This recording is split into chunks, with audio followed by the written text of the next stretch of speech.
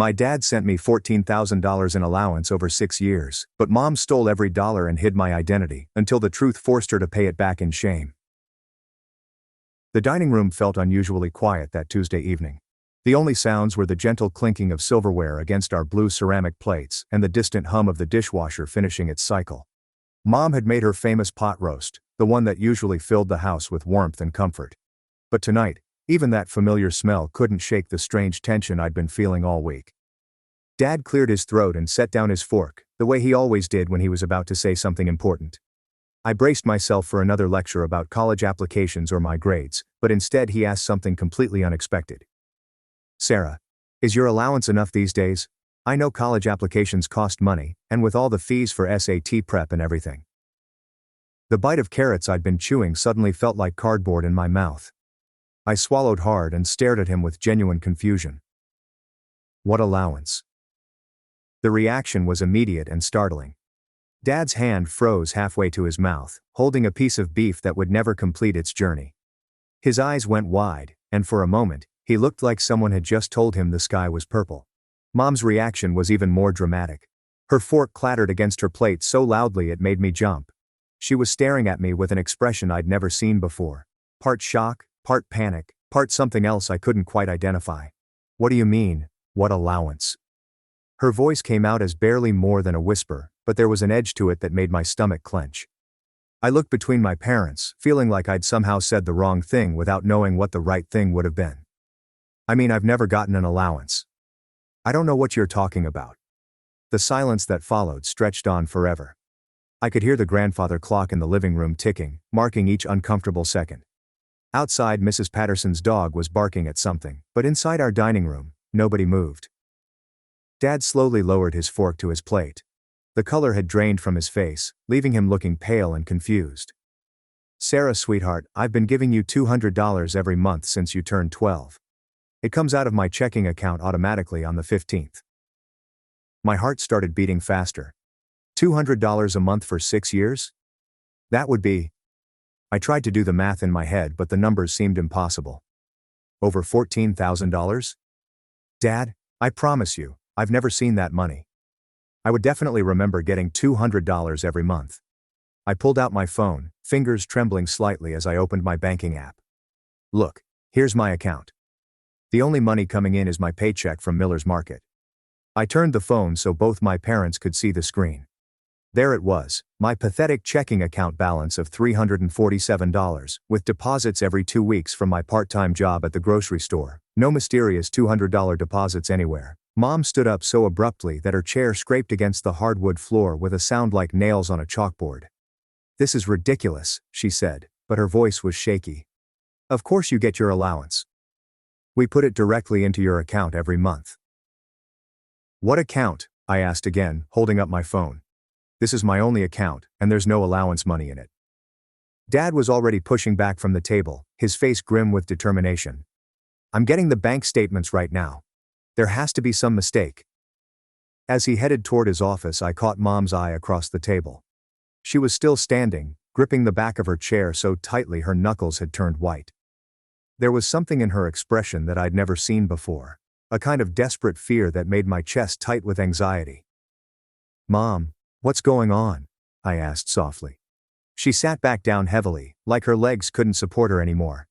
"I'm sure it's just a banking error," she said. But she wouldn't meet my eyes. Instead, she started fidgeting with her napkin, folding it into smaller and smaller squares, then unfolding it and starting over. The 10 minutes Dad was gone felt like 10 hours. I tried to eat more of my dinner, but everything tasted like dust. Mom hadn't touched her food since Dad left the table. She just kept folding and unfolding that napkin, staring at it like it held the answers to life's greatest mysteries. When I heard Dad's footsteps coming back down the hallway, my stomach dropped. Something about the heaviness of his walk told me this wasn't going to be good news. He appeared in the doorway holding a thick stack of papers, his face set in lines I'd rarely seen. Without a word, he walked back to the table and started pushing aside our plates, making room for the documents. "Here it is," he said, his voice flat and tired. $200, transferred on the 15th of every month for the past 6 years. He spread the bank statements across our dinner table like he was laying out evidence in a courtroom. Every single month, without fail. I leaned over to look at the papers, my heart pounding so hard I was sure my parents could hear it. There they were, dozens and dozens of transfers, all labeled Sarah allowance. The amounts were exactly what Dad had said, $200, every month, going back years. But something was wrong. Dad, I said, pointing to the account number at the bottom of each transfer receipt. This isn't my account number. He looked where I was pointing, then at my phone screen showing my banking app, then back at the papers. I watched the color drain from his face completely. Then whose account is this? He asked, his voice barely audible. The question hung in the air between us like a physical presence. I felt like I couldn't breathe properly. If the money wasn't going to me, and it wasn't going to some random stranger, then where had $14,000 gone over the past 6 years? I looked at Mom, hoping she might have some explanation, some reasonable answer that would make this all make sense. But she was staring at the bank statements with an expression that looked almost like guilt. Mom? I said. Do you know anything about this? She opened her mouth like she was going to speak, then closed it again. Her hands were trembling now, and the napkin she'd been folding was completely shredded. There has to be a logical explanation, Dad said, but he didn't sound convinced. I'll call the bank first thing tomorrow morning. This has to be some kind of error. But even as he said it, I could see in his eyes that he was starting to suspect it wasn't an error at all. We sat in terrible silence for the rest of dinner, though none of us ate much. The pot roast that had smelled so good an hour earlier now seemed cold and unappetizing. Every few minutes Dad would pick up one of the bank statements and stare at it, like he was hoping the account number would magically change to match mine. Mom excused herself early, claiming she had a headache. As she left the dining room, she paused in the doorway and looked back at us with an expression I couldn't read.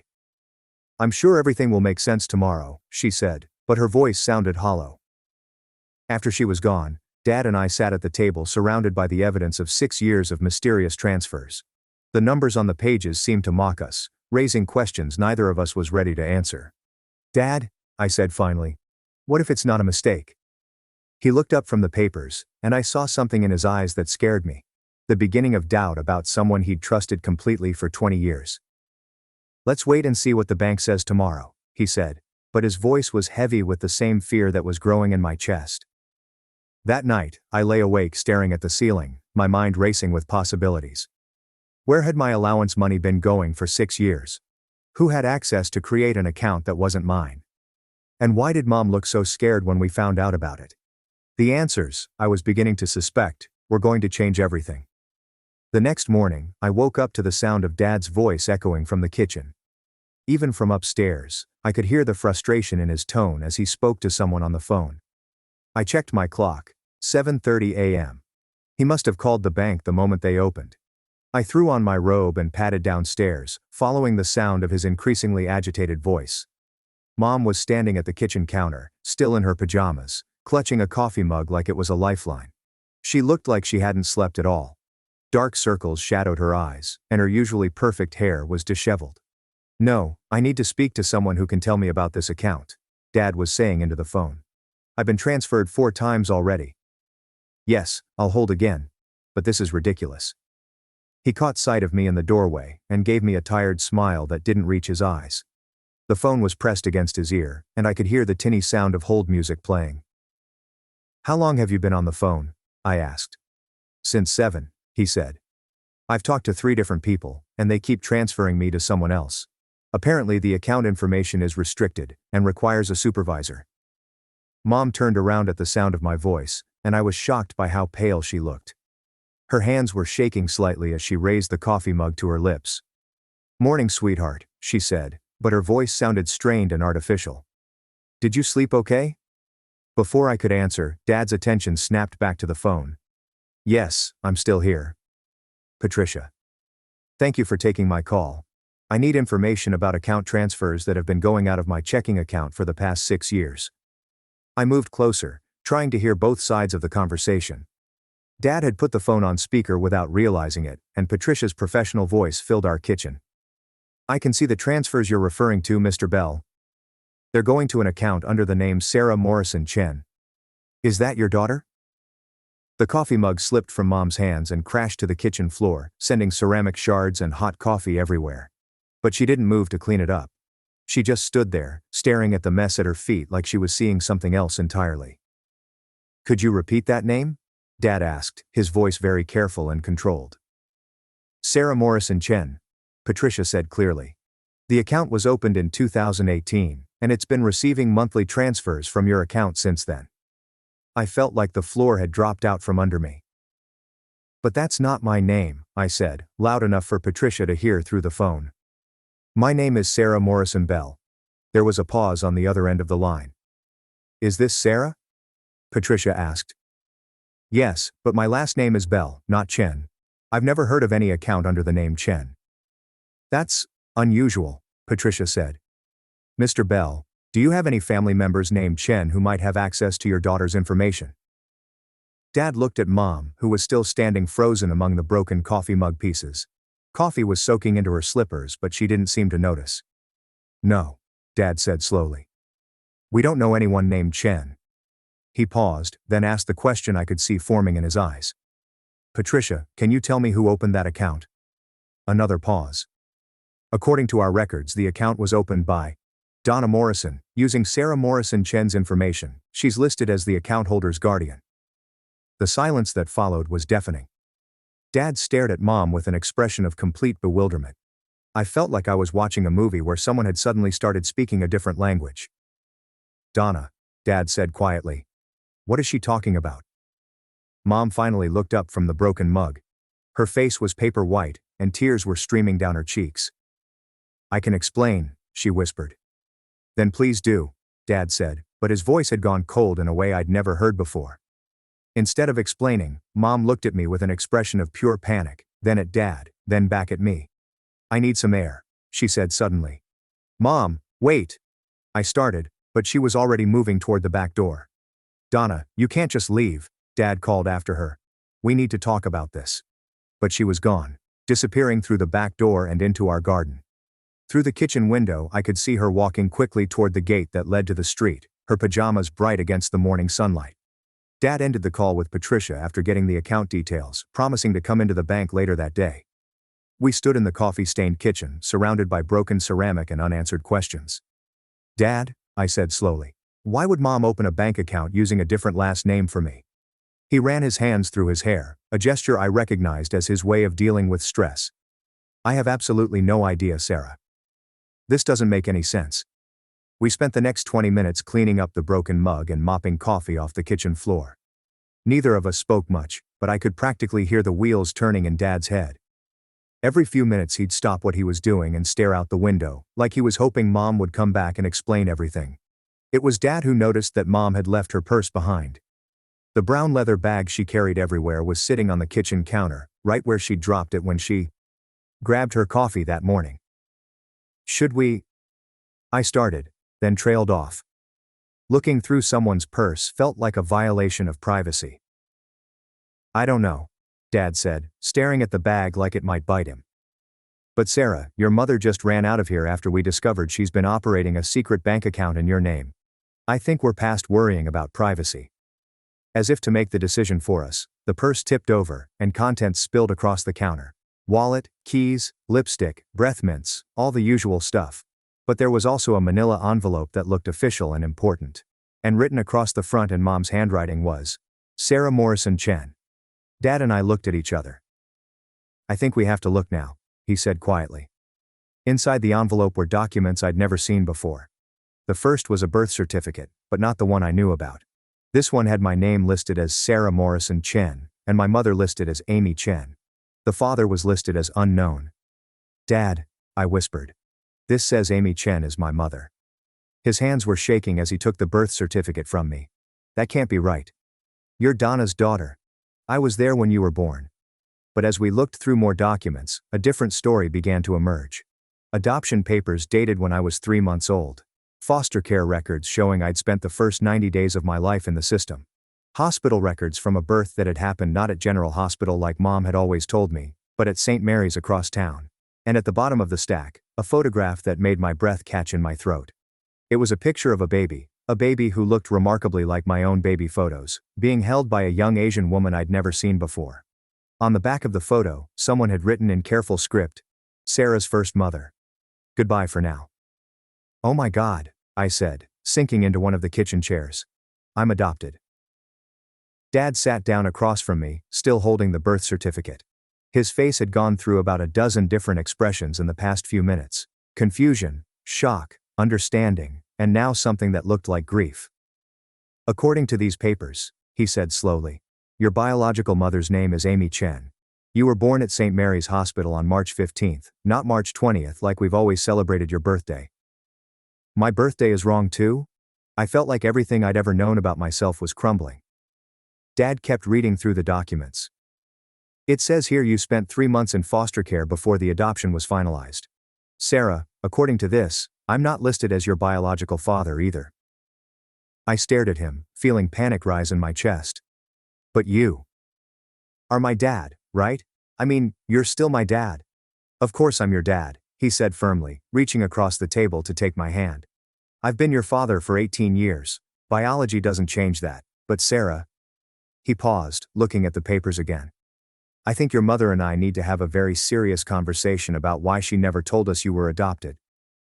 At the very bottom of the envelope was a letter that looked much more recent than the other documents. It was written on plain white paper and dated just 2 months ago.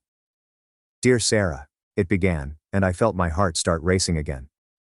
I hope this letter finds you well and happy. I know it's been 18 years since I made the hardest decision of my life, but not a day has gone by that I haven't thought about you. I had to stop reading and take a deep breath. Dad was watching me with concern. You okay? He asked. This is from Amy Chen, I said. My biological mother. I continued reading. I've been sending money every month since you turned 12, hoping it helps with your education and the things you need. I know $200 isn't much, but I work 2 jobs now and it's the best I can do. I just want to contribute something to your life, even from far away. Dad, I said, my voice barely above a whisper. She's been sending the money. The $200 every month. That's where it's been coming from. His face went very still as the implications sank in. You mean the money I've been transferring? It wasn't my money going to you. It was her money, and I was just passing it along? But it wasn't getting to me, I said. It was going to that account Mom opened. We looked at each other across the kitchen table and I could see the same terrible realization forming in both our minds. The letter continued. I hope someday we can meet. I hope you understand why I had to give you up. I was 17 and scared, but I've never stopped loving you. I write to you every week, but I was told you don't want contact with me. Still, I hope that might change someday. All my love, Amy Chen. I read the last part twice, feeling sick to my stomach. Dad, she says she was told I don't want contact with her. Who would tell her that? He asked, but I could see in his eyes that we both knew the answer. When Mom came back 3 hours later, Dad and I were still sitting at the kitchen table. All the documents were spread out in front of us like evidence in a trial. She took one look at the papers and sank into a chair like all the strength had gone out of her legs. I can explain, she said for the 3rd time in 24 hours. Please do, Dad said. His voice was calm, but I could hear years of trust cracking underneath it. Mom's hands were shaking as she reached for Amy Chen's letter. She read it slowly, her lips moving slightly with each word, and I watched her face crumble with what looked like shame and regret. I was going to tell you, she said finally, her voice barely audible. When you turned 18, I was going to explain everything. Explain what? I demanded. The anger that had been building in my chest for hours was finally spilling over. That I'm adopted? That you've been lying to me my entire life? That my real mother has been trying to contact me and you've been blocking her? I'm your real mother. The words exploded out of her with surprising force. I'm the one who stayed up all night when you had pneumonia when you were 4. I'm the one who taught you to ride a bike and helped you with your homework and worried about you every single day for 18 years. And you're also the one who stole money from my birth mother, I shot back. Money she was sending to help take care of me. Mom flinched like I'd slapped her. I didn't steal anything. I used that money for family expenses. The kitchen renovation, your father's car repair when it broke down, your college savings account. My college savings account has $3,000 in it, I interrupted. If you'd been putting Amy's money in there for 6 years, it would have $14,000. Dad had been silent through this exchange, but now he spoke up. His voice deadly quiet. Donna. Where did the money go? She couldn't meet his eyes. I told you. Family expenses. The house, the car, your business loan last year when things got tight. You used money meant for Sarah to pay for my business loan? Dad's voice was getting louder. Without telling me where it was coming from? I was trying to keep our family together. Mom's composure was completely gone now. She was crying openly, mascara streaking down her cheeks. Do you know what it's like to live with the fear that your daughter might be taken away from you? That her birth mother might come back and want her? Nobody was going to take me away, I said, but even as I said it, I wasn't sure that was true. Would I have wanted to know Amy Chen when I was 12? Would I have wanted a relationship with her? You don't know that, Mom said desperately. She was sending money, writing letters, asking to meet you. What if you had decided you wanted to live with her instead? So you decided to make that choice for me? The betrayal felt like a physical weight in my chest. You decided to keep me from knowing I had a biological mother who wanted to be part of my life? Dad was staring at Mom like he'd never seen her before. Donna, how long have you known she was adopted? Since the beginning, Mom whispered. Since before we got married. The silence that followed was devastating. I could see Dad processing this information, realizing that their entire 20-year marriage had been built on a fundamental lie. You've been lying to me for 20 years, he said slowly. I wasn't lying, I didn't tell you everything. What else? His voice was flat now, emotionless. What else haven't you told me? Mom looked trapped, like a deer in headlights. There might be other things. I stood up abruptly, my chair scraping against the floor. I can't do this right now. I need to call Amy. Sarah, please don't, Mom said, reaching for my arm. Let me explain everything first. I pulled away from her. You've had 18 years to explain. I think Amy Chen deserves to know that I just found out I exist. Amy Chen answered her phone on the third ring. Her voice was soft and warm when she said hello, with just a trace of an accent I couldn't place. Is this Amy Chen? I asked, my heart pounding so hard I was sure she could hear it through the phone. Yes. Who is this? I took a deep breath. This is Sarah. Sarah Morrison Chen, I guess. The silence that followed stretched so long, I thought the call might have dropped. Then, Sarah? My Sarah? I think so. I found your letter today. She started crying then, and so did I. We were both sobbing into our phones like teenagers, which, I guess I still was. It took several minutes before either of us could speak coherently. I can't believe it's really you, she said through her tears. I've been waiting for this call for 6 years. I just found out today that I was adopted, I told her.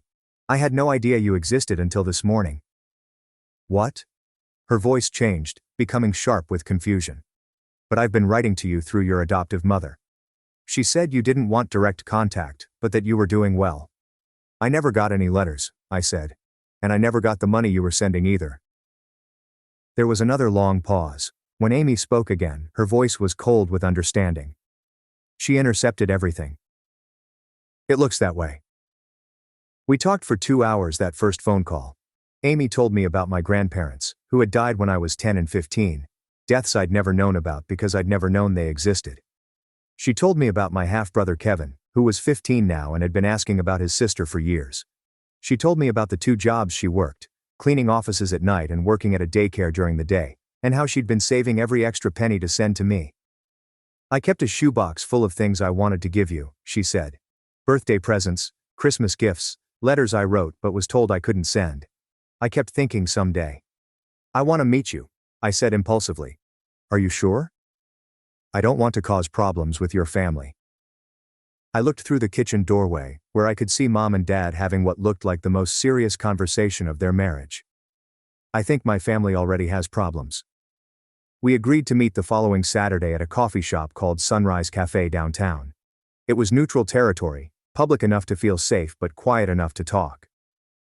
Sarah, Amy said before we hung up, I want you to know that I never stopped thinking about you. Every birthday, every Christmas, every milestone I missed, I thought about what you might be doing, who you were becoming.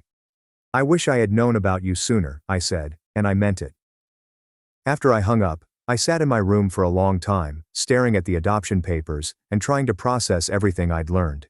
My entire identity had shifted in the space of a single day. I wasn't who I'd thought I was. My birthday was wrong, my medical history was a mystery, and I had a biological family I'd never known about. But more than that, I felt angry. Angry at Mom for lying. Angry at the system that had allowed this to happen. Angry at myself for never questioning the gaps in my early childhood memories. When I finally went downstairs for dinner, the tension in the house was thick enough to cut with a knife. Dad had made grilled cheese sandwiches and tomato soup, comfort food, but none of us were eating much. "How did it go?" Mom asked quietly. "With your phone call?" "Her name is Amy," I said, "and I'm meeting her on Saturday." Mom's face went pale. "Sarah, please think about this. You don't know anything about her. She could be..." "She could be what?" I interrupted. "A loving mother who's been trying to be part of my life for 18 years while you blocked her at every turn." "She gave you up," Mom said desperately. "She didn't want you." "She was 17, I said. "And according to these documents, she was pressured into the adoption by social services and by you." Dad looked up from his untouched soup. "What do you mean pressured?" I pulled out another document I'd found in the envelope.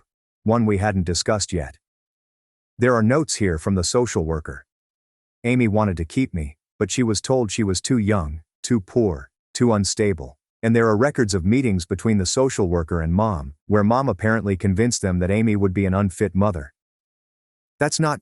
Mom started. "It's right here in black and white," I said, holding up the papers.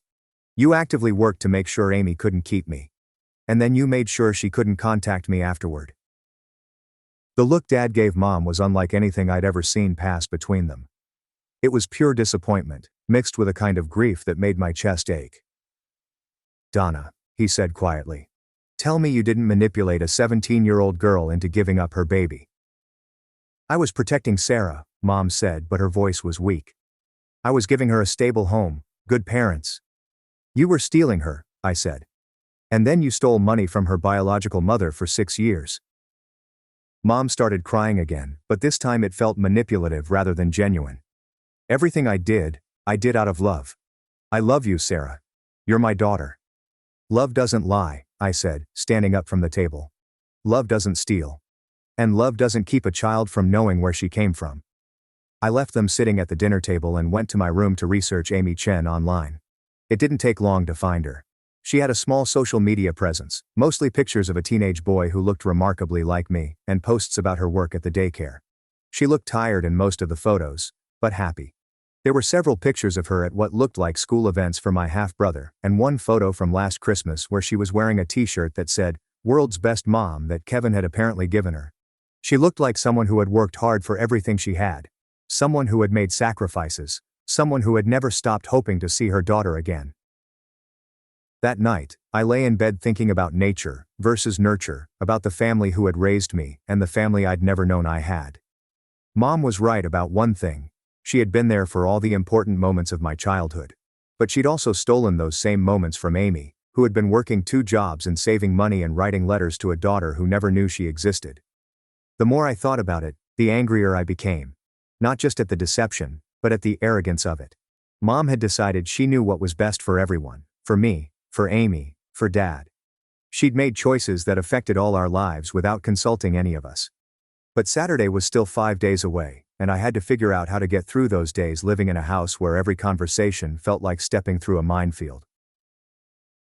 Part 4. The rest of the week passed in a strange, tense fog. Dad had moved into the guest bedroom, and the silence between my parents was deafening. I caught them having hushed, intense conversations that stopped the moment I walked into a room. Mom kept trying to corner me alone, wanting to explain her side of things, but I wasn't ready to hear it. On Thursday evening, she knocked on my bedroom door while I was doing homework. "Sarah? Can we talk?" I didn't look up from my calculus problems. "I don't think there's anything to talk about." "Please, just 5 minutes." Against my better judgment, I let her in. She sat on the edge of my bed, looking smaller and more fragile than I'd ever seen her. "I know you're angry," she began. "Angry doesn't begin to cover it. I need you to understand why I did what I did." Her voice was pleading. "When we adopted you, you were so tiny, So perfect. You'd been in foster care for 3 months, and you were underweight and behind on all your developmental milestones. The foster family said you cried constantly. Despite myself, I was listening. When we brought you home, you were so sick. You had an ear infection and a respiratory infection, and you wouldn't eat. I spent weeks nursing you back to health, staying up all night, taking you to doctor appointments. You were my baby, Sarah. Not biologically, but in every way that mattered. That doesn't excuse what you did to Amy, I said quietly. Mom's face crumpled. When Amy started sending money and letters, I panicked. I thought she was trying to take you back.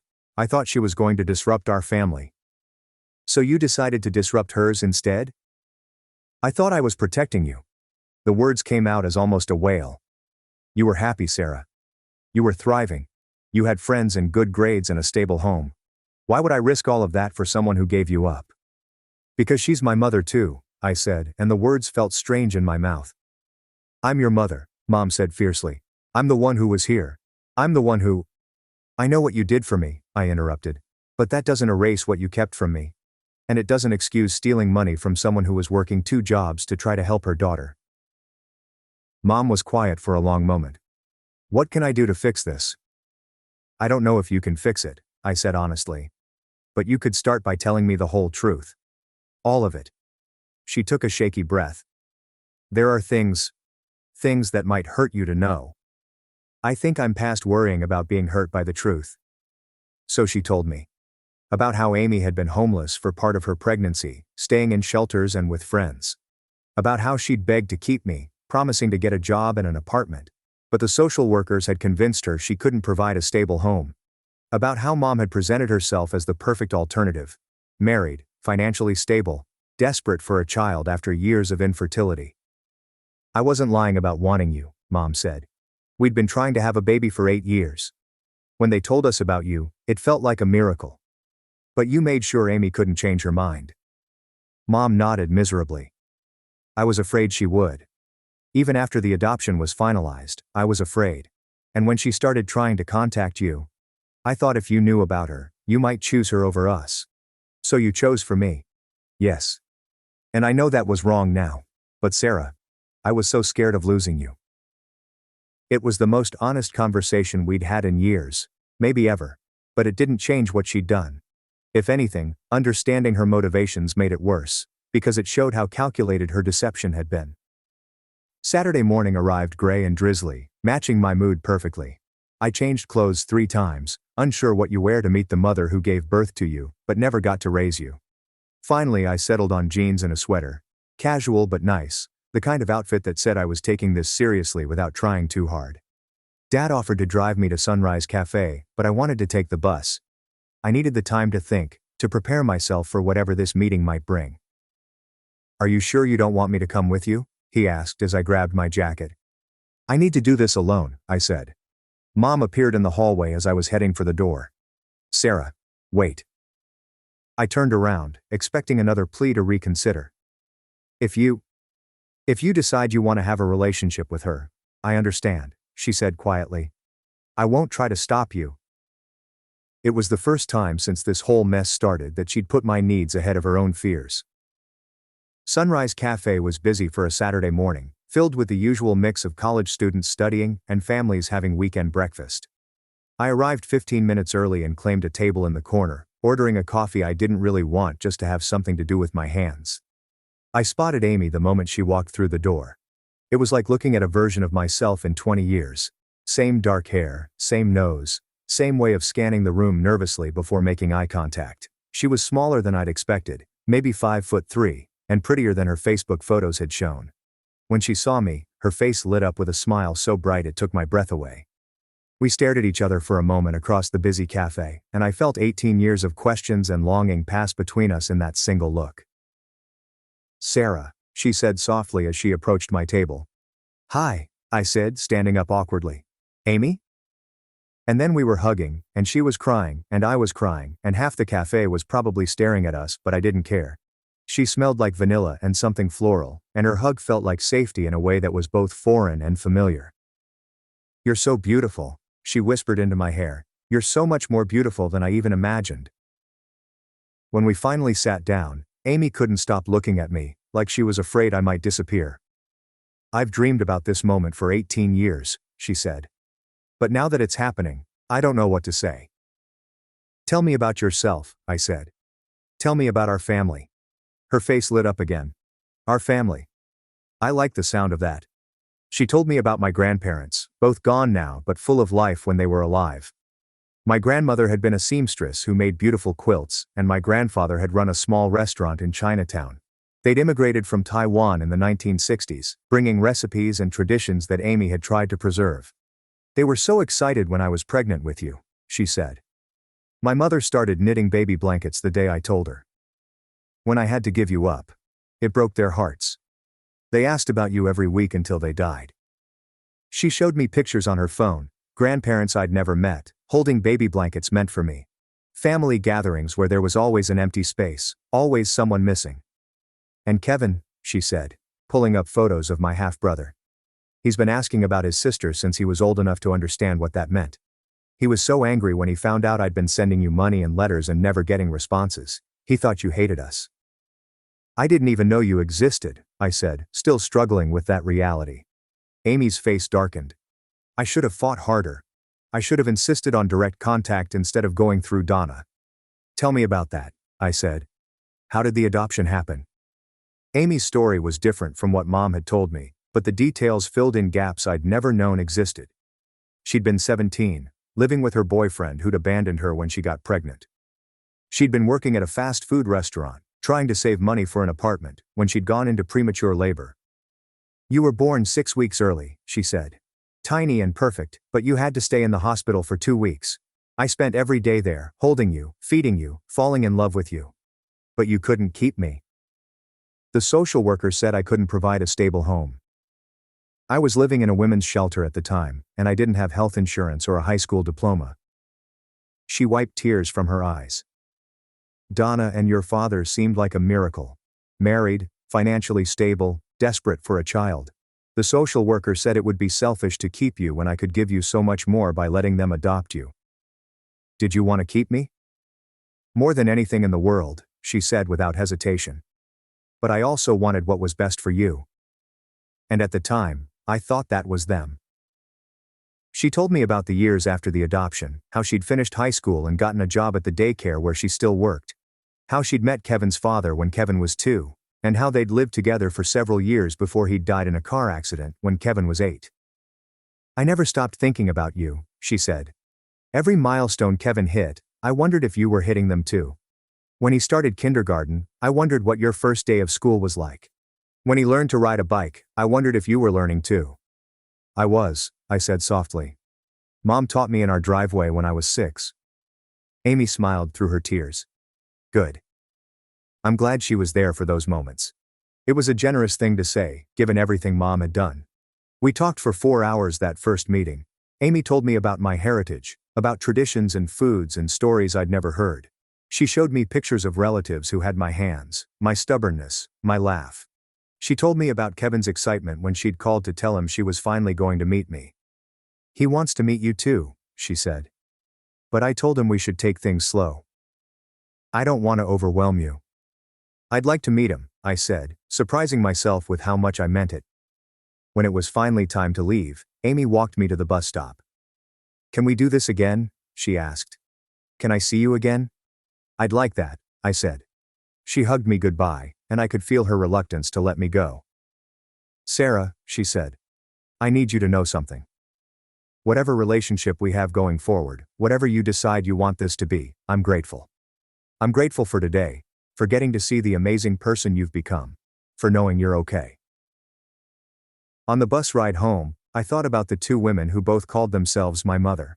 Mom, who had raised me and loved me and also lied to me for 18 years. Amy, who had given birth to me and never stopped loving me from a distance, working 2 jobs to send money to a daughter she wasn't allowed to contact. I didn't know how to reconcile these 2 versions of motherhood, or how to build a relationship with Amy without hurting Mom, or how to forgive Mom without betraying Amy. All I knew was that my life had become infinitely more complicated, but also infinitely richer. I had a brother I'd never met, grandparents I'd never known, a whole heritage and history that had been kept from me. and I had choices to make about what kind of family I wanted to build going forward. When I got home from meeting Amy, I found Dad sitting at the kitchen table with a cup of coffee and a grim expression. Mom was nowhere to be seen. "How did it go?" he asked. "Good," I said, then corrected myself. "Actually, it was incredible. She's really nice, Dad, and I have a half-brother named Kevin who's 15. Dad nodded slowly. "I'm glad it went well.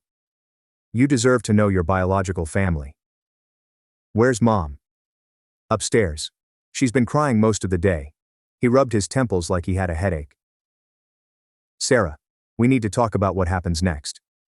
I sat down across from him, suddenly feeling exhausted. "What do you mean?" "I mean, your mother and I are having serious problems. This isn't just about the money or even about hiding the adoption.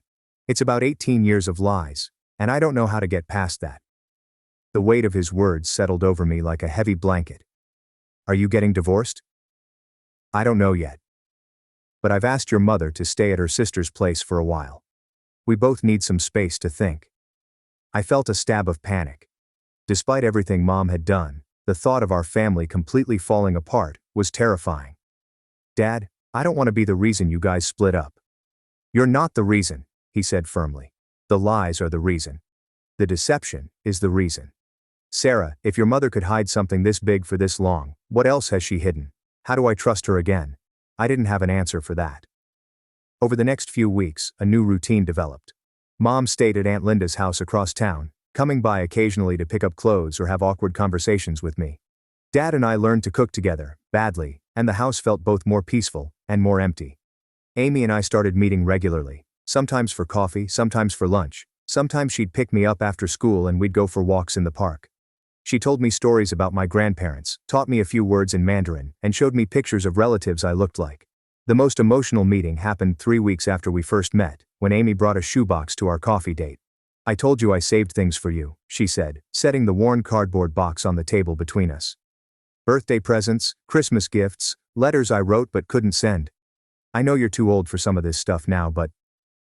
Inside the box were 18 years of love. Baby toys I'd never played with. A stuffed elephant meant for my first birthday. School supplies for a first day of kindergarten I'd spent with different parents. A pink bicycle helmet for the bike rides I'd taken with Mom instead of her. Jewelry for Sweet 16 and graduation milestones that had come and gone without her. But it was the letters that broke my heart. Hundreds of them, written on different kinds of paper over the years. Some were typed, some handwritten, some obviously written late at night when Amy couldn't sleep for missing me. I read them in chronological order, watching myself grow up through Amy's imagination. Letters to a 2-year-old about starting to walk and talk. Letters to a 5-year-old starting kindergarten. Letters to a 10-year-old losing her first tooth. Letters to a 16-year-old learning to drive. "Happy sweet 16, my beautiful daughter," one letter read. "I hope someone is throwing you a party today.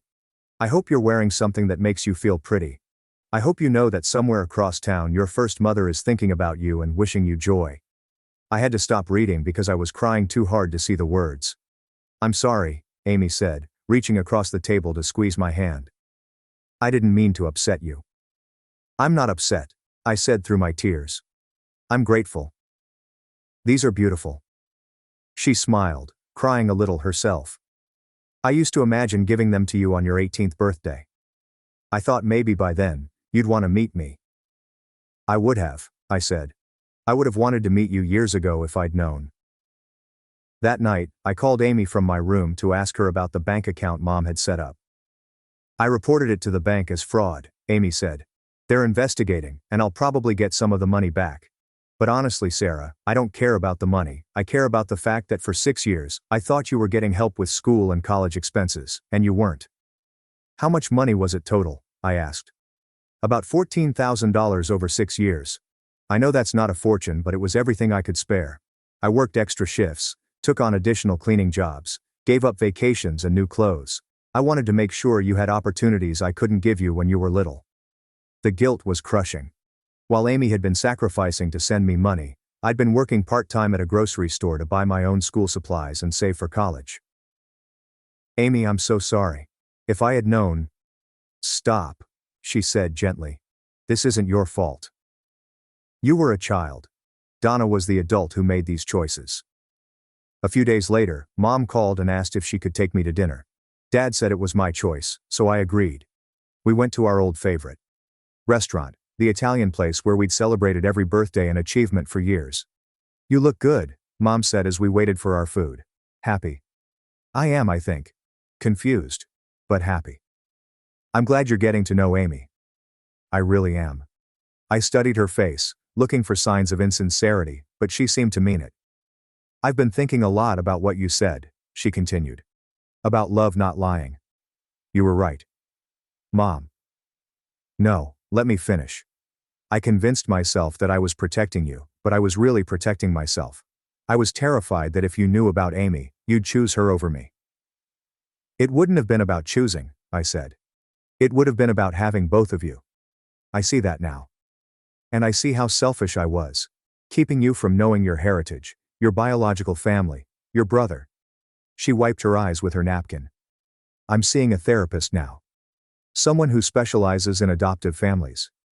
That's good. She's helping me understand that loving you means wanting what's best for you, even if that's hard for me. And what's best for you is knowing the truth about where you came from." Our food arrived, but neither of us ate much. We were too busy talking, really talking, for the first time in months. "The money," Mom said eventually. "I know what I did was wrong. I've been meeting with a lawyer about paying restitution to Amy. She's already reported it to the bank as fraud." Mom nodded. "I know. I deserve whatever consequences come from that." "Why did you do it, really? Not the surface reasons about protecting our family. Why did you take money from someone who was trying to help her daughter?" Mom was quiet for a long time. "Because I was jealous," she said finally. "Jealous that she could have children naturally when I couldn't. Jealous that you were biologically hers when you weren't biologically mine. Jealous that even after giving you up, she got to be the good mother who sacrificed for you, while I was just the woman who happened to be there." It was the most honest thing she'd ever said to me. "But you were there," I said softly. "You were there for everything. That matters too." "Does it? After everything I've done?" I thought about Amy's letters, about all the milestones she'd missed and imagined from afar. I thought about Mom's presence at every soccer game, every school play, every midnight fever and homework crisis. "Yes," I said. "It matters. You're both my mother, Mom. In different ways." She started crying again, but this time it seemed like relief, rather than desperation. "I don't deserve forgiveness," she said. "Maybe not," I said. "But I'm going to forgive you anyway, because holding on to anger is exhausting. But things can't go back to the way they were. I'm going to have a relationship with Amy and Kevin, and you're going to have to be okay with that." "I will be. I promise." The following Saturday, Amy brought Kevin to meet me. He was taller than I'd expected, already almost 6 feet at 15, but he had Amy's eyes and my stubborn chin. He was shy at first, hanging back while Amy and I hugged, but when Amy introduced us, his face broke into a grin that was pure sunshine. "I can't believe you're real," he said. "I mean, I knew you were real, but you're actually here." "I can't believe you're real either," I said, and meant it. We spent the afternoon at the park, and Kevin told me about school, his friends, his plan to try out for varsity basketball next year. He showed me pictures on his phone of his latest art projects. He was incredibly talented, much better than I'd ever been at drawing. "Mom talks about you all the time," he said as we walked around the duck pond. "She has this whole scrapbook of newspaper clippings about your school, your honor roll announcements, anything she could find. It's kind of creepy, but also really sweet." "She made a scrapbook about me?" "Oh yeah. She shows it to everyone." "This is my daughter Sarah," he said, mimicking Amy's voice. "She's on the honor roll and she works at a grocery store and she's so responsible." The thought of Amy following my achievements from a distance, proud of a daughter she couldn't contact, made my chest ache with a mixture of love and sadness. "Kevin," I said, "I'm sorry I wasn't around when you were little. I'm sorry you grew up without a sister." He shrugged, but I could see the emotion in his eyes. "Wasn't your fault. But I'm glad we found each other now." "Me too." That evening, Amy drove me home and walked me to the door. Dad answered when she knocked, and I watched them meet for the first time. "You must be David," Amy said, extending her hand. "Thank you for taking such good care of our daughter." "She's an amazing kid," Dad said. "You should be proud." "I am. And I'm grateful to you and Donna for giving her opportunities I couldn't." It was a generous thing to say, and I could see Dad relax slightly. "Would you like to come in for coffee?" he asked. "I should get Kevin home, but maybe another time." As Amy got back in her car, Dad put his arm around my shoulders. "She seems like good people," he said. "She is. You're lucky, Sarah. Not many people get to have two families who love them." The bank investigation took 3 months to resolve. In the end, Mom had to pay back $12,000 of the $14,000 Amy had sent over the years. The remaining $2,000 was considered processing fees and interest that couldn't be recovered. Mom took out a second mortgage on the house to pay the restitution, which became another point of contention between my parents. She destroyed our financial security to cover up a lie, Dad told me one evening as we made dinner together. I don't know how to come back from that. But despite his anger, I could see Dad struggling with the decision about their marriage. They'd been together for 20 years, and until this revelation, they'd been genuinely happy. Mom was going to therapy twice a week and had started attending a support group for adoptive parents. She was trying to change, but whether it was too little too late remained to be seen. The hardest part was watching them try to figure out how to coexist during my senior year. Mom had moved back into the house but was sleeping in the guest room. They were polite to each other, but the easy intimacy they'd shared my entire life was gone. Dinners were stilted affairs where we talked about safe topics like school and the weather, avoiding the landmines of trust and forgiveness. Amy, meanwhile, had become a steady presence in my life. We met for lunch every Tuesday after school, and she started coming to some of my soccer games. The first time she showed up on the sidelines, Mom was already there, and I held my breath waiting to see what would happen. They sat on opposite sides of the field and didn't speak, but they both cheered when I scored a goal. It wasn't friendship, but it wasn't war either.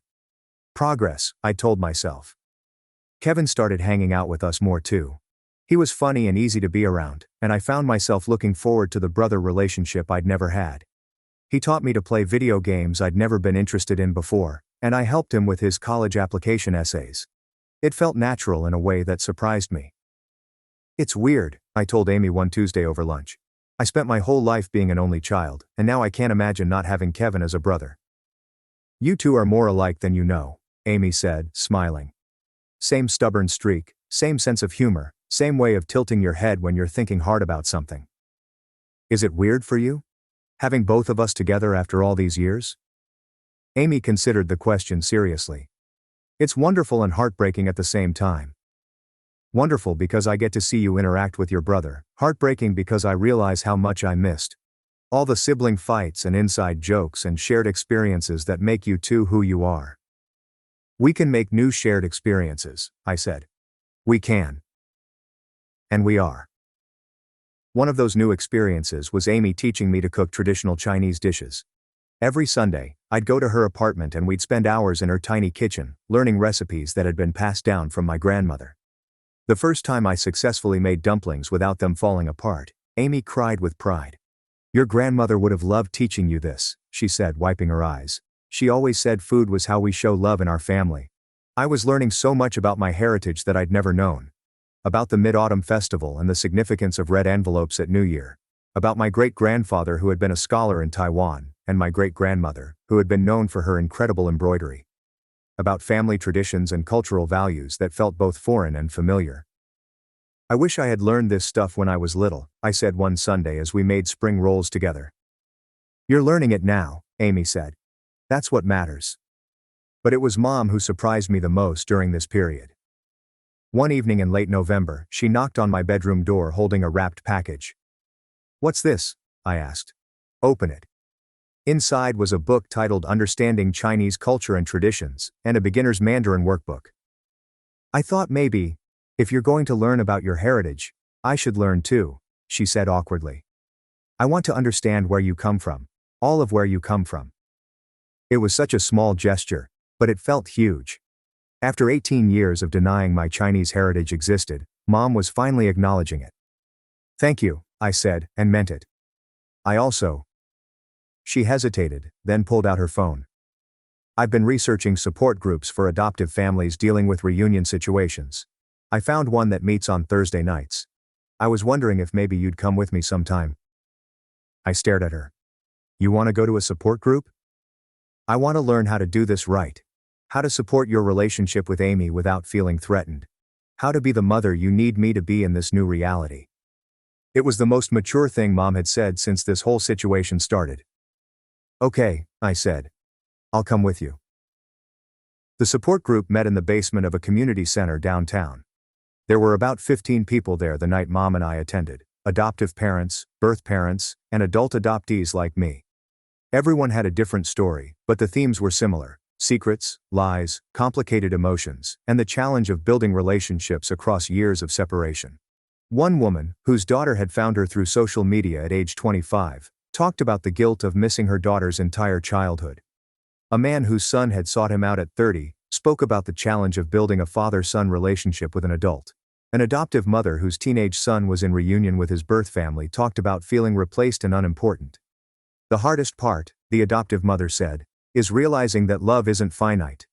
My son having a relationship with his birth parents doesn't diminish his love for me, but it feels like it does sometimes. I looked at Mom and saw tears in her eyes. When it came time for sharing, Mom raised her hand hesitantly. I'm Donna, she said. I hid my daughter's adoption from her for 18 years. I also intercepted money and contact from her birth mother during that time. The room was very quiet. I told myself I was protecting her, Mom continued, but really I was protecting myself from having to share her. I was so afraid that if she knew about Amy, she'd choose Amy over me. But what I've learned is that I never gave Sarah the chance to choose both of us. After the meeting, Mom and I went for coffee at an all-night diner. How did that feel? I asked. Terrifying. But also, relieving? Like I finally admitted out loud what I've been carrying around for years. Are you going to keep going to the meetings? I think I need to. I have a lot to learn about how to handle this situation better. We sat in comfortable silence for a while, drinking bad coffee and eating pie that was probably left over from the previous day. Mom, I said finally, I need you to know something.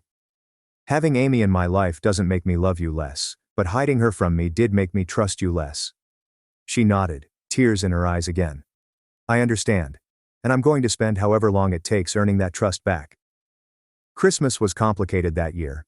Amy invited me to spend Christmas Eve with her and Kevin, which was their family tradition. Mom and Dad invited me to Christmas Day dinner, which had always been our tradition. I felt pulled in multiple directions, wanting to honor both families without hurting anyone's feelings. In the end, we worked out a compromise. Christmas Eve with Amy and Kevin, Christmas morning opening presents with Mom and Dad, and Christmas dinner at our house with everyone invited. I wasn't sure how it would work, having both families together for the first time since this all began. But when Christmas Day arrived, Amy showed up with a beautiful flower arrangement and a willingness to be gracious. Mom had spent all morning cooking and cleaning, clearly nervous about hosting Amy in our home. Kevin broke the ice by complimenting Mom on the Christmas tree decorations, which led to her showing him our collection of ornaments from my childhood. Soon they were looking through photo albums together, with Kevin asking questions about my school years, and Mom sharing embarrassing stories about my various phases. Amy and Dad bonded over their mutual concern about my college choices, discussing the merits of different universities and financial aid options. Watching them work together to plan my future was surreal but wonderful. The most moving moment came when Amy pulled out a wrapped gift for Mom. You didn't need to, Mom started. I wanted to, Amy said. You've taken care of our daughter for 18 years. That deserves recognition. Inside was a beautiful photo album filled with pictures of me that Amy had somehow obtained. School photos, soccer team pictures, honor roll ceremonies. Pictures Amy had never seen but had managed to collect through what must have been considerable effort. I thought you might like to have copies, Amy said softly. Since you were there for all of these moments. Mom started crying as she flipped through the pages. How did you get these? The internet is amazing. School websites, newspaper archives, team rosters. I may have missed these moments, but I could still celebrate them from afar. It was a gesture of such generosity that it left everyone a little emotional. Here was Amy, acknowledging Mom's role in my life and celebrating it, even after everything Mom had done. Thank you, Mom whispered. This means more than you know. We're both Sarah's mothers, Amy said. We both love her. That makes us connected, whether we like it or not. By the time everyone left that evening, something had shifted. The tension that had defined our family for months had eased into something more manageable. We were still figuring out how to be a blended family across two households, but we were figuring it out together. In January, I started my second semester of senior year with a clearer sense of who I was and where I came from. I was Sarah Morrison Bell Chen, daughter of two mothers, sister to Kevin, raised by David and Donna, but born to Amy. It was complicated, but it was honest. Mom and Dad started couples counseling in February. I didn't know if their marriage would survive, but I could see them both trying to rebuild trust and communication. Mom had learned to accept my relationship with Amy, and Dad was learning to forgive 18 years of deception. It was slow work, but it was work they were both committed to. Amy used part of the restitution money to establish a small scholarship fund at my high school for students from single-parent households. She called it the Second Chances Scholarship, and I helped her write the application criteria. Sometimes families don't work out the way we planned, Amy said as we worked on the scholarship guidelines. But that doesn't mean we stop believing in the power of education and opportunity to change lives. Kevin was accepted to 3 different colleges with significant financial aid packages. Amy was so proud she couldn't stop bragging to everyone at the daycare where she worked. Watching her celebrate her son's achievements made me realize how much she'd missed not being able to brag about mine over the years. "I'm going to be insufferable when you graduate," she warned me one Tuesday over lunch. 18 years of backed-up maternal pride is going to come pouring out. "I'm looking forward to it," I said, and meant it. As graduation approached, both families came together to celebrate. Amy and Kevin sat with Mom and Dad at the ceremony, cheering embarrassingly loudly when my name was called. At the graduation party afterward, I watched Amy and Mom work together in the kitchen, preparing food and cleaning up, falling into an easy rhythm that suggested they might actually become friends someday. "Look at that," Dad said, following my gaze. 6 months ago I would never have imagined those two working together. "People can change," I said. "Yeah," he said, putting his arm around my shoulders. "They can." I started college in the fall with both sets of parents helping me move into my dorm. Amy brought homemade dumplings and a care package filled with Chinese tea and traditional herbs for when I got sick. Mom brought everything else I could possibly need, plus several things I definitely didn't need, along with enough tears to flood the parking lot. "I'm proud of you," Amy told me as we hugged goodbye. "And I'm grateful for every day we've had together since we found each other." "I'm proud of you too," I said. "For never giving up, for working so hard to send me money, for raising Kevin, for being so gracious with Mom. You're amazing." Mom's goodbye was harder, weighted with 18 years of shared history, and the knowledge that I was growing up and moving away. "I know I made mistakes," she said through her tears.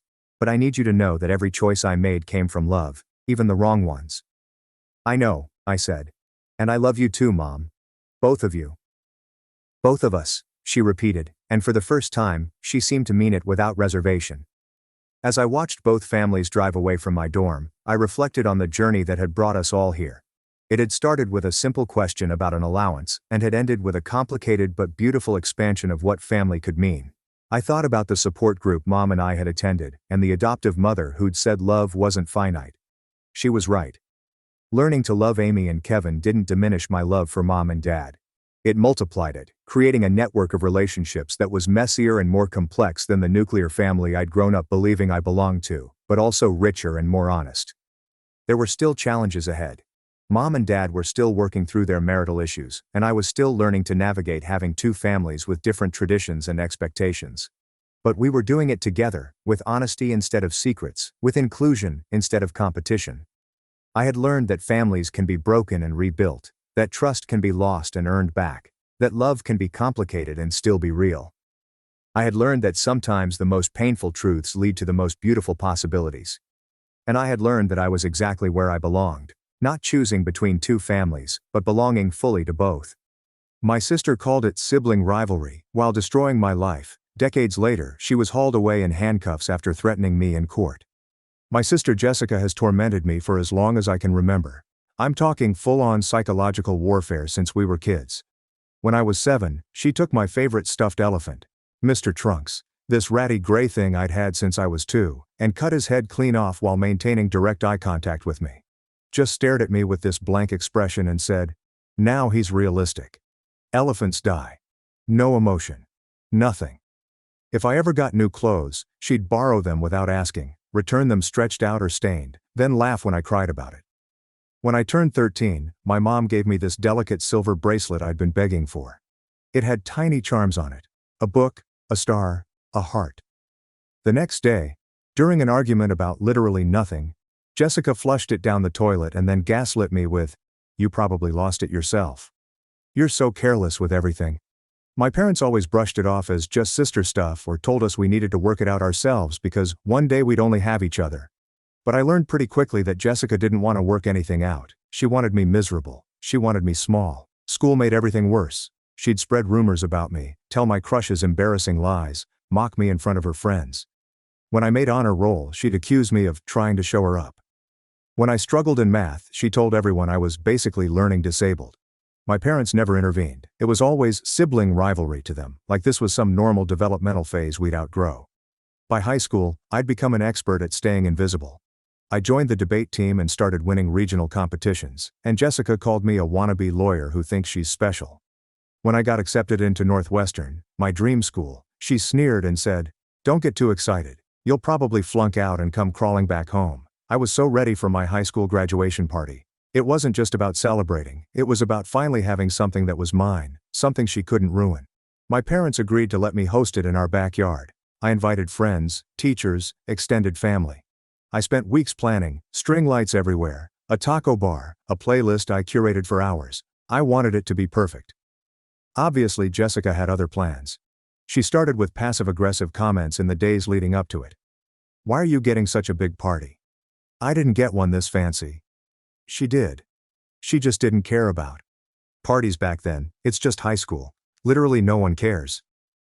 "I'm going to be so bored that day." I told her straight up, "If you can't be supportive, just stay out of my way."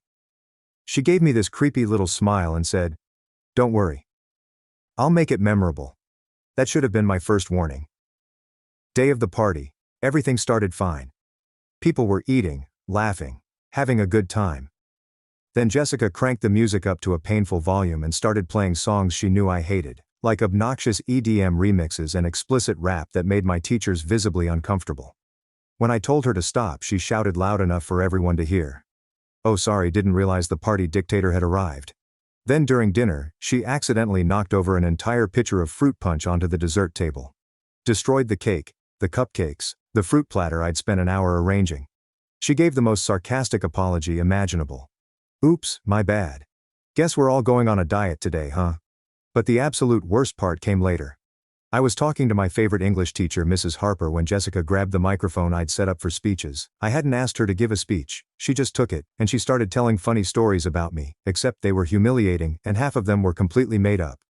So one time in 8th grade, she literally peed her pants during a test because she was too scared to ask to use the bathroom. Never happened. Oh, and she once cried for like 3 hours because I ate the last cookie in the house. A cookie. She'd actually stolen a necklace our grandmother had given me and I cried because of that, but she twisted it. Don't worry though, she's going to do great in college, if she can figure out how to pack her own lunch without mom's help.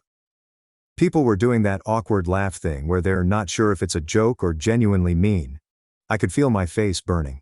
I tried to grab the mic from her, but she yanked it away and kept going. That's when I snapped. I told her to get out. She rolled her eyes and said, "Relax. It's just a joke. God, you're so sensitive." She walked away like nothing happened, but the vibe was ruined. The whole party felt deflated. People kept trying to comfort me, but all I could think was, she did it again. She couldn't let me have this one day. After that, I cut her off completely. I stopped responding to her texts, her calls, her half-assed, "sorry if you took it the wrong way" apology. For the next 8 months, she acted like nothing had happened. She'd sit next to me at family dinners and ask about school like we were best friends. When I ignored her, she'd say things like, "Wow, still holding a grudge? You really need to get over it." Then at Thanksgiving, she made one final dig. "You're acting like I ruined your wedding or something. It was just a high school party." I looked her dead in the eye and said, "It was my party. You ruined it on purpose. You've been tearing me down my entire life, and I'm done letting you have access to me." And I meant it. I stopped going to family events if she was there. I left the family group chat. I told my parents, if she's coming, I'm not. Naturally, the guilt tripping started immediately. My mom called crying, saying Jessica wanted to talk. Without my permission, she put Jessica on speakerphone, and Jessica's first words were, "So are you done being dramatic yet?" I hung up, threw my phone across my dorm room, blocked her number for the 14th time. 20 minutes later, my roommate Madison knocked on my door holding her laptop, looking confused. She showed me her Instagram DMs, 3 brand new accounts, all created within the last hour, sending her paragraphs about how I was mentally unstable and needed help. The usernames were random strings of numbers, but the writing style was definitely Jessica. I took screenshots of everything and saved them in a folder on my laptop labeled Evidence. The next morning in the dining hall, Madison sat across from me and pushed her plate away. She asked if any of Jessica's accusations were true, and I could tell she wasn't sure what to believe. I pulled out my phone and showed her the video my friend Rachel had taken at my graduation party, Jessica's entire speech, plus the part where I tried to stop her and she yanked the mic away. Madison's face went from confused to horrified. She said my sister was seriously messed up and asked if I'd told anyone. That afternoon, I walked to the campus counseling center. I stood outside for 15 minutes before finally going in. The receptionist handed me an intake form and I stared at the section about family relationships. There was a checkbox for familial trauma. I hovered my pen over it for a solid minute before checking it. 3 days later, I was sitting in Dr. Ellis's office, telling her about Mr. Trunks and how Jessica had looked me in the eye while decapitating him. I told her about the bracelet in the toilet, the graduation party, everything. She listened without interrupting, then said something that made my whole body feel lighter. What you've experienced isn't sibling rivalry. It's systematic emotional abuse. That night my boyfriend Ryan found me crying in the common room after my dad left me a voicemail about how I was tearing the family apart. Ryan sat next to me, and I told him everything from the beginning, 20 years of being torn down and humiliated. He held me and said, "No wonder you flinch when people raise their voices." A week later, I was alone in my room scrolling through old family photos on my laptop. In almost every single picture, Jessica was either smirking at the camera or doing something to hurt me that looked playful but wasn't. Pulling my hair, pinching my arm, stepping on my foot. And everyone else in the photos was smiling for the camera, completely oblivious. How did no one notice what was happening right in front of them? The following week I was studying when someone started pounding on my door. I opened it to find my mom standing there with Jessica right behind her. Mom said we were going to talk this out like adults, and started pushing past me into my room. I blocked the doorway and told them to leave. Jessica started screaming that I was being overdramatic and selfish. My RA heard the commotion and came running down the hall. She asked if everything was okay, and I told her these people needed to leave. Jessica started yelling that she was my sister and had every right to be there. Campus security arrived within minutes and escorted them both out while Jessica screamed the entire time about how I was ruining everything. The next day, I met with University Legal Services. They helped me file paperwork for a no trespass order. The attorney explained that if Jessica's behavior escalated further, I could qualify for a restraining order. That evening, Rachel called from back home sounding exhausted. She said Jessica had been telling everyone that I'd had a mental breakdown at college and was making up stories for attention. Several people we knew from high school had reached out to Rachel asking what was going on. Rachel had been defending me, but she admitted it was getting harder because Jessica was so convincing. 2 weeks later, I went back to Dr. Ellis's office, and she handed me a stack of articles about narcissistic abuse. As I read about gaslighting, public humiliation, and how abusers always play the victim when confronted, everything clicked into place. I wasn't crazy, I wasn't being too sensitive. I was angry, and for the first time, it felt like the right response.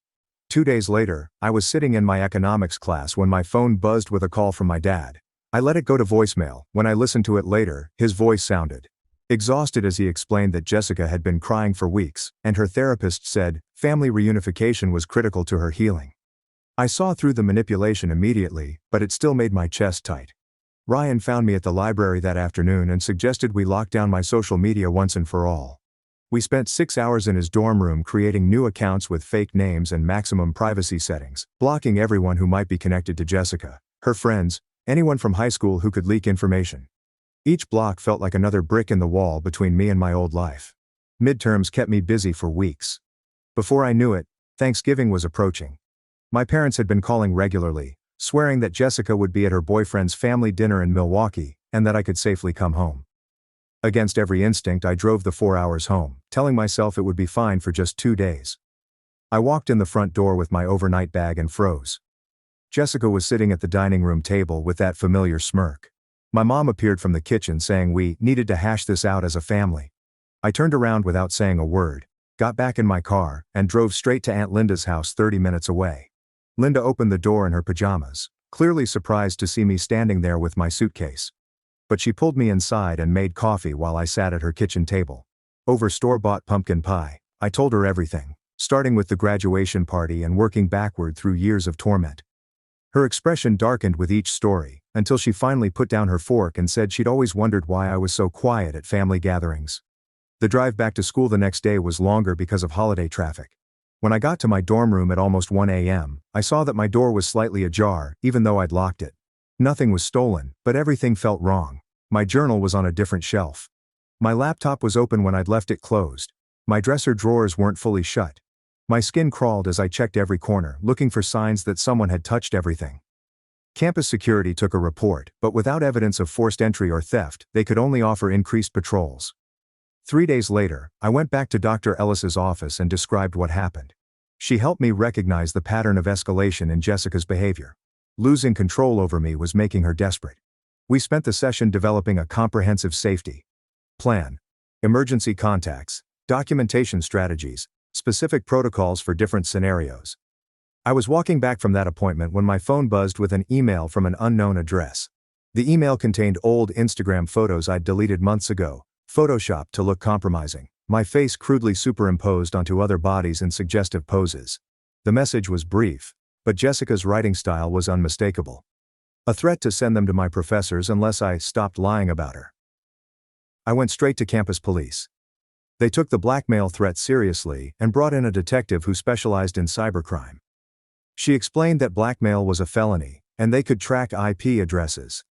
They officially opened an investigation that afternoon with case numbers and evidence logs.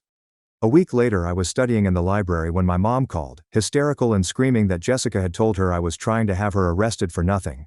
She demanded that I drop the charges immediately, saying I was destroying my sister's future over petty sibling squabbles.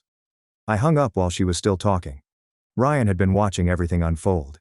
He'd mentioned my situation to his parents during their weekly video call. His mom, who's a social worker, suggested I spend winter break with them at their house near Detroit.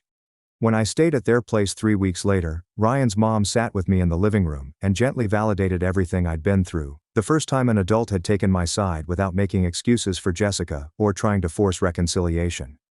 When I returned to school after break, the nightmares started immediately. I dreamed that Jessica was standing in my dorm room doorway, sitting in the back of my classes, waiting outside my job at the campus bookstore. The dreams were so vivid I'd wake up at 4 a.m. and have to check my door lock 5 or 6 times before I could even think about going back to sleep. Madison started asking if I was okay because I'd get up multiple times each night to make sure the door was locked and the windows were latched. The sleep deprivation made everything harder, but I couldn't stop myself from checking. 3 weeks into the semester, Rachel texted me a bunch of screenshots that made my stomach drop. Jessica had been messaging all our high school friends on Facebook with a completely fabricated story about how I'd stolen money from our parents and developed a drug problem in college. She claimed I'd been asking family members for money to support my habits, which was why I'd cut her off. Rachel said most people who knew me didn't believe it. But I could see from the screenshots that some people were starting to ask questions, wondering if there was any truth to it. I was sitting in the library trying to focus on my chemistry homework when my phone rang with an unfamiliar number. It was the detective handling my case. He had news that made me put my head down on the desk. They'd traced the blackmail emails to a coffee shop 4 blocks from Jessica's apartment. Security footage showed her sitting there with her laptop at the exact times the emails were sent. The detective said they now had enough evidence to move forward with charges. The next day I met with the prosecutor downtown. She explained what would happen next. Jessica would be arrested, then arraigned where she'd enter a plea. They'd likely offer her a deal since this was her first offense. Then she looked at me and said the thing I'd been dreading. You'll have to testify. 4 days later, I was in my economics class when my phone started vibrating non-stop. I stepped out into the hallway and saw 7 missed calls from my mom. When I called back, she was screaming so loud I had to hold the phone away from my ear. She kept saying I was evil, that I was destroying our family, that I couldn't possibly be her daughter if I could do this. Then my dad took the phone. His voice was cold and flat. He said if I went through with pressing charges, I was dead to them. A week later, I sat in the back row of the courtroom with Ryan on one side and Dr. Ellis on the other. My hands shook as I watched them bring Jessica in for arraignment. She pled not guilty, exactly as the prosecutor had warned me she would, and the judge released her on bail with a no-contact order, meaning she couldn't approach me or communicate with me in any way. As she walked out of the courtroom with her lawyer, she turned and stared directly at me, mouthing something I could read clearly from across the room. "You're going to regret this." Aunt Linda called me that afternoon. She'd been doing her own research, talking to cousins and other family members I hadn't seen in years. Turns out Jessica had been cruel to several of them, especially the younger relatives. But everyone had been too scared or embarrassed to say anything. Linda was compiling a pattern of behavior dating back to when we were little kids, documenting everything people remembered. The stress made it nearly impossible to focus on schoolwork. Even knowing about the no-contact order, I'd sit in class constantly looking over my shoulder to see if Jessica was there. My chemistry grade dropped from an A to a D in 4 weeks. I couldn't concentrate long enough to read more than a page of any textbook. At one session, Dr. Ellis formally diagnosed me with PTSD and recommended we start meeting twice a week.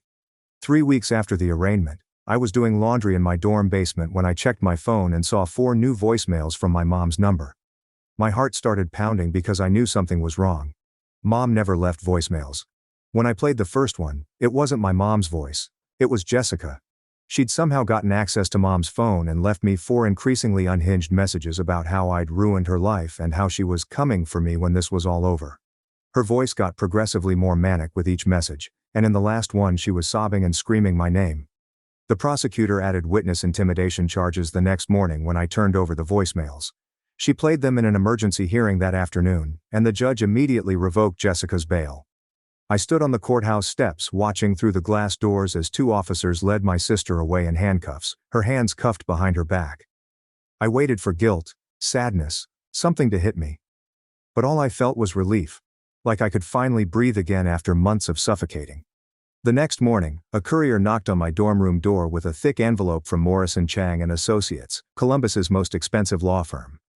My hands shook as I opened it and read the formal letter, advising me to reconsider my position and warning me against irreversibly damaging family relationships, complete with vague implications that I could face legal consequences for defamation.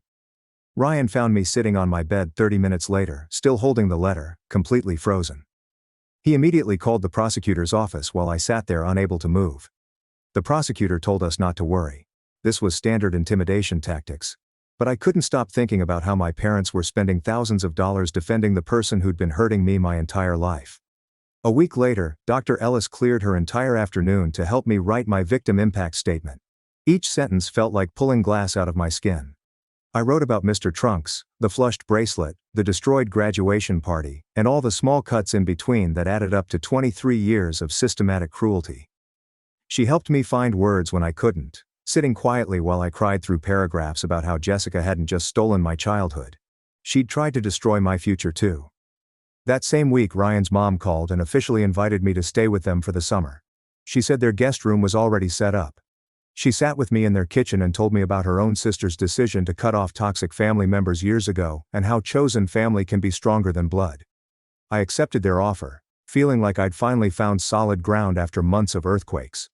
Rachel had to testify in a deposition the following Tuesday. She brought the video from my graduation party on her phone and showed it frame by frame to the prosecutor and Jessica's lawyer. The prosecutor called me afterward to say it was powerful evidence of a pattern of public humiliation and targeted harassment, especially the part where Jessica grabbed the microphone as I tried to stop her. 3 weeks later, I was helping Ryan's mom make dinner when we heard pounding on the front door and my mother yelling that she knew I was inside. Ryan's mom told me to stay in the kitchen while she answered the door, but I could hear everything as Mom pushed past her and demanded to see me. When I walked into the living room, Mom's face turned scarlet. She started screaming about Jessica going to prison and asking if that was what I wanted. My own sister in prison. When I didn't respond or move toward her, she crossed the room in 4 steps and slapped me hard across the face. The sound echoed through the house.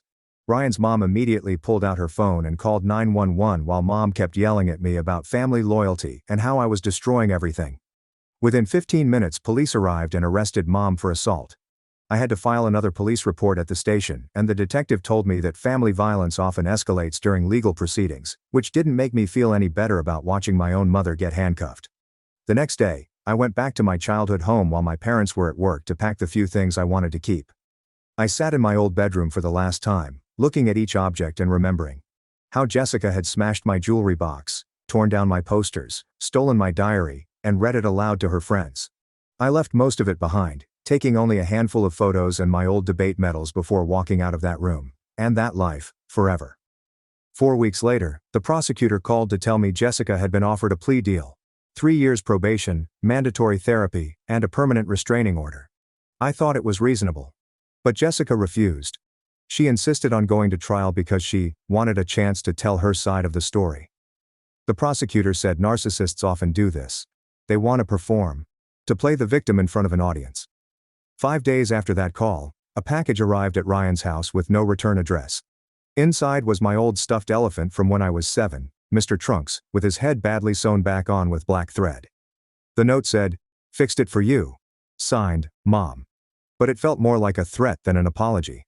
Meanwhile, Aunt Linda had been quietly documenting whatever she could find, digging through old boxes in my parents' attic. She discovered elementary school report cards with teacher comments about my withdrawn and anxious behavior around my sister. She found my old journals that I'd thought were lost. She found photos of me visibly flinching away from Jessica as a toddler. The pattern had always been there, written in a dozen different hands by teachers, counselors, and coaches who'd all sensed something was wrong but never quite connected the dots. 3 months later, I did something I never thought I'd have the courage to do. I reserved a small room at the student center and put up flyers for a support group for people dealing with family abuse.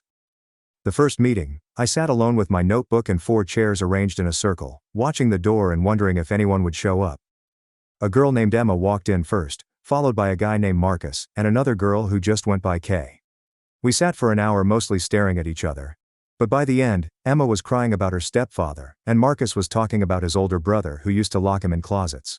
By the 6th meeting, we had 17 people and had to move to a larger room. The prosecutor called the following week to tell me the trial date had been set for 7 months out. I tried to focus on my classes, but when the notice arrived that I'd have to testify, I threw up directly into my dorm room trash can. Ryan held my hair back while I heaved, and Dr. Ellis spent our entire next session reminding me I was stronger than I thought, that I'd already survived the worst part. Mrs. Peterson from back home stopped me in the cereal aisle at a grocery store near campus. She pulled me into a tight hug before I could back away, telling me how much my mom missed me and how she looked terrible without me around. The guilt hit me like a punch to the stomach. I abandoned my entire cart right there in the aisle and drove back to my apartment crying so hard I couldn't see the road. 3 weeks later, things got worse. Jessica's lawyer filed a motion claiming that because I was mentally unwell, my testimony should be deemed unreliable. They wanted access to all my therapy records, every single session with Dr. Ellis, anything private I'd ever said. Dr. Ellis sat me down and explained what was going to happen. They'd try to use my PTSD diagnosis against me, twist things to make me look unstable. The judge limited what they could access, but Jessica's lawyer was still allowed to question Dr. Ellis about my diagnosis in court. My old English teacher reached out on Facebook after hearing about the case from another teacher. She remembered finding me crying in the bathroom after Jessica had humiliated me in front of the entire cafeteria junior year. I'd begged her not to tell anyone because it would just make things worse. She offered to testify about what she'd witnessed over the years. I started writing everything down in a private blog just to get it out of my head. The words poured out like poison being drawn from a wound. Page after page of memories I'd tried to bury. Ryan read parts of it with my permission, and then held me for 2 hours while I sobbed into his chest. 5 weeks later, my dad sent me a letter through my lawyer. He was filing for divorce from my mom after she was arrested for assault.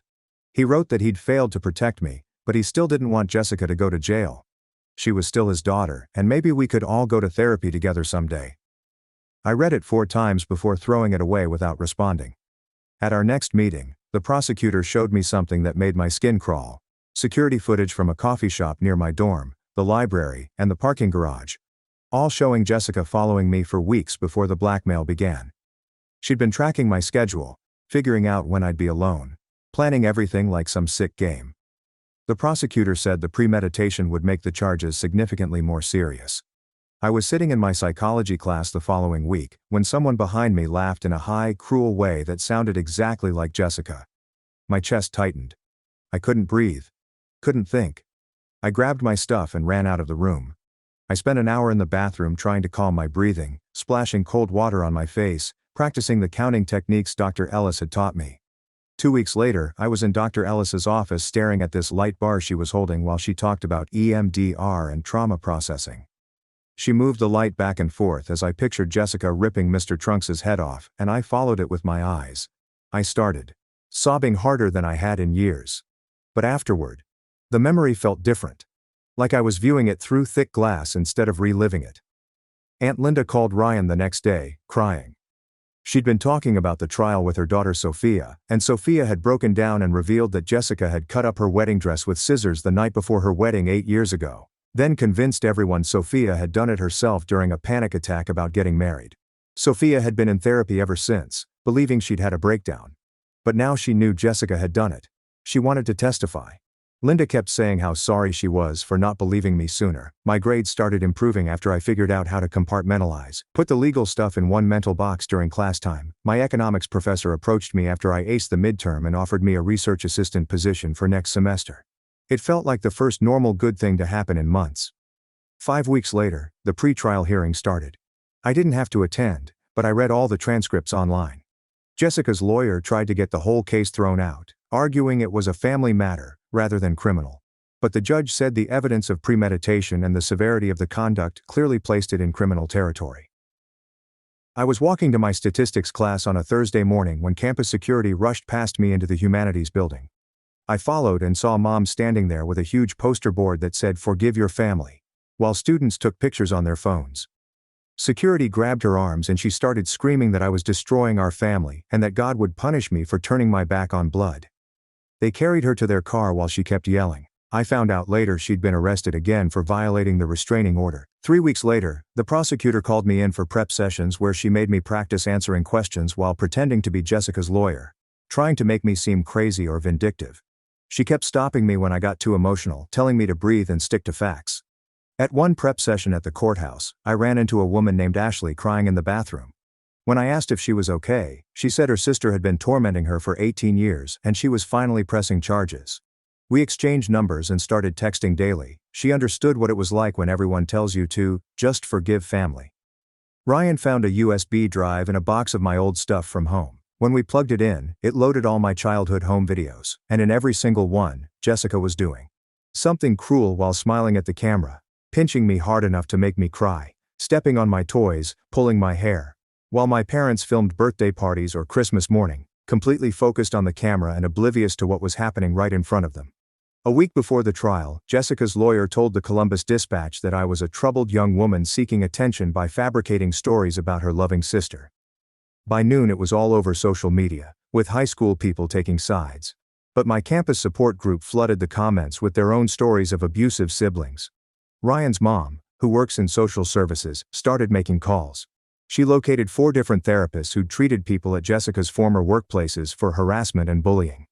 While they couldn't violate confidentiality to testify, they all admitted off the record that Jessica had a clear pattern of targeting one person at each job until that person left or had a breakdown. 3 weeks later, we sat in the courthouse for jury selection. I watched as person after person was questioned about their views on family. One woman was immediately dismissed after saying families should always forgive each other no matter what. Another guy was cut for saying siblings fight all the time and that's normal. The prosecutor wanted people who understood that family members can be abusers just like anyone else. Dr. Ellis scheduled an emergency session 3 days before the trial started. Something just clicked while we were talking. I realized I'd spent my entire life protecting my parents from seeing how bad things were with Jessica. I never told them the worst stuff because I didn't want to cause problems or force them to choose sides. I was so busy being the good daughter who didn't make waves that I let Jessica slowly destroy me. The night before the trial, I was in my hotel room with Ryan going over my notes when my phone rang from an unknown number. I answered. My dad's voice was slurred and drunk, saying he wished I'd never been born because then none of this would have happened to their family. Ryan grabbed the phone and hung up, holding me while I shook. The next morning, Rachel arrived at my hotel after flying in from San Francisco where she'd moved for work. We stayed up late flipping through our old yearbooks. She pointed out photo after photo of me trying to avoid Jessica at school events. She remembered how teachers would just assume we were fighting when I'd show up to class with red eyes from crying. Day 1 of trial began with opening statements. I felt sick watching Jessica sit there in this conservative dress she'd never worn before, playing the victim. The prosecutor laid out 23 years of escalating abuse with dates and examples, but Jessica's lawyer kept calling it sibling rivalry that got blown out of proportion. Jessica actually dabbed tears with a tissue, like she was the one who'd been hurt. The next day they showed the graduation party video. Some jurors shifted uncomfortably as Jessica grabbed the microphone. Her lawyer objected repeatedly, calling it prejudicial. but the judge allowed it as evidence of pattern behavior. During lunch recess, I was coming back from the restroom when I spotted Jessica in the hallway. She looked directly at me and gave this sweet fake smile before mouthing the words, "I love you, sis."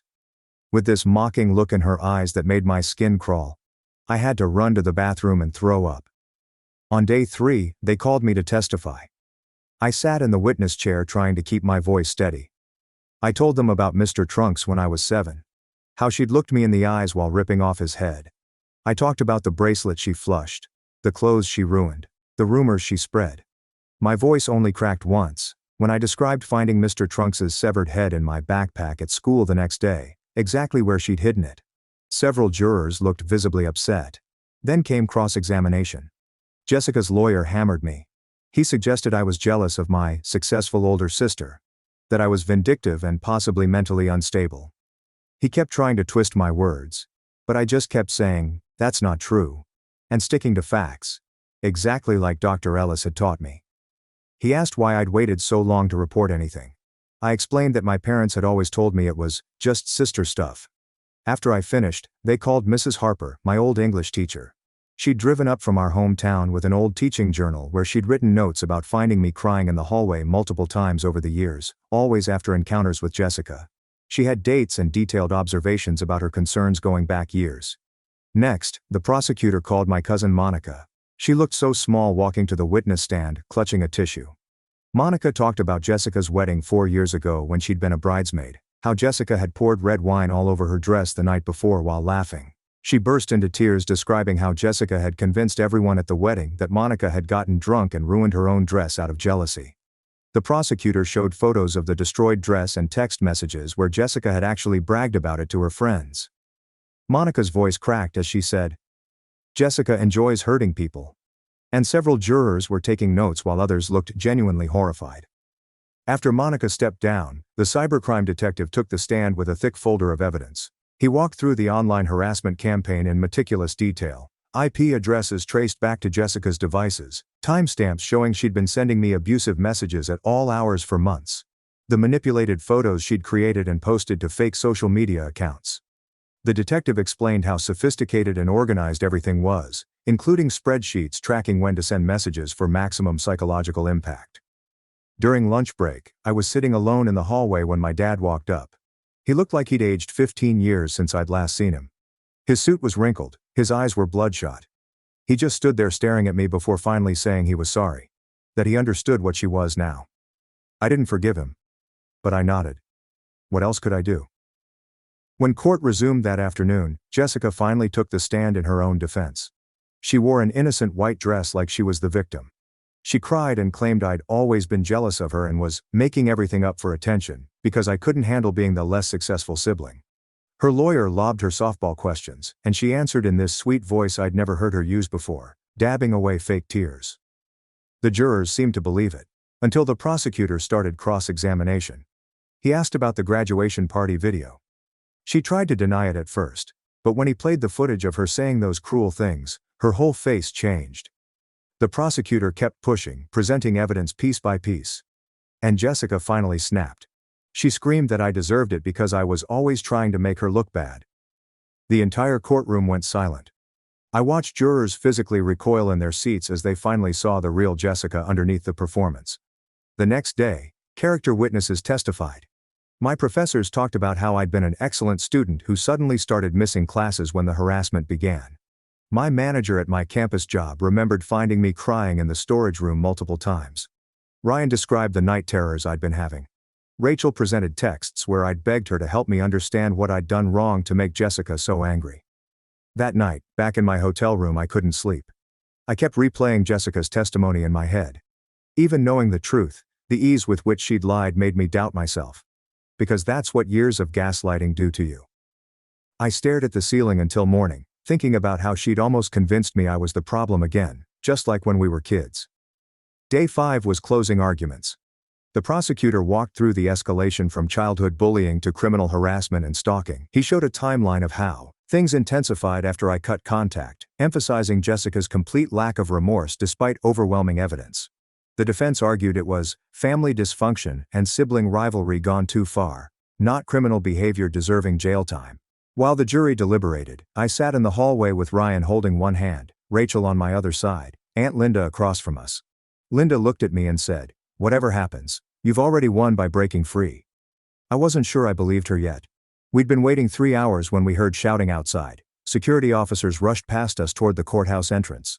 Mom had come back, violating her restraining order again, screaming at reporters that I'd destroyed the family, while trying to push through security. Guards restrained her as she lunged toward the doorway, yelling that I was a liar who'd turned everyone against them. Officers arrived within minutes and arrested her for violating the restraining order. Again. We spent the rest of that day and the next morning sitting in those uncomfortable plastic chairs, waiting. Around noon on day 2, the prosecutor found us and said the jury had requested to review the graduation video and all the cybercrime evidence again. They were taking it seriously. Dr. Ellis came by around 2 p.m. and sat with us for a while. She told me that regardless of the outcome, I'd already won by standing up for myself, that Jessica no longer controlled my narrative. Something about hearing that made me realize she was right. For the first time in my life, I wasn't afraid of my sister. Day 3 of deliberation started the same way. Us in those chairs. Then the bailiff appeared and announced the jury had reached a verdict. My hands shook so badly I could barely stand. As we filed back into the courtroom and watched the jury take their seats, the foreman stood holding a piece of paper. I gripped Ryan's hand so hard I probably left marks. Guilty, on all counts. Harassment, blackmail, cyberstalking, witness intimidation. Jessica's face went from smug to shocked, to absolutely furious in about 2 seconds. The judge started discussing sentencing schedules, but Jessica suddenly leaped up and lunged across the defense table toward me, screaming that I'd ruined her life, and she was going to make me pay for this. 2 bailiffs grabbed her, but she kept fighting and kicking, making threats about what she'd do when she got free. The judge banged his gavel and added contempt of court to her charges as she was physically carried out, still screaming, still threatening me. He scheduled sentencing for 8 weeks later. The prosecutor said that with multiple felonies and her courtroom behavior, Jessica was looking at 3 to 7 years in prison. Outside the courthouse, reporters were waiting. I gave them a brief statement about hoping this would help other abuse survivors seek justice, even when the abuser is family. Then we went to Ryan's house, where I just broke down. I cried for what felt like hours while his mom made tea and his dad ordered pizza. They just let me cry. My support group threw a small celebration for me the following week. One woman said I'd given them all hope that they could stand up to their own abusers. 10 days later, I received a letter from my dad with a check for my entire college fund, which Mom had tried to withdraw before the restraining order stopped her. He wrote that he'd moved out, filed for divorce, and started therapy. He said he knew he'd failed me but was trying to do better. I didn't cash the check right away, I just stared at it. 8 weeks later, we returned for Jessica's sentencing. She got 4 years in prison, 3 years supervised probation after release, and mandatory psychiatric treatment. She had to be physically dragged out of the courtroom screaming that I'd pay for this and she'd make me sorry when she got out. The prosecutor filed for a permanent restraining order that same day. The judge granted it immediately. Jessica could never contact me or come within 1,000 feet of me again. If she violated it after her release, she'd go straight back to prison. I could finally breathe without looking over my shoulder. During our next session, Dr. Ellis helped me understand what I was actually feeling. She said I was grieving the family I should have had, not the one I actually got. That made perfect sense. I wasn't sad about losing them. I was sad because I'd never really had real parents or a real sibling in the first place. 3 weeks later, Mom sent a letter through her lawyer saying she was completely disowning me, removing me from her will, erasing me from the family, as if I'd never existed. Ryan and Rachel came over that night. We burned the letter in my apartment building's fire pit. Watching those cruel words turn to ash felt liberating. 4 months later, I went to the courthouse and legally changed my last name to Miller, Ryan's mom's maiden name. His family had basically adopted me anyway, and they were thrilled. The paperwork felt like removing chains I'd worn my entire life. When I returned to campus for my junior year, everything was different. My grades were excellent. I got the research position I'd wanted. The support group I'd started had grown from 5 people to 43. Trauma no longer defined me. Ryan's parents hosted Thanksgiving that year. Me, Ryan, his sister, his parents, Aunt Linda, and my cousin who'd testified. We cooked together, laughed together. No one yelled, threw things, or said cruel words. Ryan's dad raised a toast to chosen family and new beginnings. I cried happy tears for the first time in forever. A few weeks later, I wrote an anonymous article about sibling abuse for the campus newspaper. Within days, my inbox was flooded with messages from other students sharing their own stories. Some had never told anyone before. I started hosting weekly coffee meetups for anyone who wanted to talk. During one therapy session in February, Dr. Ellis pointed out that I hadn't mentioned Jessica once in our last 4 meetings. She was right. I genuinely hadn't thought about her. The constant fear and anxiety had finally lifted. Aunt Linda called in March to tell me Dad had reached out to her. He'd moved to a small apartment, was consistently attending therapy, and going to support groups for parents who'd enabled abuse. He wanted her to tell me he was working on himself and would understand if I never wanted to see him again. Maybe someday we can try to rebuild something. But not now. Not soon. By spring semester, Ryan and I had moved into a small apartment near campus. One night we sat on our thrift store couch planning out senior year schedules and summer internship applications. My phone stayed silent the entire evening. No angry texts, no guilt trips, no threats, no dread. I'd built a life Jessica couldn't touch, surrounded by people who actually loved me. For the first time since I was a kid with Mr. Trunks, I felt completely safe. Update. 2 years later. Jessica was released after serving 3 years. Early release for good behavior. Within 6 months, she violated the restraining order by showing up at my workplace.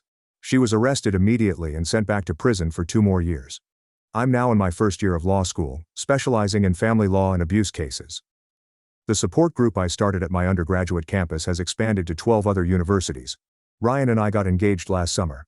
His family is the only family I need. My dad and I meet for coffee once every few months. It's awkward, but he's genuinely trying. We'll never be close, but there's something there. I haven't spoken to my mother since the trial. I don't plan to. Some people say I should forgive Jessica because she's family. But I've learned that family isn't about blood. It's about who shows up for you, who protects you, who loves you without hurting you. Jessica isn't my family anymore. She never really was. And I've never felt more free. I blamed my husband after he punched my sister at her baby shower. Minutes later, 52 guests, and I realized a shocking truth that made me thank him. My husband approached my 8-month pregnant sister at her baby shower and punched her in the stomach. She folded in half and collapsed backward into the present table, causing 52 guests to shriek. I threw him backward, yelling, "What is wrong with you?" while my mother called 911, wailing over an assault on a pregnant woman. My father and brothers pinned my husband against the wall, and I hit his chest, calling him a psychopath, while my sister lay on the floor, holding her tummy and crying because something was wrong. Her lover was looking for blood, and everyone was shooting while my grandmother was experiencing chest pains from the shock. My aunts grabbed their children and fled, while I dropped below my sister, trying to feel the baby kick, but she kept slapping my hands away, crying, "Don't touch it. It hurts too much." The neighbor, who was a midwife, tried to assist, but my sister curled into a ball, pleading not to touch her stomach. My uncle was on the phone with his lawyer, telling him we needed to bring charges for attempted murder of an unborn child, while my sister's mother-in-law fell and had to be placed on the couch. My sister wrapped her arms about her tummy so tightly that no one could get close, crying because she knew something was wrong inside. "Look at her stomach where I hit her," my husband cried as he struggled against the men who held him. And I wanted to murder him until I saw it. My sister had a huge dent in her stomach that wouldn't heal. That's memory foam under her dress, not a baby, and I can prove everything she's been doing. I approached my sister before she could stop me and felt around the dent. My hands got numb from pressing on the foam borders and Velcro straps where my nephew should have been. She's been buying different-sized fake bellies online to fake the advancement, taking ultrasound photographs from pregnancy forums and photoshopping her name on them, and cheating everyone out of $32,000 in medical bills for appointments that never happened because I checked with every OB in town. I kept pressing on the damaged foam as my sister tried to push me away, and everyone began groping at her tummy, discovering more straps and padding beneath. I followed her after she stated she had an OB checkup yesterday. She went to a pub and drank for 2 hours before buying 3 additional fake bellies at a costume shop downtown. My sister was crying and shouting at him to stop, but he didn't listen. My grandmother appeared as if she was ready to faint. My husband showed us her laptop after she had left it at our house.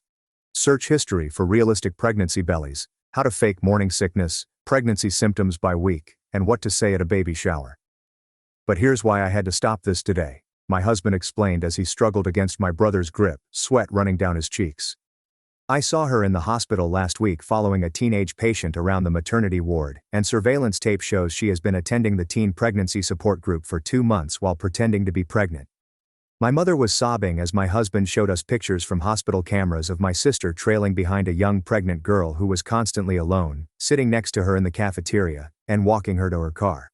She befriended this girl who has no family, discovered she's being induced tomorrow morning at 5 a.m., and yesterday purchased a car seat and nursing scrubs while reviewing tomorrow's shift schedules to identify the window when the nurses change shifts.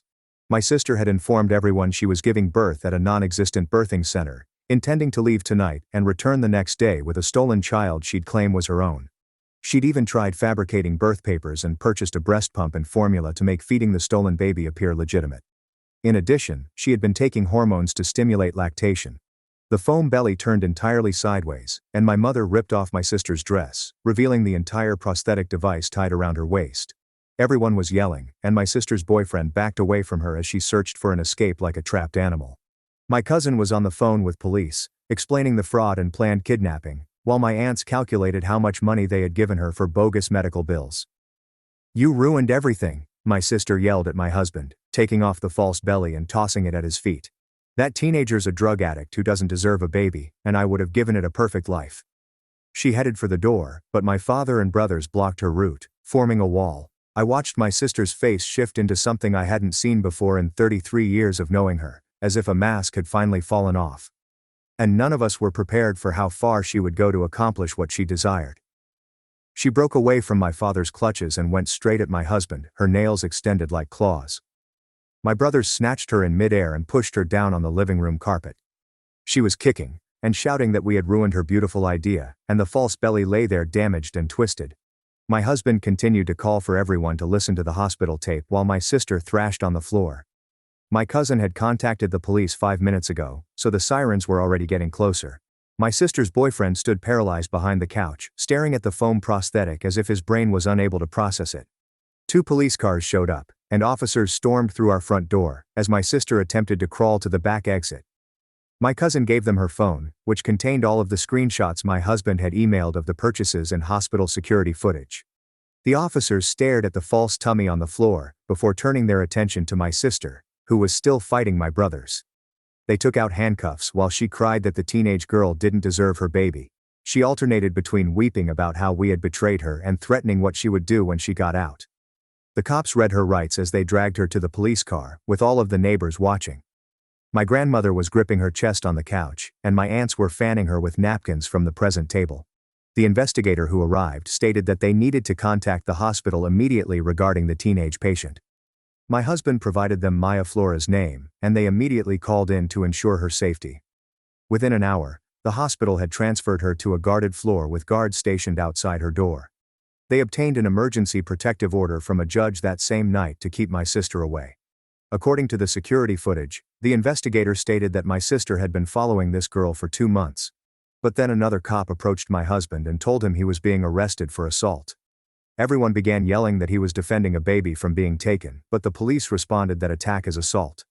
My spouse hid his hands behind his back while I searched our checkbook for bail money. He spent the entire night in a holding cell while I contacted every lawyer in our phone book. Nobody wanted to take on this bizarre case until I found one who agreed to meet us in the morning. I did not sleep at all, and arrived at the courts at 5 a.m., with $5,500 in cash for bail. After reviewing all of the evidence, the lawyer concluded that my husband did, in fact, save the baby from being abducted. He believed we could have the charges lowered to a misdemeanor, but my husband would still face some penalty. While we were at the courthouse, my sister's boyfriend arrived at our home, utterly wrecked. He continued wondering how long she'd been lying because he had painted the entire nursery yellow last month. He told his entire family they were having a kid and purchased a $2,200 crib. I showed him her laptop, which included her search history from over a year of fake pregnancy research. He threw up in our bathroom when he discovered she had been taking hormones to cause her breasts to leak milk. My mother contacted me crying since Channel 8 had already broadcast the news of the attempted kidnapping. Our last name was all over the evening news, and she couldn't leave the house without being questioned by reporters. The grocery store clerk inquired whether she was the mother of the lady who attempted to take a baby. Dad had to take time from work since his co-workers were gazing and whispering in the break room. The detective called and requested me to accompany them while they searched my sister's apartment for additional evidence. We discovered 3 notebooks full with information about Maya Flores and her daily routine at the hospital. She had jotted down what the girl ate for lunch and which bathroom she used the most. My sister took shots of Maya walking to her car from across the parking lot. She had spent months studying this unfortunate child, as if she were organizing a military operation. The detective discovered receipts for the nurse scrubs and a forged hospital ID badge she had ordered online. During our investigation, I discovered credit card statements with my name on them that I had never opened. My sister had exploited my social security information to open 3 credit cards and max them out. She'd done the same thing with our mother for an additional $25,000 in bogus charges. The detective stated that identity theft charges would be added to those she was already facing. We had to submit police reports and freeze our credit as everything else was falling apart. 3 days later, Maya Flores went into labor and delivered a healthy baby girl in the hospital. Security guards stayed outside her room the entire time, and Sofia Morales from Social Services was also present. My sister was correct in one regard. Maya lacked family support. However, Sofia was now assisting her in applying for housing assistance and figuring out how to be a mother. There's something extremely unpleasant about my sister's calculating nature, with all those notebooks recording the poor girl's restroom schedule and lunch selections. Makes me wonder what more she was planned that they haven't discovered in her flat. The baby was perfect and safe, and my sister was in jail, where she couldn't harm anyone. We assumed that was the end of it, but my sister's lawyer stated that she wanted to proceed to trial. She intended to argue that she was performing a public service by removing the baby from an unfit mother. The prosecutor arrived at our house 2 days later, carrying a stack of papers as thick as a phone book. She lay out all of the charges against my sister one by one on our kitchen table. The attempted kidnapping of a minor's child took up the most time. Then came the allegations of fraud, identity theft and stalking, which added another year. My husband sat across from her, holding his own tiny stack of paperwork for his assault charge. Given what my husband had done, our lawyer insisted that it was the best possible outcome. The prosecutor agreed to reduce the charge to misdemeanor assault if he pled guilty, and accepted whatever penalty the judge imposed. My father contacted me that night from the emergency room because his chest hurt and he couldn't breathe properly. The doctor claimed it was a small heart attack caused by stress, and kept him overnight for monitoring. He continued asking the nurses how he could have missed all of the warning indicators that his daughter would do something so horrific. Mom sat alongside his hospital bed, crying and clutching his hand, as machines beeped around them. My sister's ex-boyfriend called the next morning and asked if I could come to their apartment. He was packing her belongings and discovered 3 additional fake pregnant bellies in their bedroom closet. Her penmanship indicated that they were varied sizes, 6 months, 7 months, and 8 months. The receipts proved she had been purchasing them for over a year, rehearsing how to wear them properly. He showed me recordings on her phone of her trying out different walks and stances in the bathroom mirror. There were comments on which clothes best concealed the straps and how to sit so the phone appeared natural. My grandmother hadn't left her room in 3 days, and when we knocked, she didn't answer. Mom finally used her spare key and discovered her sitting in the darkness, staring at nothing. She had provided my sister $5,500 in pregnancy vitamins and medical bills throughout the previous months. The shame of being duped by her own grandchild was eating her up from the inside. Our lawyer called with more unpleasant news regarding what he discovered when looking into my sister's online activities. Over the course of 2 years, she had joined 13 different pregnancy forums under aliases. Each account had taken ultrasound photographs from real pregnant ladies and modified them with her own information. She'd taken other women's pregnancy stories word for word and submitted them as her own. The lawyer printed hundreds of documents detailing how she studied real pregnancies to enhance her falsehood. 2 weeks later, my husband appeared in front of the judge, pleading guilty to misdemeanor assault. The judge considered all of the information regarding why he punched my sister, but concluded that violence is never appropriate. She sentenced him to weekly anger management classes for 6 months and 120 hours of community service. My husband nodded and signed the documents without disputing, knowing he was fortunate not to face jail time. I went to the courthouse 3 weeks later for a hearing on my sister's case.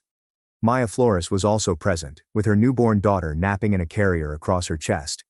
She appeared very young sitting on that seat, maybe 17 or so, with black circles under her eyes. When she saw me, she approached and thanked me for preventing my sister from taking her kid. Her voice shook as she described how terrified she was to testify, but she wanted justice. The baby made small noises, and Maya gently adjusted the blanket around her tiny face. I could see why my sister picked her, because she was alone in court, with no family there. But now she had Sofia Morales, the social worker assigned to assist her in adjusting to life as a mother. The psychiatrist's report on my sister arrived in the mail 2 days before her next hearing. It stated that she had pseudopsoriasis delusion condition, which was associated with antisocial behavior. The doctor stated that my sister believed she deserved a baby more than unfit mothers. She viewed teenage mothers and women battling with addiction as unworthy of their children. The paper was 25 pages long and detailed how her thinking rationalized her plot to abduct Maya's baby. It made me ill to read how she had convinced herself she was doing something honorable and right. Mom and Dad engaged a financial advisor to determine how much money my sister had stolen from everyone. When they tallied together all of the credit card fraud, the total was about $65,000. They began selling items and drawing from their retirement savings to repay family members. Dad couldn't look anyone in the eye at family dinners and was always apologizing for raising someone capable of doing this. The embarrassment was destroying him more than the cardiac troubles since he felt guilty for not noticing it. 3 weeks after her incarceration, my sister wrote me a letter from jail on yellow legal paper. She claimed I betrayed her and would never forgive me for destroying her life. The entire letter blamed everyone else for not realizing that Maya did not deserve her child. She wrote that teenagers who become pregnant are selfish and irresponsible, and do not deserve to be mothers. She claimed she would have given that baby a beautiful life with 2 parents and a nice home. The final line stated that she was doing the right thing, but we were all too ignorant to recognize it.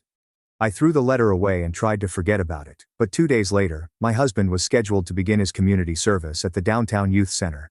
The judge ordered him to spend 120 hours teaching children about anger management, which felt strange given that he had attacked my sister. He came into that first session, with 12 middle schoolers staring at him, and began telling them the entire tale about the baby shower. The youngsters sat there, mouths open, as he described how he had followed my sister and found her scheme to take a baby. He demonstrated how rage can occasionally defend individuals, but violence always has consequences, even when it is justified. When a child asked if he regretted punching her, my husband responded no about stopping the kidnapping, but yes about using his fists. When my husband mentioned discovering better ways to deal with perilous circumstances, the program coordinator watched from behind and nodded. After 3 weeks of sessions, the kids began to speak up about their own anger issues, and my husband improved his ability to help them. Then Maya contacted me, crying, because someone showed up at her apartment and claimed to be her brother. She said his name was Finn, and he'd been missing for 4 years due to drugs, but she watched a news item about my sister attempting to abduct her baby. He stood outside her door with flowers and a plush animal for the infant, expressing his desire to make things right. Maya didn't believe him at first, but Sophia, the social worker, conducted a background check and discovered he'd been clean for 2 years. Finn worked in a warehouse and had his own apartment, and he continued showing up with diapers and formula until Maya agreed to let him meet his niece. Meanwhile, our entire family began coming to therapy together, with the exception of my sister, who was still in jail. The therapist made us sit in a circle and discuss how we felt betrayed by someone we had known our entire lives. Mom grieved every session about missing the warning signs, while Dad blamed himself for raising her incorrectly. The therapist repeatedly stated that we were all victims of my sister's lies and manipulation, and should not blame ourselves. She stated that persons with my sister's illness are skilled at concealing their actual selves and deceiving those around them. We spent 6 sessions simply absorbing the shock of learning that someone we loved could plan something so terrible. Then my sister's ex-boyfriend sued her for emotional anguish and fraud. His lawyer handed us documents proving that my sister had been using hormones to make her breasts leak milk and induce mood swings. She had spent $8,500 of his money on baby supplies, and forced him to inform his entire family about the pregnancy. He demanded compensation for the therapy he required, as well as the money he had lost while preparing for a phony baby. The lawyer claimed he had a good case because my sister admitted to lying about everything during jail phone calls. 2 months after being arrested, I was required to go in court and testify before a grand jury. They forced me to tell the entire tale about the baby shower from the beginning, while 25 people gazed at me. When I got to the stage where I felt the foam belly dent under my palms, I started shivering and had to get some water. The prosecutor showed them images of the false tummy, as well as receipts for the various sizes she had purchased online. I testified for 3 hours about everything I'd seen and heard that day, including how my sister's expression changed when we apprehended her. The grand jury took less than an hour to indict her on all counts, including attempted kidnapping and fraud. Meanwhile, Sophia continued to work with Maya to organize her life with the new baby. She assisted Maya in filling out housing aid applications and enrolling her in community college job training programs. Maya wanted to become a dental assistant so she could support her daughter without relying on others. Sophia brought her to the WIC office to get formula vouchers and assisted her in applying for childcare assistance so she could attend class. Finn began minding the infant while Maya went to appointments, and they gradually created trust between themselves. But things at home got worse since I couldn't stop thinking about my husband striking my sister. Despite having saved that baby, I kept seeing him pull back his fist and smash her stomach. We'd be having supper when I'd remember the sound of his fist hitting the foam and get ill. I'm attempting to figure out how my sister's thinking operated. She actually took hormones to stimulate her body's milk production. That's a bizarre combination of forethought and hallucination. He noticed me flinching when he moved too quickly, and ultimately admitted we needed assistance. We found a couples counselor who specialized in trauma and began meeting weekly to go through it. The counselor said that my mind was torn between appreciation and horror, which was understandable given the circumstances. Then the news coverage revealed more victims we were unaware of. 3 different women called the prosecutor, alleging that my sister had also stalked them during their pregnancies. One woman said, "My sister showed up at her prenatal appointments asking weird questions about the baby's health." Another said, "My sister followed her to the parking garage after a birthing class and tried to get her phone number." A third woman had screenshots of her sister joining her pregnancy Facebook group under a fake name and asking for her address. My uncle hired his own lawyer to initiate a civil lawsuit in an attempt to recover the $30,000 that my sister stole. The lawyer explained that criminal restitution would take years, but civil court may move faster if we had sufficient proof. He began gathering receipts and bank statements from everyone who had given my sister money for fraudulent medical bills. The number increased as additional family remembered paying her money for medications and doctor visits that never occurred. Then my sister did something unexpected. She sacked her public defender. She stood up in court and informed the judge that she wished to defend herself because everyone was against her.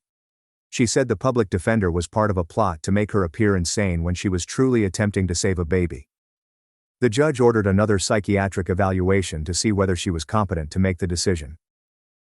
The psychiatrist spent 4 hours with my sister over 2 days, reviewing every tape from our jail visits. Mom had her first panic episode 3 weeks later at the grocery store, when a woman she didn't know approached her and asked whether she was the mother from the phony pregnancy news report. Mom dropped her basket and dashed to her car, where she sat shivering for 25 minutes until she could drive home. Dad discovered her that night sitting in the dark kitchen, crying about how she couldn't face people anymore. Mom described waking up at 4 a.m., and the doctor prescribed anxiety medication the next day. Her heart was beating, and she felt as if she could not breathe. She began taking the medications, but they made her weary all the time, so she stopped attending her reading club and yoga classes. Meanwhile, Sofia Morales continued to meet with Maya and her brother Finn, who had turned up after witnessing the TV report. Finn had been clean for 2 years and worked in construction, but he wanted to help his sister because she had missed so much of her life. Sofia connected him to her husband, Henry, who owned a security company and required dependable employees for nightly shifts at office buildings. Finn accepted the job and moved into a modest apartment near Maya so he could monitor the baby while she attended appointments. My husband reached the halfway point of his 120 community service hours and returned home gushing about this youngster named Leo, who reminded him of himself at that age. He was teaching basic self-defense at the youth center, but most of the time he just listened to the kids talk about their home troubles. The anger management instructor saw my husband was different and began having him assist with the newer participants who were still upset. The second psychiatric evaluation revealed that my sister was competent to stand trial, but had narcissistic personality disorder with antisocial elements. The psychiatrist stated that she knew what was right and wrong, but she believed her own desires were more important than the rights of others. She suggested at least 5 years of intensive therapy, whether my sister went to prison or not. Dad returned to work after 2 weeks off, but came home early on the first day because he couldn't take the glances from his coworkers. Dad began seriously pondering his boss's suggestion that he retire early with full benefits after 29 years of service. That weekend, I was cleaning up the garage and came across a box containing my sister's belongings from when she stayed with us last year. Inside, there were written stories regarding international adoption and infants being sold to wealthy parents for $65,000 or more. There were notes in her handwriting regarding how to falsify adoption documents and which countries had the least oversight. She had bookmarked headlines about people being caught and emphasized the faults they had made. The prosecutor added it to the evidence file, claiming it demonstrated premeditation and that the kidnapping could have resulted in human trafficking. My husband's anger management instructor was an older man named Martin, who had previously served as a Marine and a cop before becoming a counselor. Martin began meeting with my husband one-on-one following the group sessions to discuss the distinction between defending and attacking others. He made my husband write down how he felt before punching my sister and what other options he may have taken. They worked through scenarios in which my husband had to use de-escalation tactics, even when he was aware that someone was acting inappropriately. The prosecution called me 2 months after my sister's arrest to negotiate a plea deal they were giving her, 15 years with the chance of parole, after 7 years, provided she completed psychiatric treatment and demonstrated true contrition. The alternative was to go to trial, where she might face 25 to life in prison if the jury found her guilty on all charges, including attempted kidnapping of a youngster. Maya was accepted into a GED program for young mothers, which provided free childcare throughout classes. The program met 3 nights each week, and on Saturday mornings at the community college. Finn changed his work schedule to allow him to care for the baby while Maya was in class, and Sophia assisted him in establishing a routine. Maya was resolved to complete her GED and begin the dental assistant program the following year. The baby was healthy and meeting all of her milestones, and Maya sent us a photo of her smiling for the first time. My sister's lawyer offered the plea deal via video call from jail, but she began yelling before he had finished describing it. She stated that she would not accept any settlement because she had done nothing wrong, and that the jury would understand she was attempting to save a baby from an unfit teenage mother. Her lawyer tried to explain that the evidence was overwhelming, but she fired him right away and promised to find someone who believed in her cause. The judge appointed another public defender, but my sister refused to meet with them and filed to represent herself again. The guards stated that she was not taking the anxiety medicine they had provided, and was spending all of her time in the law library, researching cases where persons had beaten kidnapping accusations. She wrote letters to anyone who would listen, stating she was being punished for trying to assist a baby live a better life. Every Tuesday afternoon, the family therapist made us sit in a circle in her office, which smelled like vanilla candles and old books. She took out this chronology on a large whiteboard and began writing the times when my sister lied about stuff we had forgotten. There was the occasion 5 years ago when she announced she had cancer, and we all shaved our heads in sympathy until Dad discovered she had never seen the oncologist she mentioned. The therapist kept adding lies to the board, such as when my sister said she had been admitted to nursing school while actually working at a gas station. Mom cried through the most of these sessions, recalling how my sister would look at pregnant ladies in stores and request to touch their tummies. The counselor commented, "We'd all been in denial about my sister's problems, because facing them meant admitting someone we loved was capable of terrible things." On a Thursday, my husband concluded his last day of community service at the youth center, and the kids threw him a little party complete with homemade cupcakes. One child named Leo handed him a letter in which he explained how my husband's tale had helped him realize why he gets angry at times. According to the letter, when Leo became furious with his stepfather, he learned to count to 10 and walk away rather than beat him. 3 other youngsters also wrote letters, and my husband saved them all in his wallet. The youth center director asked whether my husband would return as a volunteer coach for their basketball team. The prosecutor invited us inside her downtown office, where the walls were adorned with legal degrees and images of her children. She spread out all of the case files on the large conference table and explained that the trial would begin in 3 months. My sister intended to represent herself and claimed she was performing a public service by targeting what she deemed an unfit teenage mother. The prosecution showed us motions my sister had made alleging Maya was using narcotics. Even though all of the drug tests came back negative, she cautioned us that my sister would try to portray herself as a hero who was rescuing a baby from neglect. Mom and Dad spoke with a real estate agent about their holiday property in the mountains, where we used to stay every Christmas. They had acquired it 22 years ago and fixed it up themselves, but now they needed the money to repay everyone my sister had defrauded. Uncle received $1,700, and my aunts received their respective amounts. Grandmother refused to accept anything, claiming she didn't want their money and just wanted them to heal. The house sold in 2 weeks to a young family with 3 children. I was picking apples at the grocery store when I heard a baby cry and looked up to find Maya carrying a cart with her daughter in the sling. Finn was with them, comparing formula pricing on his phone. The infant had plump cheeks and was wearing a pink onesie with the words, "Mommy's Girl" on it. The way they're dredging up all these old lies from 5 years ago makes me wonder whether everyone simply opted to ignore them at the time. The cancer narrative where everyone shaved their heads. How come nobody questioned that until Dad checked? Maya was exhausted, with black circles under her eyes, but she smiled at her son and made comical faces to stop him crying. She hesitated for a second when she spotted me, then Finn placed his hand on her shoulder and muttered something. We talked for a few minutes about the baby sleeping through the night and Maya taking GED lessons online. When I reached out, the infant grabbed my finger with the strongest grip possible for someone so small. Letters began arriving at everyone's homes, with my sister's jail number as the return address. She wrote to our aunt, claiming I was jealous of her and had turned my husband against her. She informed our cousins that my husband was violent and dangerous, and that they should keep their children away from him. Most of the family threw the letters away, or returned them unopened. But Dad's brother called, wondering if we had overreacted. Mom had to show him all of the proof again, including receipts for the phony bellies and stalking recordings. My sister even wrote to our old neighbors, claiming she was wrongfully imprisoned for being overly concerned about children's welfare. The prosecutor obtained recordings of my sister's phone calls from jail using a court order. We sat in her office, listening to my sister tell another inmate that she was going to collect her baby as soon as she was released. She depicted Maya as a useless junkie who did not deserve to be a mother, despite the fact that she had never used drugs in her life. In one call, my sister stated that she knew where Maya was now and would wait as long as it took. The prosecutor said that these calls indicated my sister's continued threat and that they would be used at trial to demonstrate her lack of remorse. My sister had painted pictures of newborns in her cell, which guards discovered during a search.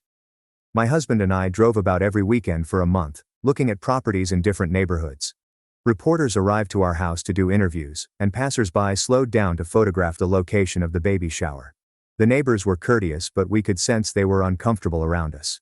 We now discovered a house 40 minutes away in a secluded suburb where no one recognized our names. The moving truck arrived on a Saturday, and we packed everything while avoiding looking at the backyard where the gift table used to be.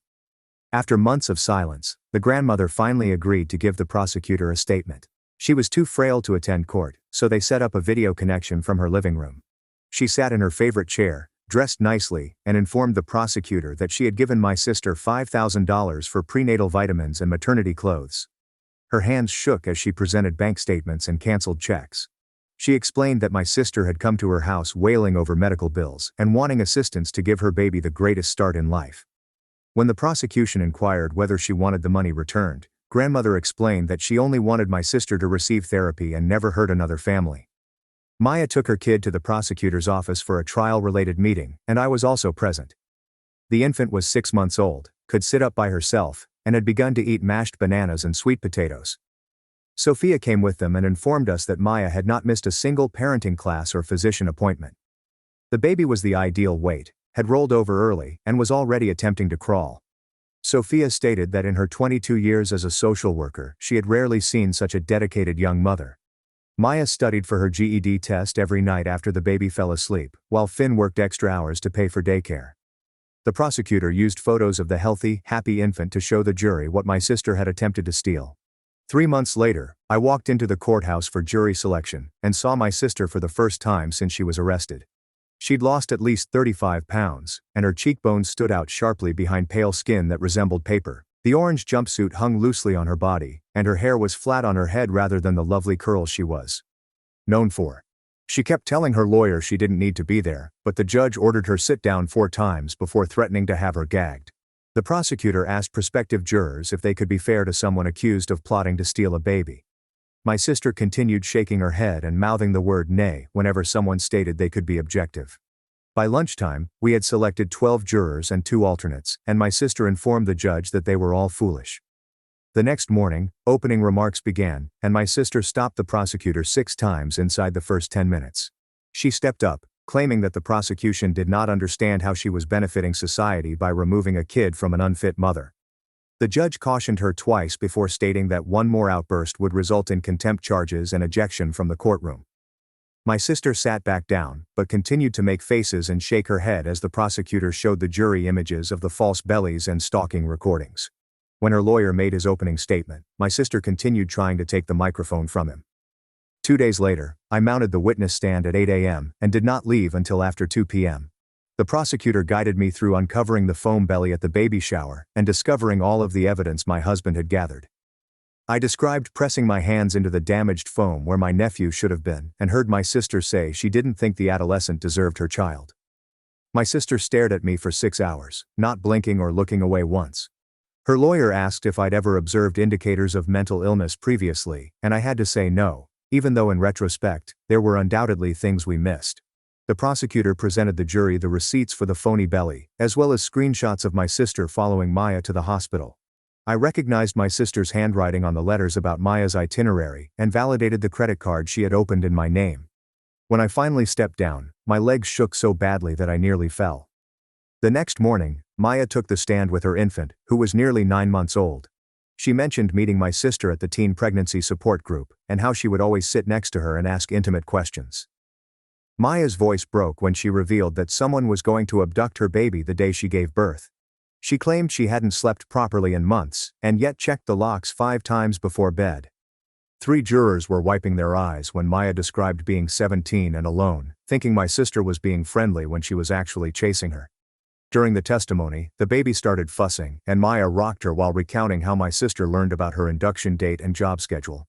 My sister's lawyer did not cross-examine Maya, so she slammed her hands on the table.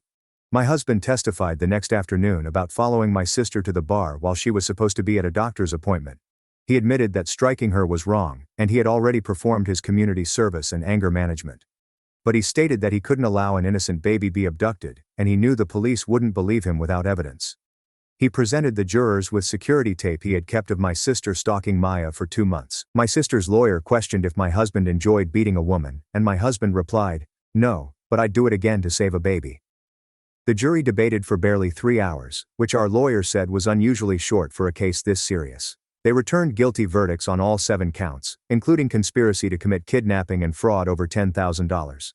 My sister sprang up, yelling that they were all idiots who didn't see she was trying to assist that kid live a better life. The bailiffs had to take her out while she screamed about how Maya was trash and would damage her child. 2 weeks later, the judge sentenced my sister to 18 years in prison, with the chance of parole in 10 years if she completed psychiatric treatment. My sister laughed, saying she'd rather do all 18 than pretend she was wrong. The judge stated that it was her decision, but she would be committed to a psychiatric incarceration facility regardless. Within a month, my sister was transferred to a facility 3 hours away, where she was required to attend daily treatment sessions. Following her evaluation, the physicians contacted and informed us that her personality condition was severe and would require years of intensive treatment to correct. They said she still believed she had done nothing wrong and spoke about Maya's baby as if it belonged to her. Mom and Dad began attending a grandparent support group at the community center for families affected by crime. Dad stated it was helpful to hear other people's tales of their children doing bad things and learning to live with the embarrassment. After 6 months, Mom became a regular speaker, explaining to prospective members that loving your kid does not excuse their misdeeds. They even established a foundation to assist young mothers like Maya with child care and infant necessities. My husband was employed as a young baseball and soccer coach at the Leisure Center, where he used his anger management training to teach kids about emotional control. He would tell them about repercussions and making better choices without going into detail about what happened to my sister. The kids adored him because he understood their anger but taught them how to deal with it without causing harm. 1 year later, we all headed to the community college for Maya's graduation ceremony, when she walked across the stage in her cap and gown. Finn held the baby up so she could see her mother receive her graduation, as Sophia and Henry cheered from their seats next to us. The dean announced Maya's acceptance into the social work program, which begins in the autumn, and she pumped her fist in the air. How did Maya study for her GED as the baby cried at night? The way she combined education and motherhood while dealing with the pain of someone attempting to abduct her baby makes me wonder what kept her going every day. After the ceremony, Maya showed us her admission letter and class calendar while her daughter snatched the tassel off her cap. My husband and I looked at each other during the celebration and knew we were now ready to try for our own child after all of the therapy sessions. We'd spent months processing what had happened and learning how to trust again and resolve disputes peacefully. That weekend, Dad spent 6 hours at his desk, drafting and revising a letter to my sister in the psychiatric clinic. He showed Mom the final version, in which he said he loved her but couldn't contact her until she accepted responsibility for her actions. His hands shook as he sealed the envelope, and his mother drove him to the post office since he couldn't see through his tears. The wider family resumed little dinners, but half of the relatives refused to attend despite everything that had happened. Uncle hosted Thanksgiving with only 12 guests instead of the usual 40, but everyone genuinely spoke rather than faking. My cousin brought her new partner, and no one inquired about my sister, which made the entire meal easier. 3 years into her sentence, the facility called to tell my sister had finally begun attending group therapy sessions. The doctor stated that she admitted to needing help for the first time, and that this was the first significant progress they had witnessed. She wouldn't apologize or admit she was wrong, but she stopped saying Maya didn't deserve her kid. Meanwhile, Maya completed her first year of social work coursework while working part-time at the women's shelter downtown.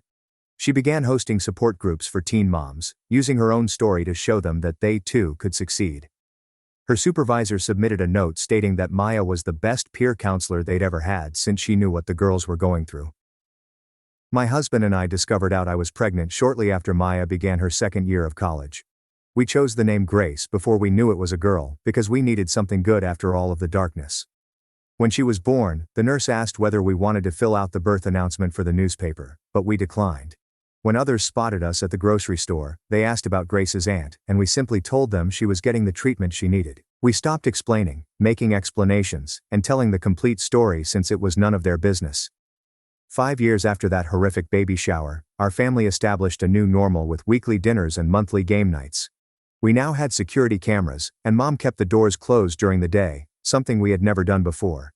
Dad returned to church and found serenity by volunteering at the food bank every Saturday morning. My husband coached 3 different youth teams and taught youngsters how to make smart decisions when they were furious. I watched Grace play at the park and ensured she understood the need of setting limits and speaking out when anything seemed inappropriate. We taught her that family implies both love and holding people accountable when they cause harm to others. The doctor contacted last month to say my sister was making gradual progress but would need years of treatment before being released. We listened to the update and thanked them for calling, but we stopped visiting and writing back. Our family learned to recognize warning signs that we had previously missed, such as small lies and her tendency to play the victim. We stopped making excuses for people's bad behavior and began pointing out when things didn't feel right. Mom joined a support group for parents of adult children with personality problems and became the secretary after 6 months. She taught prospective members that mental illness does not excuse harming innocent people or planning crimes. Dad wrote in his journal every night on forgiveness, limits, and how to love someone from afar. My brothers checked in monthly, and we all went to therapy independently to deal with our own guilt and trauma. The extended family gradually reconnected, but with new norms around money, trust, and proof. Nobody gave financial gifts anymore, and everyone requested receipts when someone needed assistance with bills. Grace turned 3 last month and inquired why she only had one aunt while her peers had more. We informed her Aunt Rose was ill and required special physicians to help her recover.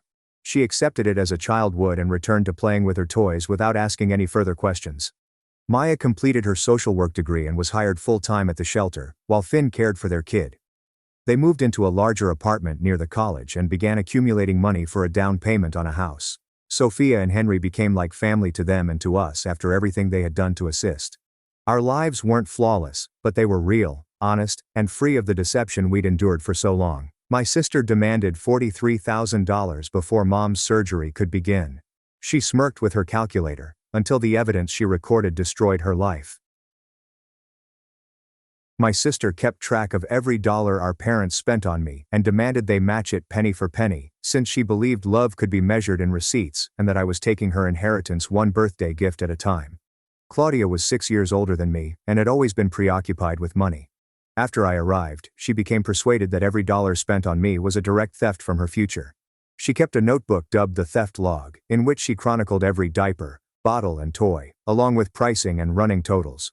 She would sneak into my nursery and murmur, "You're expensive," while she calculated the cost of my formula. Claudia handed me a gift for my 10th birthday in front of our entire family. It was a printed invoice for all our parents had spent on me since I was born. $74,958.34. "This is what you owe me," she stated. She described her new method in which all expenses had to be matched. If Mom bought me school supplies worth $55, Claudia got $55 cash. If my father paid for my dentist appointment, she received the equivalent in her savings account. She'd already created spreadsheets with 12 years of backdated computations, which our parents owed her. Never mind that they had been spending money on her the entire time. Conveniently, the money did not count. Our parents tried to argue with her, but Claudia was ready for this. She had looked into inheritance law and vowed to sue them for financial favoritism. To avoid her meltdowns, they began giving in. For me, every purchase meant writing a check to Claudia. She had a calculator on a chain around her neck and was continually tallying. Every ordinary childhood event became a business. They began skipping stuff I needed simply to avoid double the cost. When I required braces, they told me no since they couldn't afford 2 sets. Even though Claudia didn't need them, my teeth remained misaligned. I learned to decline gifts, skip meals, and dress in old clothes to avoid triggering her calculator. Claudia had a mental breakdown when I started college. The tuition exceeded our parents' ability to pay in cash. She asked that they either give her the equivalent immediately or refuse to pay for my education, as she had no interest in attending college. When they took out loans for me, she demanded matching loans for herself, which she promptly cashed out. She claimed I was taking her future with each semester. I worked 3 jobs to reduce what my parents paid, but Claudia still included room and board, textbooks, and even my toothpaste in what they owed her. Things worsened when Mom became ill. She required costly therapies that insurance only partially paid. I dropped out of school to help with expenses and childcare. But Claudia saw things differently. Every medical bill represented money stolen from her inheritance. She ordered that half of all treatment expenditures be transferred into her account, or she would sue for elder abuse based on financial manipulation. She really filed paperwork, saying that I was causing our parents to spend their cash on unneeded care, depleting Polly's potential inheritance. I will never forget the day Mom needed emergency surgery. While my father and I were afraid in the waiting area, Claudia arrived with her calculator and laptop. She'd investigated the procedure's expenses and requested a bank transfer before Mom went under. $43,000 for the surgery, she revealed. I'll take a payment plan, but I want post-dated checks today. When I mentioned that her mother might die, she replied it would be cheaper, and she began calculating burial costs versus extended care. Mom survived, but she returned home in need of 24-hour care, which we could not afford. I moved back to assist, but Claudia presented us with an invoice for my free rent, which she requested in cash. She'd emerge with receipts for my shower water, heat, and Wi-Fi usage. One day I discovered Mom sobbing about finances.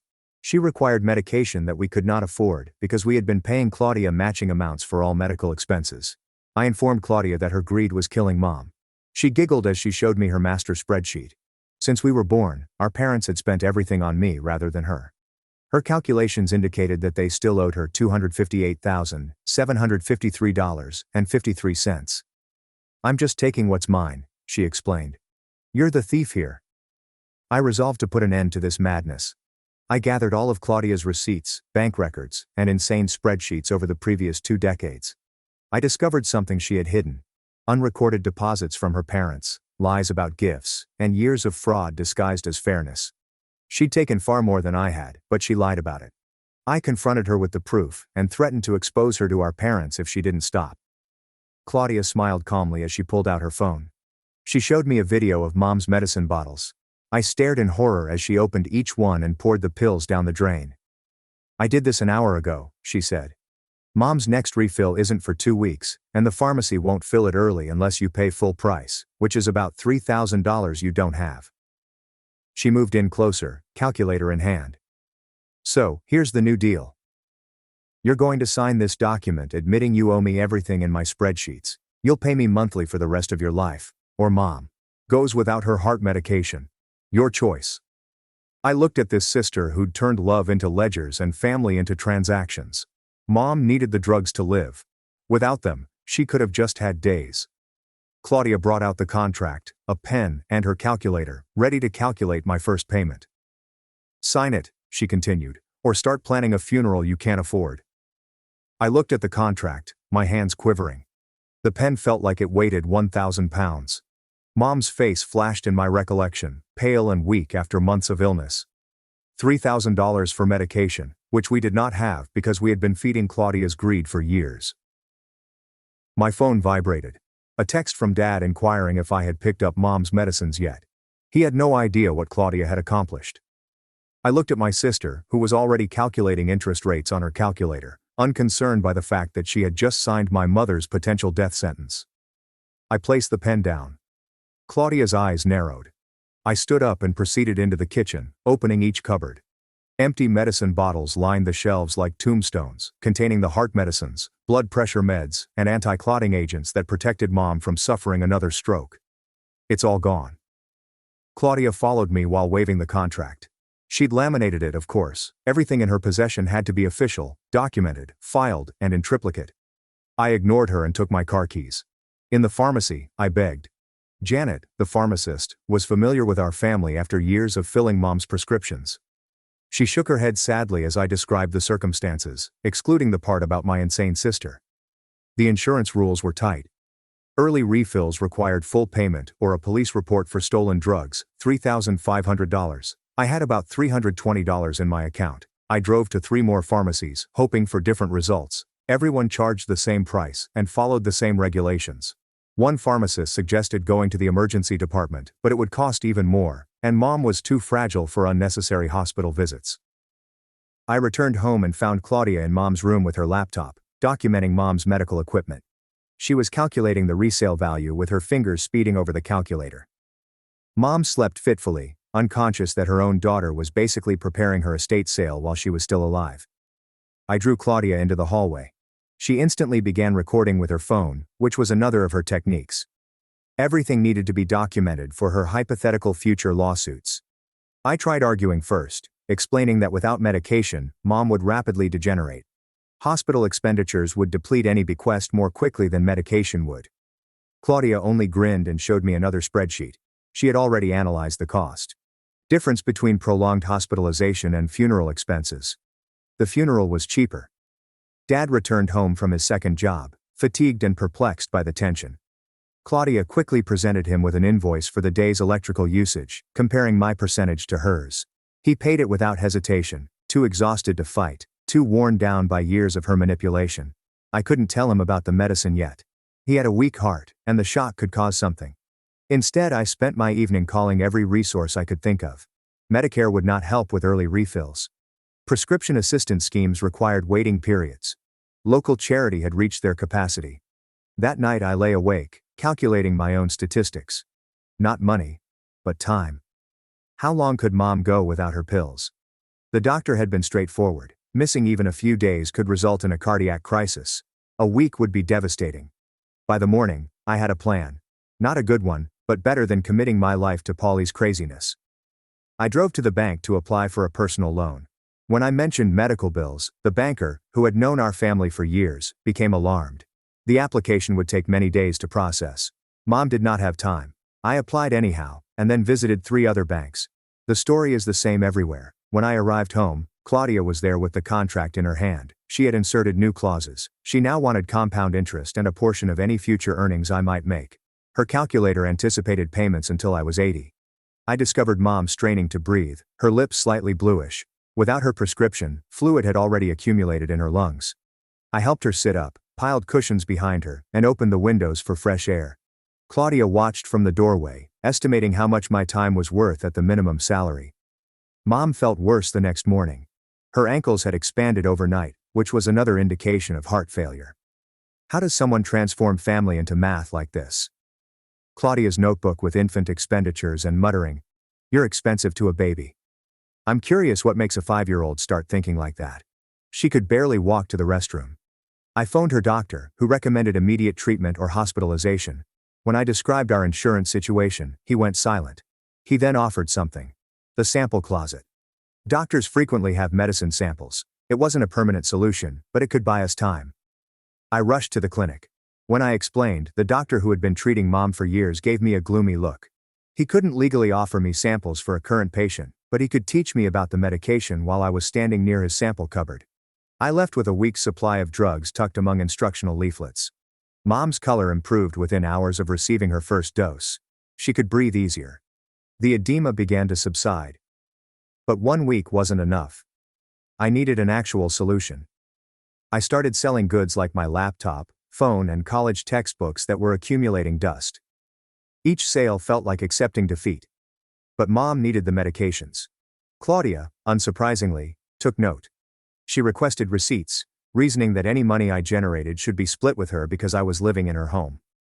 The pawn store handed me $500 for my grandmother's ring, which was the only thing I kept from her inheritance. Claudia had obtained the rest, naturally, after submitting invoices proving that Grandma had spent $15 more on my birthday gifts throughout the years. I raised another $1,000 through odd jobs, plasma donations, and pestering friends for loans. Still short. Mom was nearing the end of her sample week.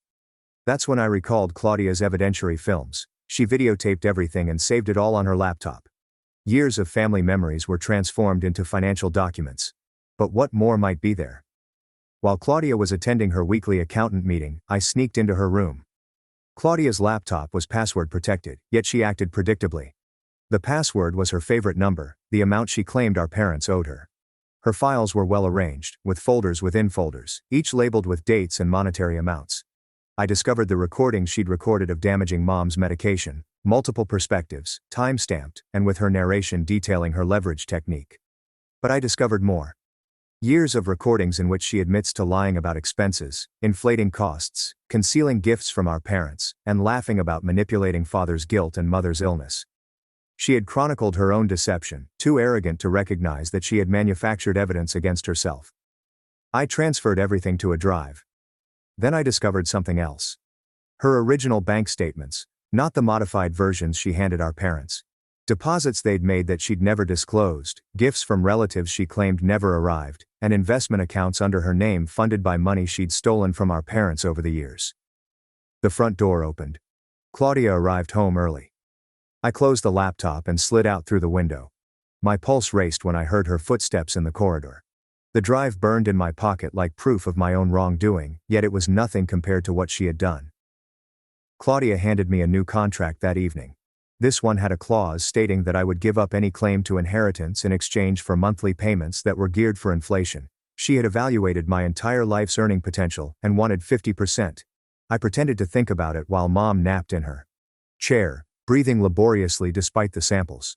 3 days of medicine remain. The pharmacist had contacted twice regarding the pending refills. $3,500 could as well have been $3 million. Claudia took out her phone and showed me additional videos. This time she had videotaped herself at the drugstore, guaranteeing that they would not refill early. She had actually gone to make sure I couldn't work around her idea. Her wickedness was breathtakingly thorough. Dad walked in when Claudia was explaining the interest calculations. He stared between us, puzzled by the tension. Claudia quickly went into victim mode, alleging I was attempting to take her due fortune by pushing unneeded medical bills. I saw Dad's face crumple. He'd worked 2 jobs for 30 years and saved every penny, but it wasn't enough to support one daughter or save his wife. The weight of failure strained his shoulders. That night I made a decision. Claudia had transformed our family into a business. Perhaps it was time I learned her language. I spent the next morning in the library, learning everything I could on financial fraud and elder abuse. The facts on my drive provided a clear picture, but I needed to learn how to apply it successfully. Claudia had several years of expertise manipulating our parents. I had many days to learn how to fight back. The librarian, an elderly woman who had assisted me with school projects years prior, saw my stack of legal volumes. She brought me coffee and gave me a concerned look. I said that I was helping a friend with a family crisis. She nodded knowingly and directed me to materials on financial exploitation inside families. When I returned home, I saw Claudia had installed a lock on the medicine cabinet. She'd also installed security cameras in the kitchen and living room, all linked to her phone. She was documenting everything, arguing that I was the true threat to our parents' finances. Mom's breathing became more heavy over the hour. The sample drugs were helpful, but not sufficient. She needed her entire prescription regimen. I assisted her onto the couch, adjusting pillows to improve her breathing. Claudia appeared with her calculator, calculating the expense of my care at professional rates. I decided to try something out. While Claudia watched, I took out my wallet and gave Dad $40. I informed him it was for food. Claudia's fingers rushed over the calculator. She requested the matching 40 immediately. Dad, tired and perplexed, groped for his wallet. I stopped him and showed Claudia the supermarket receipt from my wallet. The $40 was reimbursement for groceries I had already purchased. According to her own guidelines, this was not new money spent on me. It was payback. Claudia's face turned red. She had not anticipated me to begin documenting like her. She spent the next hour establishing new subcategories in her spreadsheet for reimbursements and direct expenditures. I took advantage of the opportunity to visit my father's home office and review old bank statements. If Claudia could make a case using numbers, so could I. The statements revealed something intriguing. Claudia persuaded our parents 5 years ago to enlist her as a joint account holder for emergency considerations. Since then, regular payments have been leaving their account, always just below the threshold that would activate banking notifications. They probably didn't notice the small, persistent bleeds. I photographed everything using an old digital camera I found in the closet. Claudia had access to my phone via family sharing. She couldn't locate this camera. Mom's condition worsened that afternoon. Even though she was sitting upright, her lips became blue. Her fingertips swelled. I recognized the symptoms of fluid retention that the doctor had warned me. Without the diuretics, her body was drowning from within. I contacted the doctor again. He couldn't prescribe new samples right away, but he did add that the hospital pharmacy occasionally offered patient aid programs. They might be able to assist if Mom was admitted, but admission entailed tests, examinations, and expenditures that would set Claudia's calculator off. Claudia must have been keeping track of my calls. She appeared in the doorway, holding printed hospital admission estimates. A cardiac evaluation costs a minimum of $25,000. She wanted her half up front, or she'd accuse me of pressing unneeded treatments on her mother. I made a decision that felt like betrayal, but it could save Mom's life. I agreed to Claudia's most recent contract with one adjustment. Instead of making lifetime payments, I would give her a big amount from the sale of everything I owned. She immediately calculated and agreed, dispelling mistrust. My automobile, leftover jewelry, electronics, and even my clothing were valuable. She estimated a total of $18,000. She agreed and took out her phone to document the deal. I signed her contract, and she quickly started scheduling times to inventory my belongings. What she didn't realize was that I had previously sold the most valuable items for Mom's medication. She figured $18,000, based on products that no longer exist. Claudia celebrated her victory by updating spreadsheets and calculating interest. I assisted Mom in getting to her car. I told Claudia I was bringing Mom for some fresh air. She was too preoccupied calculating her windfall to pay attention. At the hospital, I explained our insurance situation to the intake nurse. She assessed Mom's blue lips and swollen ankles, and classified the admission as an emergency cardiac examination. The billing department might handle the money later. Mom needs aid right now. The physicians verified my fears. Without medication, Mom's heart was failing. They started taking 4 diuretics right away, and the edema started to go down within hours. Her breathing relaxed. Her face regained its color. The hospital's patient advocate indicated that they had pharmaceutical assistance programs, but the paperwork would take several days. I stayed with Mom all night, clutching her hand as she slept. Hospital monitors beeped steadily, confirming that her heart was still struggling. Around dawn, my phone exploded with Claudia messages. She had detected my deceit about the possessions, and was calculating fines and interest for my breach of contract. She arrived at the hospital with her laptop and portable printer, prepared to provide me with new documents. But she made an error. In her wrath over my lie, she brought the incorrect folder. Instead of her new contracts, she grabbed her evidence folder, which had footage showing her smashing her mother's medication. I saw a chance. While Claudia was setting up her mobile office in the waiting area, I queried a passing nurse about hospital security. I explained that my sister had footage on her laptop of trashing patient medication. Why does Claudia videotape herself doing awful things and then bring those films to the hospital? I'm intrigued why she keeps such extensive records of her own stunts. Does she believe no one will ever check her folders, or does documenting everything make her feel powerful? The nurse's countenance tightened. She called both security and the patient advocate. Claudia was deep in computations when hospital security arrived. They wanted to speak with her about the medicine incident. She chuckled, assuming I was making up stuff. Then she opened her laptop and showed them the evidence of my financial crimes. Instead, her ordered folders displayed on the screen, one of which was named Medication Leverage. The security guard urged her to access it. Claudia, still certain of her virtue, clicked the folder. Her own films played, showing her throwing drugs down the sink and discussing how she planned to exploit her mother's health as leverage. The security supervisor promptly contacted the hospital's administrator and social services. Claudia attempted to close the laptop, but the harm had been done. The patient advocate had seen enough. She stated that destroying prescription medication constituted a severe kind of elder abuse. The hospital would file reports with the appropriate agencies. Claudia's face turned white when she realized her meticulous record had become evidence against her. While Claudia handled security, I visited with the financial consultant. The hospital had emergency funding for situations like ours, in which family members were financially exploited. They might provide emergency care for Mom, while also assisting us in applying for long-term aid. The counselor stated that given proof of financial abuse, we might be eligible for expedited processing. I handed over the drive with Claudia's financial details. The counselor's eyes widened as she studied years of concealed transfers, inflated expenses, and recorded admissions to fraud. This was sufficient to demonstrate a pattern of exploitation. Dad came at the hospital, puzzled and scared. Claudia had contacted him, stating that I had kidnapped Mom and was forcing her to undergo unnecessary medical procedures. He saw Mom sitting up in bed, breathing normally for the first time in days, and with color in her cheeks. The disparity between Claudia's statements and reality finally woke him up. I showed him the bank statements that I had found. His palms shook as he identified a hitherto unknown transfer pattern. 20 here, 50 there, and sometimes hundreds, all transferred from their joint account to Claudia's personal account. Over 5 years, she had pocketed approximately $32,000 more than they had given her directly.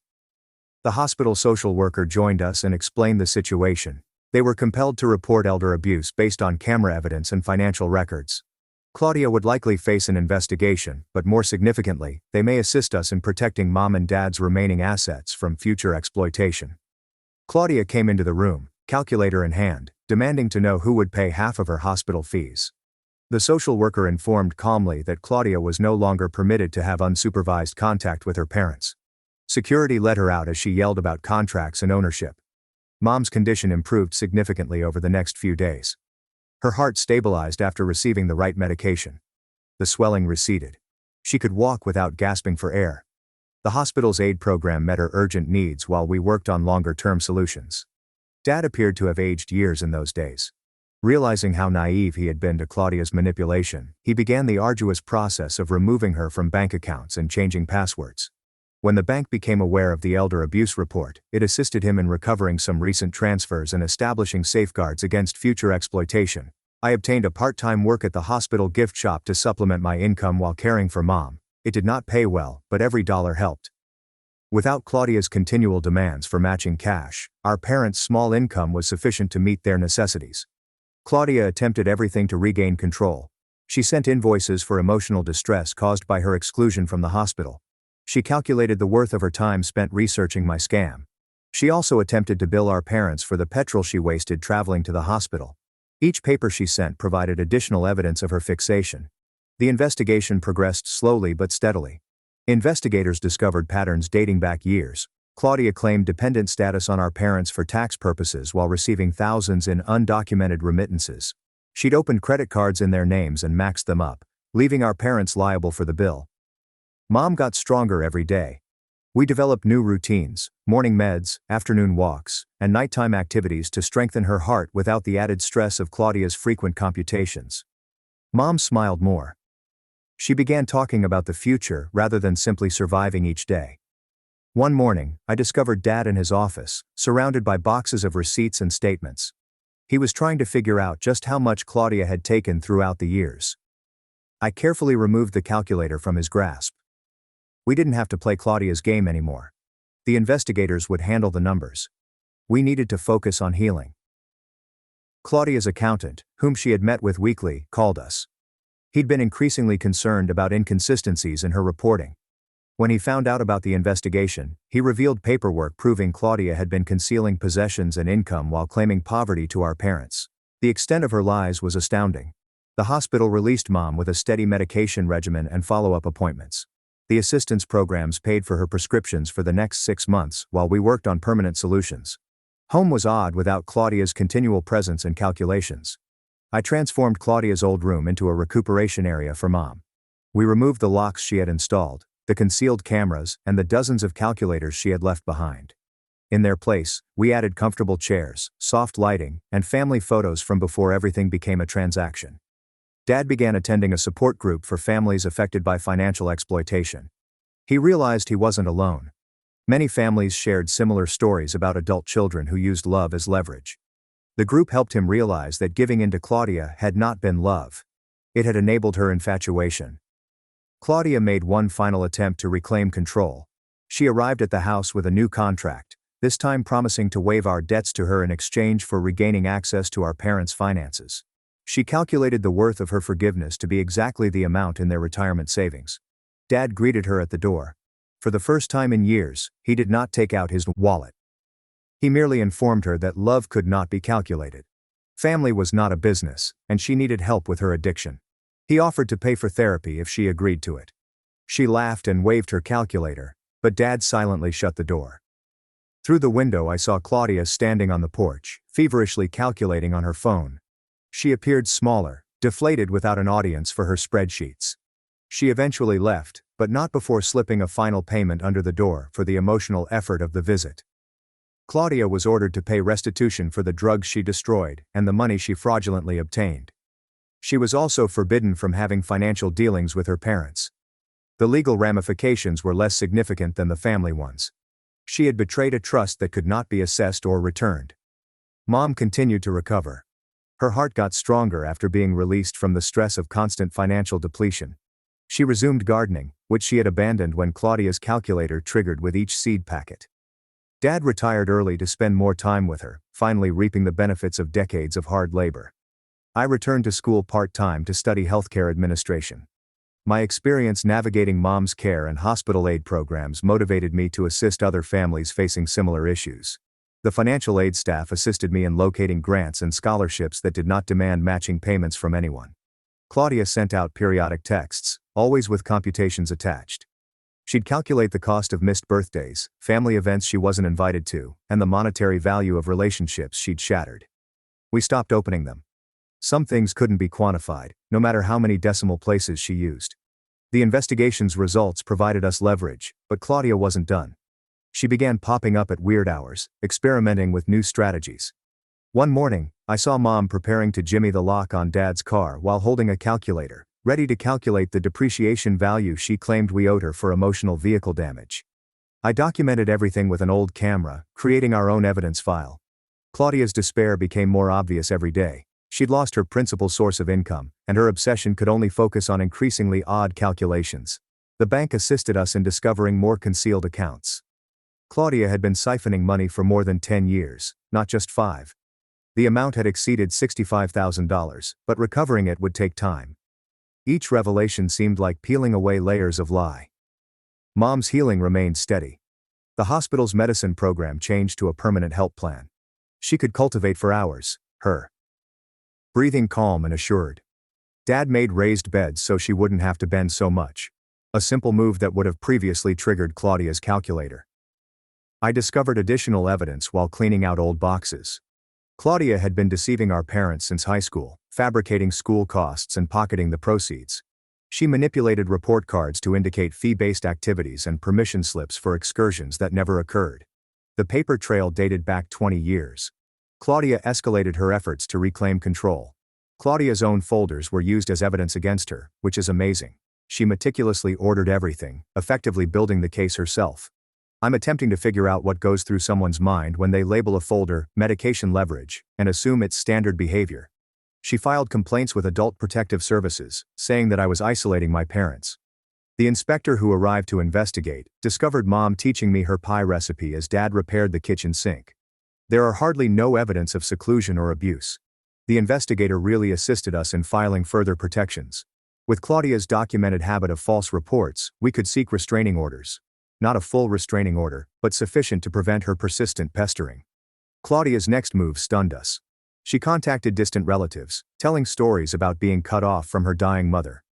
I am confident she calculated the emotional manipulation worth of each call. These relatives, however, were familiar with our family. They'd observed Claudia's obsession build over time. Most simply stopped answering her calls. One relative paid a visit, anxious about the family drama. He discovered Mom healthier than she had been in years, and Dad calm and smiling. We showed him some of Claudia's invoices and spreadsheets. He walked away shaking his head, grumbling about getting his own finances checked after seeing what relatives could do. The restitution hearing started. Claudia arrived with boxes of her own documents, ready to demonstrate that every penny was justified. However, her own thorough records worked against her.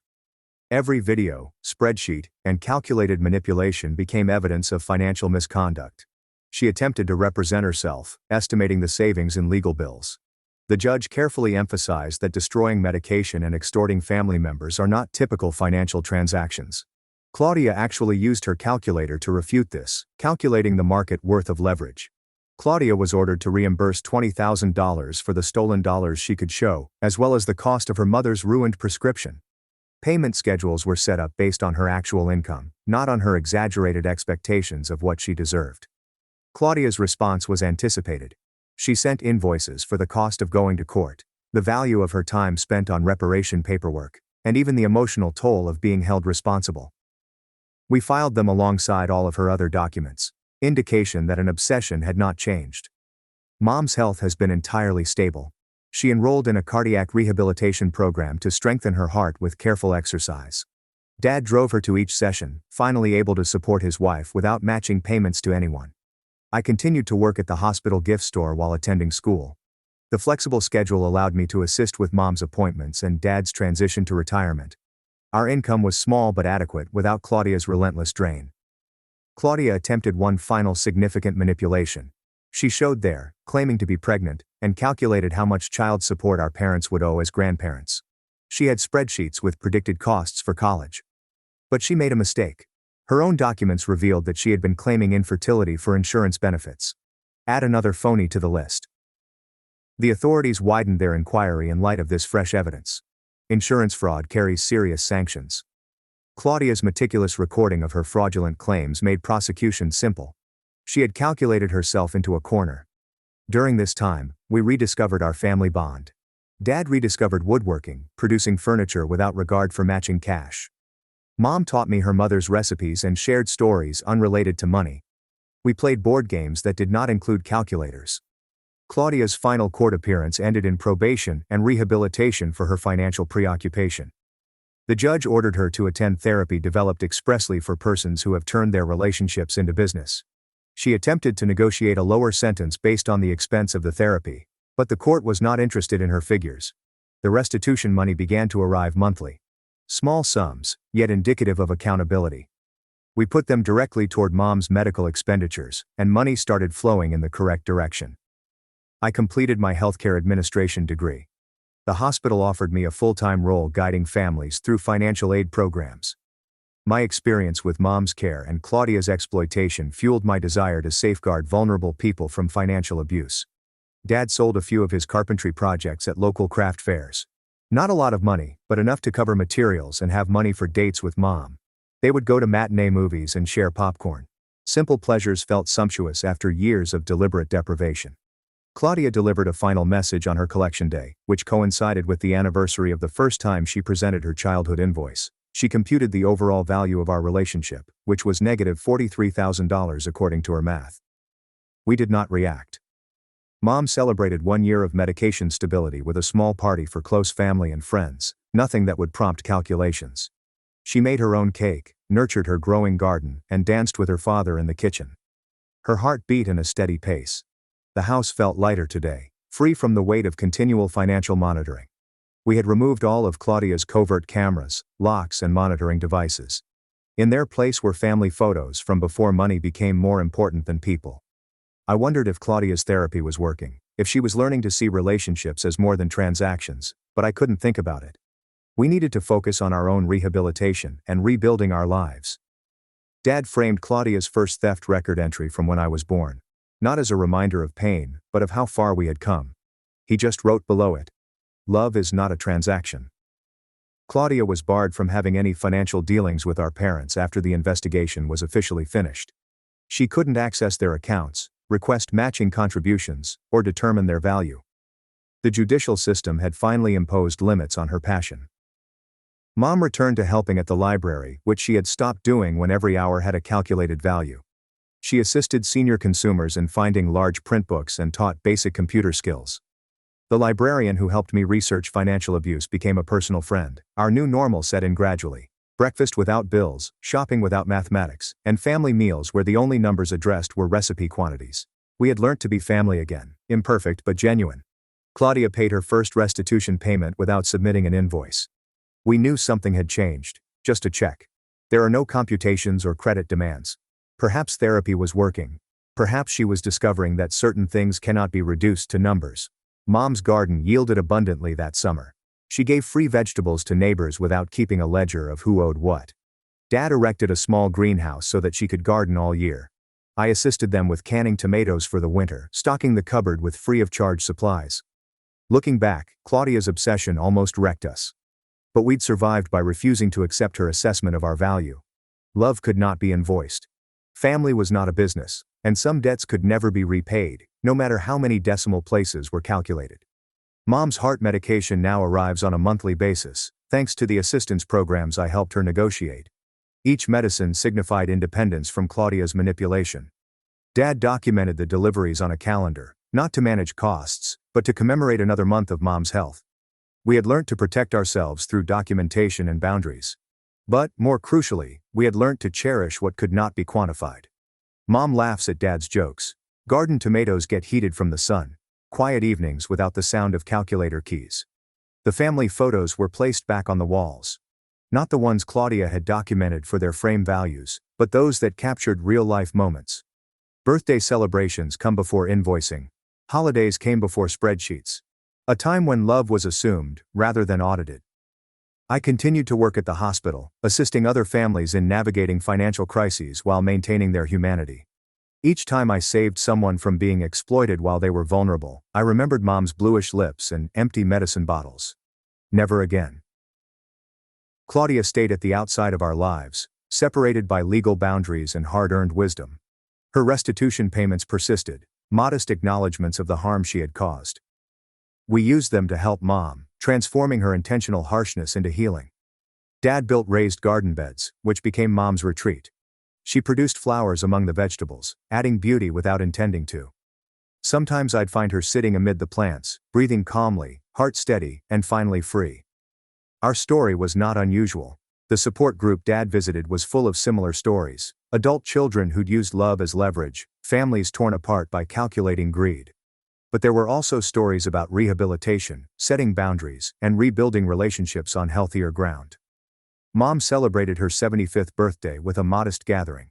There are no invoices or calculations, only relatives and friends sharing cake and stories. Dad handed her a handmade jewelry box. I gave her a photo album depicting her garden throughout the seasons. Simple gifts that reflected her personality rather than her price tag. Financial recovery took time, but emotional rehabilitation took longer. Trust, once damaged by purposeful betrayal, was slowly rebuilt. We learned to accept help without suspicion, to give without keeping score, and to be family rather than business partners. Claudia's court-mandated therapy continued, and it may finally be taking root. Her texts became less frequent and less deliberate. The final one had no numbers at all, just a brief remark explaining that she was learning to view things differently. I'm intrigued how those distant relatives knew about Claudia's tendencies. Does this suggest she'd been doing this calculating thing for years before it became so bad? We choose cautious hope over seething hatred, not reconciliation, not yet, perhaps never. However, acknowledging that preoccupation can be cured. That people can change if they choose to. That even calculated hearts may learn to love without keeping score. Mom's heart beat steadily and strongly. The drugs worked. The support programs continued. The garden grew. We had survived Claudia's planned attack on our family by refusing to accept her valuation. Love was not a trade. Family was not a spreadsheet.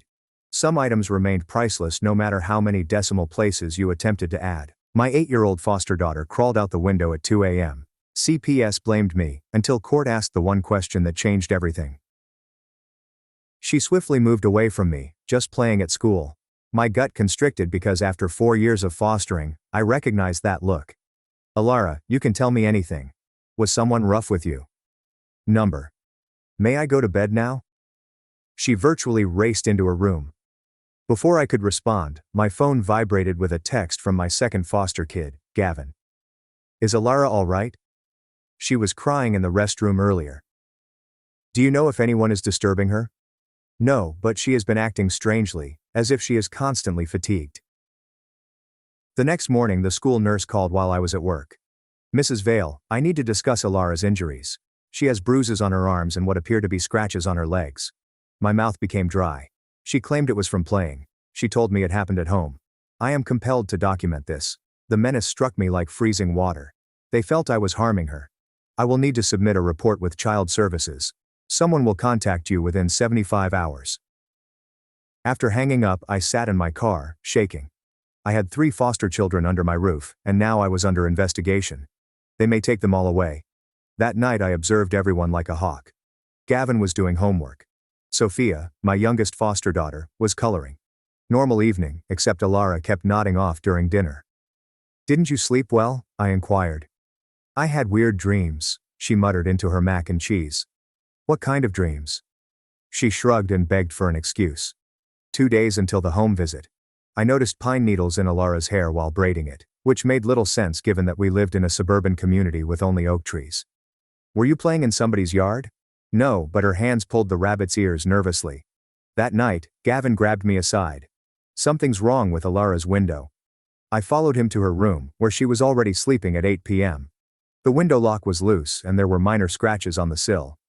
My blood ran cold. I put a baby monitor app on my phone without informing her. That night at 10 p.m., I checked and found her in bed. However, my alarm went off at 4 a.m. I checked the bathroom again. The bed was vacant. I dashed into her room and she was there, sound asleep, but her pajamas were altered. The pink ones I had put her in were replaced with purple ones. The social worker called to confirm tomorrow's appointment. Mrs. Vale, we take these reports seriously. 3 children's lives are at stake. Alara drew a drawing during breakfast. A yellow house with a damaged swing set and a woman with long black hair. That's pretty. Is this from a book? It's a unique home, she remarked dreamily. From my fantasies. Something felt strange in my chest. I'd seen the house. It was 4 miles away in a rougher area of town, reached via a driving shortcut, but Alara had never been there. What happens at the special house? The lady gives me some sweets and braids my hair. She touched her head where I had discovered the pine needles. That night, I did not sleep. At 3 a.m., I heard a faint sound and sneaked to Alara's door. It had cracked open. Her bed was vacant. I pulled on my shoes and dashed outdoors, just in time to spot a small figure in pink pajamas scaling our back fence. My heart pounded as I followed from a distance. Alara moved with purpose, a small, resolute figure under the streetlights. By the time we arrived at the yellow house with its broken swing, my feet were saturated in dew and my mind was racing. The door opened, and a woman drew her into a hug. Long black hair, slim build, shaky hands. I recognized that face from the file. Alara's biological mother, Isolde, had lost custody 2 years prior for negligence and substance misuse. Through the glass, I saw Isolde prepare soup and braid Alara's hair while Alara spoke with more excitement than I'd ever heard. Isolde continued stroking Alara's face, as if she couldn't believe she existed. Then I heard Isolde remark, "The courts can't stop us from meeting at night, baby. Darkness keeps us safe. Our little secret." It was now 5 a.m. Alara's biological mother had forced her to trek 5 miles alone through darkness. The next morning, child services arrived at 10 a.m. sharp. Alara was barely awake on the sofa. When I stopped her, the social worker looked at her arms and began asking questions. That's when the social worker said something that completely changed the situation. Isolde hadn't only lost custody due to neglect and substance misuse. There was another reason. A reason that made those 4-mile journeys through the darkness even more terrible than I had anticipated. The social worker retrieved a thick brown folder from her bag and opened it, her face turning white. She flipped through pages with trembling fingers until she found what she was searching for, then turned it toward me. 2 years ago, Isolde attempted to take Alara from her previous foster family. My coffee mug fell and landed on the floor, spilling brown liquid on the tiles. The social worker continued reading from the file while I fetched paper towels. The foster father awoke at 4 a.m. to use the restroom and heard noises outside. She pointed to a photograph of a bedroom window with the screen cut. He discovered 6-year-old Alara climbing out with the backpack Isolde had instructed her to pack. My legs felt like water, so I had to sit down in the kitchen chair. The social worker handed me further documents, including police reports with Isolde's mugshot and comments from the foster parents. Isolde had been sending notes through a daycare worker informing Alara that they were going on an adventure. She flipped another page. When they caught her, she had packed her favorite toys and was about to leave. I stared at the documents, and my hands began to shake. Does Alara recall any of this? The social worker shakes her head. Alara was only 5 years old when Isolde informed her it was a game, so she most likely believes her mother abandoned her because she was impoverished. That explained why Alara was so eager to slip out, believing she was assisting her mother, who only needed to see her. The social worker leaned forwards. Would you like to file charges for breaking the restraining order? My gut wrenched as I imagined Isolde being detained, but I focused on Alara's room. I need to ensure her safety. The social worker nodded and took out her phone. I'm going to call my supervisor. This case requires a different approach now. Within 25 minutes, another woman walked through my door. She's older, has gray streaks in her hair, and walks without hesitation. I'm Sona Rowan. I'll take command now that we're dealing with external danger. I have not suspected any mistreatment from you. She quickly began examining my windows, testing the locks, and photographing each one. I followed her about the house while she took notes on a tablet. Show me Alara's room. We walked down the hall, and Sona examined the scratches on the window frame, measuring them with a small ruler from her backpack. "You said you have footage."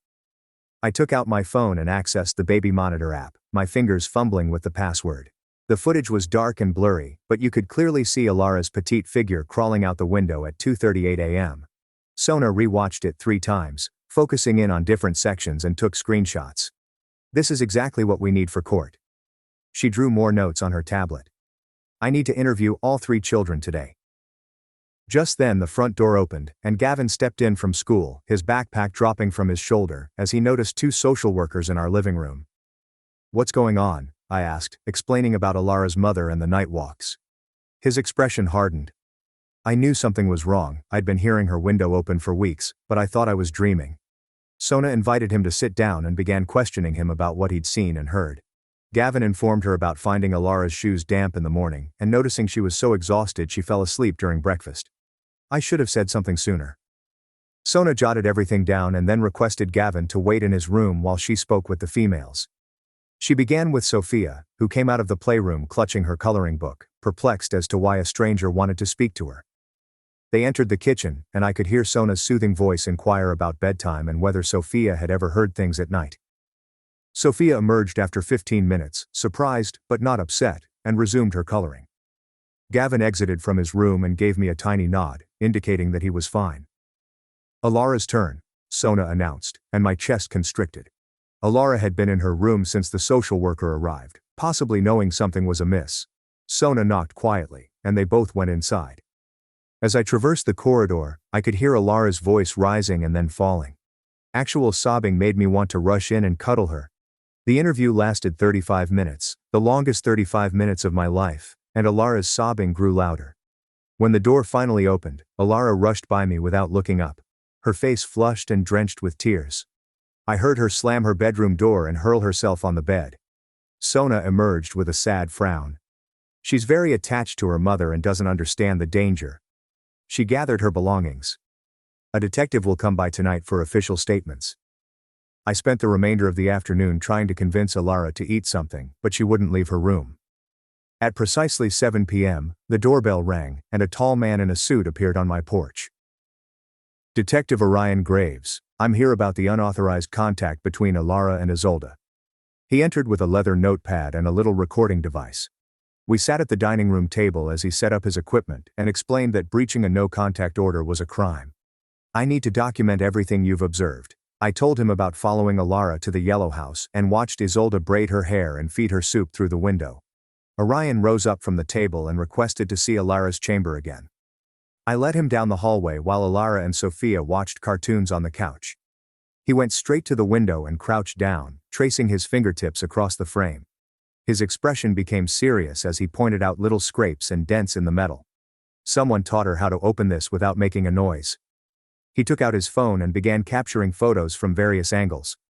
The marks were tiny, yet unmistakable, as if someone had used a screwdriver or butter knife repeatedly. Orion measured the scrapes with a little ruler from his pocket and made notes in his notebook. I felt nauseous thinking about how many times this had happened while I was sleeping. He tested the window and demonstrated how it opened with just the correct pressure in the right spot. This took practice, probably weeks of showing her. My legs felt weak, so I had to sit on Alara's bed. That night, after dinner, I went to check on Alara before bedtime and saw her sitting on her floor with her pet rabbit. She was packing it in a little rucksack, along with some clothes and her favorite book. "What are you doing, sweetie?" She looked up at me, tears welling up. "Mama needs me." She blurted out the words as she began crying furiously. "I promised I'd come back." I promised her.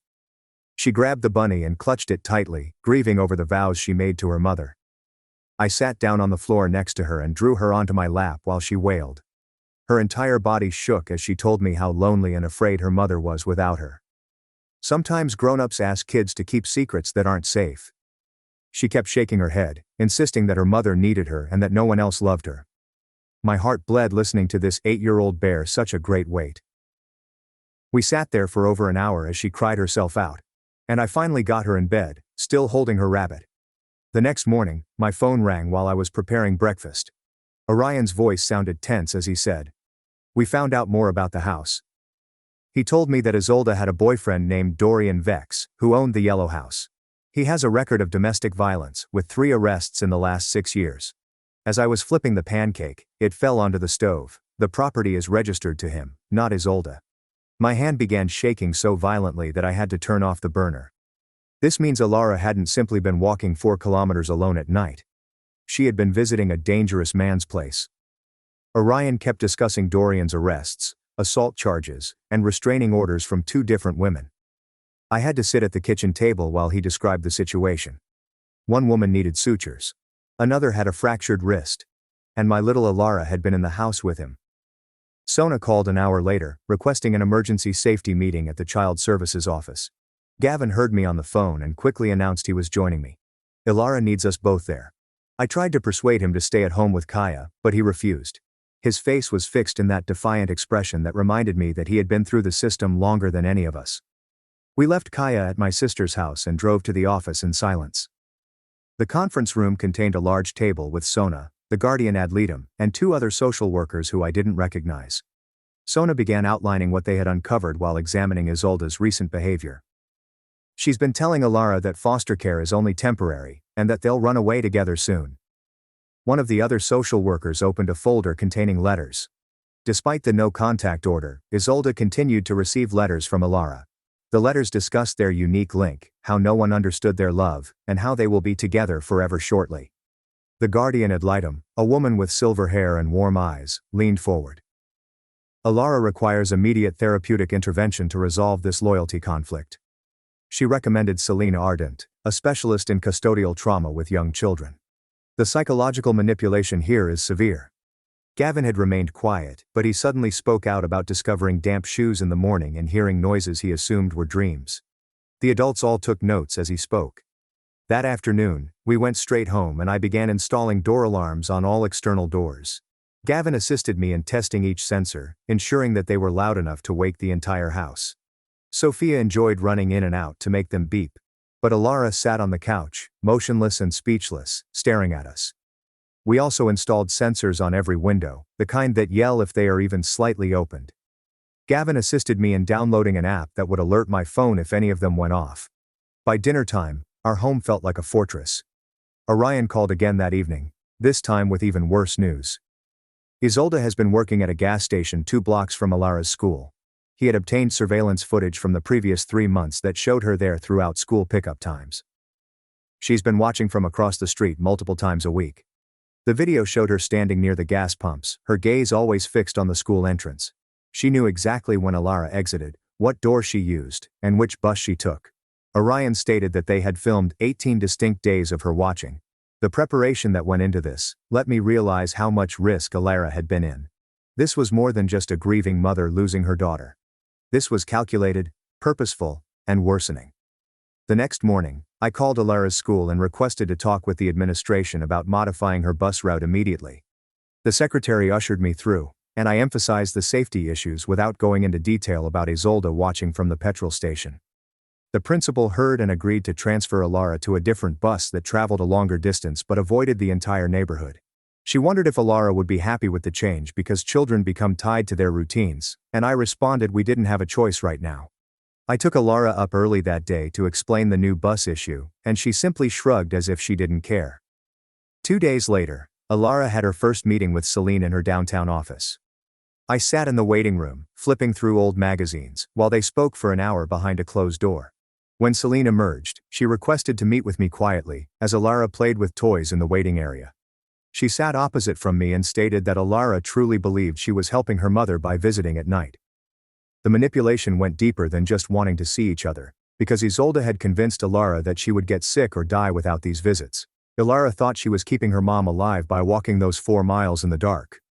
Celine stated it would take months to undo this type of psychological harm, so we needed to be patient. That night, I was watching TV when the door alarm sounded throughout the home at precisely 2 a.m. I sprang up and dashed to the front door, where I discovered Alara with her backpack, attempting to turn the doorknob while the alarm sounded. She noticed me and began pulling harder on the door, crying that her mother was waiting and would think she no longer loved her. I had to physically lift her up while she kicked and cried, her small fists pounding my shoulders. Gavin came coming out of his room and helped me bring her back to the couch, while she fought us the entire time. Sophia stood in the doorway, clutching her favorite bear, Tears streamed down her cheeks from the noise and chaos. After 25 minutes, Alara had worn herself out and collapsed on Gavin, still crying but quieter. I looked at all three kids and recognized that this situation was harming everyone, not just Alara. Gavin was trying to be strong, but I could tell he was tired from worrying. Sophia began experiencing nightmares and asked if we were all going to be taken away. The next morning, Sona called early to say she was applying for an emergency custody court to enhance the protective order against Isolde. She cautioned me that Isolde would most likely appear in court, and the situation may become heated with Alara present. The hearing was scheduled for 5 days out, and we needed to prepare. That afternoon, Orion contacted with additional information he discovered while investigating. Dorian had been driving Isolde to the Yellow House for all those nighttime meetings with Alara. His car showed up on traffic cameras at intersections between 3 a.m. and 5 a.m. on multiple nights that matched when Alara went missing. The cameras captured his license plate clearly and showed 2 people in the automobile each time. This implied Isolde hadn't been alone in the house, and Dorian had been present during those visits. I packed suitcases for all 3 kids the night before the hearing because I was concerned Isolde might resort to extreme measures if the court decided against her. My sister lived an hour away and had an excellent security system with cameras, so we traveled there after dinner. The kids were perplexed by the unexpected vacation, but I assured them it was only for one night. My sister had arranged sleeping bags in her living room, making it feel like an expedition for them. We got up early the next morning and drove directly to the courthouse, arriving 30 minutes ahead of schedule. I held Alara's hand as we walked through the metal detectors, while Gavin distracted Sophia with a phone game. We found the correct courthouse and sat in the back row, waiting for our case to be called. That's when Isolde entered with a public defender, looking slimmer than I remembered from looking through the Yellow House window. Her hair was pushed back, and her clothing hung loosely across her frame. When she spotted Alara, she began screaming and called out to her, reaching behind her lawyer and toward us. The bailiff promptly went up and ordered her to sit down or be removed from the courtroom. Isolde kept staring at Alara, mouthing something I couldn't understand as tears streamed down her cheeks. The judge entered, and everyone stood up. Then he began evaluating the evidence that had been supplied. He reviewed the police papers from the kidnapping attempt 2 years ago and the current finding of the nocturnal meetings. He seemed particularly disturbed when he read about Alara trekking 4 miles alone in the dark and the psychological manipulations Selene had detailed. His expression hardened as he read of Dorian's involvement and history of violence. He requested Isolde's counsel to explain why his client frequently violated the no-contact order. The lawyer got up and said, "Isolde just wanted to see her daughter and never meant any harm.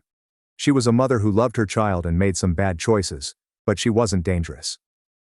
When the judge specifically asked about Dorian and why Isolde brought Alara to his house, the lawyer was unable to provide a satisfactory answer. Isolde began to speak, but her lawyer grasped her arm, forcing her to stop. My legs felt weak as I walked up to the witness stand. I placed my hand on the Bible and pledged to tell the truth while Alara watched from her seat. The prosecution asked me to tell what happened the night I realized Alara was missing. I informed them about checking the baby monitor at 5 a.m. and discovering her bed empty. My voice cracked as I remembered racing outside and finding her tiny figure scaling our back fence in her pink pajamas. The courtroom was silent as I told how I had followed her 4 kilometers through dark alleys to the Yellow House. When I reached to the part about looking out the window, I had to pause and catch my breath. Isolde was preparing soup and braiding Alara's hair as my foster daughter spoke with the most delight I'd ever seen. When the prosecution questioned what I had heard Isolde say, I echoed the phrases about darkness keeping them secure and being their little secret. Alara began crying in her seat, and Gavin wrapped his arm around her as I concluded explaining how I had waited until 5 a.m. to ensure Alara arrived home safely. The judge asked me directly if I had observed any signs of physical injury during my visits. I told him about the bruises and scratches that prompted this entire investigation. He asked if I felt Alara knew the dangers of walking alone at night. I explained that she was too little to understand, and only wanted to see her mother. After 2 hours of testimony from me, Sona, and Orion concerning the violations and Dorian's role, the court was ready to rule. He glanced at Isolde and talked emphatically about the gravity of her acts. She endangered an 8-year-old child by forcing her to go alone through unsafe neighborhoods at night. The no-contact order had been issued for good reason, following the previous kidnapping attempt. He ordered supervised visits only twice a month at the downtown courthouse. Isolde would be required to pass drug tests before each visit, and any violations would result in immediate arrest. The visits would last an hour, with a court consultant present throughout. No presents, letters, or private talks would be permitted. If she skipped 2 visits, or failed a drug test, her parental rights would be suspended forever. Isolde began sobbing and reaching for Alara, but the bailiff stood between them. We hurriedly exited the courtroom, but Alara broke away from me in the parking lot. She yelled that I was horrible, and that everyone was keeping her from her own mother. Other families walking to their cars stopped to look as Alara struck my legs with her small hands. Gavin helped me get her into the car, and she kicked the back of my seat the entire way home. She dashed straight to her room, slamming the door so fiercely that a picture tumbled off the hallway wall. Sophia was afraid and perplexed when we arrived home, wondering why Alara was so upset. I tried to explain in simple terms while preparing lunch, but no one wanted to eat. Later that afternoon, I went to check the mail and discovered an envelope without a stamp or return address. Inside was a letter from Isolde requesting me to allow her to see Alara outside of court visits. She stated that she was a decent mother who made mistakes and simply wanted to cuddle her baby. My palms shook as I contacted Orion, who arrived within 25 minutes to take it as proof. He claimed Isolde breached the new court order within hours of it being issued. This would be immediately reported to the judge, potentially affecting her supervised visits. He took pictures of our mailbox and inquired if I had seen anyone around the house. I hadn't, but now I was frightened that Isolde knew where we lived. Orion stated that he would have patrol cars go by more frequently to keep monitor. 2 days later, Celine arrived for Alara's usual therapy appointment and instantly realized we needed further assistance. She extended her meetings to twice a week and began teaching Alara about good and harmful secrets. Alara sat with her arms crossed and refused to look at Celine or answer questions. Alara was still upset at me for what she called tattling on her mother, so progress was painfully slow. She refused to eat dinner with us and stopped allowing me to braid her hair in the mornings. Gavin tried to help by playing games with her, but she also pushed him away. It took a week before the first monitored visit was organized at the downtown family court. I was worried traveling there since I wasn't sure how Alara would respond to seeing her mother. The coordinator greeted us in the foyer and outlined all of the rules to me as Alara waited on a bench. She stated that Alara will be observed at all times, both through cameras and in person. No physical goods could be exchanged, and conversations would be redirected if they became offensive. If Isolde did not obey the rules, the visit would cease immediately. I stared through the one-way glass as they led Isolde into the little visiting room. Alara ran up to her, and they hugged while both crying. For the first several minutes, they just held each other, and I felt bad witnessing it. Isolde then began whispering in Alara's ear, and the coordinator moved closer to listen. Isolde drew Alara onto her lap and continued to murmur words the coordinator couldn't understand. The coordinator warned her again to talk at a regular volume. Isolde promised Alara that they'd be together again soon, and that this was only temporary. She said she had a strategy and instructed Alara to be prepared. The coordinator abruptly ended the visit after barely 20 minutes. Isolde shouted and held Alara until security intervened to forcibly separate them. That night, Alara refused to eat supper and exclaimed, "You're the meanest person in the world." She said I wouldn't let her mother speak with her privately because I was envious. Gavin attempted to explain why the regulations existed for her safety. He told her about children who were injured because grown-ups forced them to keep harmful secrets. Alara shielded her ears and dashed to her room, yelling that we all hated her mother. The next morning, Orion called with news that would change everything. Dorian has been arrested on drug charges after a traffic stop found meth in his car. They obtained a warrant to examine the yellow house and discovered something terrible. There were bus tickets to Mexico dated next week, as well as fraudulent IDs with Alara's photo but a different name. They also discovered a notepad containing detailed plans for picking Alara up from school and going to the border. The discovery revealed that Isolde was actively plotting another kidnapping attempt, even while in court. According to Orion, there was evidence of a conspiracy to abduct across state borders, a federal offense. Sona had to disclose this to the court right away and recommended that all visits be suspended. She stated that Isolde was too dangerous and manipulative to have any interaction with Alara right now. After the call, I sat in my car, my hands shaking uncontrollably as I considered what this meant for Alara. 3 days went by with Alara scarcely speaking to anyone and spending the majority of her time in her room with her teddy rabbit. Selene arrived for an emergency session and found me in the kitchen, crying, while the kids were at school. She sat across from me and pushed a box of tissues my way before explaining, "Protecting kids sometimes means making hard choices that feel cruel, but are actually the most loving thing you can do. I was wiping my eyes when the news came on the TV in the living room, showing Isolde being led away in handcuffs from her apartment building. According to the reporter, police discovered bus tickets to Mexico and phony IDs during a raid linked to a kidnapping plan. My stomach fell since Alara would be home from school in 20 minutes, and I hadn't decided how to tell her yet. The front door opened, and Alara ran to the TV, which was showing her mother's mugshot. She stood there for almost 10 seconds before sprinting to her room and slamming the door so violently that the pictures on the wall rattled. I knocked repeatedly, but she didn't answer, and I could hear things being thrown around inside. When Gavin returned home, he tried to talk to her through the door, while Sophia sat on the couch, terrified and confused. Hours passed before the flinging noise ceased, and I heard the lock click open. Alara stood there with red eyes, asking in the smallest voice if her mother was going to jail since she had told about the nocturnal visits. I drew her into my arms and explained that her mother made unsafe choices and that none of this was her fault, while she wailed into my shirt. Gavin appeared with a bag of her favorite chips, and Sophia had drawn a rainbow with the words, "I love you, Alara," written in purple crayon. We all sat on her bed while she ate chips, wept, and asked me why her mother would risk everything to visit her. The following few days blurred together, with new door alarms being tested every night and therapy sessions highlighted on the calendar in red marker. Alara stopped attempting to slip away, and instead stood at her window, occasionally staring toward the yellow home, which was not visible from here. Family movie nights became a Friday tradition, with everyone choosing a movie on rotation and making popcorn together. 2 weeks passed before Selene called me after a session to tell Alara had begun talking about what happened in the yellow house. She mentioned Dorian drinking beer after beer and screamed at her mother as Alara hid behind the couch. When Dad threw stuff, Alara would go to the toilet and lock the door until her mother arrived to retrieve her. Details continued spilling out that made my chest tighten, such as Dorian grabbing Isolde's arm hard enough to leave marks and Alara learning to be extremely quiet when he was in a certain mood. Selene remarked. These revelations showed we'd intervened at exactly the right time before something worse happened. When Sona called to announce the investigation was officially ended and I was exonerated of any wrongdoing, the relief hit me hard. She actually said I handled the discovery better than most foster parents would have and that I should be proud of safeguarding Alara while still attempting to maintain her contact with her mother through appropriate means. My legs felt shaky as I hung up because I had been scared for weeks that they would take all 3 kids away.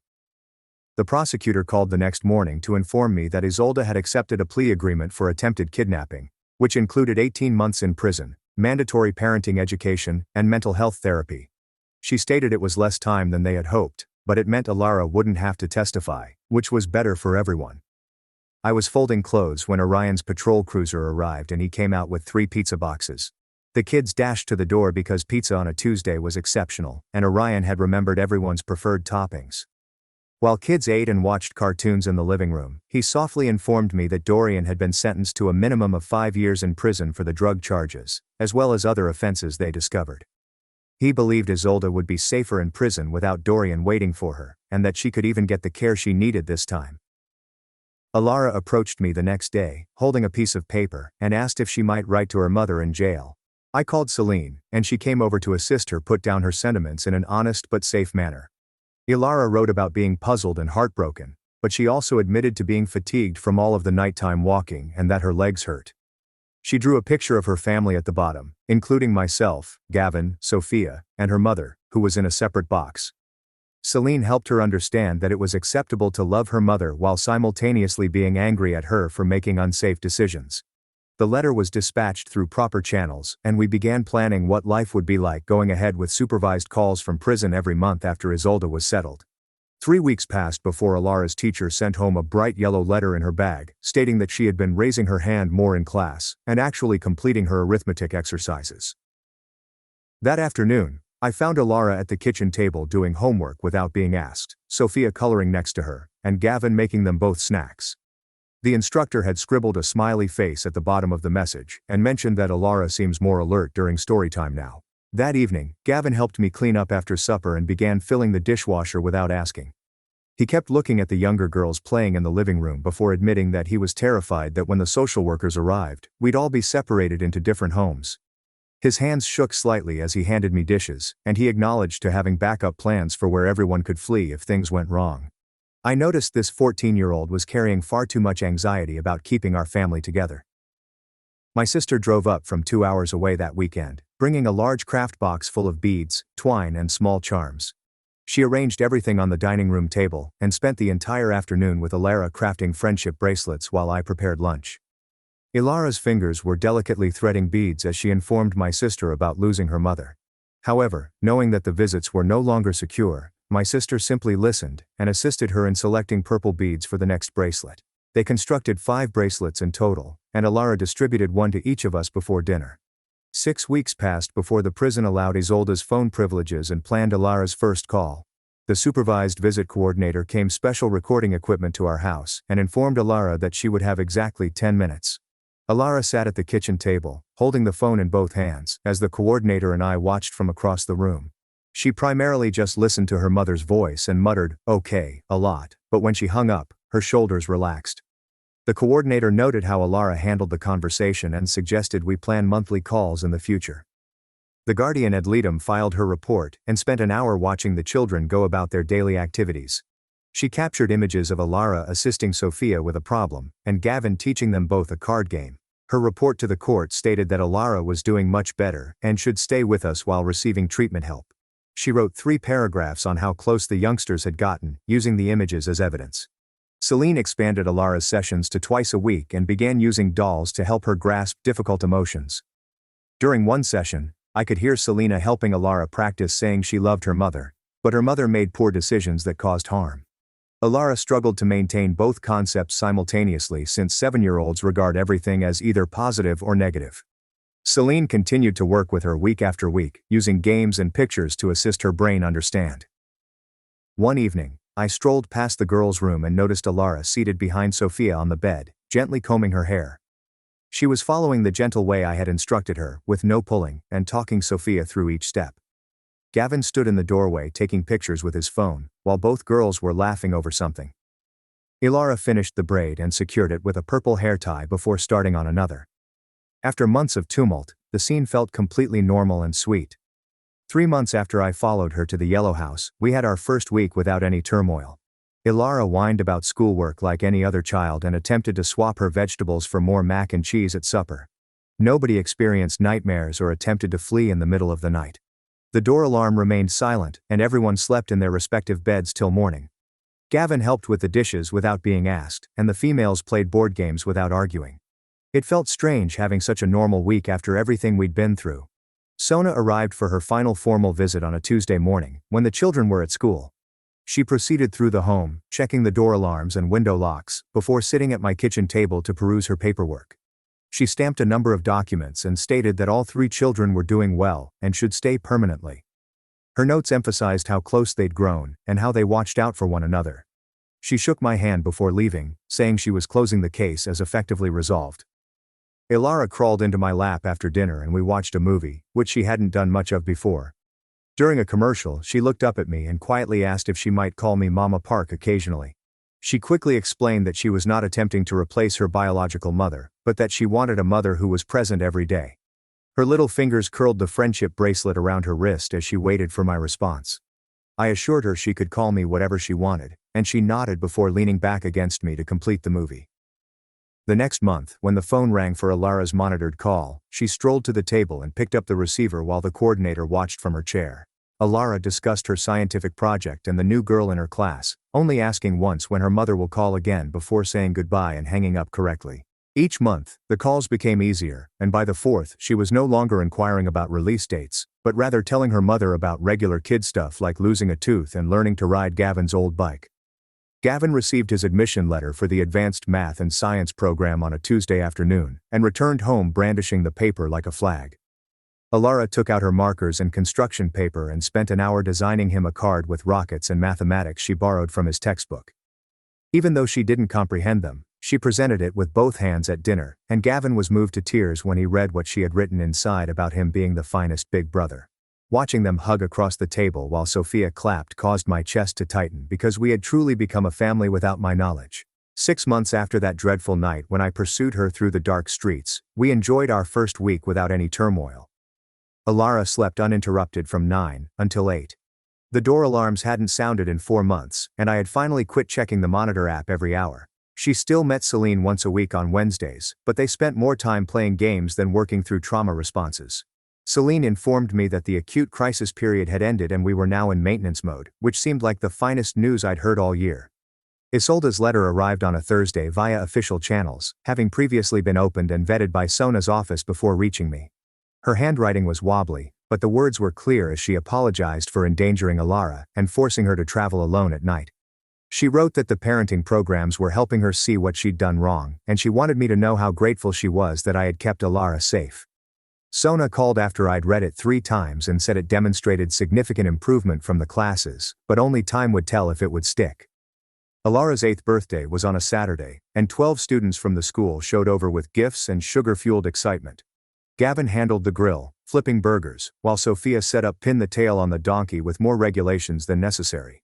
Alara laughed so hard during musical chairs that she had hiccups and had to sit out a round, yet she remained cheerful the entire time. Her schoolmates sung Happy Birthday off tune, and she blew out all 8 candles in one breath as everyone celebrated. That night at bedtime, she placed her arms around my neck and gripped tightly enough to hurt. She said quietly that she was grateful I had kept her safe, even though she was upset at me for turning on her mother. She understood now that adults had to make difficult decisions to safeguard children, and she apologized for saying terrible things in those early weeks. Her little hands rubbed my back as if to soothe me, and I had to fight back tears. Friday night, the 3 kids snuggled on the couch for movie night, while Gavin made popcorn in the kitchen with far too much butter. Sophia had chosen an animated thing with talking animals and took the center spot, while Alara cuddled up on the end with her pet rabbit tucked under her chin. Gavin brought the bowl over and nestled in next to Sophia, sharing it around as they debated if the film was too babyish. Something settled in my chest as I watched them sit together, flinging popcorn at each other and laughing at the stupid portions. We had survived something that should have ripped us apart. However, it made us stronger and more linked than before. The next morning, while eating scrambled eggs and toast, Alara looked up from her plate and asked if we could go to the zoo this weekend since a friend told her they had baby penguins. Gavin instantly offered to assist watch the girls so I didn't have to worry about losing anyone in the crowd. Sophia began making a list of all the animals she wanted to see, while Alara created a plan of the best route around the exhibits on her napkin. Life felt perfectly normal, with typical kid issues like who got the last piece of bacon and who had to clean the table. After everything we'd gone through, including midnight escapes, court appearances, and monitored visits, a simple breakfast chat about zoo vacations felt like the most lovely thing in the world. My sister hijacked my graduation party mic, humiliated me with lies, then months later was dragged from court in handcuffs, screaming my name. My sister Claudia has been mean to me for as long as I can remember. When we were kids, she cut the head off my favorite stuffed bunny while staring me straight in the eye and remarked, "Well, now it's realistic. Bunnies die." If I ever got new clothes, she would borrow them without asking, return them dirty or stretched out, and laugh at my tears. My mother gave me a necklace for my 10th birthday that I had been wanting for months. The very next day, Claudia flushed it down the toilet during an argument and then gaslit me with, "You probably lost it. You're always careless." School was even worse. She would create stories about me, tell embarrassing lies to my crushes, and insult me in front of her friends. If I received decent grades, she'd accuse me of attempting to make her look stupid. If I struggled with something, Mom would tell everyone that I was slow. My parents consistently dismissed it as sibling rivalry. The standard, "You two need to get along. One day you'll only have each other's" speech. But I quickly discovered that my sister did not want to get along. She wanted me to feel embarrassed and humiliated. By the time high school came along, I had mastered the art of staying out of her way. But she kept digging at me. When I joined the debate team and began winning competitions, she insulted me as a desperate nerd attempting to appear important. When I was accepted to my ideal institution, she sneered, "Don't get too excited. You'll probably fail and come back." I was really looking forward to my high school graduation celebration. It wasn't only about the party, it was about finally appreciating something I'd worked for without Claudia in the spotlight. My parents agreed to let me host it in our backyard. I invited friends, instructors, and extended relatives. I spent weeks planning it, with fairy lights, a taco bar, and a music that I spent hours creating. Of course, Claudia was upset about it. She began with passive-aggressive statements. Why did she have a lavish party? I didn't receive one. She did, although she did not enjoy parties back then. It's only high school. Nobody cares. I'm going to be extremely bored that day. I told her straight up. If you can't be nice, just stay out of the way. She smirked and added, "Don't worry, I'll make it memorable." That should have been my warning. Everything began out well on the celebration day. Then Claudia made her move. First, she turned up the music to ear-splitting levels and began playing songs she knew I detested. When I ordered her to stop, she said loudly to my guests, "Oh, sorry. I didn't realize the party dictator was here." Then, when everyone was eating, she inadvertently spilled Coke all over the dessert table, ruining the cake, cupcakes, and fruit display I had worked so hard on.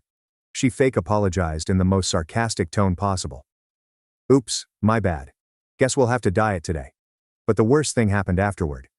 Claudia took the microphone for the speech I had not asked her to give while I was conversing with my old English teacher. She began recounting humiliating things about me, some exaggerated, others just made up. Examples include: one time she peed her pants in middle school. She once cried for an hour because I ate her cookie. Don't worry, she's going to be a great college student if she can survive without mom packing her lunch. Everyone laughed awkwardly, but I could feel my cheeks burning. I tried to take the microphone but she yanked it away. That was when I snapped. I told her to go. She rolled her eyes and said, "Relax. It's just a joke. God, you're so sensitive." She walked away, but the harm had been done. The mood of the celebration was ruined. People kept attempting to console me, but all I could think was, she did it again. She couldn't let me have this one day. After that, I stopped speaking with her totally. I didn't respond to her texts, calls, or snarky apology, which simply said, "Sorry if you took it the wrong way." For the following 6 months she tried to behave as if nothing happened. At family dinners, she'd sit next to me and ask about school as if we were closest friends. If I ignored her, she'd say, "Wow, still holding a grudge? You need to get over it." Then, over Thanksgiving, she made one last dig. "You're acting like I ruined your wedding or something. It was just a high school party." I gave her a straight face and responded, "It was my celebration. You ruined it on purpose. You've been tearing me down my whole life, and I'm done giving you access to me." And I intended it. I stopped inviting her to my events. I exited family group chats and informed my parents, "If she's there, I'm not." Naturally, the guilt tripping began right away. My mother called last week and said Claudia was ready to talk. She put her on speaker mode without telling me, and Claudia's first words were, "So, are you done being dramatic?" I hung up right away and tossed my phone across the room, where it bounced off my dorm wall. My hands shook as I took it back up and blocked Claudia's number for the 15th time this week. 20 minutes later, my roommate knocked on my door, holding her laptop and wearing a strange expression. She showed me her Instagram messages, and there were 3 new profiles, all made within the last hour, sending her walls of text about how I was mentally ill and needed assistance. The usernames were made up of random integers, but the writing style was entirely Claudia. My roommate watched as I took screenshots of everything and saved them in the evidence folder I'd created on my laptop. The next morning in the cafeteria, she sat across from me and moved her plate away. She inquired if any of Claudia's claims were real, and I could tell she wasn't sure what to trust. I took out my phone and showed her the video Elisa had taken at my graduation party, which included Claudia's entire speech and my attempt to grab the microphone. Her expression changed from bewildered to scared as she watched. She stated my sister was very messed up and asked whether I had told anyone about it. That afternoon, I walked to the college counseling center and stood outside for 10 minutes before finally entering. The receptionist handed me an intake form, and I sat there, staring at the section on family connections. There was a checkbox for familial trauma, and I hovered my pen over it for a minute before marking it. 3 days later, I was sitting in Dr. Moreau's office, telling her about the plush bunny and how Claudia had looked me in the eyes while ripping off its head. I told her about the jewelry in the toilet, the graduation party, and everything else. She listened without interrupting, then said something that made my entire body feel lighter. She stated that what I had experienced was not sibling rivalry, but rather systematic emotional abuse. That night, Albert discovered me crying in the common room after my father left me a voicemail about how I was pulling the family apart. He sat down next to me, and I eventually told him everything from the beginning. He held me as I described 20 years of being ripped down and humiliated. He said, "No wonder you flinch when people raise their voices." Later that week I was alone in my room, going through old family photos on my laptop. Claudia was either smirking at the camera or doing something to injure me that appeared to be playful, but was actually not. She was tugging my hair, grabbing my arm, or treading on my foot as everyone else smiled for the picture. How come no one noticed what was going on right in front of them? A week later, I was studying when someone began hammering on my door. I opened it to find my mother standing there, with Claudia directly behind her. My mother said we'd speak it out like grown-ups and began pushing past me toward my room. I blocked the doorway and told them to go, but Claudia screamed that I was overly emotional and selfish. My RA heard the commotion and dashed down the hallway.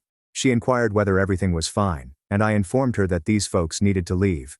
Claudia began yelling, claiming she was my sister and had every right to be there.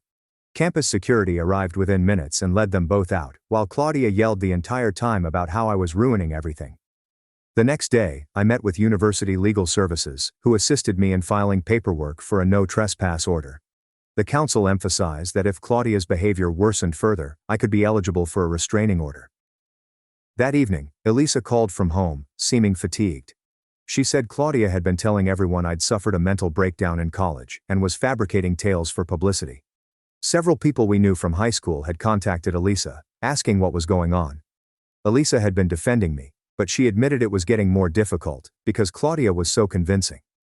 2 weeks later, I returned to Dr. Moreau's office, and she handed me a stack of articles about narcissistic abuse. Everything made sense when I read about gaslighting, public humiliation, and how abusers always act the victim when confronted. I wasn't crazy, nor was I being overly sensitive.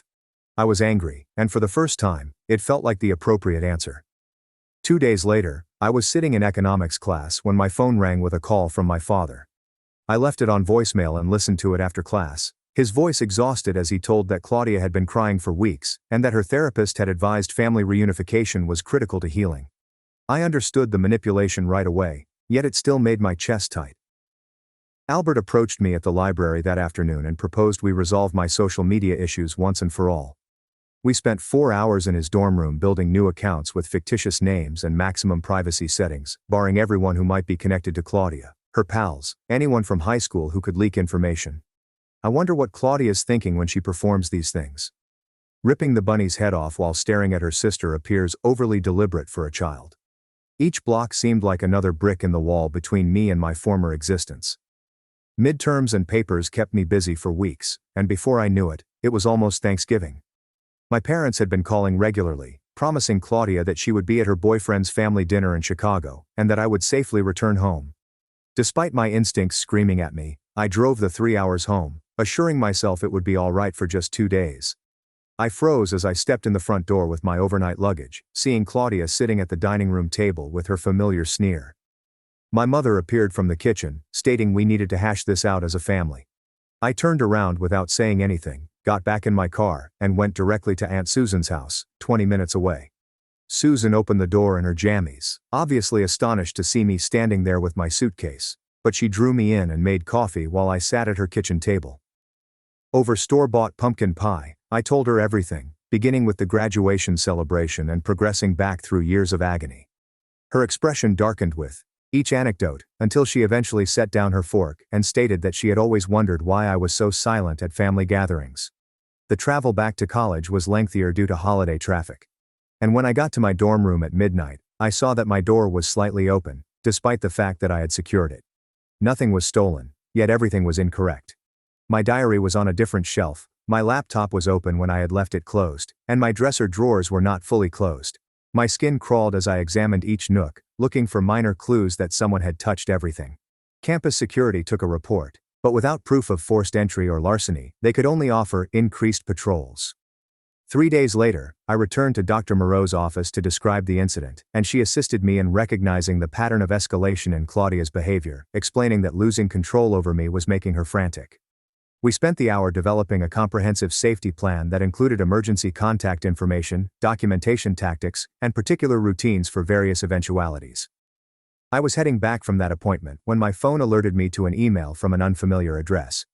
The mail included old Instagram photographs that I removed months ago, modified to appear compromising, with my face superimposed onto other bodies in provocative postures. Although the content was brief, Claudia's writing style was instantly apparent in her threat to send them to my teachers. I went straight to campus police, who took the blackmail threat seriously and called up a detective who specialized in cybercrime. She stated that blackmail was a felony and that they could track IP addresses, officially launching an inquiry that afternoon with case numbers and evidence logs. A week later, I was studying in the library when my mother called, distraught and yelling that Claudia had told her I was attempting to have her arrested for nothing. She requested that I drop the charges immediately, claiming that I was wrecking my sister's future due to minor sibling squabbles, but I hung off while she was still speaking. Albert had been watching everything unfold and discussed my issue with his folks during their weekly video conversation. His mother, who worked as a social worker, encouraged me to spend winter break with them at their home near Cleveland. When I visited at their house 2 weeks later, his mother sat with me in the living room and softly validated what I'd gone through, marking the first time an adult had taken my side without making excuses for Claudia or attempting to reconcile. When I returned to university after winter break, the nightmares began immediately away. I'd have dreams of Claudia standing at my dorm room doorway, sitting in the back of my courses, or waiting outside my job at the campus bookstore. The dreams were so genuine that I'd wake up at 3 a.m. I had to check my door lock 3 or 4 times before I could even consider going back to sleep. My roommate began to question my well-being since I would get up several times each night to ensure the door was closed and the windows were fastened. The lack of sleep made things difficult, but I couldn't stop myself from double-checking everything. 2 weeks into the semester, Elisa texted me a slew of screenshots that made my stomach drop. Claudia had been emailing all of our high school pals on Facebook with a completely made-up story about how I had stolen money from our parents and developed drug problems in college. She claimed that I had been begging family members for money to maintain my habits, which was why I had cut her off. Most people who knew me didn't believe it, Elisa remarked. However, I noticed from the screenshots that some individuals were starting to ask questions and wonder if there was any truth to it. I was sitting in the library, trying to focus on my chemistry homework, when my phone called with an unfamiliar number. It was the detective who had been managing my case, and he had some news that made me drop my head on the desk. They traced the blackmail emails I'd been receiving to a coffee shop 3 blocks from Claudia's apartment. The security camera showed her sitting there with her laptop at the exact times the emails were sent, and the investigator stated that they now had sufficient evidence to proceed with charges. The next day, I met with the prosecutor at the courthouse downtown, and she explained what would happen next. She stated that Claudia would be arrested, followed by an arraignment in which she would enter a plea, and they would most likely offer her a deal because this was her first violation. Then she looked at me and uttered what I had been dreading. 3 days later, I was in my economics class when my phone started vibrating nonstop. I came out into the hallway and noticed 5 missed calls from my mother. When I called back, she was shouting so loudly that I had to hold the phone away from my ear. She continued telling me I was evil, that I was destroying our family, and that I couldn't be her daughter if I could do this. My father then took the phone and spoke in a cold and flat tone. A week later, I sat in the rear row of the courtroom, Albert to one side and Dr. Moreau to the other. My palms shook as I watched them carry Claudia in for arraignment. She pled not guilty, as the prosecutor had warned me would happen, and the judge freed her on bail with a no-contact order, which meant she couldn't approach me or speak with me in any way. As she went out of the courtroom with her lawyer, she turned and stared directly at me, mouthing something I could hear clearly from across the room. Aunt Susan contacted me that afternoon as I was walking back to my dorm. She'd been conducting her own research, speaking with cousins and other family members I hadn't seen in years. Claudia turned found to have been unkind to several of them, particularly the younger relatives. However, everyone was too terrified or embarrassed to say anything. Susan was compiling a pattern of behavior dating back to when we were young children, documenting everything individuals remembered. The stress of everything made it tough to concentrate on schoolwork. Despite knowing about the no-contact order, I would sit in class continually looking over my shoulder to see whether Claudia was present. My chemistry grade went from an A to a C in 3 weeks, and I couldn't focus long enough to read more than a page of any textbook. Dr. Moreau formally diagnosed me with PTSD at one of our sessions and suggested we meet twice a week to help me cope with everything. 2 weeks after the arraignment, I was doing laundry in my dorm basement when I checked my phone and noticed 3 new voicemails from my mother's number. My heart began beating because I sensed something was wrong. Mom never left voicemail messages. When I played the first one, I didn't hear Mom's voice. The prosecutor added witness intimidation charges the next morning when I handed her the voicemails. She played them for the court at an emergency hearing that afternoon, and he promptly revoked Claudia's bail. I stood on the courthouse steps, watching through the glass doors as 2 officers carried my sister away in handcuffs, her hands tied behind her back. I waited for remorse, sadness, or something to hit me, but all I felt was relief, like if I could finally breathe again after weeks. The next morning, a courier knocked on my dorm room door and delivered a hefty envelope from Brennan, Hayes & Associates, Columbus's most expensive law firm. My hands shook as I opened it and read the formal letter advising me to reconsider my position and warning me against irreversibly breaking family relationships, as well as implying that I could face legal action for defamation. Albert found me sitting on my bed 20 minutes later, still holding the letter, and promptly phoned the prosecutor's office while I sat there, motionless.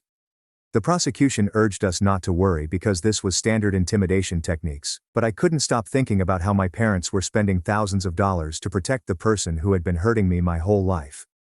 A week later, Dr. Moreau set aside her entire afternoon to assist me in writing my victim impact statement, and each sentence felt like tearing glass out of my flesh. I wrote about the stuffed bunny, the Flushing necklace, the botched graduation party, and all the minor cuts in between that built up to 20 years of misery. She helped me find the words when I couldn't. Sitting quietly as I cried through chapters describing how Claudia not only stole my childhood, but also attempted to destroy my future. That same week, Albert's mother called and officially welcomed me to stay with them for the summer, claiming their guest room was already set up and ready for me. Claudia went from cruel sister to criminal mastermind faster than someone failing chemistry class, which now appears to include our narrator, thanks to all of this drama. Breaking into dorms, making phony pictures, and committing coffee shop crimes. She sat with me in their kitchen and told me about her sister's decision to cut off toxic family members years ago, and how chosen family may be stronger than blood. And I accepted their offer, feeling as if I had finally found firm ground after months of tremors. Elisa had to testify in a deposition the next Tuesday, so she brought the video from my graduation party on her phone, and showed it frame by frame to the prosecutor and Claudia's lawyer. The prosecutor contacted me later to say that was strong proof of a pattern of public humiliation and targeted harassment, particularly the point where Claudia seized the microphone as I tried to stop her. 2 weeks later, I was helping Albert's mother prepare dinner when we heard a hammering on the front door and my mother yelling that she knew I was inside. Albert's mother instructed me to remain in the kitchen while she answered the door, but I could hear everything as Marlene pushed past her and demanded to see me. When I walked into the living room, Marlene's face turned scarlet, yelling about Claudia going to prison and asking if that was what I wanted, my own sister in prison. When I didn't respond or move closer to her, she crossed the room in 3 steps and slapped me hard across the face, the sound reverberating throughout the home. Albert's mother quickly got out her phone and dialed 911, while Marlene continued to yell at me about family loyalty and how I was destroying everything. Within 10 minutes, the police arrived and arrested Marlene for assault, while I stood there with Albert's mother's arm around me, my cheeks still burning. I had to submit another police report at the station, and the detective informed me that family violence frequently worsens during legal proceedings, which did not make me feel any better about having to witness my own mother being handcuffed. The next day, I returned to my old home while my parents were at work to pack the few items I wanted to save. I sat in my former bedroom for the final time, gazing at every object and recalling how Claudia had smashed my jewelry box, torn my posters, stolen my diary, and read it aloud to her friends. I left the majority of it behind, taking only a few photos and my old debate medals before locking the door on that room and my life forever. A month later, the prosecutor called to inform me that Claudia had been offered a plea deal consisting of 2 years probation, required therapy, and a permanent restraining order, which I considered reasonable. But Claudia refused, insisting on going to trial because she wanted a chance to give her side of the tale. The prosecution said that narcissists frequently do this because they want to perform. They seek attention and the opportunity to play the victim in front of an audience. 3 days after our talk, a parcel addressed to me arrived at Albert's residence with no return address. Inside was my old plush bunny from when I was 5. Claudia had pulled the head off, and it was now badly put back together with black thread. The note simply stated, "Fixed it for you," and was signed Mom. However, it felt more like a threat than an apology or peace offering. Meanwhile, Aunt Susan had been discreetly documenting whatever she could find, rummaging through old boxes in my parents' attic and compiling a timeline spanning 20 years. She discovered elementary school report cards with teacher remarks regarding my withdrawn and anxious behavior with my sister. I found my old journals, which I assumed were lost. I found images of me flinching away from Claudia as a toddler. The pattern had always existed, scrawled in a dozen different handwritings by instructors, counselors, and coaches who had all sensed something was amiss, but had never quite joined the dots. 2 months later, I decided to start something on campus that I never thought I'd have the courage to do. I reserved a tiny room at the student center and distributed brochures promoting a support group for persons who had experienced family abuse. The first meeting, I sat with my notebook and 3 seats arranged in a circle, watching the door and wondering if anyone would show up. A female named Ashley strolled in first, followed by a guy named Ben, and another girl simply known as Kay. We sat for an hour, mostly looking at each other. However, at the end, Ashley was crying about her stepfather, and Ben was talking about his elder brother, who used to lock him in closets. By the fourth meeting, we had 12 participants and needed to move to a larger room. The prosecutor called me the following week to inform me that the trial date had been set for 6 months. I attempted to concentrate on my lectures, but when the notice that I'd have to testify arrived 2 days later, I threw up straight in my dorm room. Albert held my hair back as I heaved into the garbage can, and Dr. Moreau spent the entire following session reminding me that I was stronger than I realized, and that I had already survived the worst part. Mrs. Chelsea from back home spotted me in the cereal section at a supermarket shop near college.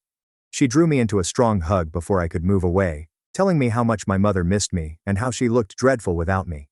The guilt hit me, like a blow in the stomach, and I abandoned my entire cart right in the aisle. I drove back to my flat, crying so hard that I couldn't see the road. 2 weeks later, things worsened. Claudia's lawyer filed a motion claiming that because I was mentally unwell, my testimony should be invalidated. They wanted all of my therapy records, every single session with Dr. Moreau, and anything private I'd ever said.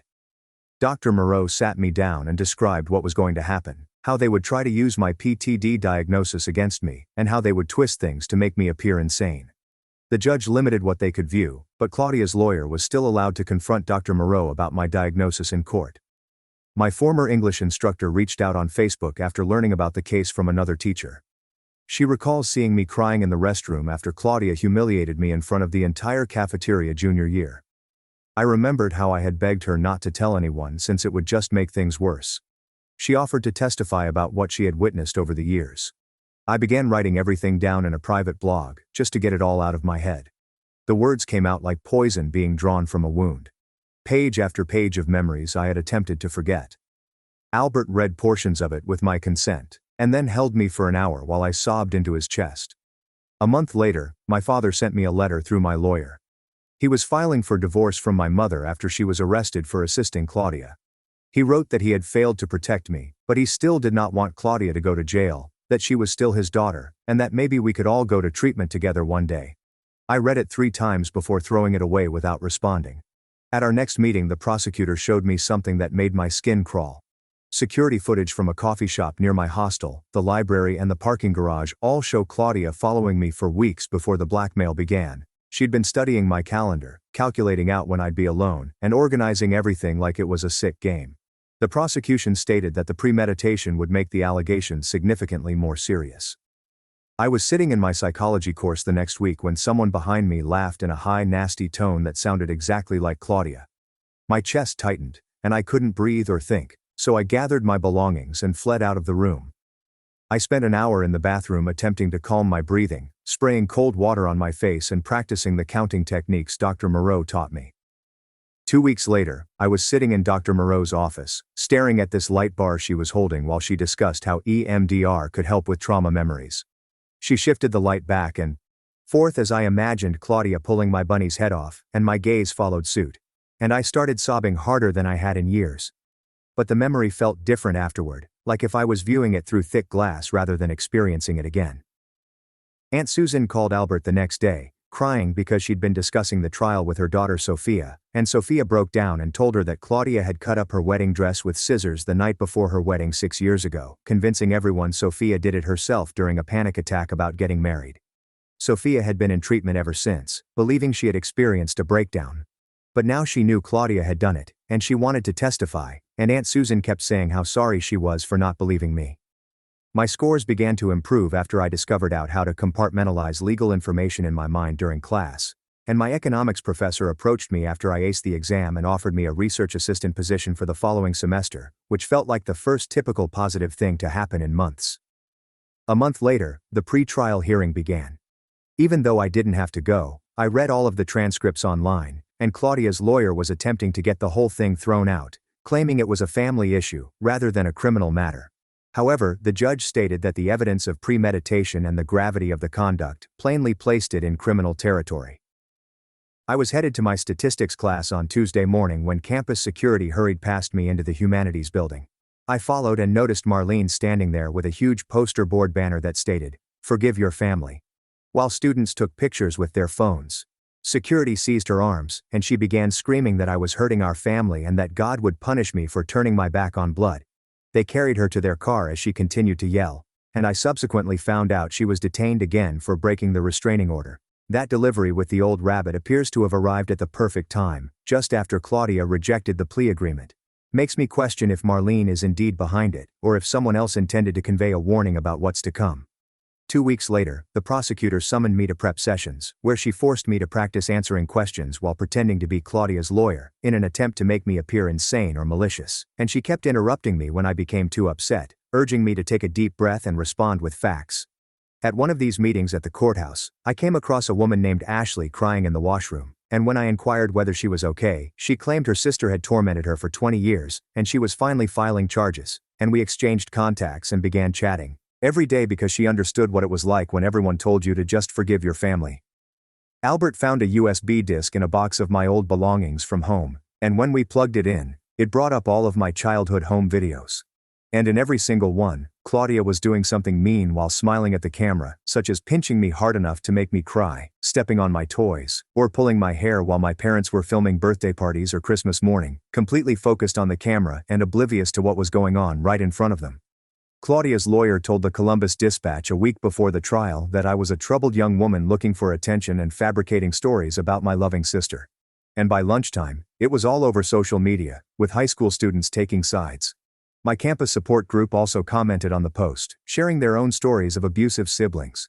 Albert's mother, who works in social services, began calling around and located 3 different therapists who had treated people at Claudia's previous workplaces for workplace bullying. While they could not violate confidentiality to testify, they all admitted off the record that Claudia had a clear pattern of targeting one individual at each employment until that person departed or had a breakdown. Even though the therapists could not testify directly, the prosecutor stated that this information would help prove a trend. 2 weeks later, we were seated in the courthouse for jury selection, and I watched as person after person was grilled about their views on family. One woman was promptly removed after saying that families should always forgive one another regardless of what happened. Another guy was cut for saying that siblings argue all the time and that it is normal, so he was also cut. The prosecutor wanted people to understand that family members, like anyone else, may be abusers. Dr. Moreau scheduled an extra session for me 3 days before the experiment began, and something simply snapped while we were talking. I realized I'd spent my entire life keeping my folks from realizing how horrible things were with Claudia. I never told them the worst stuff since I didn't want to raise difficulties or force them to choose sides. I was so busy trying to be the good daughter who didn't make a scene that I let Claudia slowly ruin me. The night before the trial, I was in my hotel room with Albert, reviewing my notes, when my phone called from an unknown number. I answered, and my father's voice was slurred and inebriated, stating he wished I hadn't been born since none of this would have happened to their family. Albert grabbed the phone and hung up, leaving me shivering. The next morning, Elisa arrived at my hotel after flying in from California, where she had moved for employment. We remained up late that night reading through our old yearbooks, and she pointed out photo after image of me attempting to avoid Claudia at school gatherings. She remembered how professors would assume we were just sisters when I would arrive to class with red eyes from sobbing. The first day of trial began with opening statements, and I felt awful watching Claudia sit there in this conservative gown she had never worn before. The prosecutor presented dates and examples to demonstrate 20 years of escalating abuse, but Claudia's counsel continued to refer to it as sibling rivalry that was exaggerated. Claudia genuinely dabbed her tears with a tissue, as if she were the victim here.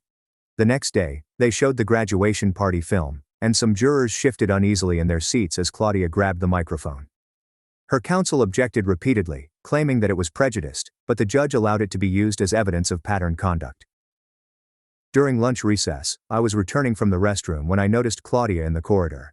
She looked right at me and flashed this charming, phony smile before mouthing the words, "I love you, sister," with a mocking look in her eyes that made my skin crawl. I had to hurry to the restroom and puke up. On day 2 of the trial, they called me to testify, and I sat in the witness chair, attempting to keep my voice firm. I told them about the bunny when I was 5, and how she looked me in the eyes while pulling off its head. I mentioned the necklace she flushed, the clothes she damaged, and the rumors she started. My voice only cracked once when I described finding my bunny's head in my backpack at school the next day, exactly where she had put it. Several jurors appeared to be upset by the story. Then came cross-examination, and Claudia's lawyer pressed me hard. He claimed that I was jealous of my successful older sister, as well as vengeful and possibly mentally unstable. He kept attempting to twist my remarks, but I just kept responding, "That's not true," and sticking to the truth, as Dr. Moreau had taught me. He asked why I waited so long to report anything, and I explained that my parents had always told me it was just sister stuff. After I finished testifying, they called my old English teacher, Mrs. Keller, who had driven up from our hometown. She produced an old teaching diary in which she had written notes about finding me crying in the hallway on several occasions, always after seeing Claudia. She had dates and details regarding her concerns written down from years ago. The prosecutor called my cousin Monica next, and she looked so little as she walked to the witness stand, her hands quivering as she grabbed a tissue. Monica began about Claudia's wedding 3 years ago, when she was a bridesmaid, and how Claudia had ruined her dress the night before by pouring red wine on it while laughing. She burst into tears as she explained how Claudia convinced everyone at the wedding that Monica had gotten drunk and damaged her own dress out of envy. The prosecutor displayed images of the destroyed garment and text exchanges in which Claudia boasted about it to her pals.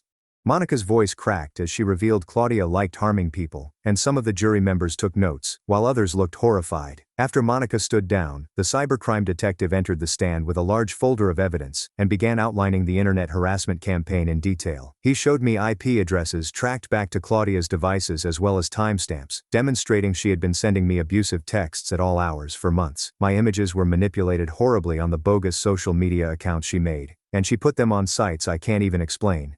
The detective demonstrated how complex and organized everything was, including spreadsheets that tracked when to deliver messages for maximum psychological impact. During the lunch break, I was sitting alone in the hallway when my father stepped up, appearing as if he had aged 10 years since I last saw him. His suit was creased, and his eyes were red, as he stood there staring at me before apologizing and admitting that he realizes what she is now.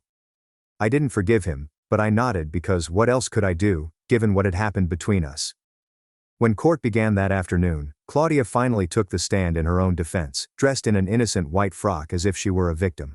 She burst into tears and claimed I'd always been jealous of her and was making stuff up to get attention because I couldn't tolerate being the less successful sibling. Her lawyer asked her simple questions, and she responded with a beautiful voice I'd never heard her use before, blotting away phony tears. The jurors seemed to believe it until the prosecutor began cross-examining her and asking about the video from my graduation party. She tried to deny it at first, but when he showed the video of her uttering that horrific statement, her entire expression transformed.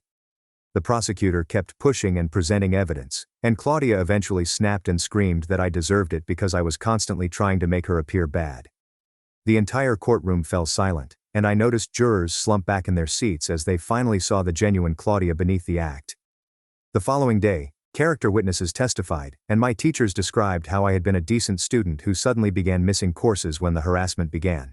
My manager at my university job remembered finding me crying in the storage area several times, and Albert mentioned the night terrors I was experiencing. Elisa gave me texts in which I begged her to help me find out what I had done wrong to make Claudia so angry. That night, back in my apartment, I couldn't sleep and kept replaying Claudia's testimony in my thoughts. Even though I knew the truth, the ease and convincingness with which she lied made me doubt myself at first, because that is what years of gaslighting do to you. I stared at the ceiling till morning, reflecting on how she had almost convinced me that I was the problem again, just like when we were kids. The fifth day of trial was dedicated to closing arguments, during which the prosecutor detailed the progression from childhood bullying to criminal harassment and stalking. He displayed a timeline of how things worsened after I severed touch, emphasizing Claudia's lack of remorse despite overwhelming proof. The defense lawyer contended that family dysfunction and sibling rivalry had gotten out of control, rather than criminal action that required jail time. While the jury deliberated, I sat in the corridor with Albert holding my hand, Elisa on the other side, and Aunt Susan across from us. 20 years of facts suddenly making sense must be like discovering that your childhood house was constructed on a poisonous waste dump. Explains a lot, but doesn't make it any less dreadful. Susan glanced at me and said, "Whatever happens, you've already won by breaking free." I wasn't sure I believed her yet. We'd been waiting for 2 hours when we heard shouts from outside and security officers rushed past us to the courthouse entrance. Marlene had returned, violating her restraining order once more, and was yelling at reporters that I had destroyed our family while attempting to push through security to get inside. The guards held her arms as she attempted to spring at me through the doorway, shouting that I was a liar who had turned everyone against them. The officers arrived within minutes and detained her for violating the restraining order, while the bailiff instructed us to return inside. We spent the remainder of the day sitting in the corridor, waiting for news, but none came. The next morning, the prosecutor found us in the same position and informed us that the jury had requested to examine the graduation video and all of the cybercrime evidence again, indicating that they were taking it seriously. I couldn't eat anything, so Albert kept bringing me water that I couldn't drink as we watched other cases being handled and resolved around us. Dr. Moreau arrived around noon and sat with us for a bit, telling me that whatever occurred, I had already won by standing up to them, that Claudia no longer defined me. Something about hearing this made me understand she was correct, since for the first time in my life, I was not afraid of my sister. The third day began the same way, with us sitting in those rough plastic chairs, when the bailiff appeared and announced that the jury had returned. My hands began to shake so badly that I could barely stand up. As we returned to the courtroom and saw the jury take their places, the foreman stepped up carrying a piece of paper, and I gripped Albert's hand so tightly that I thought I'd break it. Guilty of all counts, including harassment, blackmail, and witness intimidation. Claudia's expression changed from smug to astonished to absolute wrath in roughly 3 seconds. The judge began discussing scheduling, but Claudia sprang up and lunged across the defense table at me, yelling that I had ruined her life. 2 court officials apprehended her, but she continued to fight and kick, making threats about what she would do to me if she got free. The judge pounded his gavel and added contempt of court to her charges as she was carried out, still screaming. He set sentence for 6 weeks later, and the prosecutor indicated that with multiple felonies and her current behavior, she faced 2 to 5 years in prison. Outside the courts, reporters waited, and I gave them a brief statement about how I hoped this would help other abuse survivors seek justice, even if the offender was family.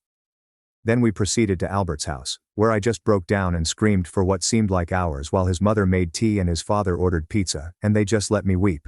My support group hosted a modest celebration for me the following week, and one woman stated I had given them all hope that they could stand up to their own abusers.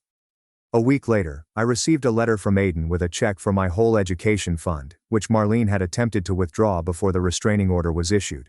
He wrote that he had moved out, filed for divorce, and began therapy, and that he was aware that he had failed me but was working to improve. 6 weeks later, we returned to court for Claudia's sentence, and she received 3 years in prison, 2 years probation, and required psychological treatment. She had to be forcefully hauled out of the courtroom, yelling that I would pay for this, and that she would make me sorry when she left. The prosecutor filed for a permanent restraining order that same day, and the judge granted it right away. Claudia could never contact or come within 500 feet of me again once she was released from prison. If she broke it, she'd be sent back to jail. I could now breathe without looking over my shoulder. During our following appointment, Dr. Moreau helped me comprehend how I really felt. She suggested I was mourning the family I should have had rather than the one I ended up with. That made perfect sense, because I was not sad about losing them. I was unhappy because I never had real parents or a real sibling in the first place.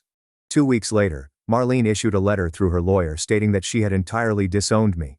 She was removing me from her will and deleting me from the family, as if I never existed. Albert and Elisa came over that night, and we lit the letter in my backyard fire pit. Watching those cruel comments crumble to ash was liberating.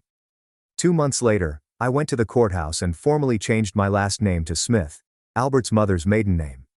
His family had basically adopted me anyway, and they were overjoyed about it. The paperwork was like removing chains I'd worn my entire life. When I returned to campus for sophomore year, everything changed. My grades were excellent. I received the research position I desired and helped to expand the abuse survivors support group. We increased our membership from 5 to over 30. Trauma no longer controlled me. Aunt hosted Thanksgiving that year for me, Albert, his parents, his sister, and the cousin who testified for me. We cooked and laughed together, and no one screamed, threw objects, or delivered hateful words. Albert's father raised a toast to the chosen family and new beginnings.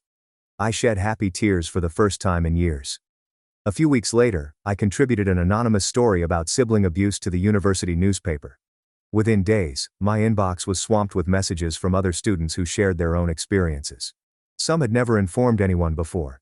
I organized a weekly coffee meetup for anyone who wants to discuss.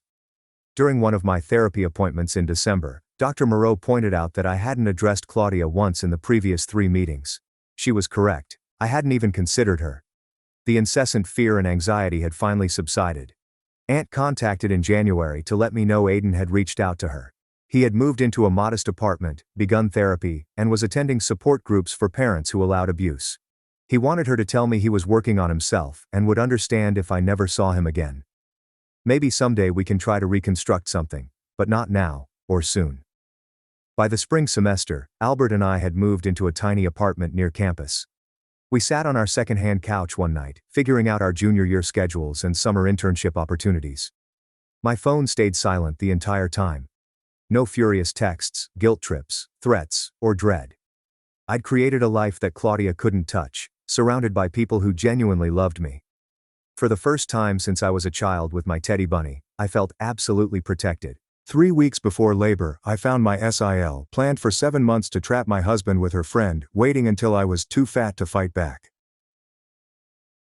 My sister-in-law is my husband's half-sister, as a result of their mother's adultery. When his dad, whose name is Henrik, was 13, he split from their mother when a DNA test revealed she was not his child. Henrik refused to deal with my sister-in-law, but remained close to my husband. As a result, my sister-in-law feels extremely dependent on my husband.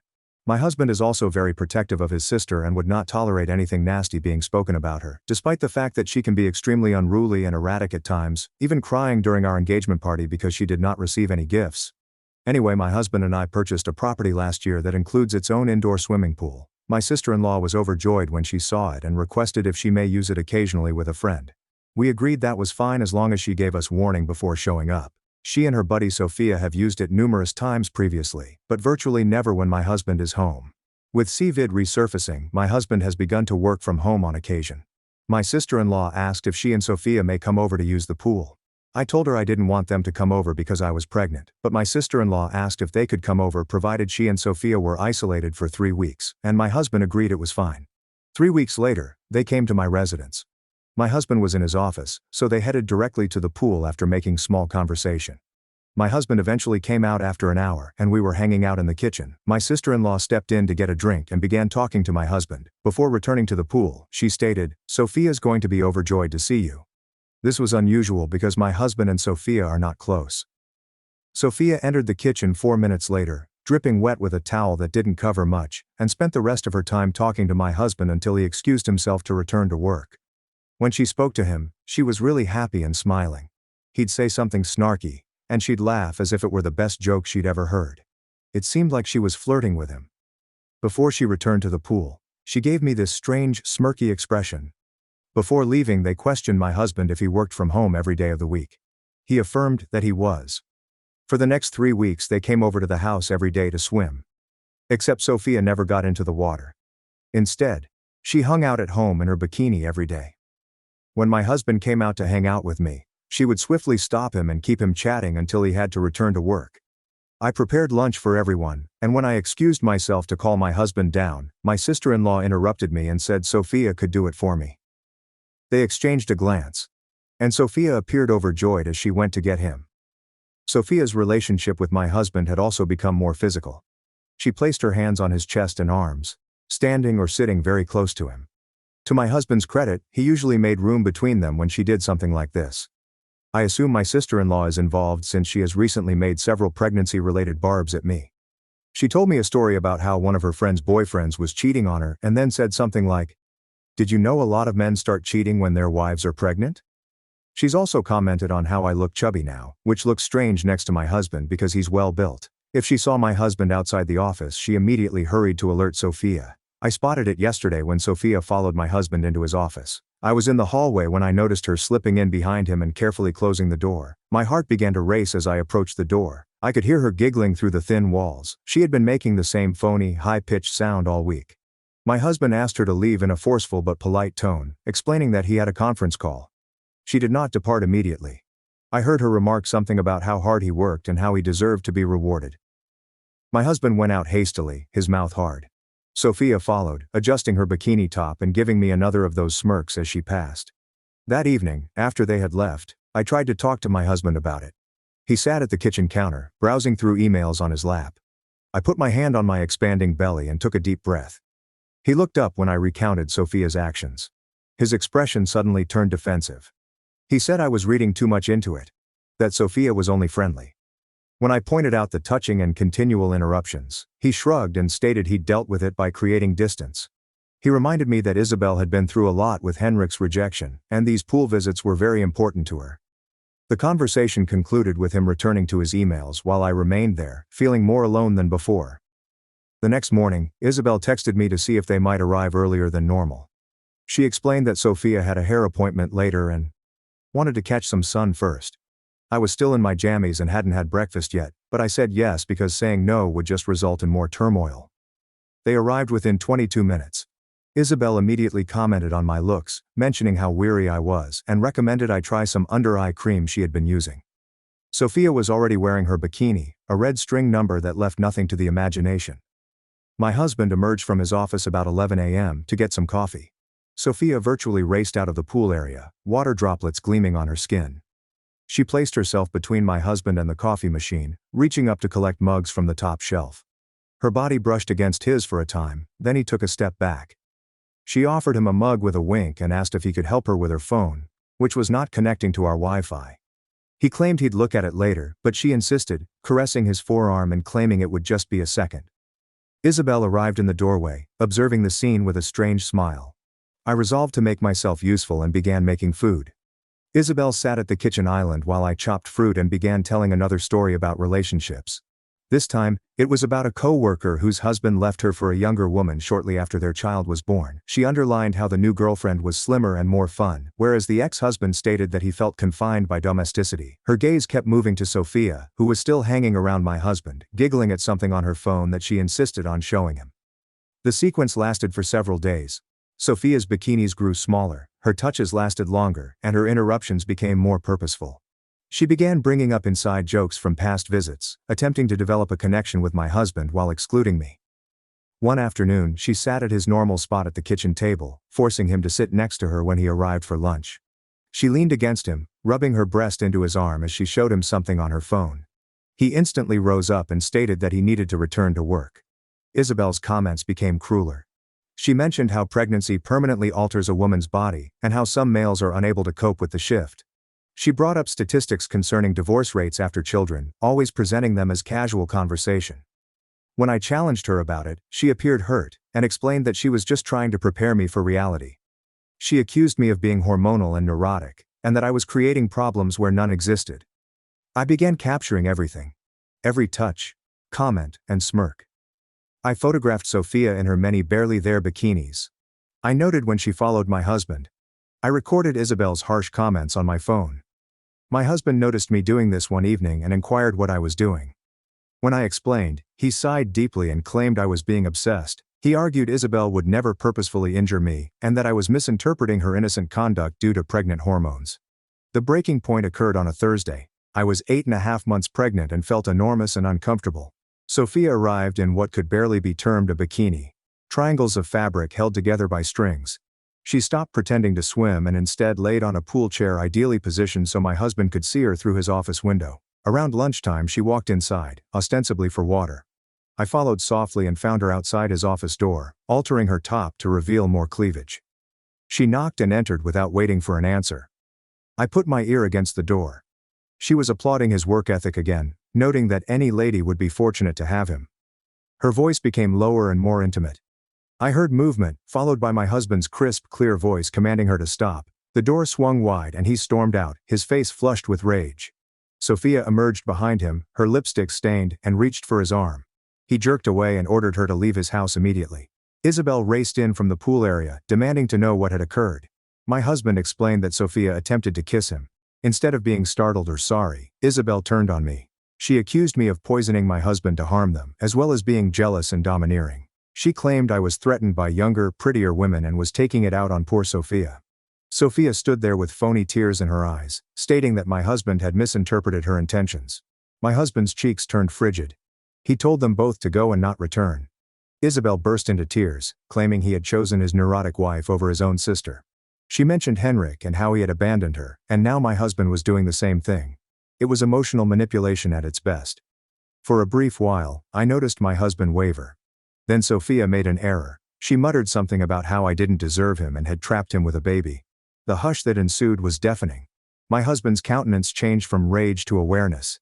He actually looked at Isabel and questioned whether this was intended.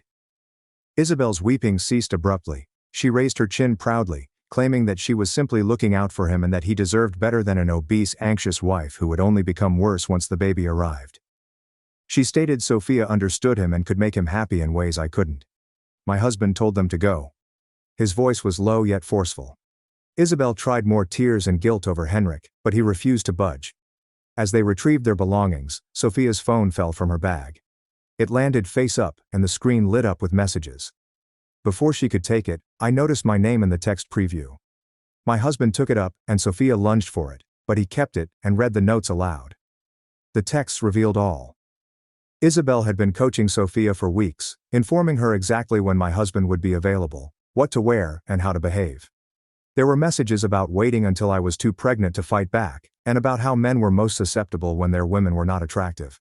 The final message sent that morning read, "Today's the day, he won't be able to resist anymore." Sophia snatched her phone and dashed out. Isabel stood motionless, her strategy exposed. My husband asked her why, his voice cracking slightly. She laughed bitterly and claimed we had it all. The house, the pool, the baby on the way, and each other. She had nothing but a father who refused to acknowledge her and a sibling who tolerated her out of remorse. She wanted to hurt me in the same way she had been hurt. She wanted to destroy something lovely since she didn't have it. My husband urged her to go and not contact us again. She screamed that he would regret it and that families were supposed to keep together. He stated that families do not aim to damage each other's marriages. As she stormed out, she shrieked that if I became big and dull after the baby, he'd wish he'd listened to her. The door banged behind her, and the house became quiet.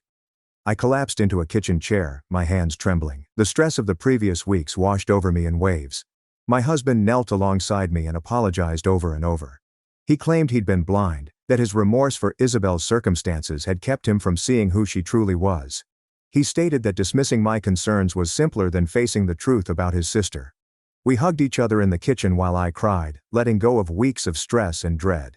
That night, I began getting contractions. The stress had induced early labor. My husband took me to the hospital, holding my hand and promising a different outcome. While we waited for the doctor, he blocked Isabel's number on both of our phones. He also contacted Henrik for the first time in months, realizing why he had kept his distance from Isabel all these years. Henrik was not surprised by what had occurred, claiming Isabel had always been manipulative, even as a youngster. The doctor told us that the contractions were only Braxton Hicks caused by stress. She ordered bed rest and advised me to prevent any further emotional turmoil. My husband assisted me into the car, his hand never leaving mine. Throughout the trip home, he kept looking at me, his face furrowed with concern and shame. When we returned, the house felt different, emptier, but oddly safer without the constant danger of invasion. My husband called in sick the next morning at work. He cooked me breakfast in bed and sat next to me, finally ready to discuss what had transpired. He told me about growing up with the weight of Isabel's existence, and how Elena would cry and ask him to be nice to his sister since she didn't have anybody else. He stated how Henrik's utter rejection of Isabel made him feel responsible for her happiness, even when she broke rules. He'd spent years making excuses for her conduct, convincing himself that her neediness and manipulation were simply signs of desertion. His phone was buzzing while we were talking. Isabel was phoning from various numbers and leaving voicemails ranging from emotional apologies to vicious threats. She texted from applications we hadn't blocked yet, switching between claiming to be serious and threatening to ruin our life. My husband showed me each communication before deleting it, so there was no longer anything hidden from me.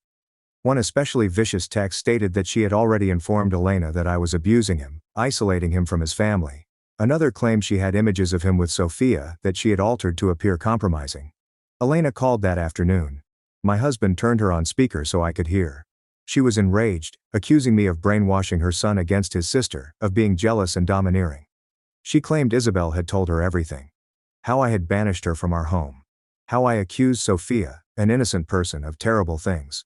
How I used the baby to catch my husband.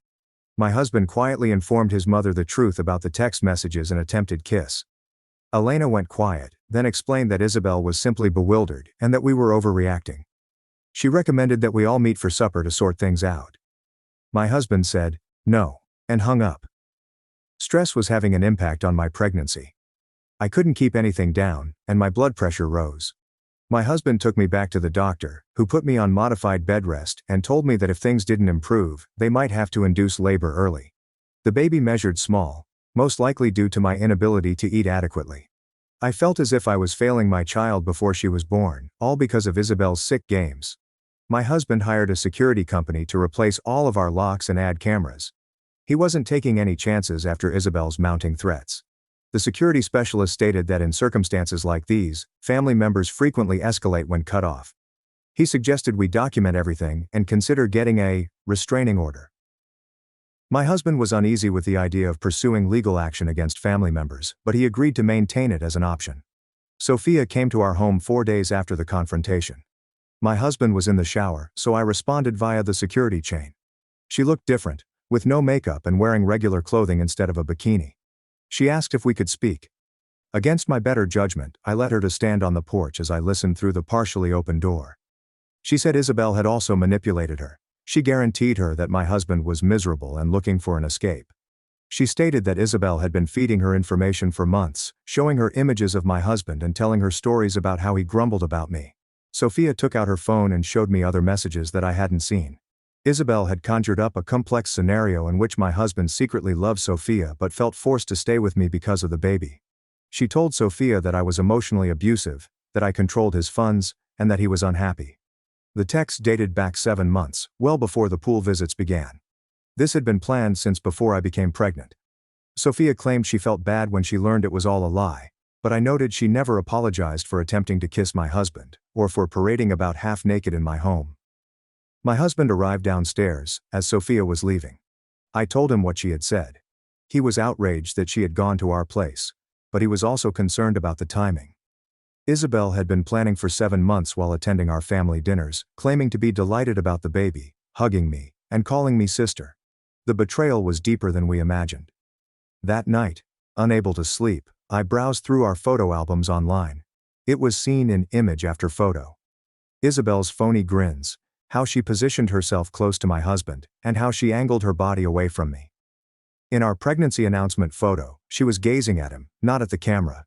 At our housewarming celebration, she spent the entire time following him around. How had I been so blind?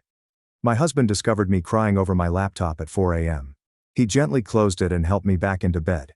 He swore we'd make it through this together, that Isabel would never hurt us again. Even as he held me, I could feel tension in his body. He was grieving for the sister he believed he had, the relationship he worked so hard to keep despite all the red signs. The following week presented new obstacles. Isabel began showing up at my husband's workplace. Security would refuse her away, but she would remain outside the building for hours, crying and making a disturbance. His coworkers began asking questions. His employer approached him to see whether everything was well at home. The affiliation with her drama was tarnishing his professional reputation, which he had worked so hard to build. Then began the social media effort. Isabel set up several phony identities to remark on her images, spreading tales about violence and infidelity. She shared old images of herself and my husband, with remarks about how I ruined their love. She also made a phony profile pretending to be me, writing derogatory comments about her and then screenshotting them as proof of my cruelty. We reported each account, but new ones appeared faster than they could be erased. Elena began calling relatives to share Isabel's version of events. His aunt called to lecture him on family loyalty. Adrian, his cousin, texted to express his disappointment with my husband's treatment of his sister. Isabel's family, which had scarcely acknowledged her existence for years, suddenly banded together to condemn us. My husband spent hours on the phone explaining the reality, but Isabel had spoken her narrative first, and people believed whatever they chose to believe. The tension was taking its toll on our marriage. My husband became withdrawn, working longer hours to avoid dealing with the situation. When he was at home, he was always on his phone, either erasing Isabel's messages or bickering with family. I felt like I was losing him to the turmoil we'd sought to avoid. One night, I discovered him standing in the nursery, which we had just started decorating, looking disoriented. He stated that he was afraid. I was scared Isabel would never stop. We were terrified that our daughter would grow up in such a poisonous environment. Fearful that he had failed as a brother and would fail as a father. I was 9 months pregnant when Isabel escalated again. She began dating someone new, and invited him to stalk us. They'd sit in a car outside our house and watch. When my husband challenged them, the boyfriend said he was unaware of any restraining order. We hadn't filed one yet, and Isabel informed him that I was keeping her niece hostage. The police were contacted, but because they weren't officially on our property, they couldn't do much more than ask them to leave. My doctor became increasingly concerned about my health. The baby wasn't gaining enough weight, and my blood pressure remained dangerously high. She suggested inducing labor at 38 weeks if things did not improve. The prospect of involving my baby in this pandemonium horrified me. When I considered Isabel maybe attempting to harm our child in retaliation for us, I began getting panic attacks and finding it difficult to breathe. My husband eventually broke down and called Henrik. They hadn't spoken since the night in the hospital, but he needed advice from someone who understood Isabel's destructive nature. Henrik listened intently as my husband described what had transpired. Henrik groaned as he concluded, saying he had thought Isabel would change as she grew older, but some people are simply born broken. He volunteered to assist pay for a lawyer if we needed one, which was the first time he accepted responsibility for the problem. My husband appeared to change after his chat with Henrik.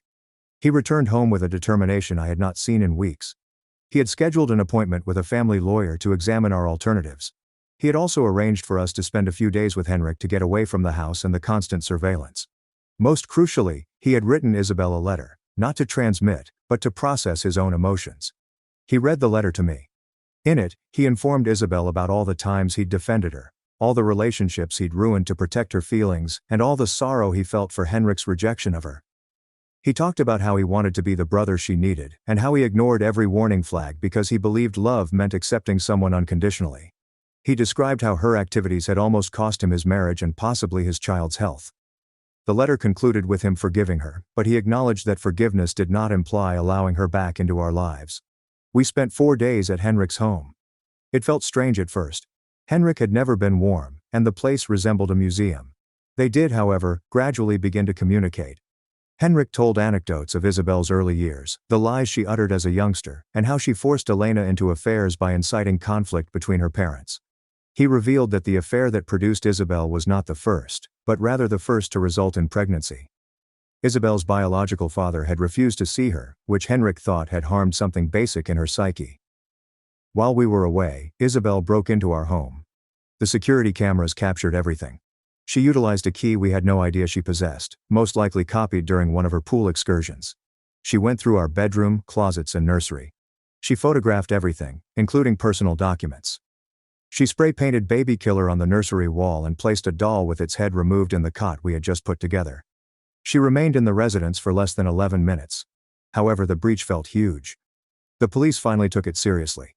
Breaking and entering, damage, and the implied threat of the headless doll were all grounds for criminal charges. They apprehended Isabel at her apartment, where they discovered evidence of her obsession. Hundreds of images of my husband, printed screenshots of our social media accounts, and notebooks full of plots to split us up. She'd been recording our patterns, noting when we were at home, when we went to the doctor, and when we were vulnerable. My husband needed to see the evidence as part of the legal proceedings. He returned home horrified, unable to accept that the sister he had protected for so long was capable of such intentional brutality. The diaries revealed that she had been planning variants on this strategy for years, waiting for the opportune moment. Our pregnancy had been the catalyst, the ultimate symbol of the family she believed she deserved but could not have. Isabel's arrest made matters worse before they improved. Elena went into overdrive, contacting everyone she knew to rally support for her daughter. She hired a lawyer, who quickly began manipulating the narrative. Isabel was experiencing a mental health crisis. She had been provoked by childhood trauma. She needed assistance, not punishment. The local news picked up on the story, presenting it as a family feud gone wrong. Our names were kept out of it, but anyone who knew us could figure out the details. I went into labor 3 weeks early. The tension eventually overcame my body's ability to safeguard the baby. It was a rough delivery. The baby was little, and my blood pressure rose rapidly. For a harrowing few hours, the doctors were unsure if either of us would survive. My husband later told me that it was the worst night of his life, far worse than finding out Isabel had betrayed him. He'd sat in the waiting room praying to a God he didn't believe in, and promising anything if we lived. We survived. Our daughter was little yet brave, defying all odds to enter the world. When the nurse placed her on my chest, I felt a surge of protective instinct unlike anything I'd ever known. This small creature was utterly reliant on us, and I would do anything to keep her safe from the insanity that had characterized her pregnancy. My husband cried as he held her for the first time. He murmured to her that she would always be loved, protected, and never twisted or used as a pawn in someone else's game. He told her about the positive aspects of our family, the individuals who would love her without conditions or ulterior intentions. He did not mention Isabel, the relative she will never meet. We stayed at the hospital for 6 days, as our daughter gained weight and my blood pressure remained stable. During that period, my husband contended with an ongoing legal matter. Isabel's lawyer advocated for a plea offer that included obligatory therapy rather than jail time. The prosecution cautioned us that with her clean record and familial connection, she was likely to receive probation at best. It felt like a slap in the face after everything she had put us through. However, my husband stated that he no longer cared about punishment. He just wanted her out of our lives. Henrik came to visit us in the hospital and brought a stuffed elephant for the baby. He said it was the first baby gift he had ever given. He held his granddaughter awkwardly but kindly, and I noticed a softness in his expression. He told my husband he was proud of him for protecting his family and interrupting the pattern of enabling that had led Isabel to become who she was. He promised to assist us relocate if we wanted a new start somewhere Isabel couldn't find us. When we went home, the prospect of moving seemed more tempting. Even when the nursery was repainted and the locks were changed again, the house still felt polluted. Every area evoked memories of Sophia's attempted seduction, Isabel's manipulations, and the weeks of stress that nearly cost us everything. The pool, once a selling point, now resembled a crime scene. We couldn't look at it without recalling. My husband's workplace offered him a move to their West Coast headquarters. It would entail abandoning everything we know. We started again in a city where no one knew our tale. We'd be 3,500 miles from Isabel, Elena, and the family members who still saw us as the culprits. It would also entail abandoning the support structure we did have. My parents, our true friends, and the life we built before everything went wrong.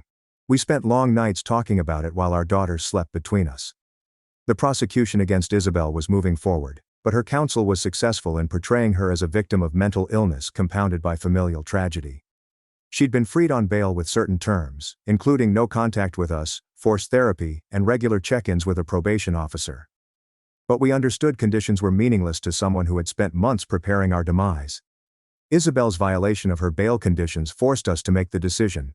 She did not contact us personally, but instead assigned Sophia to perform her dirty work. Sophia approached me at the grocery store while my daughter was strapped to my chest in a carrier. She said Isabel wanted to apologize, that she was getting assistance, and that she just wanted to see the kid once. Sophia grabbed my elbow and shouted at me, telling me that I had ruined a family and that I would suffer the consequences. Another shopper interfered, and Sophia left, but the harm had been done. I sat in my car, shaking, clutching my baby tightly, knowing we'd never be secure as long as we stayed. My husband made his transfer request that night. When he described the problem to his firm, they expedited it. Within 3 weeks they had arranged for movers, temporary corporate housing, and a position that included a slight rise. Henrik assisted us in promptly selling the house, allowing us to obtain independence without incurring a loss. We only told our closest friends and my parents where we were going and swore them to secrecy. Isabel was detained again for breaking her bond after we published the grocery store incident. This time, the judge revoked bail completely. Her lawyer's protests would go unheard as she remained in detention awaiting trial. My husband did not attend the hearing, but Henrik did, and he reported that Isabel yelled and wailed, accusing us of ruining her life.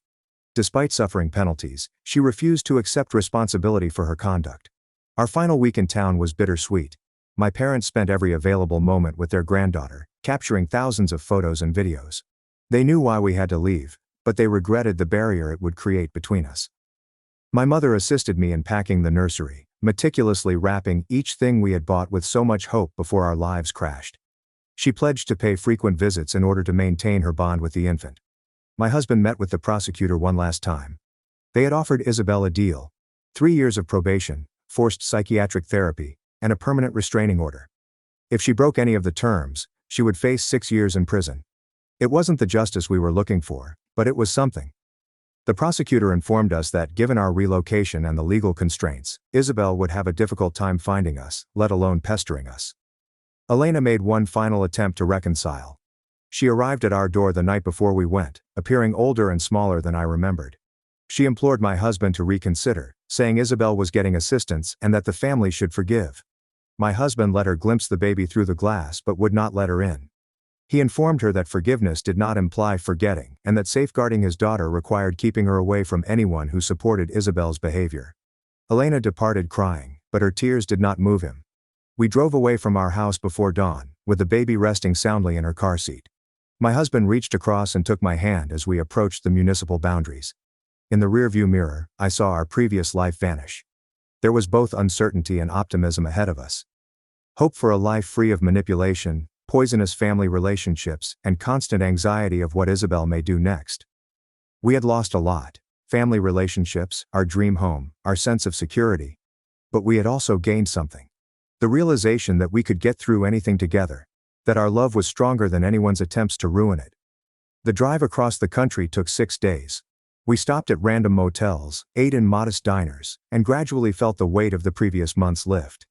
Each mile increased the distance between us and the turmoil. Our daughter experienced her first sunset in New Mexico and her first mountains in Colorado. My husband grinned more in 6 days than he had in months. By the time we arrived at the Pacific Ocean, we felt like different people, injured, but healing, wounded yet complete. Our new apartment overlooks the Pacific and is a small 2-bedroom that cost twice as much as our previous mortgage. My husband set up his home office in the corner of our bedroom, and I organized the baby's belongings in the little nursery. The building had no pool, only a small patio with fading plants. Our daughter didn't care. She was delighted by the seagulls that had landed on our balcony. The first week we kept looking over our shoulders. Every woman with black hair caused my heart to rush. My husband added extra locks and a doorbell camera, despite the fact that we were on the 3rd story. He'd get up at night to check the windows, then stand over the baby's cot, simply watching her breathe. I caught him obsessively Googling Isabel's name, looking for any indication she'd been released or discovered our whereabouts. His new co-workers invited us to a weekend barbecue. We almost didn't go, but being isolated was as unhealthy. At the celebration, someone inquired about family visits. My husband's jaw tensed as he explained that we were not close to our families. Lucia, the host's wife, must have detected something, as she swiftly changed the conversation. Later she approached me and explained that she had moved here to escape her own terrible family situation. She didn't ask any questions. She simply handed me her phone number. 4 weeks into our new life, my husband's phone rang at 3 a.m. Elena's number appeared on the screen. We had forgotten to block her from his work phone. He let it go to voicemail. Her message was mumbled, possibly hammered. She rambled on about how we had wrecked Isabel, how she was in jail due to our falsehoods, and how we had taken her grandchild. She closed by stating that she had hired a private investigator to find us. My husband deleted the message and blocked the number, but he didn't sleep again that night. I started going to a new mothers group at the community center. The other women shared their delivery tales and grumbled about sleepless nights. When they asked about my delivery, I kept it vague, only mentioning that it was early due to stress. One mother, Anna, had similarly given birth early. Her son was in the NICU for several weeks. We bonded over small babies that fought to enter the world. She became my first true friend here. Someone who was unaware of our history. My husband plunged himself into work. His new team was launching a large project, and the long hours gave him purpose. He'd come home fatigued, but somehow lighter. His employer was impressed by his effort and mentioned opportunities for growth. For the first time in months he spoke about the future without that haunting expression in his eyes. Then Sophia discovered my Instagram. I had kept it private, but she formed a phony account and pretended to be someone from my mother's club. The message was brief. "She's leaving soon. She knows where you are." I immediately presented it to my husband. He called Henrik, who confirmed that Isabel was still in detention awaiting trial. The message was false, but the damage was done. That night, I deleted all of my social media. My parents came to see our baby when she was 4 months old. They tried to mask their regret about the distance by focusing on how much she had grown. My mother held her continuously and memorized every detail. My father assisted my husband in installing better locks, and neither of them understood why we needed them. When they went, my mother grabbed me tightly and whispered that we had done the right thing. The prosecutor called to provide an update. Isabel had agreed to the plea deal, 3 years probation, mandatory therapy, and a permanent restraining order. She would be discharged in a week. My husband's hand shook while he took notes. The prosecutor reminded us that breaching the injunction resulted in automatic prison time and that we were protected. But we both knew paper couldn't stop someone who was determined to harm us. Lucia invited us to dinner. Her husband Matteo was a lawyer who handled a number of family conflicts. My husband inquired about the enforcement of restraining orders without providing any details. Matteo emphasized the reality. They were only as effective as the individual's willingness to obey them. He offered to refer a colleague who specializes in harassment issues. We declined, saying we were not ready to open that door yet. Our daughter began sleeping throughout the night. Such a minor detail, but it felt big after everything. My husband would sneak into her room and watch her sleep happily. One night, I discovered him crying silently. He stated she appeared naive, ignorant of the pandemonium that had erupted upon her arrival. He told her over again that she would never be subjected to such exploitation. Henrik called with news. Isabel had been released and went straight to their old residence. She'd been screaming outside for hours before neighbors contacted police. She was detained for breaking the restraining order. We had no idea it extended to the property. This time the judge was not lenient.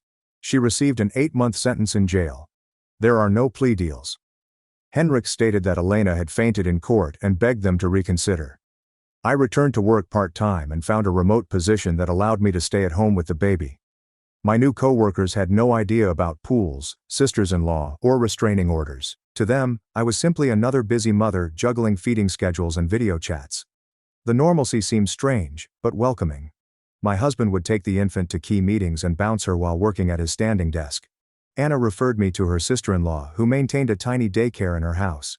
We went to check it out for when I started full-time. The woman was warm, and her home was bright and cheery. There are no pools, only a little sandbox in the backyard. Our daughter sought for the other babies, already social despite her turbulent beginnings. We added ourselves to the waiting list. My husband's firm promoted him to team leader. The role came with a significant salary increase and more flexible hours.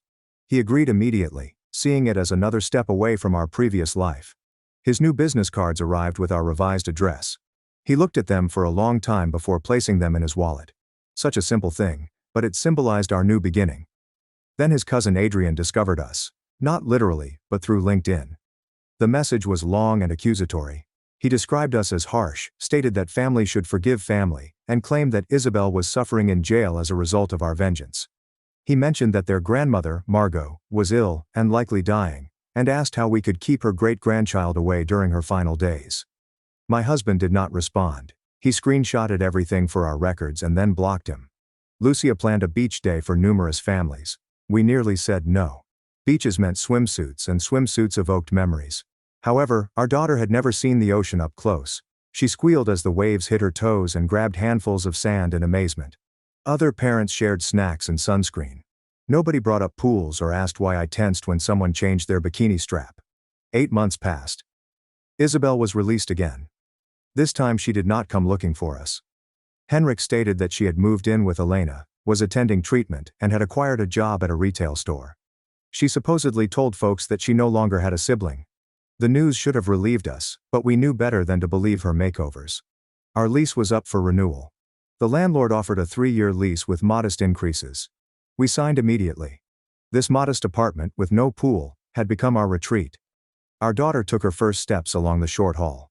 She said her first word, "Bird," from the balcony. Every milestone occurred here, unaffected by the past. My husband joined a weekend basketball league at work. Physical exertion helped to alleviate the remaining anxiousness. He'd return home sweating and grinning, telling me about missed shots and jovial trash talk. His teammates had no idea why he would obsessively check his phone during breaks, or always position themselves to watch the gym door. One evening, while preparing dinner, my husband's phone rang. Unknown number with a local area code. He almost didn't respond, but something made him pick up. It was Sophia. She was crying and apologizing, saying she was in treatment and realized how wrong she had been. She begged for pardon, claiming that Isabel had also deceived her. My husband hung up without responding and quickly contacted our attorney. The restraining order was amended to clearly include Sophia. The lawyer stated that while her communication was technically a breach, punishment for a single phone call was unlikely. He told us to document everything and notify the police if she approached us again. That night we decided to invest in a better security system. The installation felt like admitting defeat, but we prioritized our daughter's safety. Lucia's son and our daughter grew inseparable during playdates. They'd chatter to each other in baby language and share toys with the generosity that only toddlers have. Watching them, I realized that our daughter would grow up without cousins or aunts. We had chosen a new family to replace the one we had lost. It was not conventional, but it was healthier. My husband's nightmares reduced but never completely ceased. He would wake up, gasping, and reach for his phone to check the security cameras. I'd hold him until his breathing calmed down, reminding him we were secure, 3,500 miles and a restraining order away.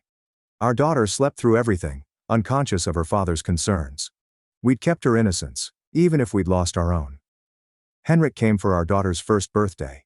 He'd clearly aged, the stress of dealing with Isabel's disarray taking its toll. He delivered a modest gift and a hefty check, claiming it was for her education fund. Over coffee, he acknowledged to seeing a therapist to work through his role in supporting Isabel. He was learning to set boundaries, including with Elena. Progress was gradual at his age, but it came. The birthday party was tiny, consisting of Anna's family, Lucia's, and a few others from our building. Nobody questioned why no extended family members attended. Our daughter enthusiastically demolished her cake as we sang. My husband snapped hundreds of images, allowing fresh memories to dominate the old.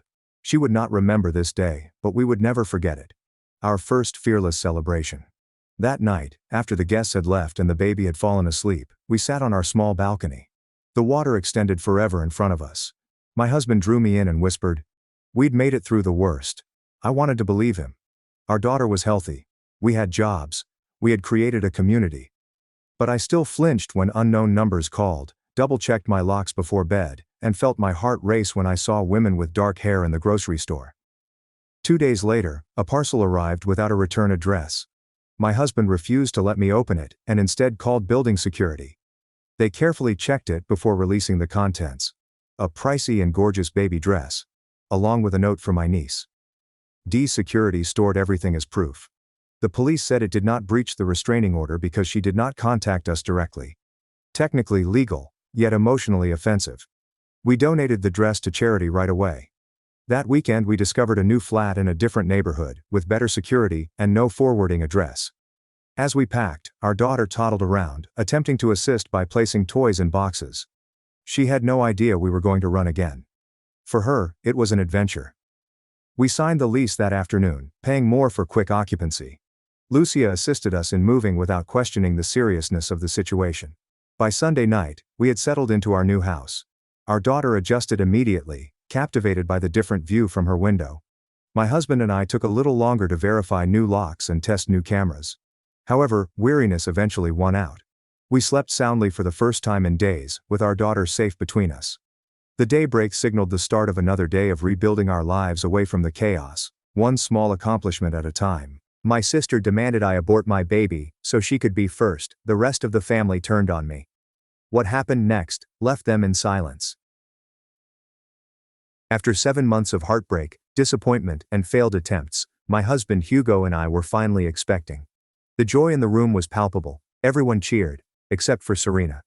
Her face twisted with rage as she slammed her wine glass against the countertop. "How dare you?" she hissed, her voice sharp with betrayal. "I deserve to be the first." Mom tried to warn her. 19-year-olds aren't ready for a baby, but Serena wouldn't let up. She grabbed her handbag and stormed out, saying that I had better terminate my kid within a week, or she'd call the police. The next morning, she arrived at our door with printed documents from abortion clinics, thrusting them against Hugo's chest while he was still wearing boxers. "I made appointments for her at 3 different places," she informed the entire cul-de-sac. "She just needs to pick one." When Hugo tore up the papers, she summoned the entire family, demanding immediate assistance. That Sunday, 19 relatives jammed into Mom's living room, and Serena stood by the fireplace, as if she were giving a TED talk about how I was wrecking her life by having a baby first. She did have a PowerPoint presentation. Our Uncle Liam, a lawyer, ultimately persuaded her that there is no legal precedent for forcing someone to abort in order to become pregnant. She pointed at me, tears flowing down her cheeks, and said, if I didn't terminate by Monday, she'd never speak to any of us again. We called her bluff, and all 24 of us said, "See you, Felicia." She genuinely departed, sobbing, and we haven't heard from her in a long time. 7 months into my pregnancy, we were at our baby shower when the door flung open. It was Serena. She strolled in with her hand on a large tummy, wearing a tee that read, "First grandchild loading." Everyone fell silent. Mom dropped the cake knife. "Surprise. I'm almost due," she said, whirling around for everyone to see. "I got pregnant right after that horrible meeting where you all betrayed me. I'm 10 weeks away from giving birth." Everyone thought I was crazy. And when I tried to mess with her and said my due date, which was 8 weeks away, her face became deep crimson with rage. She grabbed my arm and whispered that the dates didn't matter since she'd make sure hers arrived first, then departed before anyone could answer. My mother contacted me on Tuesday, bawling her eyes out.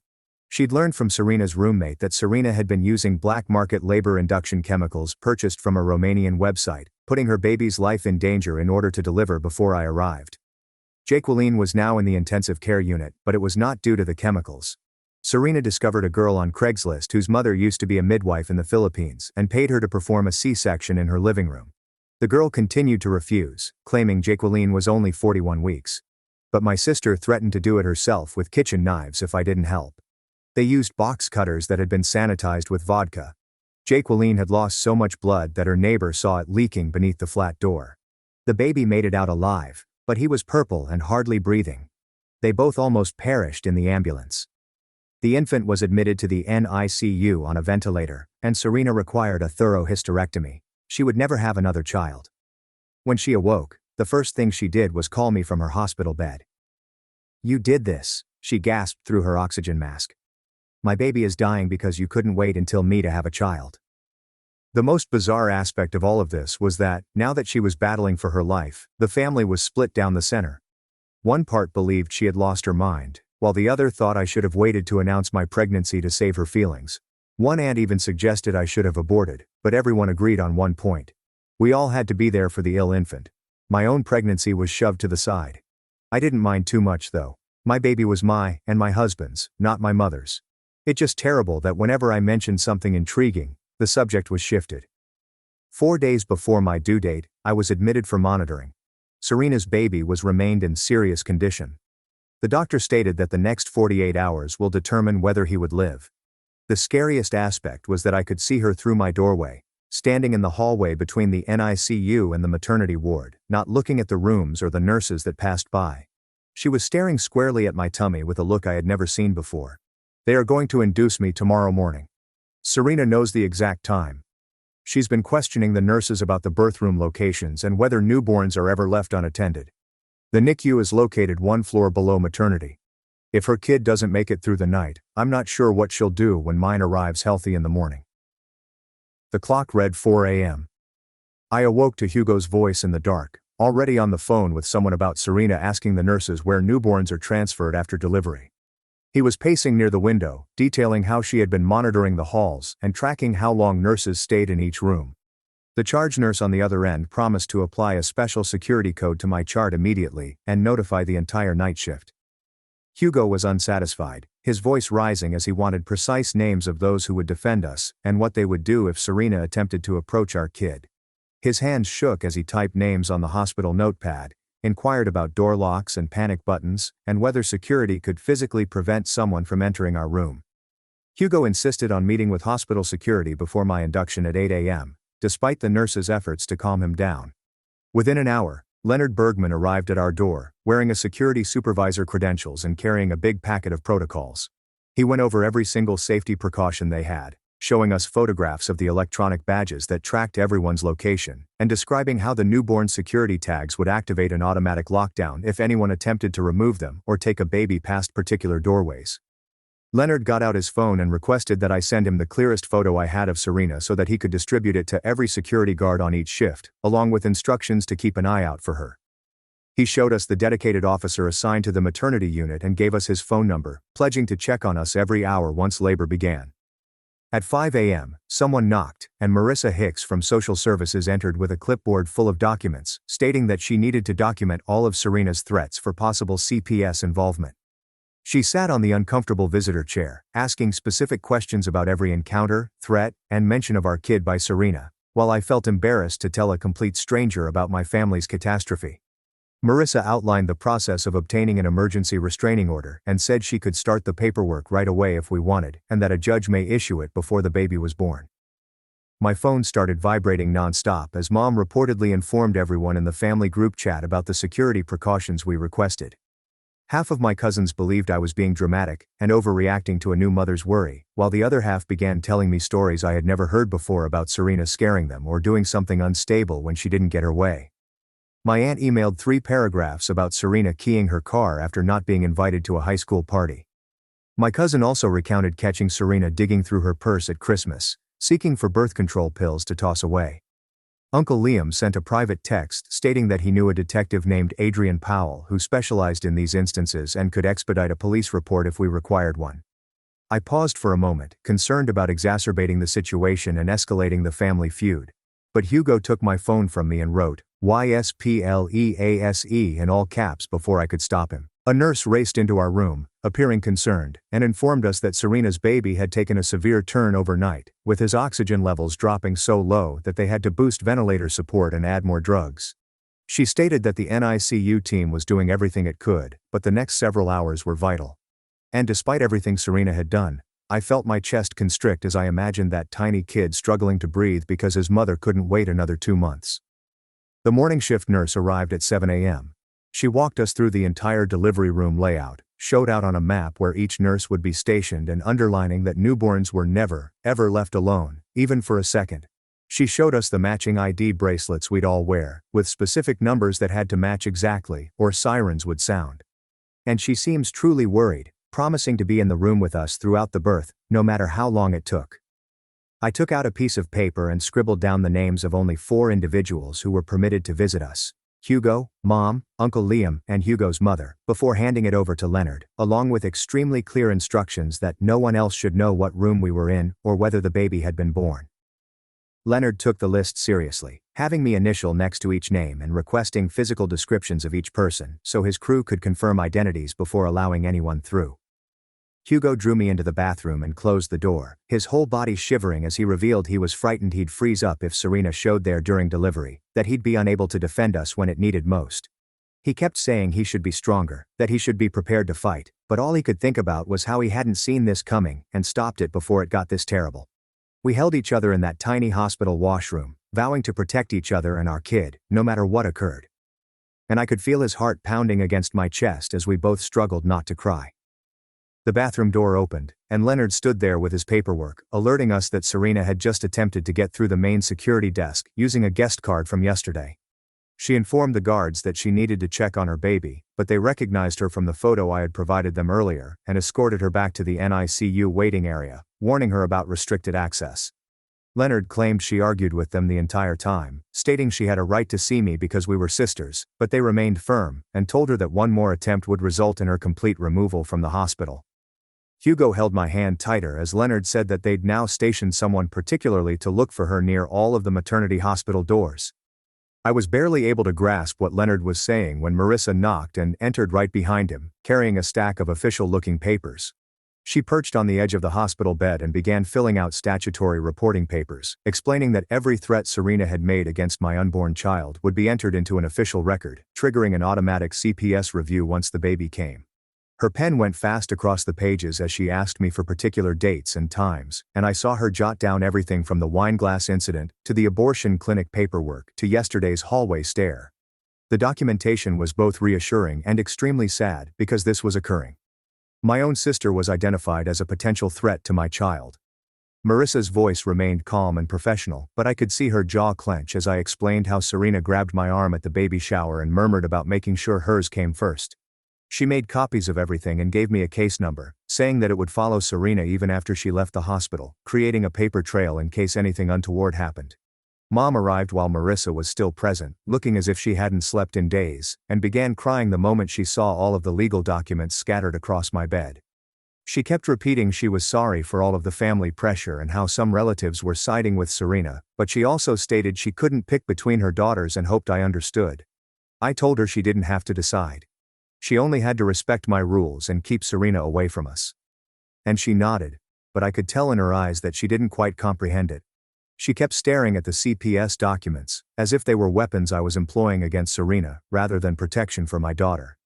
My phone rang, and it was Detective Adrian Powell, Uncle Liam's contact, calling to confirm that he was launching an inquiry into the illegal operation and wanted information about any threats Serena made before or after the home C-section.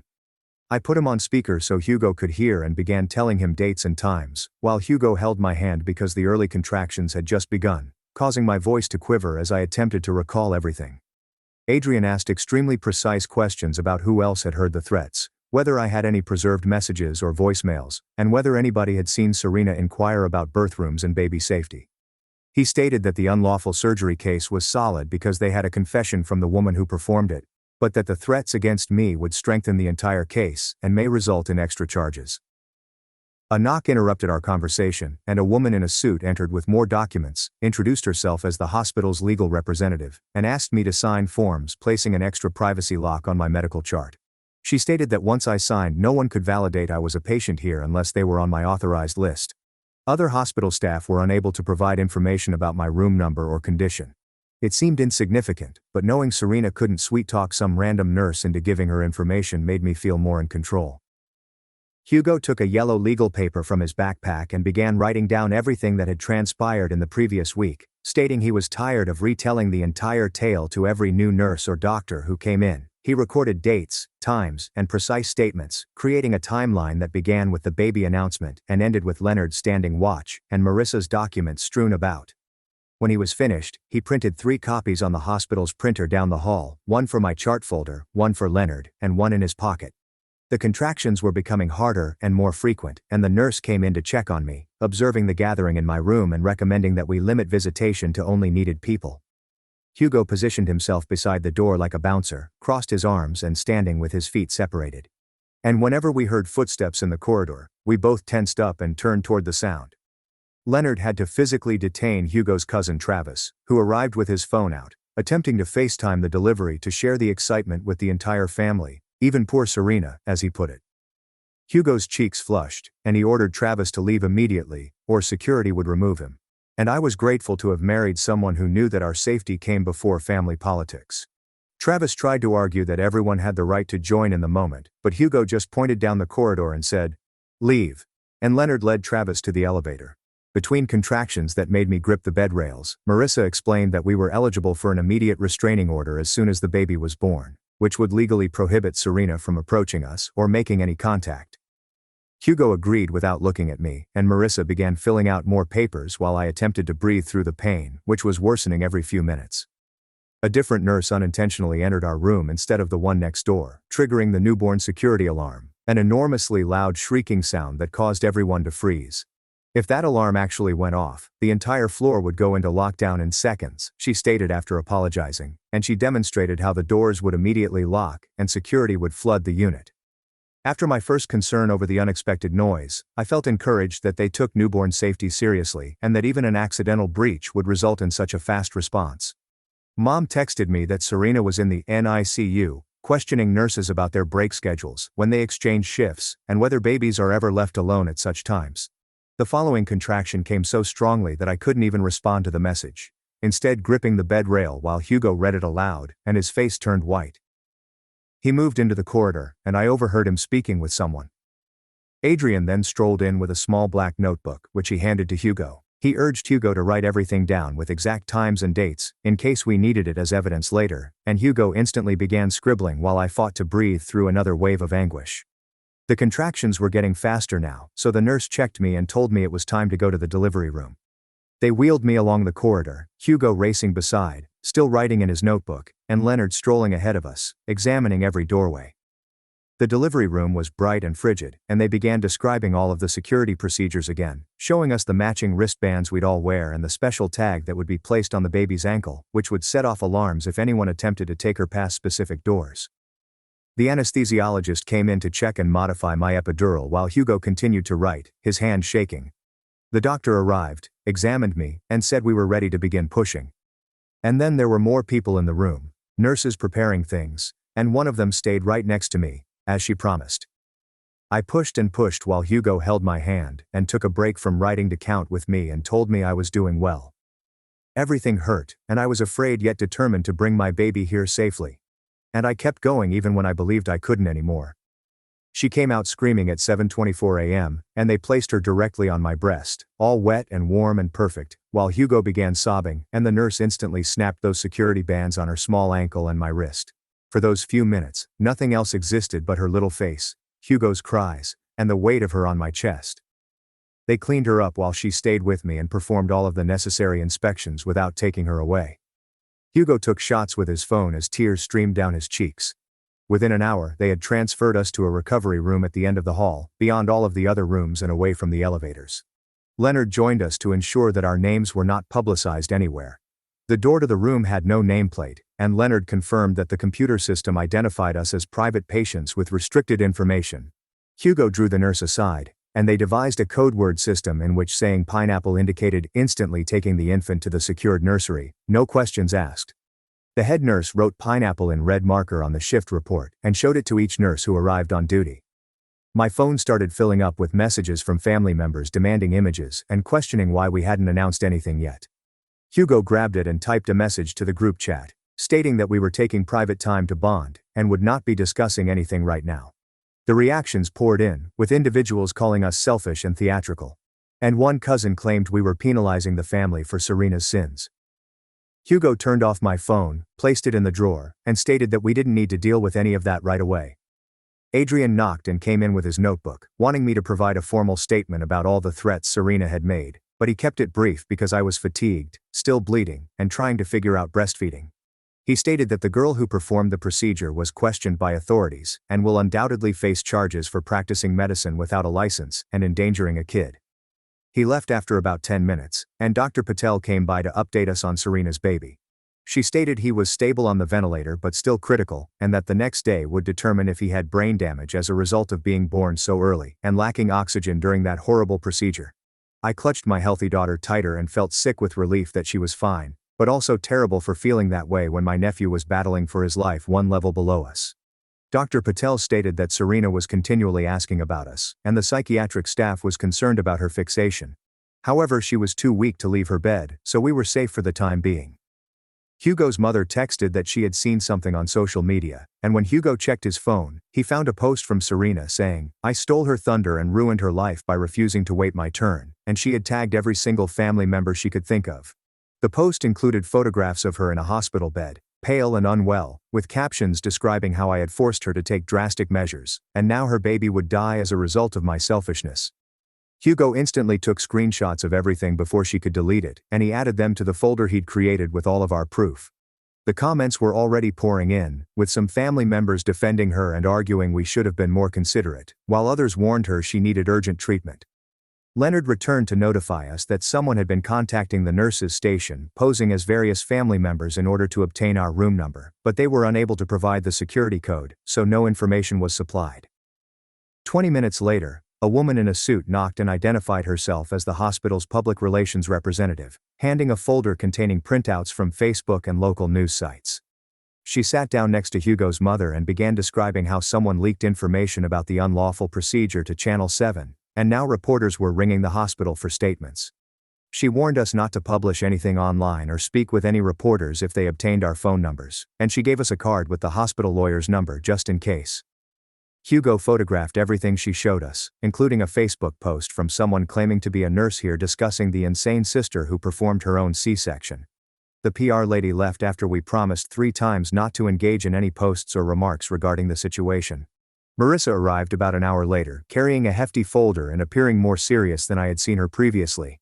She moved a chair up to my bed and stated that CPS wanted to initiate an inquiry because of how Serena's kid was born, and they required statements from everyone who was aware of her threats. She kept stating we weren't under investigation and were simply witnesses, but she needed to hear everything Serena had said about taking my baby or injuring herself. I told her about the intervention, the PowerPoint, and how she grabbed my arm during the baby shower, while Hugo added things I had forgotten, such as the exact words she said. Marissa jotted down everything in her notepad and asked if we had any texts or voicemails from Serena, which Hugo promptly checked on his phone. She took images of everything, including social media screenshots, and claimed that this would help safeguard both babies from future situations. Hugo returned from speaking with the nurses regarding guest protocols, appearing angry. He found out that someone had called 7 times in the last 2 hours, claiming to be his mother and attempting to obtain our room number, but they kept failing the security question we'd set up. His real mother was sitting right next to me the entire time, holding our kid, and she looked just as concerned as we did. The charge nurse entered right behind him and announced that everything was being changed immediately, and Leonard would handle it personally. Within an hour, Leonard had returned with a completely new system, including visitor badges that required photo ID, and matching wristbands that changed color every day. He showed us the revised list, in which he would personally verify each guest and designate someone to accompany them to our room, rather than allowing them to wander the halls. He also relocated us to a different room at the end of the hallway, with only one entrance and cameras covering the entire corridor. Hugo's mother helped us pack everything while the baby slept in her bassinet, and we settled into our new surroundings, which felt more like a bunker than a hospital room. Mom arrived the next morning with red eyes and shaky hands. She perched on the edge of my bed and begged if she might bring Serena for just 5 minutes to see the baby, hoping that seeing her would bring Serena back to reality. She kept insisting that it would help the family heal and Serena recognize what she had done wrong. I looked at Hugo, then back at Mom, and informed her that Serena would never get near my daughter after everything she had threatened. Mom began crying harder, accusing me of being cruel and pulling the family apart, but I did not pursue her after she left. I just kept my baby close and concentrated on feeding her while Hugo caressed my back. Adrian called to provide an update. He claimed Damon Cross had given a thorough statement about discovering Serena bleeding on the toilet floor and phoned 911, and the woman who performed the surgery had admitted everything. She informed police that Serena had threatened to hurt herself if she didn't help, and she showed them texts in which Serena stated that she would use kitchen knives if necessary. Adrian stated that the evidence was overwhelming, and that charges would be brought once the prosecutor had evaluated everything, which would most likely be within a week. He also said that Serena may face charges if she is psychologically stable enough to stand trial, which may be months away. Marissa returned that afternoon with a different folder and a nice grin. She said she needed to complete a postpartum mental health assessment with me, which seemed strange because we both knew my stress wasn't normal for a new parent. She questioned me about sleeping, eating, and weeping, and then admitted that what I was going through was far from ordinary. She wanted to connect me with someone who could help. She'd already scheduled a trauma therapist to visit me tomorrow, right here in the hospital room, so I wouldn't have to leave the baby. While she was finishing her notes, my phone rang with a text from my aunt, who advised me to publicly apologize in order to maintain peace and consider family unity. I didn't say anything, but showed Hugo, who snatched my phone and blocked her number while screaming something about people being mad. Leonard came through the door, appearing angry and out of breath. Someone attempted to enter our floor using a visitor sticker stolen from the cardiac unit, but security apprehended them at the elevator when they were unable to answer basic questions about who they were visiting. The person fled before anyone could apprehend them, but we all knew who it was, despite Leonard's refusal to reveal the identity for legal reasons. Hugo stepped up, saying enough was enough, and begged Adrian to return immediately. Hugo had already printed everything before Adrian arrived, including the surveillance footage Leonard had supplied, as well as the screenshots, texts, and threats. They sat at the small table in my room, filling out paperwork for an emergency restraining order, as I nursed the baby and tried not to cry. Adrian stated that the judge would hear our case by video conference tomorrow morning, eliminating the need for me to leave the hospital, and that based on the facts, we would almost certainly receive a temporary injunction. Hugo held my hand as Adrian explained that the order prohibited Serena from approaching us within 600 feet or attempting to contact us in any manner, including through other family members. The door opened, and Dr. Patel strolled in, holding a clipboard and appearing less concerned than before. She pulled up a chair next to my bed and began explaining that Serena's baby was doing better than yesterday, even breathing over the ventilator for a few minutes at a time. The figures on his charts were slowly increasing. And, while it wasn't a miraculous recovery, it was certainly improvement. I pulled my daughter tighter and felt a strange mix of relief and guilt because I'd been praying for that baby, even though his mother tried to harm mine. Hugo squeezed my shoulder as Dr. Patel showed us the charts and pointed out the improving oxygen levels. About an hour later, a female woman knocked and entered with a badge that read, Child Protective Services. She sat down with this huge folder and began asking if we had considered accepting Serena's baby if he lived but couldn't go home with her due to the criminal investigation. My entire body became chilly, and I looked at Hugo, who was already shaking his head. The worker started talking about kinship placement and family preservation, and I felt like I couldn't breathe since I had just given birth the day before, and now they wanted me to care for a poor premature baby whose mother was threatening us. Hugo jumped up and told her firmly but gently that we needed to focus on our own newborn, and that taking on a medically delicate infant while dealing with continuing threats would endanger everyone involved. The worker wrote something down and stated that she understood, but needed to document what she had asked. Hugo uttered what I couldn't say, and I started crying with relief. My phone rang 20 minutes later, and it was Mom, sobbing and begging us to reconsider the kinship placement. She insisted that it was the only way to keep Serena's baby in the family, and possibly assist Serena from losing her mind. I told her there were other relatives who could help, that she had siblings and cousins who weren't only having babies and weren't in danger. Mom said none of them would do it, therefore we were the baby's only option. However, I had to hang up because I couldn't take the guilt trip on top of everything else. About an hour later, Leonard rushed through the door, followed by 2 other security personnel. They held Serena between them, and she was shouting at the top of her lungs about how we had stolen her baby's sole family and purposefully destroyed her life.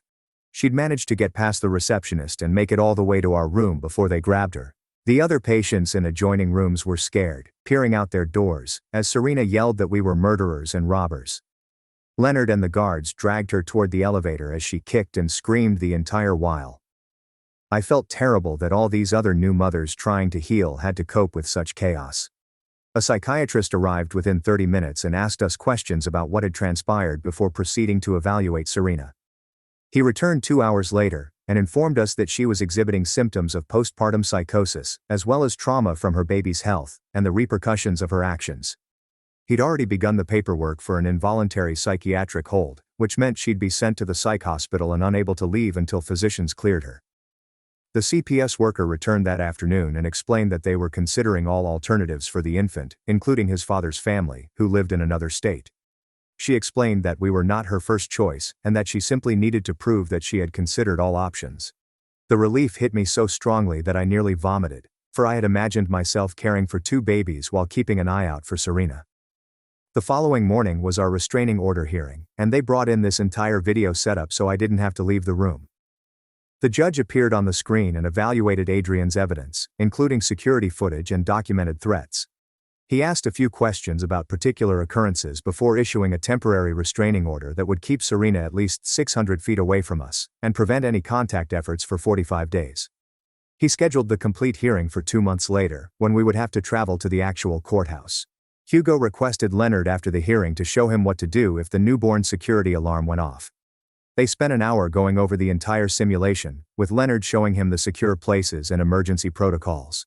Hugo rehearsed repeatedly until he understood exactly where to go and which buttons to press. Watching him take it so seriously and strive so hard to protect us only made me fall in love with him more. That afternoon, I sat with my phone, recording everything that had happened since the beginning. I spoke for about 2 hours, going over each threat and occurrence with precise dates, times, and facts. I recorded the recording in 3 places, including sending it to Uncle Liam and uploading it to a cloud account Hugo created specifically for proof. Having my own record of everything made me feel less helpless and more in charge of our situation. The discharge planner arrived at our door the next morning, with a hefty folder and a frightened expression on her face. She put maps on my bed, showing various routes from the hospital to our house, with specific streets highlighted in yellow. She stated that the yellow ones were the most visible and had the most cameras, in case we required evidence of anything happening. Hugo took pictures of everything with his phone, while she scribbled down the direct number for police dispatch, which bypassed the ordinary 911 operators. She gave us cards with a photo of Serena and instructions to contact the police if they spotted her around our property. The entire experience felt like we were going into witness protection rather than simply taking our baby home from the hospital. Leonard stopped by while she was still there and put his personal mobile phone number to our emergency contact list. He stated he had previously spoken with the security company that monitors our neighborhood about increasing patrols past our house. Hugo noticed his cousin Travis sitting in a car in the guest parking lot with a large camera 3 days later, when they finally cleared us to leave. Leonard checked the security monitors and confirmed that Travis had been waiting for us for 2 hours. We put everything in bags while Leonard arranged for maintenance to bring a cart through the service passageways. The infant remained nestled against my chest under my jacket as we followed Leonard along deserted passageways I had no idea existed. We passed by the hospital kitchen, where the staff hardly looked up from their prep work. Hugo dragged our suitcases behind us, looking over his shoulder every few paces.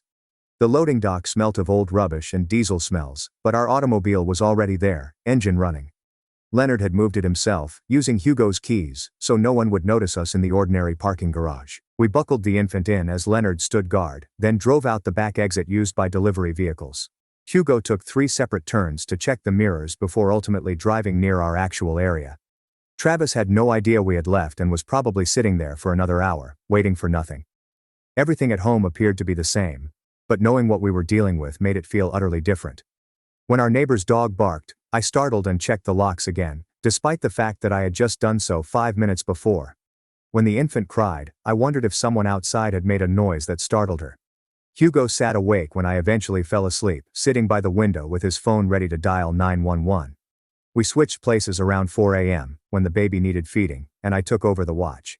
During the first few nights, neither of us slept for more than 2 hours at a period. Every automobile that drove by caused us to freeze and listen until it passed. On our 3rd day home, the doorbell rang, and we both worried until we noticed Adrian through the peephole.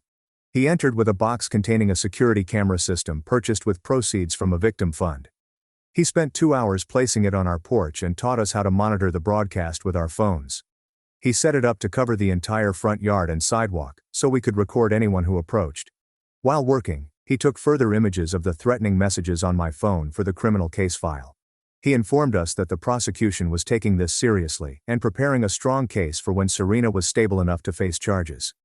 The next morning, I discovered a cardboard box on our porch that had not been there the night before. The security camera showed Mom leaving it at 5 a.m., when it was still dark. Inside were perfectly washed and folded baby clothing from Serena and I's childhood. Her note stated that she loved us, but wanted time to understand what had transpired. She pledged to respect our boundaries while letting us know she was thinking of us. I cried while holding those tiny garments, remembering when life was simpler and Serena was just my bothersome little sister.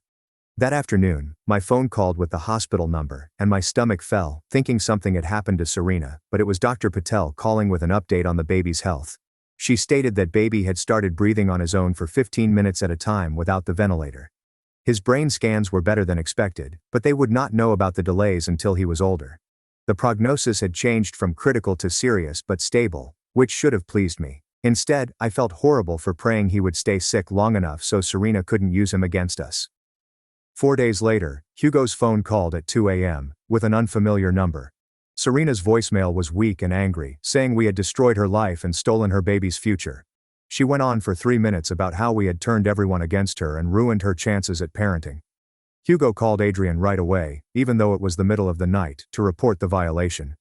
Adrian claimed she must have used another patient's phone at the psychiatric unit, which was a significant breach. The restraining order hearing was set for that Friday, and the judge appeared on our laptop screen from his courtroom. He went over the stack of evidence Adrian had submitted, which included surveillance footage and voicemail from that week.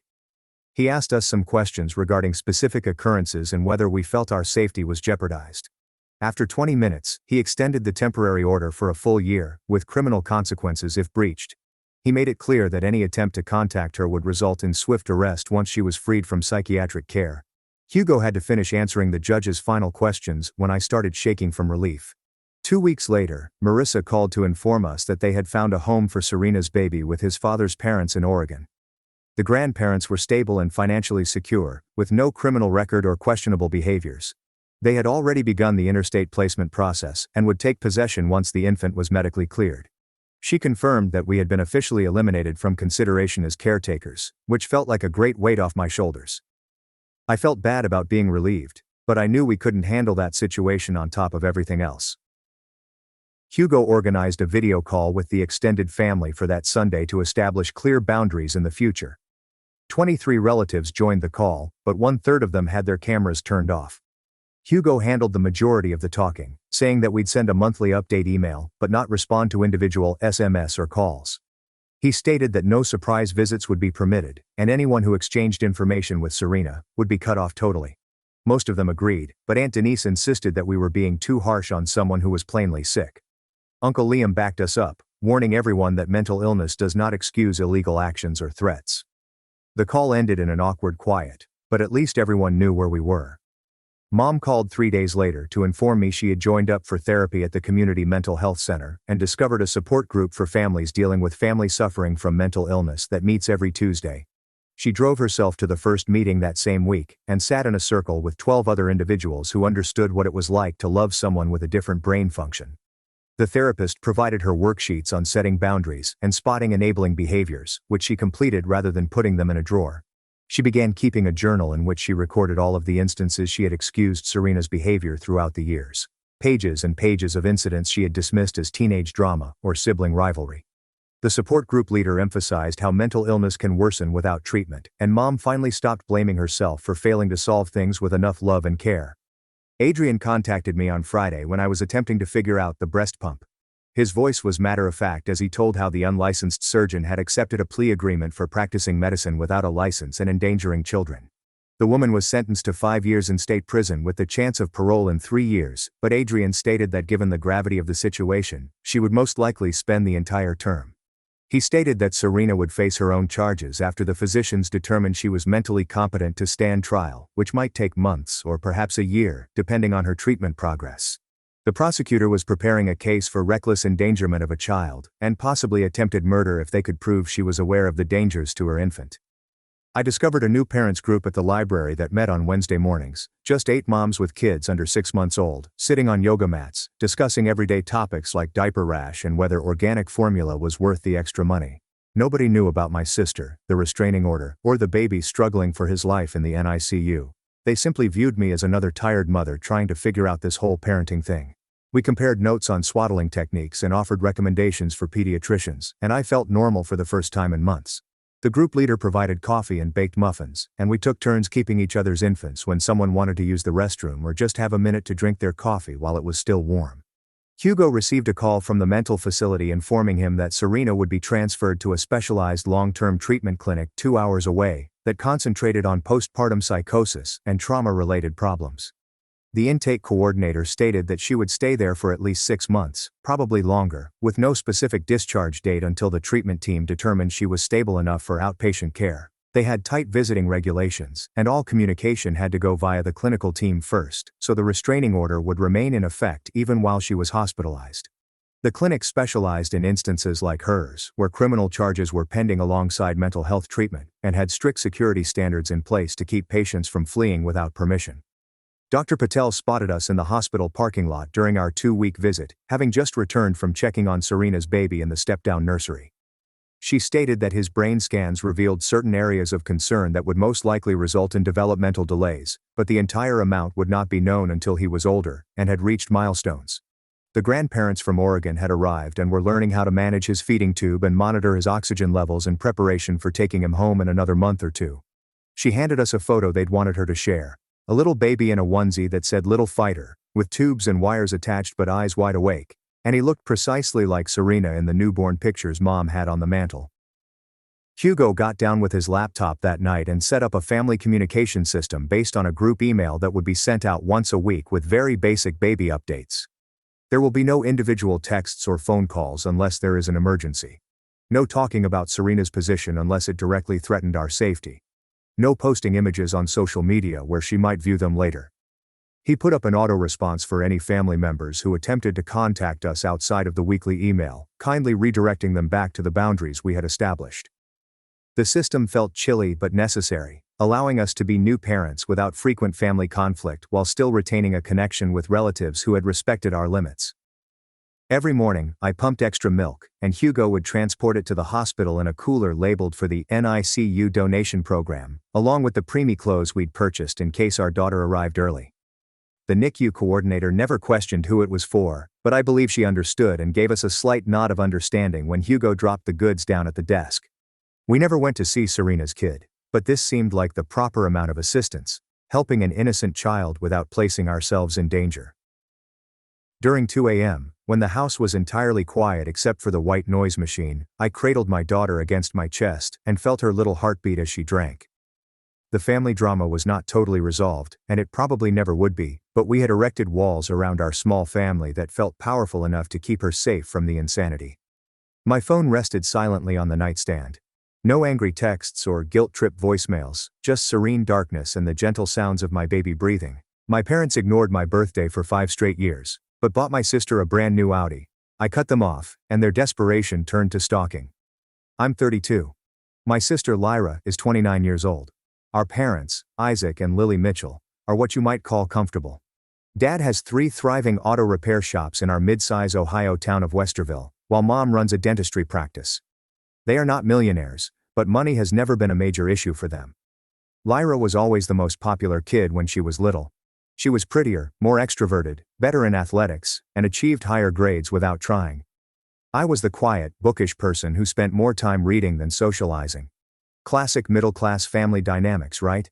I assumed it would change as we grew older. Spoiler alert, it didn't. The birthday celebrations began when I turned 28 on March 18, 2019. I had been living in Chicago for almost 4 years, working as a software developer for a healthcare organization. I wasn't expecting much, but I expected my folks might call or send a card. My birthday has come and gone. Nothing, not even a text message. When I contacted them 2 days later, Mom acted as if she had forgotten. "Oh honey, I'm so sorry. Work has been absolutely crazy, and your father's been dealing with that issue at the Maple Street shop. Typical excuses. She promised to make things up to me. She never did. I persuaded myself it was a fluke. Sometimes people forget. Life gets busier.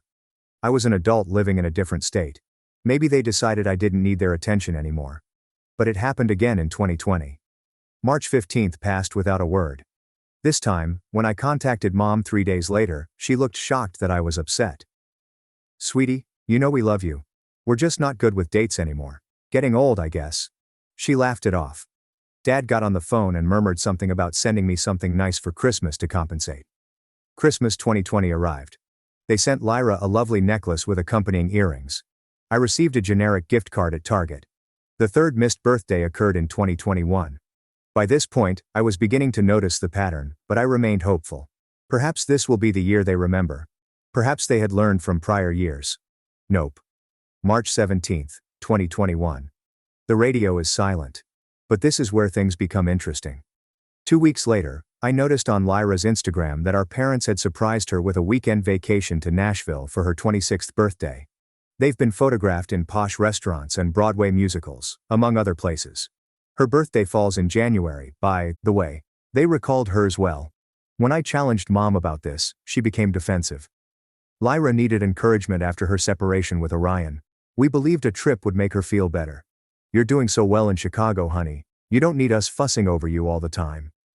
That hurt more than I'd like to admit.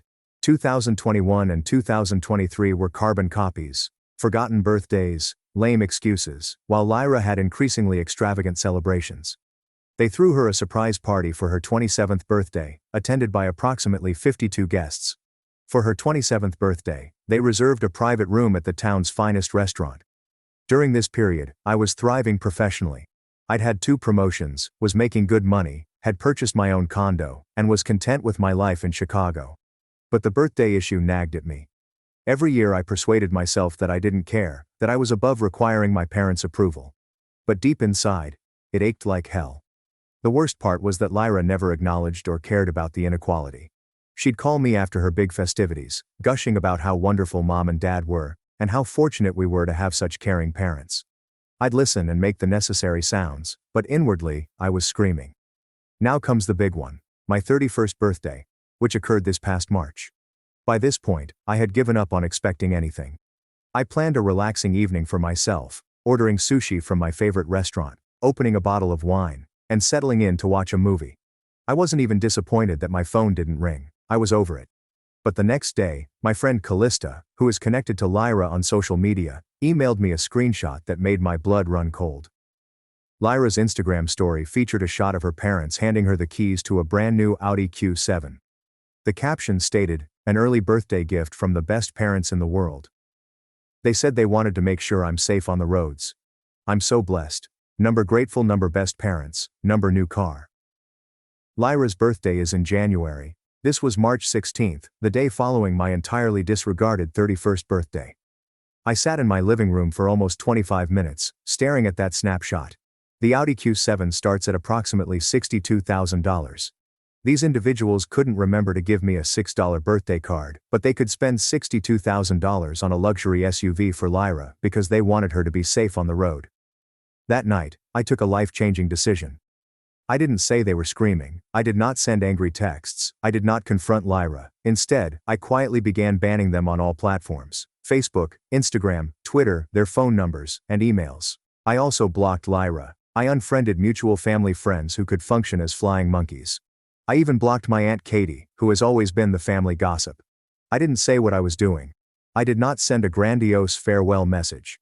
I suddenly vanished from their digital life entirely. The first several days were calm. I felt a peculiar sense of relief, as if I had been holding my breath for years and could now release.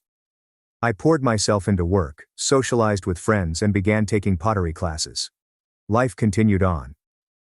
About 2 weeks later, my co-worker Elowen stated that someone had called the workplace looking for me. A woman named Lily Mitchell. She seemed frantic. She said it was a family emergency, but when I volunteered to take a message, she hung up. Mom had somehow obtained my work phone number and was contacting my office. That's when I discovered they knew I'd blocked them. According to Elowen, the calls became more frequent over the next several days. Mom came first, followed by Dad, and finally Lyra. They started phoning several times per day. Elowen stated that the woman claiming to be my sister appeared to be crying during one of the calls. I told Elowen and our receptionist to inform anyone calling for me that I was unavailable and couldn't take personal calls during business hours. We have a tight policy on it, so that was not unusual. But they did not stop there. About a month into my silent treatment, my friend Callista began receiving texts from Lyra. Callista gave me the screenshots, and they were something else. Lyra. Hello Callista. I understand you're acquainted with my sister Serafina. We haven't heard from her in weeks, and we're scared. She's not returning calls or texts. Do you know if she's okay? Callista. I saw her last weekend, and she appeared fine to me. Lyra. That's such a relief. We thought something horrible had happened. Can you get her to call home? Mom is beyond herself with concern. Callista. I can suggest it, but Serafina is an adult. If she isn't phoning, there could be a reason. Lyra, I'm not sure what we could have done wrong. We have always been such a tight family. I almost laughed out loud when I read the last message. The communications to Callista persisted for several weeks. Lyra described my parents as devastated, concerned, unwell, and unable to eat or sleep since they had no idea what had happened to their precious daughter. According to her, Dad was thinking about hiring a private detective to make sure I was okay. The modification was so evident that it might nearly be considered creative. But the actual brilliance arrived 2 months later. Callista emailed me a long, rambling voice message that Lyra had sent to her. I'm paraphrasing here, but it was basically a 20-minute sob story about how the family was breaking apart without me. How Mom sobbed every day. Dad had been drinking more than normal. It was almost probably a falsehood. Dad rarely drinks. They couldn't fathom what they had done to deserve this treatment. The clincher was the finale. We know Serafina's birthday is coming up next year, and Mom is already arranging something extra special to compensate. Well, if we've missed it in the past, we just need her to return home so we can be a family again. 5 years, 5 birthdays, entirely forgotten. And suddenly it seemed as if we had somehow missed it. But wait, things get better. Around the same time, I discovered they had been contacting other acquaintances of mine. Ophelia, my college roommate, contacted me giggling over a Facebook message she received from my mother. According to Ophelia, Mom had sent her a lengthy message inquiring if she had heard from me, expressing concern for my mental health and well-being, and wondering if I was experiencing a breakdown. The message appeared to contain a lot of information about Lyra's success and happiness, how proud they were of her new job, how she had begun working at Dad's firm, and how they simply wanted their entire family to participate in the delight. Even in their fear, they couldn't help but focus on Lyra. My coworker Theron received an even stranger approach. Dad saw him on LinkedIn and sent him a professional-sounding message, asking whether I was doing well at work and if there were any worries about my mental health that the family should be aware of. Theron was so confused that he took a screenshot and quickly texted it to me. That crossed the line. Attempting to interfere with my professional life was intolerable, but I remained firm. I did not respond to any of it. I just watched from my serene, drama-free cocoon as they descended deeper into terror. The escalation persisted. They got my landlord's contact information, God knows how, and reportedly called him to express concern about my well-being and ask whether he had seen me recently. My poor landlord, Mr. Navarro, was completely perplexed. He called on my door one evening to see whether everything was fine with my family, as he had received some weird calls. They contacted my gymnasium. They obtained the number from my dentist's office.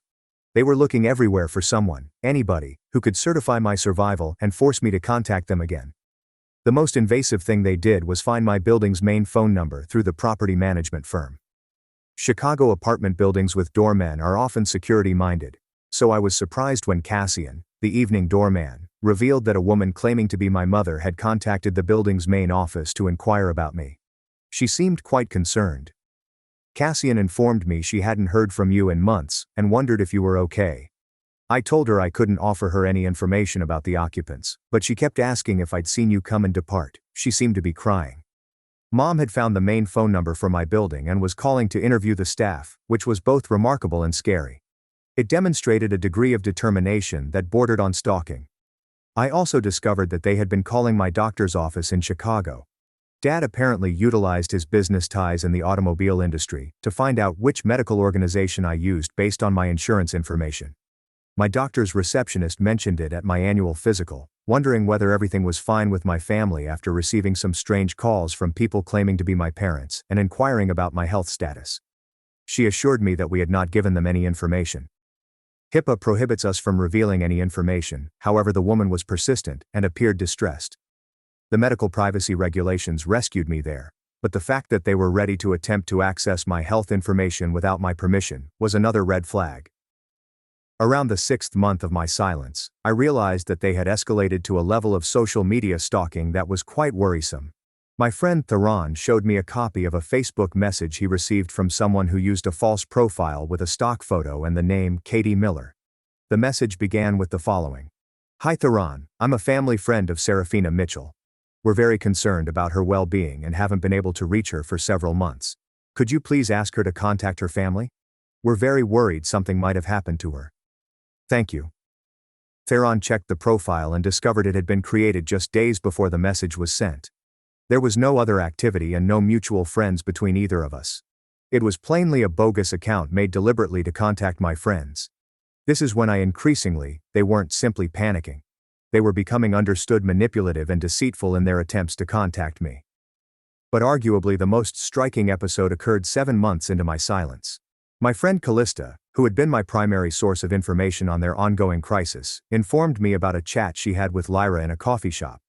Callista had run into Lyra by happenstance, and Lyra immediately began recounting the events surrounding my absence. But this time, her story had changed dramatically from previous iterations.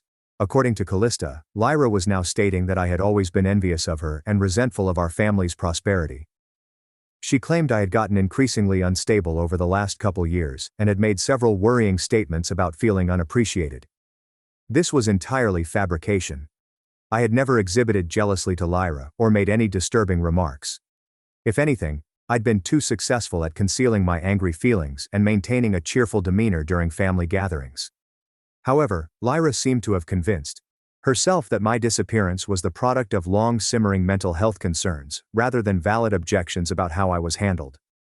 "She told me you'd be enacting paranoid," Callista claimed, "claiming that they love me more than you, which she said was obviously not true because your parents love you both equally.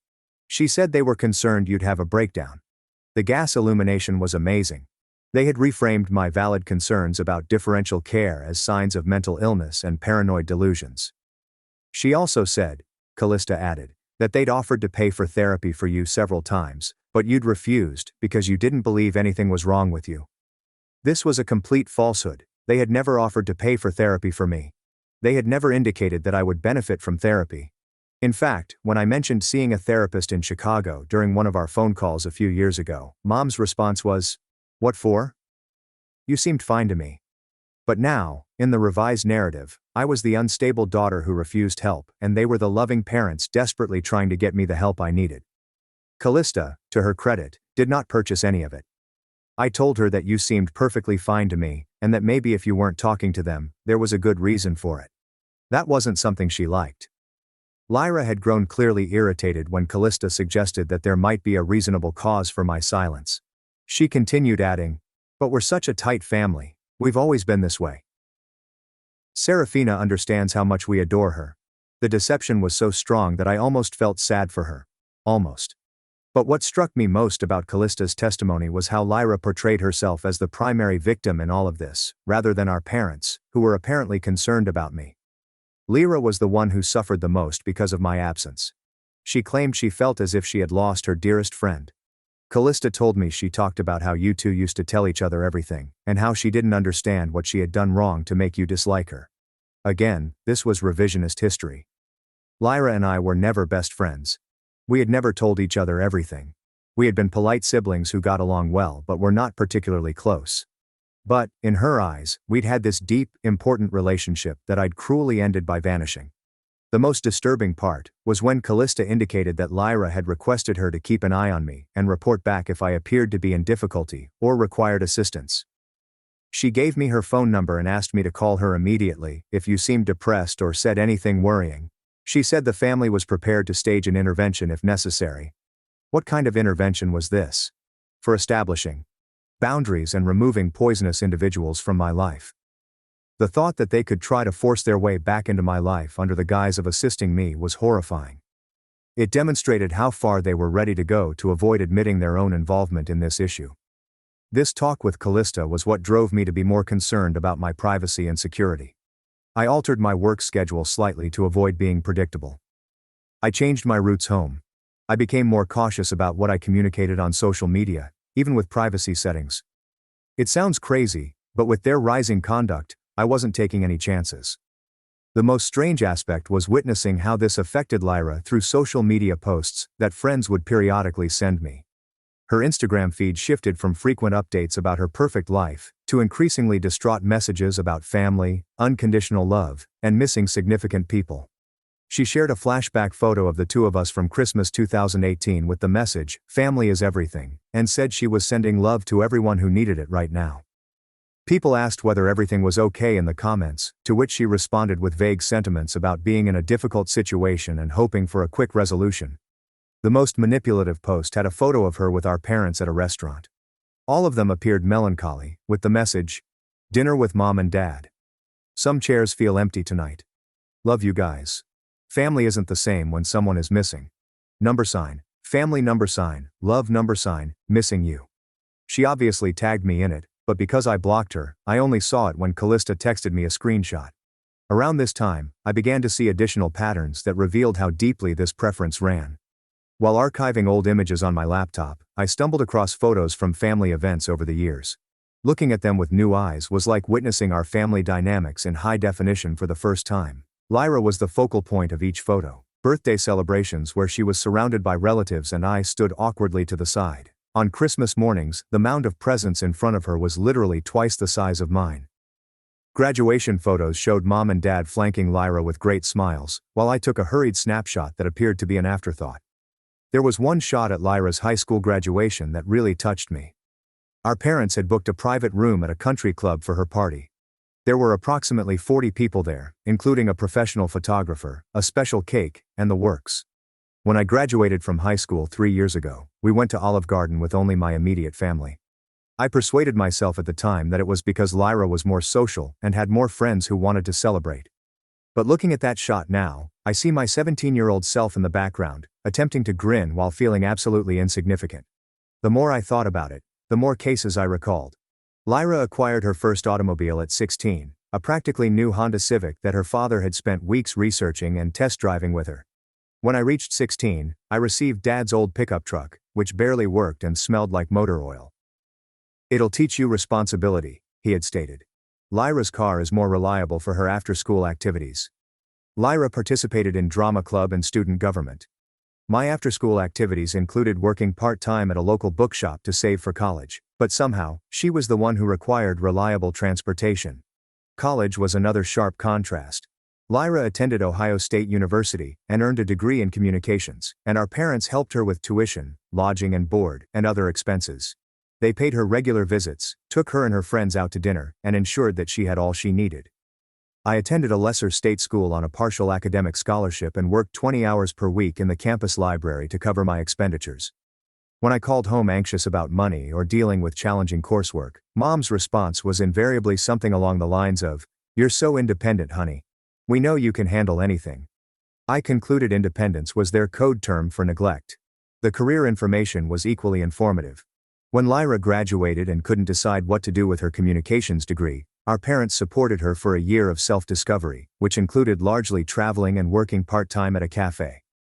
When she ultimately decided she wanted to work in business, Dad quickly gave her a position in one of his shops to acquire experience, despite the fact that her degree was in communications rather than business or automotive.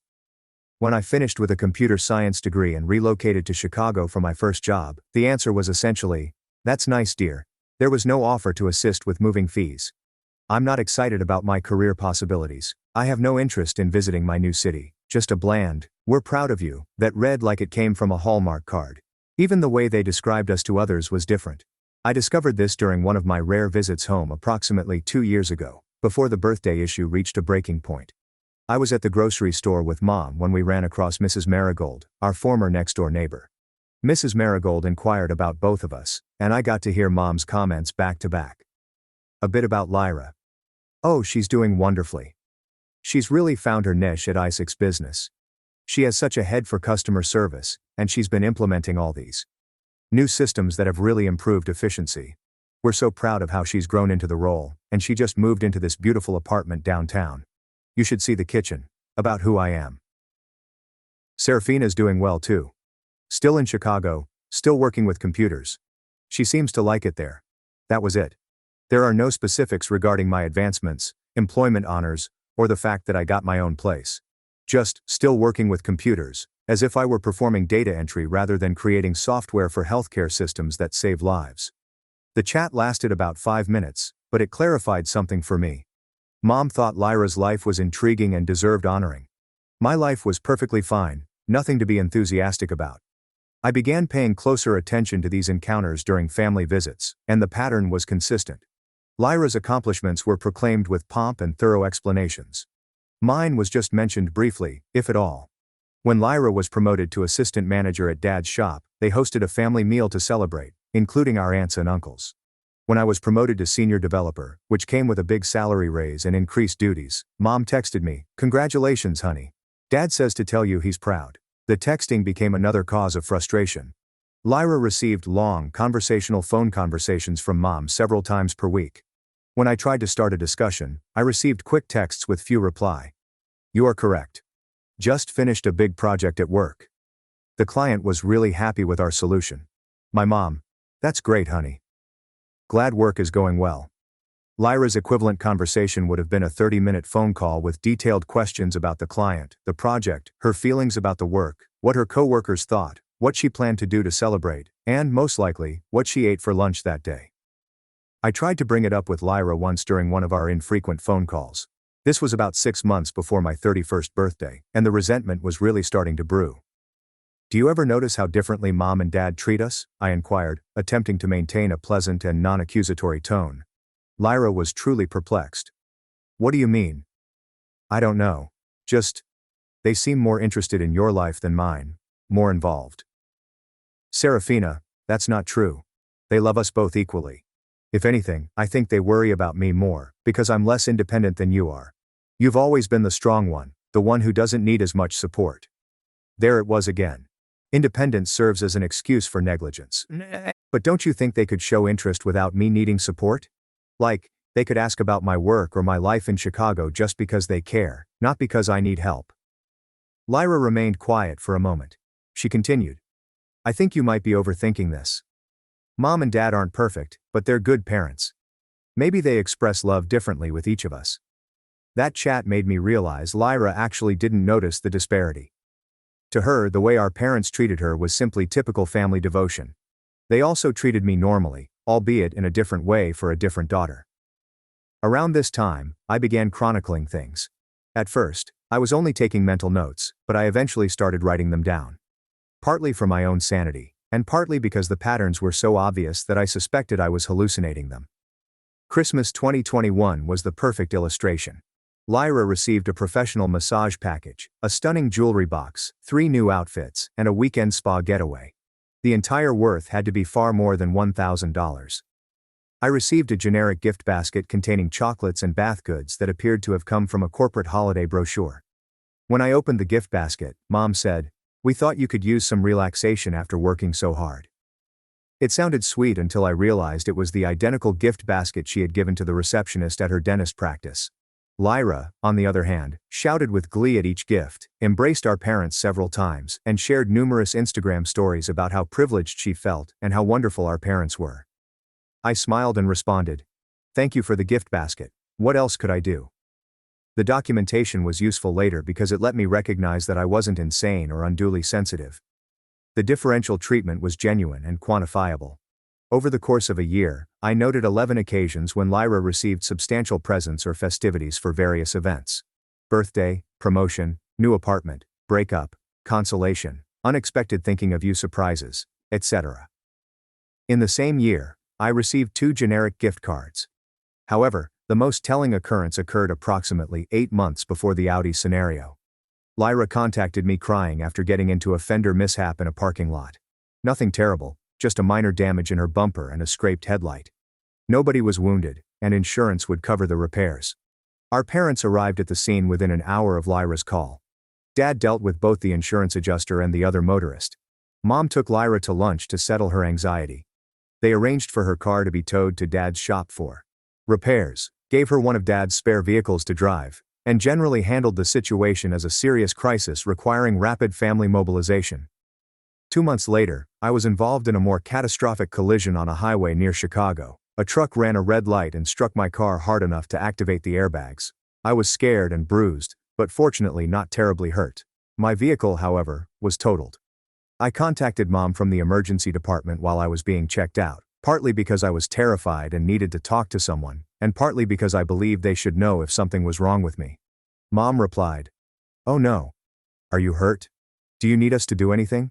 I told her I was fine but quite rattled up, and that I'd have to deal with insurance and obtaining a new automobile.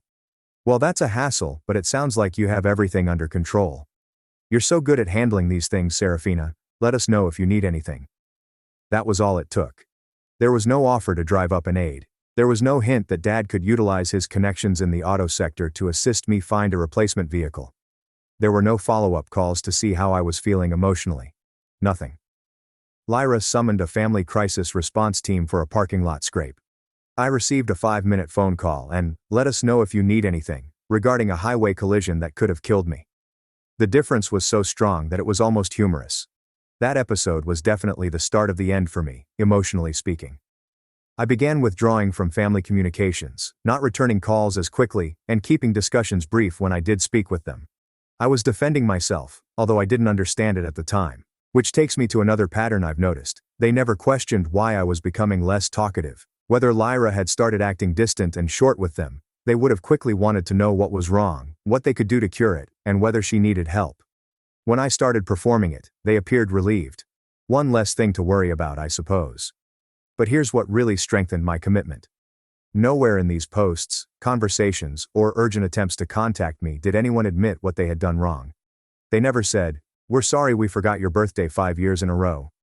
They never acknowledged the huge inequity in how they treated Lyra versus me.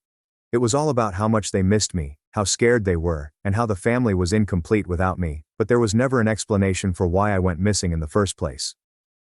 After nearly 4 months, the techniques altered. Instead of contacting my pals, they began attempting to contact me directly using techniques they assumed I couldn't block.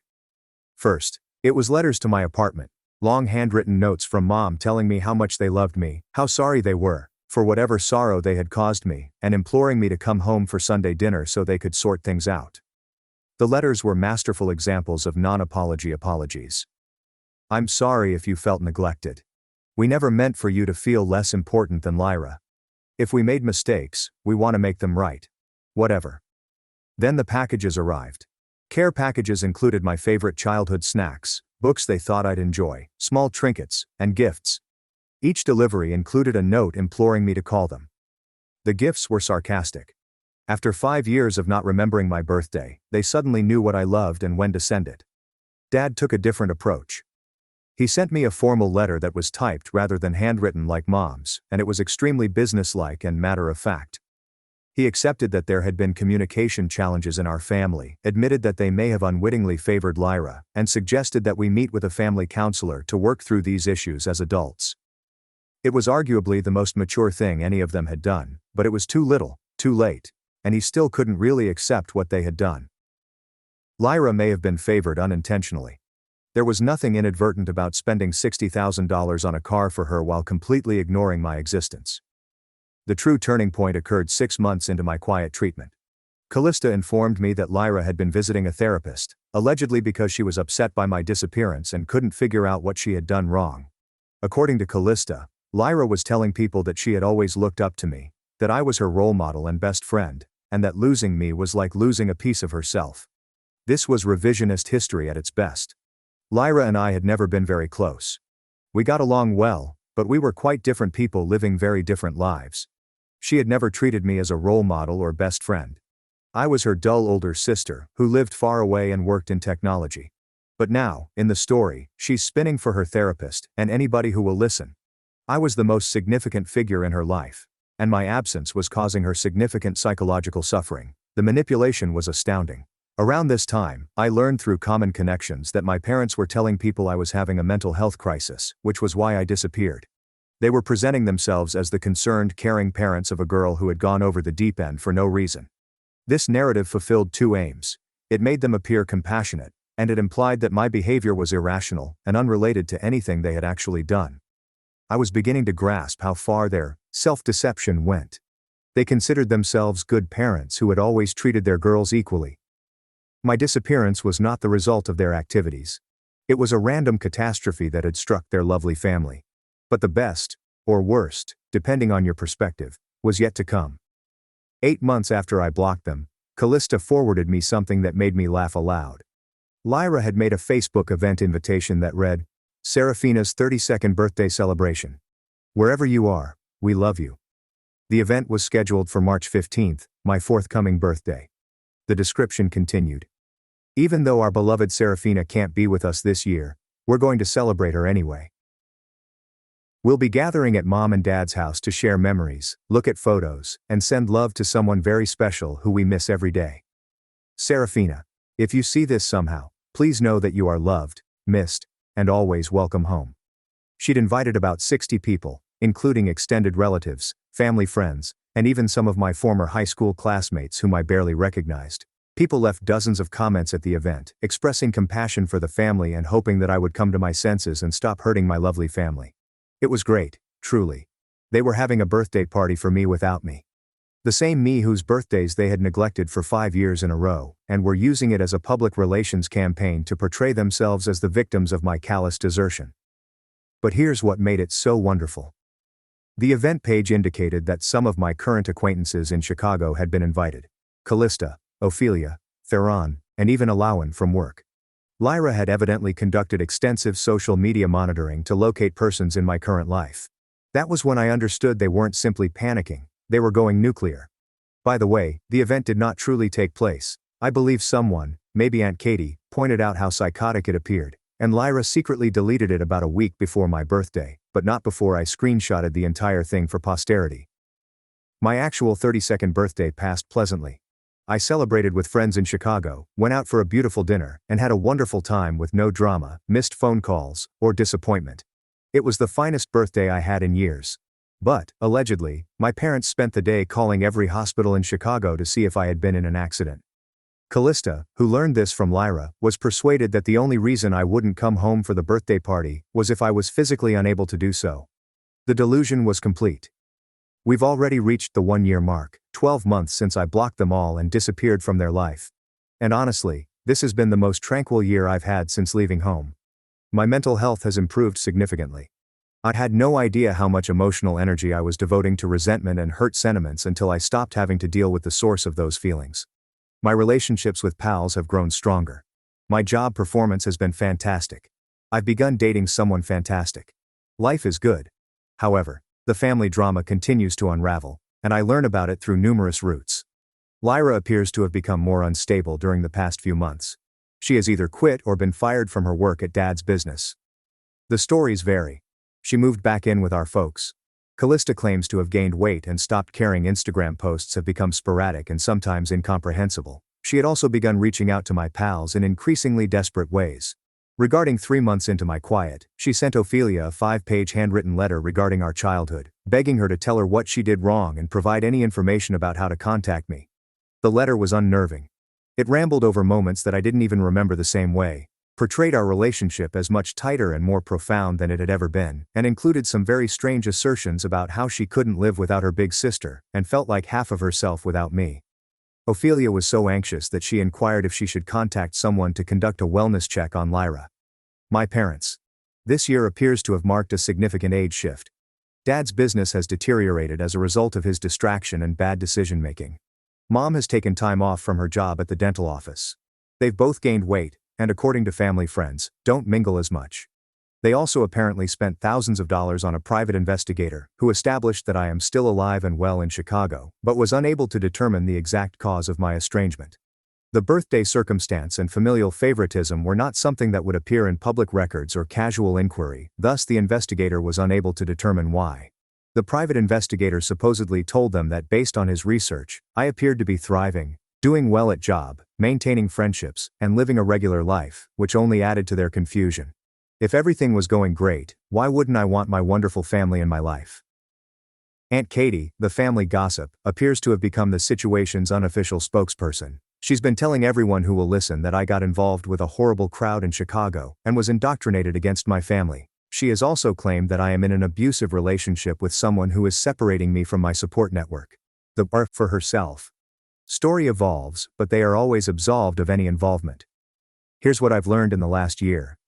My family is not capable of serious self-reflection.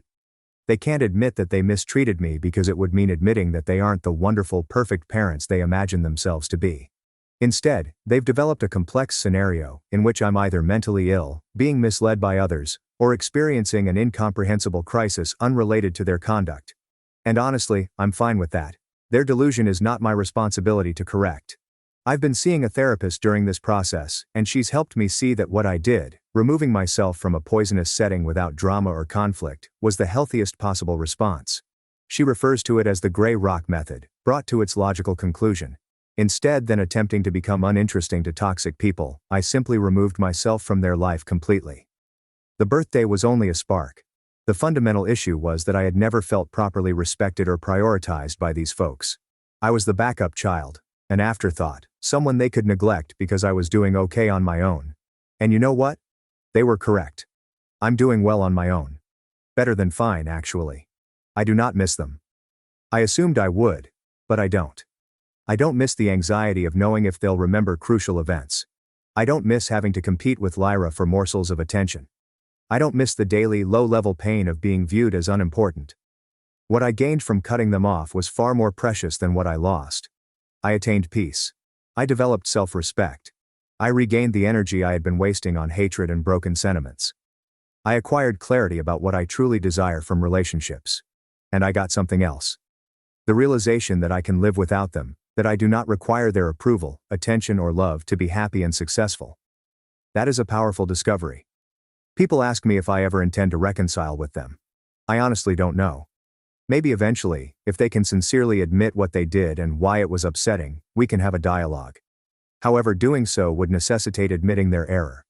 And I am not holding my breath. For the time being, I'm content to let them wonder, fret, and spiral into panic and uncertainty as they make desperate attempts to contact me. They forgot I existed for 5 years. They can now spend as much time as necessary remembering exactly what they lost. And in a lovely irony, the silent treatment I am giving them is having a far greater influence on their lives than those 5 ignored birthdays did on mine. I'm not looking for retribution, I'm not trying to injure them, I am just live my life without them. And obviously, that was the most damaging thing I could have done. Sometimes the best retaliation is simply refusing to participate in someone else's dysfunction. They forgot about me for 5 consecutive birthdays. Now they'll spend every day wondering where I am, what I'm doing, and whether I'll ever return. I call that poetic justice.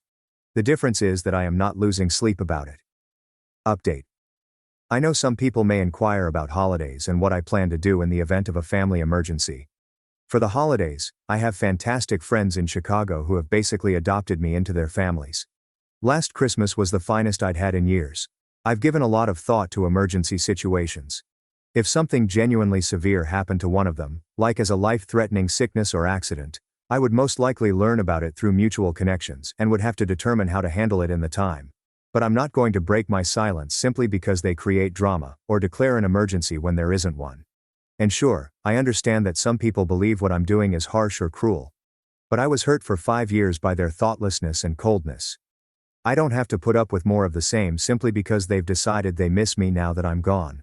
For those inquiring about my building's security, sure, they have stringent restrictions against disclosing resident information. My parents discovered the main property management phone number online and contacted pretending to be concerned family members. The staff did not provide any personal information, but when pressed, they did confirm that I live there, which was already too much information in my perspective. Thank you for reading Reddit. Sometimes telling your tale to strangers on the internet helps you understand you're not insane. TLDR. My parents neglected my birthday for 5 years in a row while lavishing attention and expensive gifts on my sister. When they gave her a $60,000 Audi the day after forgetting my 31st birthday, I simply banned everyone and vanished from their lives. They've spent the last year panicking, employing private investigators and fabricating intricate explanations for my disappearance while never admitting their mistakes. My grandma disowned us the day I was born. 16 years later, she returned, broke, begging for shelter. Dad's reply left her speechless. While my mother was physically in labor with me, my grandma on my father's side declared, "I'm cutting you both out of my life. My other son's wife is wealthy and can fund my retirement. Your wife is a slow food stamp collector with horrible hair." Dad's jaws dropped, and his jaw clenched in rage. "Get the hell out if you're going to be racist to my wife." My grandma backed off, clearly outraged. "It's not racist. It's the truth. Your brother's wife is the best thing that's happened to us." She stared at my father as if he were a foolish child when he claimed that finding true love was the best thing that had occurred. "Good luck with your real love. Don't come crawling back when she's framed you for a theft you didn't commit." She exited the delivery room, immediately buying airplane tickets with her other daughter-in-law's credit cards. I wasn't there to witness it, but my grandmother's actions sparked a fire within my parents. Mom pushed herself into teaching when I was a little older, and Dad worked extra shifts at the warehouse. When I was 7, Mom and Dad had saved enough money to start an after-school program. Mom tutored, while Dad taught life skills, such as car repair and DIY insulation for walls. Soon, 45 children had shown up. Meanwhile, my grandmother was living with my uncle and his wife Clara, traveling on vacation, spending her money, and purchasing new cars simply because she could. However, neither family was aware of this. Clara had been in the delivery room when I was born. She'd stood silently in the doorway, and hearing her mother-in-law refer to a newborn baby as a disgrace moved something inside her. That's when she learned about my father's achievements. By this point, the program had a second location. My parents were making enough money to relocate to a house with a pool and take vacations where I would have my own hotel room.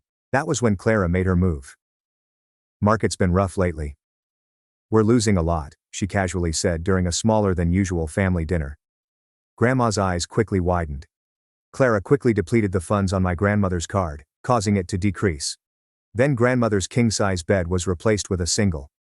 Then came the big announcement. Clara arrived to lunch crying. "The lawyers say my trust fund could be frozen for years. We'll lose everything," my grandmother exclaimed. "Are you seriously telling me you're going broke?" Clara said, nodding as if it were true. Over the next 3 weeks, grandmother's expensive garments were auctioned to offset stock losses. Her $30 coffee was replaced with instant, and Clara and Richie even moved into an apartment to make the financial loss appear more realistic. That's when my granny snapped. "I think I need some space from you two while you figure things out financially. It's just so stressful for me." And with that, she stopped coming to dinners. She began avoiding Clara's calls, all for money that was never actually lost. That was when she realized she had another son. I was 16 years old when she came up at our door. Dad was at work, while Mom was at home. I'll never forget my grandmother's expression when she saw our house. The mental math was visible. The pool, the 2 vehicles, and my MacBook on the counter. "I've been thinking about family lately," she explained, clutching her counterfeit designer purse. "I realize I may have been hasty in the past."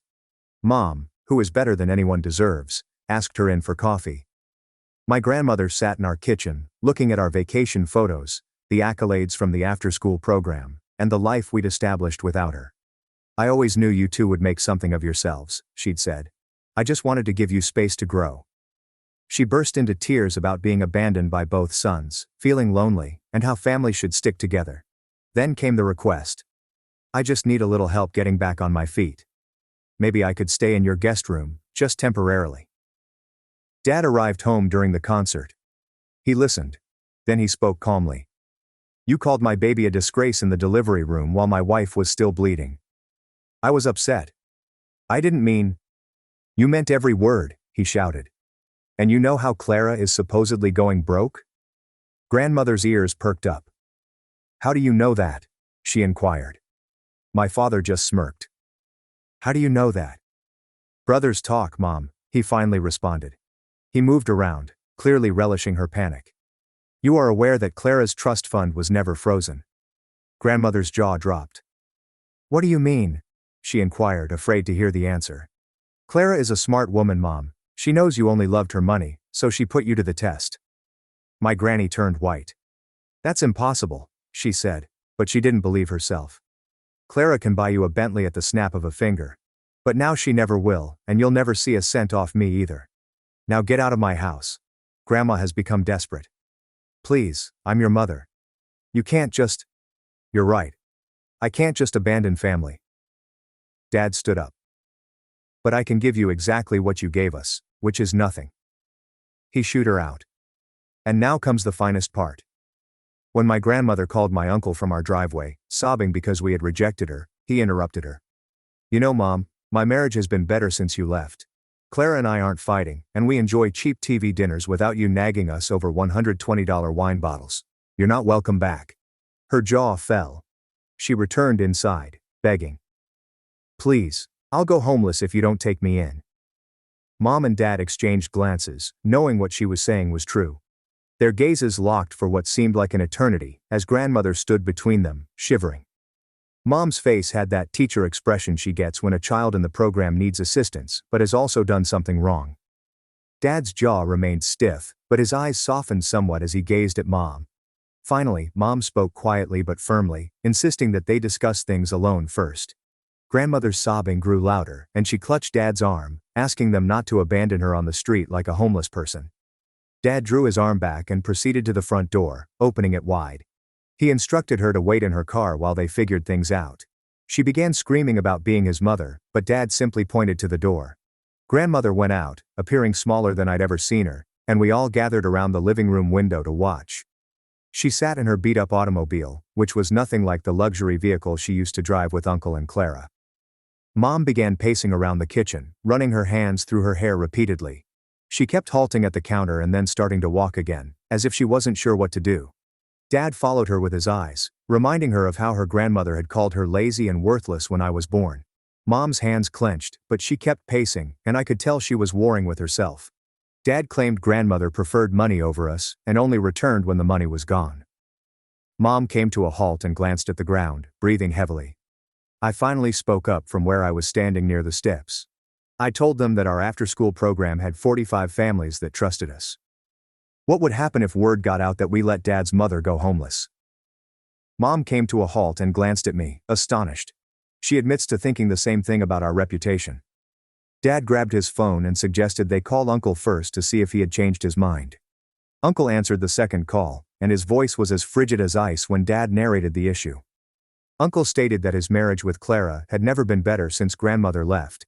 He was not going to sacrifice his wife's happiness for someone who simply cared about money. Dad turned it on speaker, and we heard Clara's voice in the background, wondering who it was. She took the phone and sprung a major surprise on us. Clara offered to pay for a motel stay for a few nights, but only through someone else. She would have no direct contact with her grandmother at all. She suggested that we hire a social worker to handle things, so there would be no family conflict. Dad thanked her and hung up, then walked outside to see grandmother still sitting in her car. We observed from the window as he leaned down to speak through her window. She began screaming loudly enough that we could hear it inside, but Dad interrupted her with sharp hand movements. He told her she couldn't remain here, but they'd work something out for tonight. Grandmother's face turned hot and she yelled something about desertion. Dad yelled back that she abandoned us first, literally as I was being born. He turned and walked back inside, leaving her sitting there, mouth open. Mom opened her laptop and began searching for a cheap motel in the vicinity. She discovered one approximately 10 minutes away that had good reviews and was reasonably priced. Dad called and booked a 3-night stay with Mom's credit card. He issued strong orders that no hotel charges should be added to the bill. The desk clerk looked perplexed, but consented to record it in their system. Dad went back outside and delivered the room key card to grandmother via the window. She accepted it without saying thank you, and drove away, mumbling something we couldn't hear. That night was tough for all of us. I kept tossing and turning, reflecting on all that had transpired. Around midnight, I heard Mom and Dad conversing quietly in their room down the hall. Mom kept telling us that we couldn't become like grandmothers by putting money and fame above family. Dad's voice was difficult to hear, but he sounded furious and exhausted. Mom explained that even toxic families were still family, and we needed to strike a balance. Their voices continued for at least an hour before quieting down. When I came down for breakfast the next morning, Mom had already been up making calls. She had the phone book open for government services and was taking notes on a yellow pad. After 3 transfers, She was connected to someone from County Social Services. The woman on the phone introduced herself as Marissa McCarthy and explained that she specialized in elder care resources. Mom addressed our position without delving into all of the unpleasant details. Marissa sounded understanding, saying that these family circumstances were more prevalent than people realized. She agreed to meet with us that afternoon to talk about housing help alternatives. Mom thanked her and hung up, clearly relieved to get some professional aid. Dad came down looking exhausted, with black circles under his eyes. He poured coffee and sat at the table, staring at nothing, while Mom told him about the social worker meeting. I took some cereal and noticed my parents appearing older than they had ever looked before. Around lunchtime, our neighbor sent Mom a text, causing her phone to ring on the counter. Mom snatched it up and her face paled as she read it.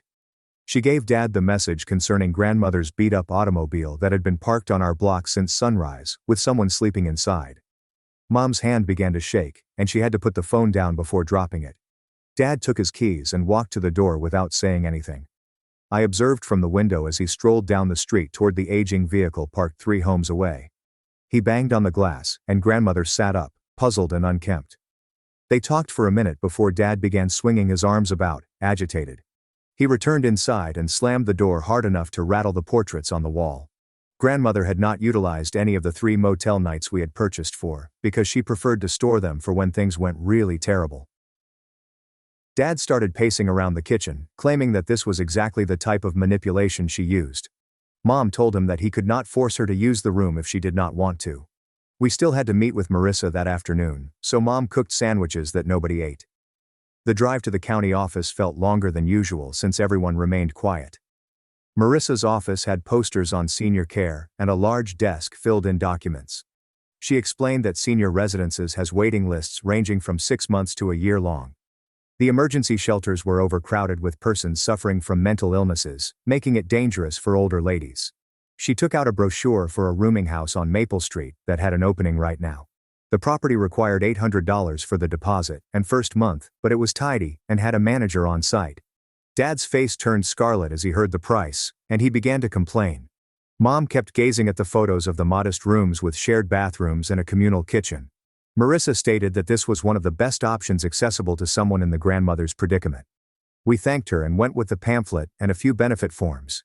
That evening, Mom and Dad had their greatest dispute in years over what to do next. Dad insisted his mother made her decisions when she chose money over family 15 years ago. Mom was concerned about setting a bad example by allowing their family to become homeless. Their voices became more louder, till I couldn't take it anymore. Maybe Uncle would pay half if we asked him the right way, I whispered from the doorway.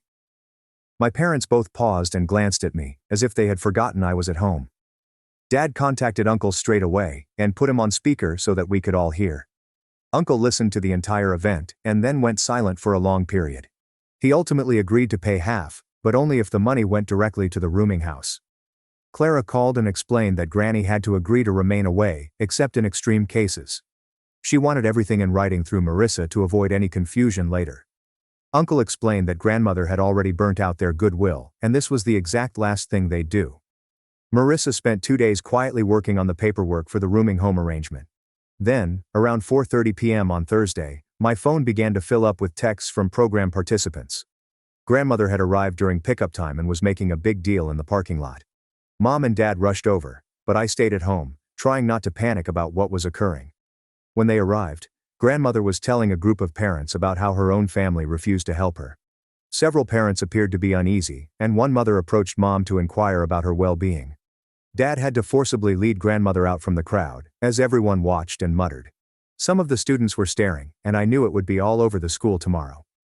That night, the phone rang 3 times, with parents inquiring about the situation at pickup. 2 families mentioned they were considering withdrawing their children if there was family strife influencing the curriculum. Mom spent an hour on each conversation, attempting to explain without disclosing too many personal details. The 3rd family was more sympathetic, but they still had reservations about the program's environmental impact. Dad looked discouraged as he listened to Mom's attempt to restore their reputation over the phone. The next morning, Mom was cooking coffee when the phone rang again before 7 a.m. Colin from the local paper presented himself and explained that he had heard of an incident at the after-school program. He asked if we wanted to make a statement about the incident with the elderly woman in the parking lot. Mom's face turned white, and she began stammering about needing to call him back later. Dad took the phone and almost began telling Colin everything about his grandmother's previous actions and why she deserved this.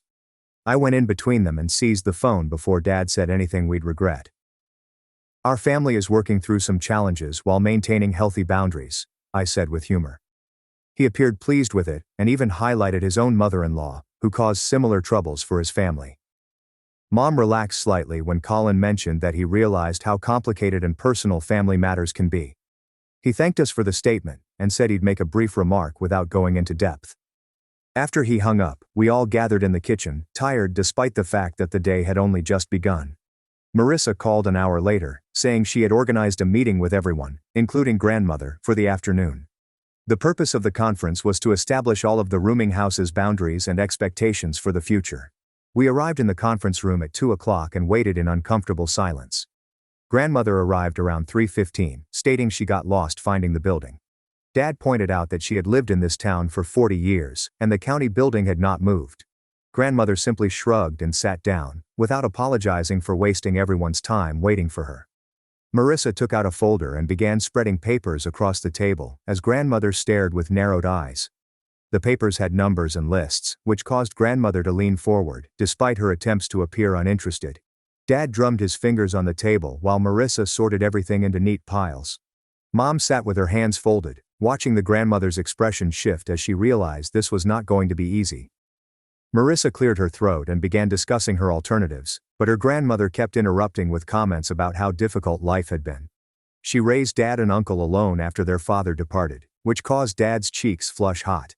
He slammed his hand on the table, startling everyone, and reminded her how much her parents had helped her. Grandmother tried to disagree, but Dad insisted that she prioritized money over family, not the other way around. His voice grew louder as he recounted all the times she had chosen fortune over relationships. Marissa raised her hand to quiet things down before returning to explaining the many housing alternatives available. She showed Granny photos of a rooming house with an openness, shared bathrooms, and a communal kitchen. The property required 3 months' payment up ahead, which would provide Granny time to file for welfare and possibly find work. When Marissa discussed working, her grandmother's face twisted, and she began to yell about being too old for jobs. Marissa simply pointed to the second choice, a homeless shelter with bunk beds and no privacy at all. Grandmother went silent quickly after seeing those shelter photographs of people sleeping on cots lined up in rows. When Marissa's phone rang, she answered and put it on speaker without first asking anyone.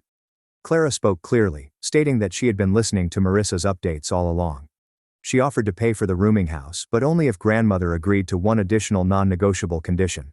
Grandmother had to attend weekly budgeting seminars at the senior center beginning immediately, with no exceptions. Grandmother's face turned from pale to blazing red as she realized Clara was in control of everything from behind the scenes. She opened her mouth to refuse, but then looked at the shelter photos again before closing it without saying anything. Marissa drew up the agreement right there, including all of the terms, as we all saw grandmother sign it with shaky hands. 3 days later, we traveled to the rooming house with the grandmother's belongings packed in rubbish bags and 2 old suitcases. The building appeared decent from the outside, but the inside smelled like cabbage and cleaning products mixed together. Grandmother moaned the entire way up the stairs about her hip and how loose the railing was. Her room was modest, with a single bed against one wall and an old dresser. She began complaining about the common bathroom down the hall and how the window faced a brick wall. Mom kept biting her lip, trying not to say anything, while Dad kept bringing suitcases up. He reminded his mother that Clara had given her a king-size bed, which she had chosen to leave behind. After a minute of silence, grandmother began grumbling about the tiny mattress and rough sheets. We left her there unpacking and ranting about ungrateful children, while other residents observed from their entrances. The first week passed without touch, which seemed strange but also kind of calm for everyone. Then Dad's phone started ringing at work, and grandmother called during his shifts to complain about everything. She complained about the food, the noise, the other residents, and the temperature of her room. After the 6th call in 2 days, his boss called him aside and warned him not to make personal calls during work hours. Dad arrived home stressed and snapping at everyone, which was not typical of him prior to this incident. With all of the turmoil, I started having difficulties focusing at school, and my grades dropped for the first time in my life. My counselor, Daniel Price, spotted me spacing out in class and invited me to remain after one day. He sat opposite from me and inquired about what was going on without pressing too hard for details. I told him about the family issue, and he helped me understand that adult problems were not my responsibility to solve. He taught me various stress reduction tactics, such as keeping a notebook and going for walks when things were overwhelming. He reminded me that I could not control what grown-ups did, but I could control how I reacted to it. Meanwhile, grandmother was making trouble at the rooming house by grabbing extra food from the shared kitchen at night.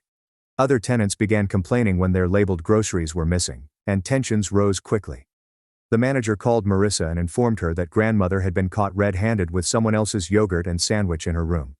Marissa had to drive over and mediate, as grandmother swore she had purchased those items herself, despite the fact that they bore someone else's name. The management warned that one more violation would result in eviction, and grandmother would have to find another place to live. Officer Hayes arrived at our door on tenant night, 2 weeks after we moved in his patrol cruiser with Granny. She'd been discovered trying to sleep on a park bench after being tossed out of her rooming house for 3 days. Grandmother admitted, amid sobs, that another resident had accused her of stealing money from their room throughout the night. The rooming house had a zero-tolerance policy for stealing, so they'd forced her leave while they looked into what had happened. Officer Hayes stated he couldn't keep taking her to the park, so we needed to work something out quickly. Dad contacted Marissa even though it was late, and she began making calls to find out what had happened. The investigation revealed that grandmother had not taken any money, but had been repeating sorrowful stories to other residents about her wealthy family abandoning her. She was attempting to solicit pity money from those who barely had anything, which resulted in the bogus accusation. The resident who accused her felt awful, but also upset about being duped into nearly giving grandmother $20. The rooming house decided to allow her back, but they warned her not to manipulate other residents for money or food. Marissa had to explain to her grandmother that this was her final chance, and any further problems meant she'd be out permanently. Mom couldn't sleep that night, so we decided we needed to help without enabling grandmother's conduct or overstepping our limits. She devised a plan to drop off goods once a week, subject to certain rules. Grandmother had to agree not to make any comments about our family or ask for anything other than what we brought. Mom wrote the guidelines and had Marissa deliver them so there would be no face-to-face confrontations. On the first delivery day, Mom packed basic goods such as bread and peanut butter and drove to the rooming home alone. She did not enter the room and instead left the bags with her grandmother's name on them at the front desk. Grandmother came down and accepted the luggage without saying anything, possibly the first time she had ever remained silent. Colin from the local paper contacted the following week to inquire about writing a feature on elder care and family boundaries. He had heard about our situation through the community grapevine and wanted to interview us on dealing with problematic family relationships. Mom and Dad agreed to talk, but only if he kept our identities anonymous in the story. Colin sat at our kitchen table for 3 hours, taking notes while Mom explained how we were trying to help without encouraging bad conduct. The piece was published on Sunday under the title, When Love Means Setting Limits, and it utilized instances that anyone who knew us would recognize right away. My phone exploded with texts from students who realized it was about us. Instead of the judgment we expected, numerous parents from the after-school program contacted us with their own tales and resources. One mother dropped off a folder with senior services material she had gathered while dealing with her own mother-in-law. Another family volunteered to connect us with an elder law specialist. The response was overwhelming in the best way. That following week, Uncle contacted Dad around 2 a.m., crying so hard he could scarcely speak. He acknowledged to discreetly sending grandmother money when she called, stating she was starving. Clara had discovered the bank withdrawals and chastised him for breaking their agreement. Uncle stated that grandmother had called him sobbing because the rooming house food was making her sick, and she hadn't eaten in 3 days. He had driven over with $200 cash without informing Clara. When Clara found out what had happened, she packed her bags and went to live with her sister. Uncle was devastated and urged Dad to speak to her. Dad drove to Clara's sister's place the next morning and discovered her sitting on the porch with red eyes. She was not upset about the money, but about the lying and going behind her back despite everything they had agreed on. It took Uncle showing up with flowers and a written commitment to never hide financial decisions again before she would consider returning home. They spent the next month in couples counseling, working with the trust difficulties that grandmother had caused between them. Meanwhile, Marissa had been working to enroll grandmother in the senior center food program. The center provided cooked lunches 5 days a week and maintained a food pantry on weekends. Grandmother qualified based on her salary and could eat for free. The first day, she arrived 40 minutes late, claiming she got lost, despite the fact that the center was 3 blocks from her rooming house. she sat at a table with 3 other women and quickly began telling them about how her wealthy sons abandoned her. One woman confronted her, claiming she'd heard Granny had family send off groceries every week. Grandmother adjusted her statement to claim that the groceries were primarily expired food that they did not desire. However, over the course of several weeks, she began to form friendships with a group that played cards after lunch. Marissa claimed that her grandmother showed up on a frequent basis and even helped put up chairs on occasion. A month into my new schedule, I was doing homework when Dad's phone phoned with a number he did not know. The hospital called to report that grandmother had fallen at the rooming house and was treated for a damaged wrist and bruised ribs. The second resident stated that she had been reaching for something on a high shelf and lost her balance. Dad sat at the kitchen table for 20 minutes, staring at his phone, before choosing what to do. He phoned Mom at the after-school program, and they agreed to visit but with tight rules. They were only going to stay for 30 minutes, so I had to come in as a buffer. We discovered grandmother in a hospital bed, appearing smaller than I had ever seen her, with her wrist bound and an IV in her arm. She burst into tears the moment she saw us, telling us how afraid she had been and how none of the nurses would listen to her. Mom inquired with the nurses, who informed her that grandmother had requested a private room and refused the authorized pain medication in favor of something stronger. Dad firmly told her that we were there to make sure she was okay, but that we would not be taking her home with us. Grandmother tried to argue she couldn't return to the rooming house due to her injuries, but the doctor walked in and said she'd be okay with some physical treatment. Marissa worked with Medicare to have the therapy reimbursed, and she arranged for medical transportation to take grandmother to her sessions. The doctor also recommended a walker, which caused grandmother's face flush scarlet. She maintained she didn't need it, and that it would make her appear old. Dad actually chuckled at her, not mockingly, but genuinely amused that she was concerned about appearances despite living in a rooming house. The walker proved to be required because grandmother's balance was poorer than she realized. 3 families who had threatened to leave our after-school program following the scene made by grandmother decided to stay after hearing how we were addressing the situation. One mother took Mom aside and told her how her mother-in-law had lived with them for 2 years, nearly destroying her marriage. She stated witnessing us establish boundaries while also meeting grandmother's basic needs gave her hope that families might survive such situations. The program grew stronger as parents helped each other through tough family dynamics. Marissa enrolled grandmother in mandatory budgeting seminars at the senior center as part of her AITA obligations. The grandmother moaned during the first session, but the instructor contacted later to say she had actually engaged and even helped another attendee figure out percentages. By the 3rd week, grandmother was arriving early and making friends with a man who was learning how to manage his Social Security benefits. 2 months into the arrangement, Officer Hayes knocked on our door, embarrassed. He had caught Granny digging through our garbage cans at 5 a.m., hunting for bottles to recycle. She informed him that we had thrown away precious recyclables and that she needed the money for medicine. Dad's face became white, as Officer Hayes stated that he needed to issue an official warning for trespassing. We walked outside to find grandmother seated in the patrol car, holding a garbage bag full of cans. Dad understood she was truly dealing with poverty for the first time after years of recklessly wasting other people's money. Officer Hayes recommended that if we wanted to help without encouraging trespassing, we placed our recycling directly in the rooming house bins. As the 3-month rooming house payment deadline approached, we scheduled a family gathering in a neutral place. Uncle and Clara arrived together, their first appearance since the money incident. We met in a downtown coffee shop where grandmother couldn't accidentally show up. Clara astonished everyone when she offered to continue paying for the rooming house if grandmother met certain requirements. She had to continue attending budgeting classes, stop defrauding other residents of money, and agree to monthly check-ins with Marissa. Uncle emphasized that any transgression will result in the immediate cessation of support. Dad suggested that we put everything in writing this time to prevent future misunderstandings. Something happened that neither of us expected. Grandmother's knees buckled, and she slumped on our doorstep, wailing more than I'd ever seen anyone cry. Not artificial tears as previously, but true body-shaking sobs that made her entire figure shake.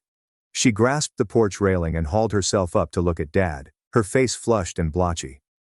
"I'm scared," she exclaimed between gasps. "I've never had to worry about money before, and I don't know what to do."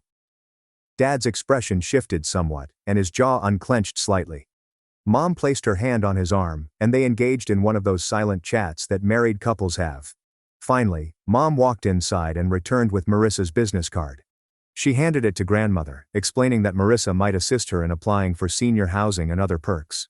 Grandmother accepted the card with trembling hands and murmured, "Thank you," which was perhaps the first sincere thank you she'd expressed in years. Over the next 2 weeks, Marissa and grandmother worked together to complete applications for every senior living community in the county. The waiting lists were all 4 to 6 months lengthy, but the rooming house manager agreed to keep her on a month-to-month basis as long as the payments continued and she ceased causing problems for the other residents.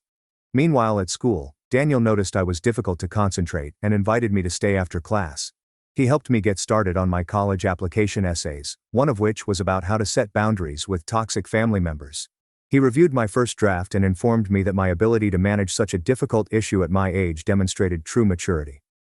I worked on that essay for weeks, writing about how my parents created something out of nothing, while my grandmother prioritized money over family. Daniel helped me modify it into something that reflected growth without seeming bitter. Around the same time, Granny began visiting the senior center more frequently. The organizer there required assistance in the thrift shop 2 days per week, simply sorting contributions and pricing stuff. It only paid a little stipend but gave grandmother something to do other than moan. She still muttered that the labor was beneath her, but she arrived on time and completed the task. One afternoon, when I was assisting Mom at the after-school program, 5 new families arrived to register their children. One of the mothers approached Mom and said she had heard about how we handled the situation with my grandmother, maintaining boundaries while ensuring her basic needs were satisfied. She stated it motivated her to handle her own problematic mother-in-law in a healthier manner. Mom's eyes welled up and she had to take a brief break to use the restroom. After that, the program continued to grow, and we had to hire another part-time aide to keep up with all of the additional youngsters. Uncle contacted Dad more frequently, and they began meeting for coffee every week at the downtown cafe. They established a rule that they couldn't discuss grandmother during these sessions, only catch up on work and life. Dad returned home after these meetings looking lighter, as if a weight he'd been carrying for years had finally been lifted. Uncle informed Dad that he and Clara had begun visiting a couples therapist to address the harm grandmother's deception had caused in their marriage. Clara had forgiven him for giving grandmother money behind her back, but they both wanted to make sure they communicated more effectively moving forward. The therapist assisted them in establishing new financial and family standards. 4 months passed with grandmother residing at the rooming home, going to her thrift shop work, and participating in senior center events. Then Marissa called to say that grandmother had been approved for a subsidized senior apartment. The rent would be based on her little Social Security payment, and she could move in the next week. Despite everything, we all came to assist her relocate. Dad rented a tiny truck. Uncle brought boxes, and Clara came to assist pack. Grandmother didn't thank anyone explicitly, but she also didn't complain. She merely quietly packed her few possessions and led us to load them into the truck. The senior housing building was rather lovely, with a community area and weekly programs. As we hauled boxes up to her second-floor home, I observed several occupants staring through their entrances. One woman about the grandmother's age introduced herself and explained that she too had a complex relationship with her children. Within a week, grandmother and this woman were playing cards in the communal room every afternoon, grumbling about their respective families. Dad stated that it was probably therapeutic for everyone concerned. A few weeks after grandmother moved in, the senior center coordinator called Marissa to offer her an opportunity. They required someone to assist with their lunch program, which entailed setting up tables and serving food 3 days each week. It was a legitimate paid position, not just a stipend, albeit still part-time. Grandmother reluctantly accepted the position, pretending as if she were doing them a favor. But Marissa later informed us she was one of their most dependable employees. She arrived early, remained late to assist with cleaning, and even began remembering the regular participants' names and dietary preferences. Marissa stated that in her 20 years of social work, this was some of the best improvement she has seen in a similar case. 6 months passed with Granny sticking to her regimen at the senior residence. She awoke at 7 a.m. every day to walk to the senior center for breakfast duties. She offered eggs and toast to the other residents 3 times a week. The organizer paid her every 2 weeks, and she spent the money on groceries and bus travel. She never apologized for calling me a disgrace when I was born. She never apologized for putting money before family, but she also stopped showing up at our home unexpectedly. She stopped contacting Dad's work phone during his shift. She stopped telling strangers sad stories about her ungrateful kids. Once the drama had subsided, Mom and Dad jumped back into the after-school program. They spent their weekends preparing the expansion they had been dreaming about for years. Colin remembered our tale and helped them apply for a community development award. They took 3 weeks to finish the application, which included all of the requisite papers and references. The award of $40,000 was approved 2 months later. They discovered an ideal spot on the north side of town, where no programs existed. Dad worked every weekend that summer refurbishing the facility with volunteer assistance. Mom interviewed and hired 2 more employees to assist with the increased enrollment. By September, 75 students had shown up at all 3 venues. Parents began describing it as the nicest thing that had ever happened to their area. The local news broadcast a piece in which children learned to change oil and solve algebra problems simultaneously. During my senior year, I concentrated on college applications, while everything else steadied. My grades were strong enough that several colleges expressed interest. The guidance counselor assisted me in applying for all available scholarships.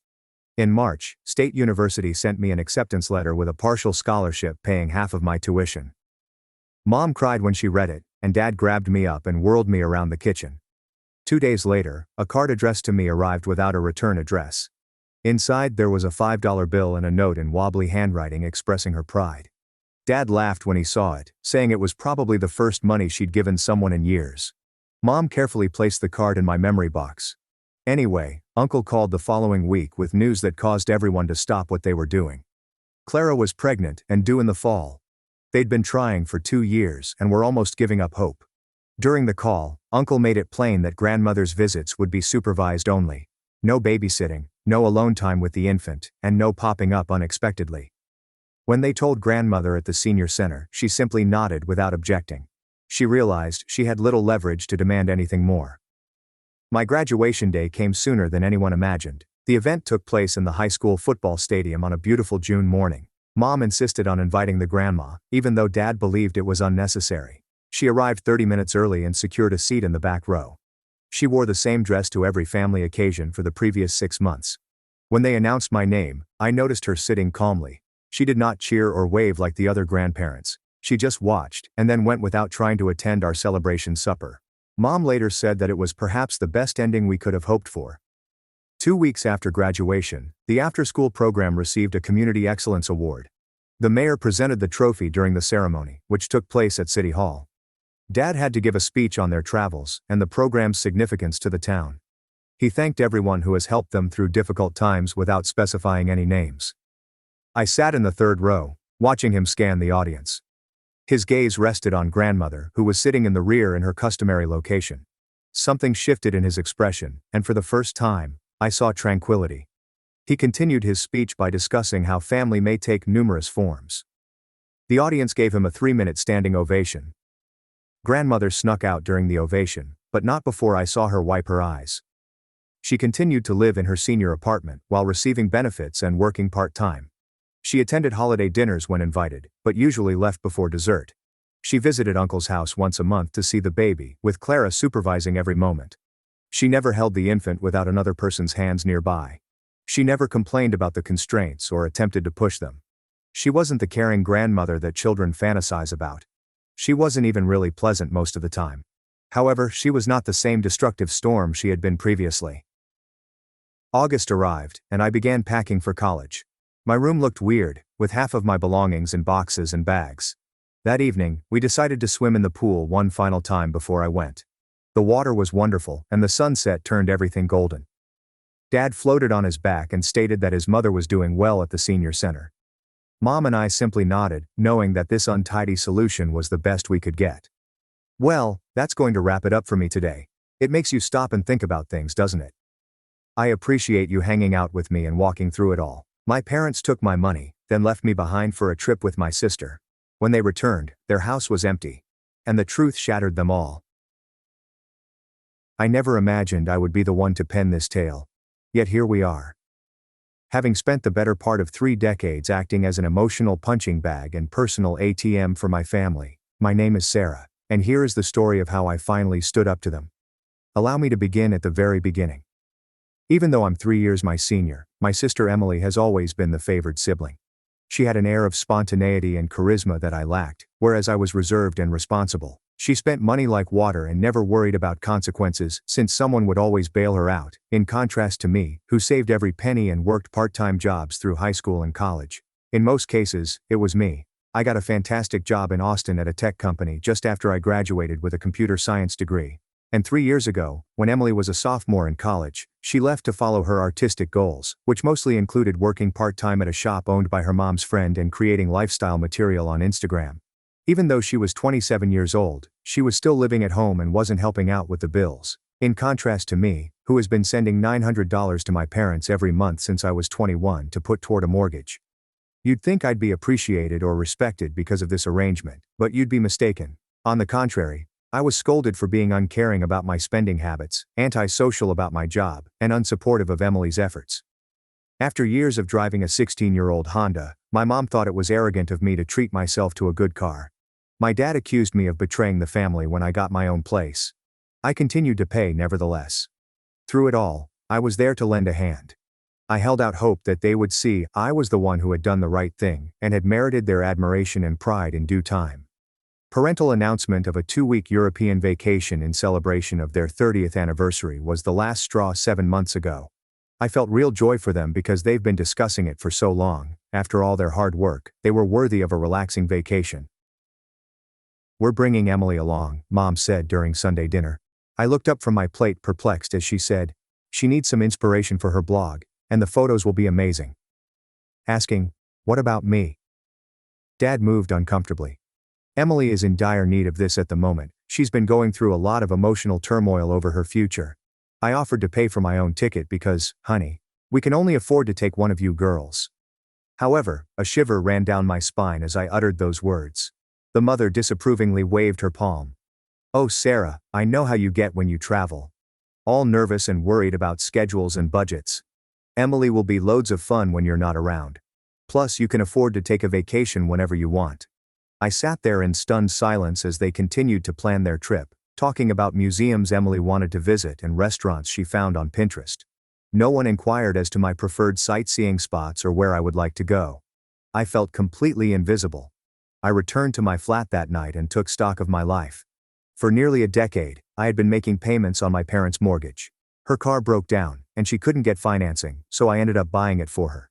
Innumerable meals, presents, and unexpected expenses were covered by me. When my parents required new furniture and appliances, I had already equipped half of their house. Because I'm completely preoccupied with money, I meticulously kept all of the receipts for everything. Also, what was the return on investment? A family that thought I was nothing more than a walking checkbook, too nervous and uninteresting to merit a spot on their ideal vacation. My preparations began the following morning. However, before I could do anything, I had to grasp the entire extent of my contributions over the years. All weekend long, I combed through my bank records, credit card statements, and other financial documents. I meticulously organized all of my family's purchases in a spreadsheet that would have impressed my accounting professor. It was mind-boggling. In addition to the $97,000 I had estimated for mortgage payments, an additional $46,000 came from direct purchases. The price tag for the fridge was $2,900. The price tag for the living room set was $4,400. I co-signed for Emily's auto loan when it was $17,000 and have now taken over the payments after she went into default.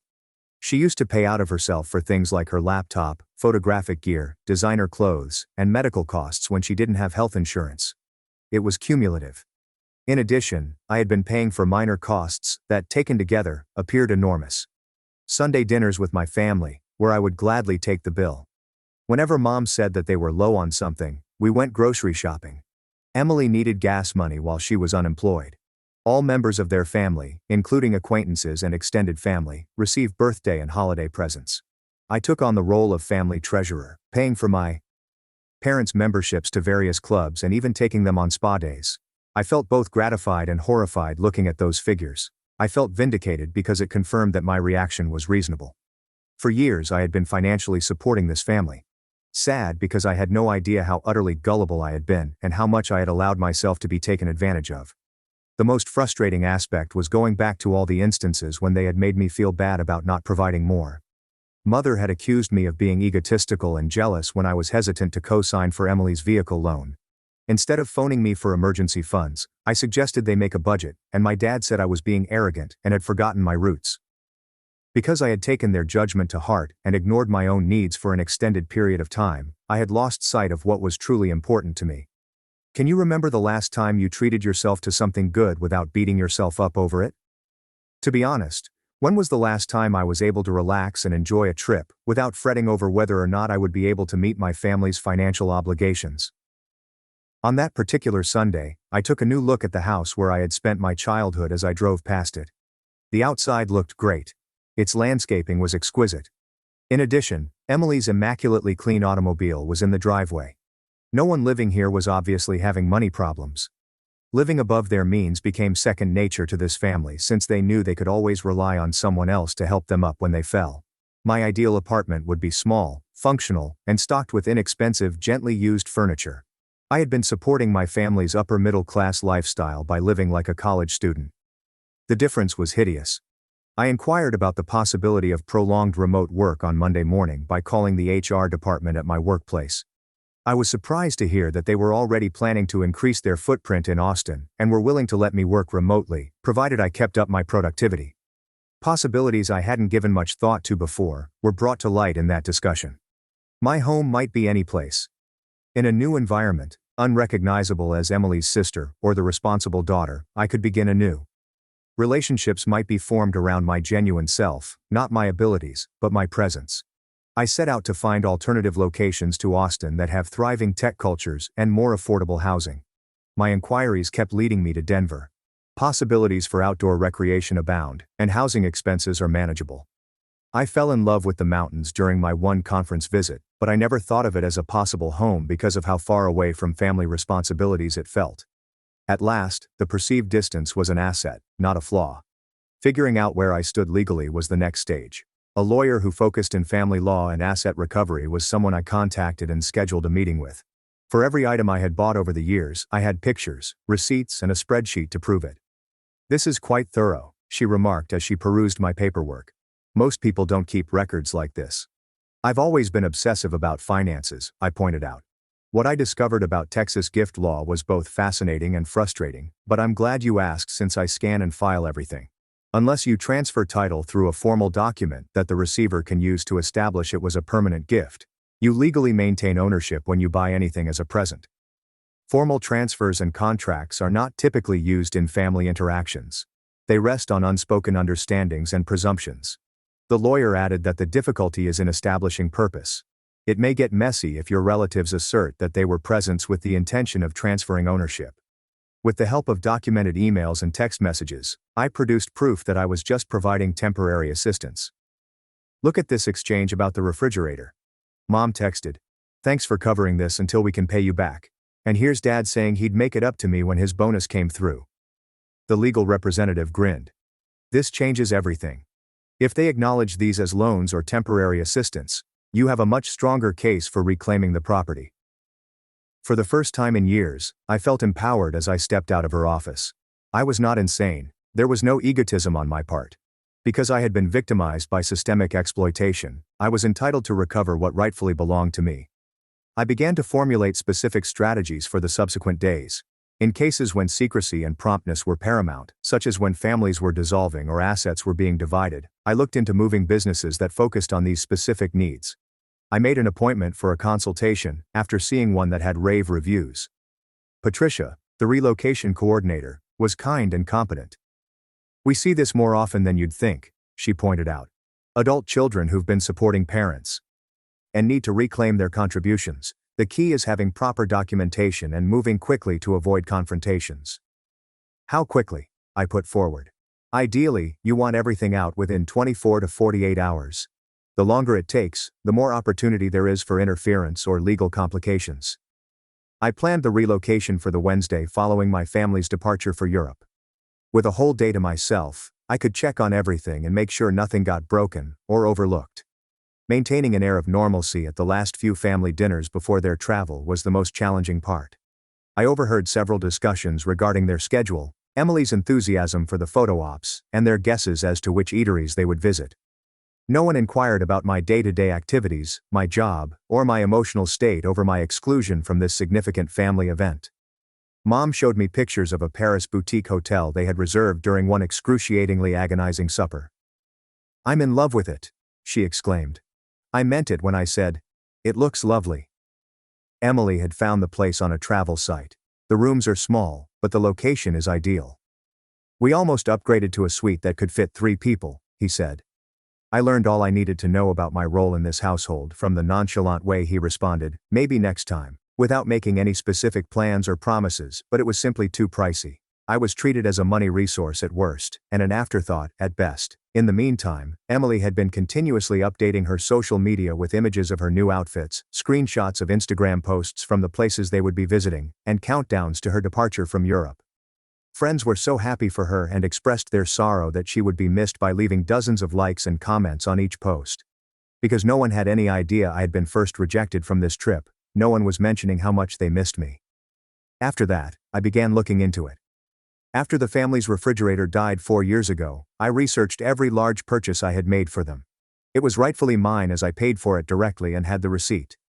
This also applies to the dining room table and chairs, the washer and dryer, Emily's MacBook Pro, the new family room TV, and approximately 30 additional things, all of which accumulate to nearly $42,000. To double-check that I was aware of my rights, I consulted an attorney. Unless you specifically transfer it through a legal instrument, it turns out that you maintain ownership when you purchase anything as a gift. I was fortunate as most families don't fill out gift papers. The next thing I did was locate a stunning Denver apartment. Colorado had always been my dream home, but I'd never given it much thought because I felt a strong need to be near my family. Everything I had imagined was there: mountains, outdoor sports, and a booming tech scene. While continuing with my remote work arrangement, I gave my notice at my present apartment, arranged for movers, and began looking for a new position in Denver. It seemed as if the cosmos was finally on my side because everything just clicked into place. I enjoyed my final family supper together 2 weeks before to their departure. As they showed me their travel plans and the outfits that Emily had purchased on Mom's credit card, they were absolutely overjoyed. No one inquired as to my well-being or the latest developments in my life. "Be sure to capture plenty of photographs," I remarked, breaking into a genuine smile after months of suppressed expression. "Oh, we certainly will," Emily cooed. "I'm going to get so much content out of this. My follower count is going to explode." "I'm sure it will," he said. It was Tuesday morning when they set out. As we gathered their belongings into Dad's car, I said them farewell from the driveway. As soon as their rear lights dipped behind the bend, I retrieved my phone and abruptly ended a call.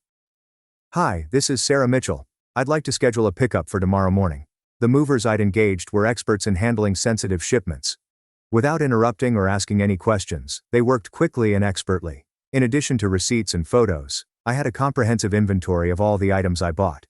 In the event that there were to be any disagreements in the future, the lawyer had officialized my ownership claims. Wednesday saw the arrival of a truck and the meticulous removal of all the family gifts I had purchased. They did an excellent job with the specific handling of the refrigerator, dishwasher, and washer-dryer set. Careful attention was given to wrapping and loading the furnishings. Everything from the coffee maker and blender to Emily's laptop, and even tiny objects, were securely packed. My parents' house appeared to have been struck by the most selective tornado on Earth by Thursday evening. Everything that my parents or Emily had bought for themselves, including all the family portraits, stayed displayed on the walls. Large appliances, however, were missing, replaced with empty rooms with dangling cords and holes. Although the old sofa and coffee table from the garage were still in the living room, the TV, sound system, and entertainment center were nowhere to be found. They stored the little table and 4 chairs in the dining room. I experienced a complicated range of feelings as I walked through the house for the last time. Seeing the tangible results of my labor throughout the years was rewarding. Sadness and the noticeable absence of a refrigerator go hand in hand. I was removing myself from their everyday lives when I entered this mansion that contained decades of memories. I stood for a moment in Emily's room, staring at the empty spot where her desk had once stood. When she first enrolled in community college, I furnished her desk, chair, and light. I had hoped that she would have a dedicated study room where she could concentrate on her schoolwork. For the most part, she had used it to showcase her cosmetics and serve as a charging station for her numerous electrical devices. She had returned from the garage with her shaky little desk from middle school. Perched on top of it, her laptop gave the impression of being both heavy and unstable. I had given up on the laptop, even though I had paid for it, because it felt too intimate, too tied to her job. Now that I see the scenario, though, I'm not sure whether I was generous enough. I went to my parents' bedroom and noticed the holes where their new nightstands and dresser had formerly been. Despite having painted and decorated the room, they had gone back to using the same worn-out furniture that they had used for the past 21 years. It would be hard to turn a blind eye to the striking difference. Because of how drastically it had been changed, I found myself spending more time in the kitchen. The white builder-grade refrigerator from 1997, which scarcely met the family's demands even when I was a high school student, had moved from the garage to the middle of the room. Without my coffee machine, blender, and stand mixer, which I had acquired along the years, the countertops were empty. They had even removed the microwave, which had been a countertop type from their previous flat, and was now taking up precious counter space. That this kitchen had hosted countless family meals where I had been made to feel bad about myself, or thankful for what I had wasn't lost on me. It appeared to be what it was before I added anything. The kitchen of a low-income household coping with limited resources, including outdated appliances and a small cooking area. Not maliciously, but just to capture everything, I snapped pictures of everything. For legal reasons, or in the event that my relatives sought to sue me for taking more than I had paid for, I needed photographic evidence of the condition of the house as it was when I departed. I took one last lap around the living room before I got up and left. They dug out an old couch from the garage. It had a fading floral print, something Mom had always despised. Accompanying it was a coffee table with wear and tear in the form of ring stains and a shaky side table. Before I bought this one, the guest bedroom had a little, old TV that was fine for basic viewing but lacked the size and quality of the one I now have. This room seemed frozen in time from 16 years ago, when my parents were just starting out financially and couldn't afford the things they had been used to. It served as a sobering reminder of their true financial situation prior to their eldest daughter's subsidies. As I sat at the coffee table I had purchased to replace their shaky old one, memories of spending hours here with my family watching movies or assisting Emily with her schoolwork flooded my mind. Knowing that my family had viewed my contributions as duties rather than pleasures, as proof of my position as breadwinner rather as expressions of affection and support, cast a shadow over those cherished memories. I knew I would likely never see this house again as I stood in its threshold. Our relationship would still be very different, even if my family and I were to reconcile in the end, which seemed highly improbable. If they ever needed money, or wanted to upgrade their lifestyle, I would never be the one they called. Their convenience would never again take precedence over my personal safety net. It seemed as if taking my input out of the house had diminished not only its practicality, but also its potential. A middle-class house filled with middle-class people leading middle-class lives. That's exactly what it seemed like. That wasn't inherently bad, but it was definitely not the upper middle-class luxury they'd experienced before I helped them. After securing the door, I slid the key and the note I had written into the mail slot. I turned around as I walked to my car. I had officially ended that part of my life. As I returned the home key, I placed a note on the kitchen counter to remind myself. Please be informed that I have returned all of the products that I have purchased throughout the years. I have receipts for everything that has been removed. I have placed copies of the paperwork on the counter for your reference. I have relocated to Denver and will not be returning. You have no need to worry about the mortgage payments I've made. I've determined that I've contributed about $96,000 toward your house over the years, which more than covers the value of the items I've taken. So, consider us even. I hope you had a wonderful vacation. I now see that my role in this family was to provide financial support without receiving any emotional support in return. My new life is about to begin. Dear Sarah, P.S. Emily. I'm no longer going to pay for your lifestyle, therefore you should probably get a job. Your laptop is in your room. On Saturday morning, I loaded up a U-Haul trailer with my personal possessions and drove away. As I ran, a weight lifted off my shoulders, as if I were letting go of years' worth of bitterness and letdown. After a trip to Europe, they got back on Sunday. At 11:37 p.m., my phone began to ring. That evening. As I set up my furnishings in my brand new Denver apartment, I began to unload the boxes. Real furniture that belonged to me. Invested my own money on this for my personal use. I remained silent. There was an endless barrage of calls, from Mom and Dad to Emily and even some distant relatives who had evidently joined the cause. They were all directed to voicemail by me. I got around to listening to the messages on Monday morning. My mom was inconsolable. Sarah, what have you done? The house is empty. How could you do this to us? We're your family. The father was furious. As expected, Emily became all dramatic. This is theft, Sarah. You can't just take things because you paid for them. They were gifts. You've ruined everything. How am I supposed to work without my computer? You're destroying my career before it even starts. Each of the 19 voicemails was more venomous than the last. They have all failed to recognize the fact that I have been providing for my family financially for a long time. Nobody ever said anything about how terrible it was to leave me out of the vacation plans. What I had taken was their only concern. They paid no attention to what I had given. All of their numbers were blocked and I erased them. On Tuesday, the lawyer I had previously consulted called me. My folks apparently reported stolen goods to the authorities. Even after my attorney faxed over all of my paperwork, the investigating officer who took the report remained professional but suspicious. Your daughter has receipts for everything, the officer had supposedly informed my father. She paid for it. She owns it. This is a civil matter at best, and frankly, she's got a stronger case than you do. The inbox was flooded with emails on Wednesday, each one lengthy and filled with emotional manipulation and guilt trips. Mom mentioned in her letter how humiliated she felt that the neighbors could see the house in its present condition. Concerned about the cost of rebuilding everything, Dad shifted his attention. Emily's email was a model of egotism. It described the negative effects my self-centered actions were having on her emotional well-being and her ability to think creatively. I give them a quick read before establishing an auto-delete filter. I had had enough of being the recipient of their emotional baggage. It wasn't until Friday that I began working for a tech startup in Denver. It was an interesting and demanding job. Everyone I worked with was nice, and my boss took an interest in me as an employee and my plans for advancement. My income was at an all-time high. Plus, I had complete freedom to spend every cent for the first time as an adult. A certified letter from a legal firm arrived in my mailbox 3 weeks subsequent. My parents were on the verge of suing me to get their belongings back. Please handle this as you feel appropriate. I included a note when I sent it to my attorney. He almost couldn't control his laughter when he called me the next day. They don't have a legal leg to stand on, stated the judge. I'll send them a response outlining your documentation and suggest they drop this before they rack up more legal fees they can't afford. It would appear that their threats of legal action ended there. Call from my cousin Olivia came a month after that. She managed to get my new number and was the only relative with whom I had ever had a cordial relationship. Sarah, she stated with care. I know there are two sides to every story, but I have to ask. Did you really clean out your parents' house while they were on vacation? I took back the things I bought over the years, I informed him. Everything I removed, I had paid for.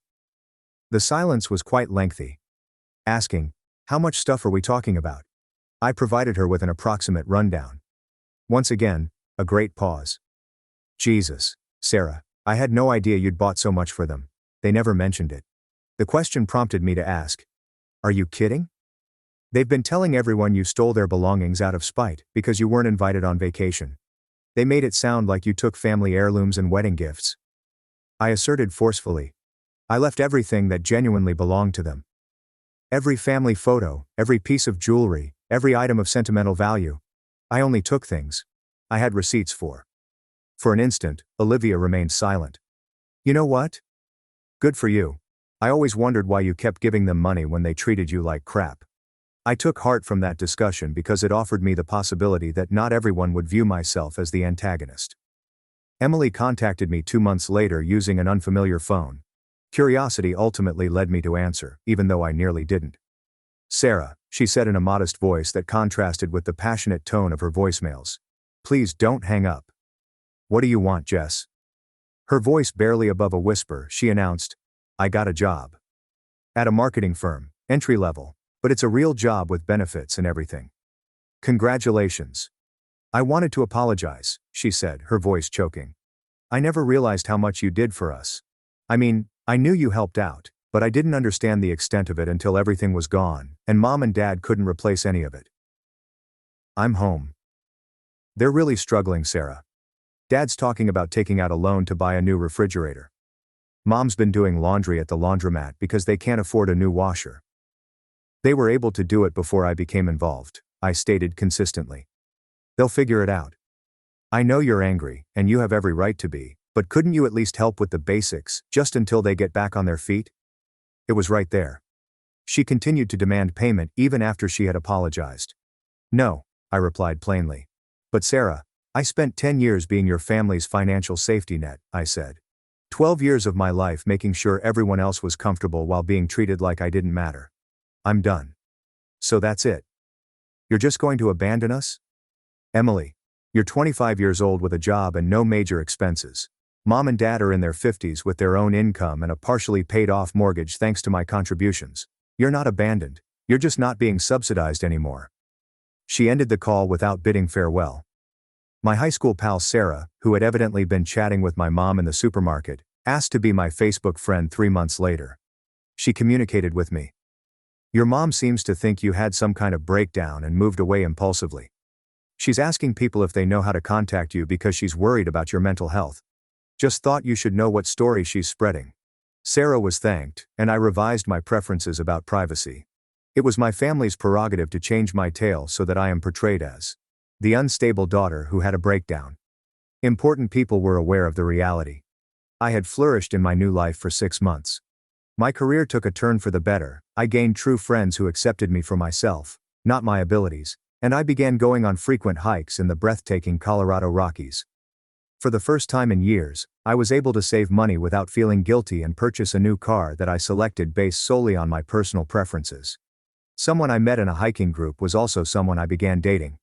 James was an honest software developer who shared my values of being frugal and forthright about how he felt. Even after I gave him a very condensed version of my family's history, he made no attempt to persuade me to make amends or even propose that we should forgive each other. He only remarked, "Sounds like you made a healthy decision," before shifting the conversation to our weekend agenda. I was pleasantly surprised by the reception I had hoped for. Olivia contacted me once more last month. "I wanted to inform you," she stated. "Your parents are planning to drive out to Denver to surprise you for your birthday."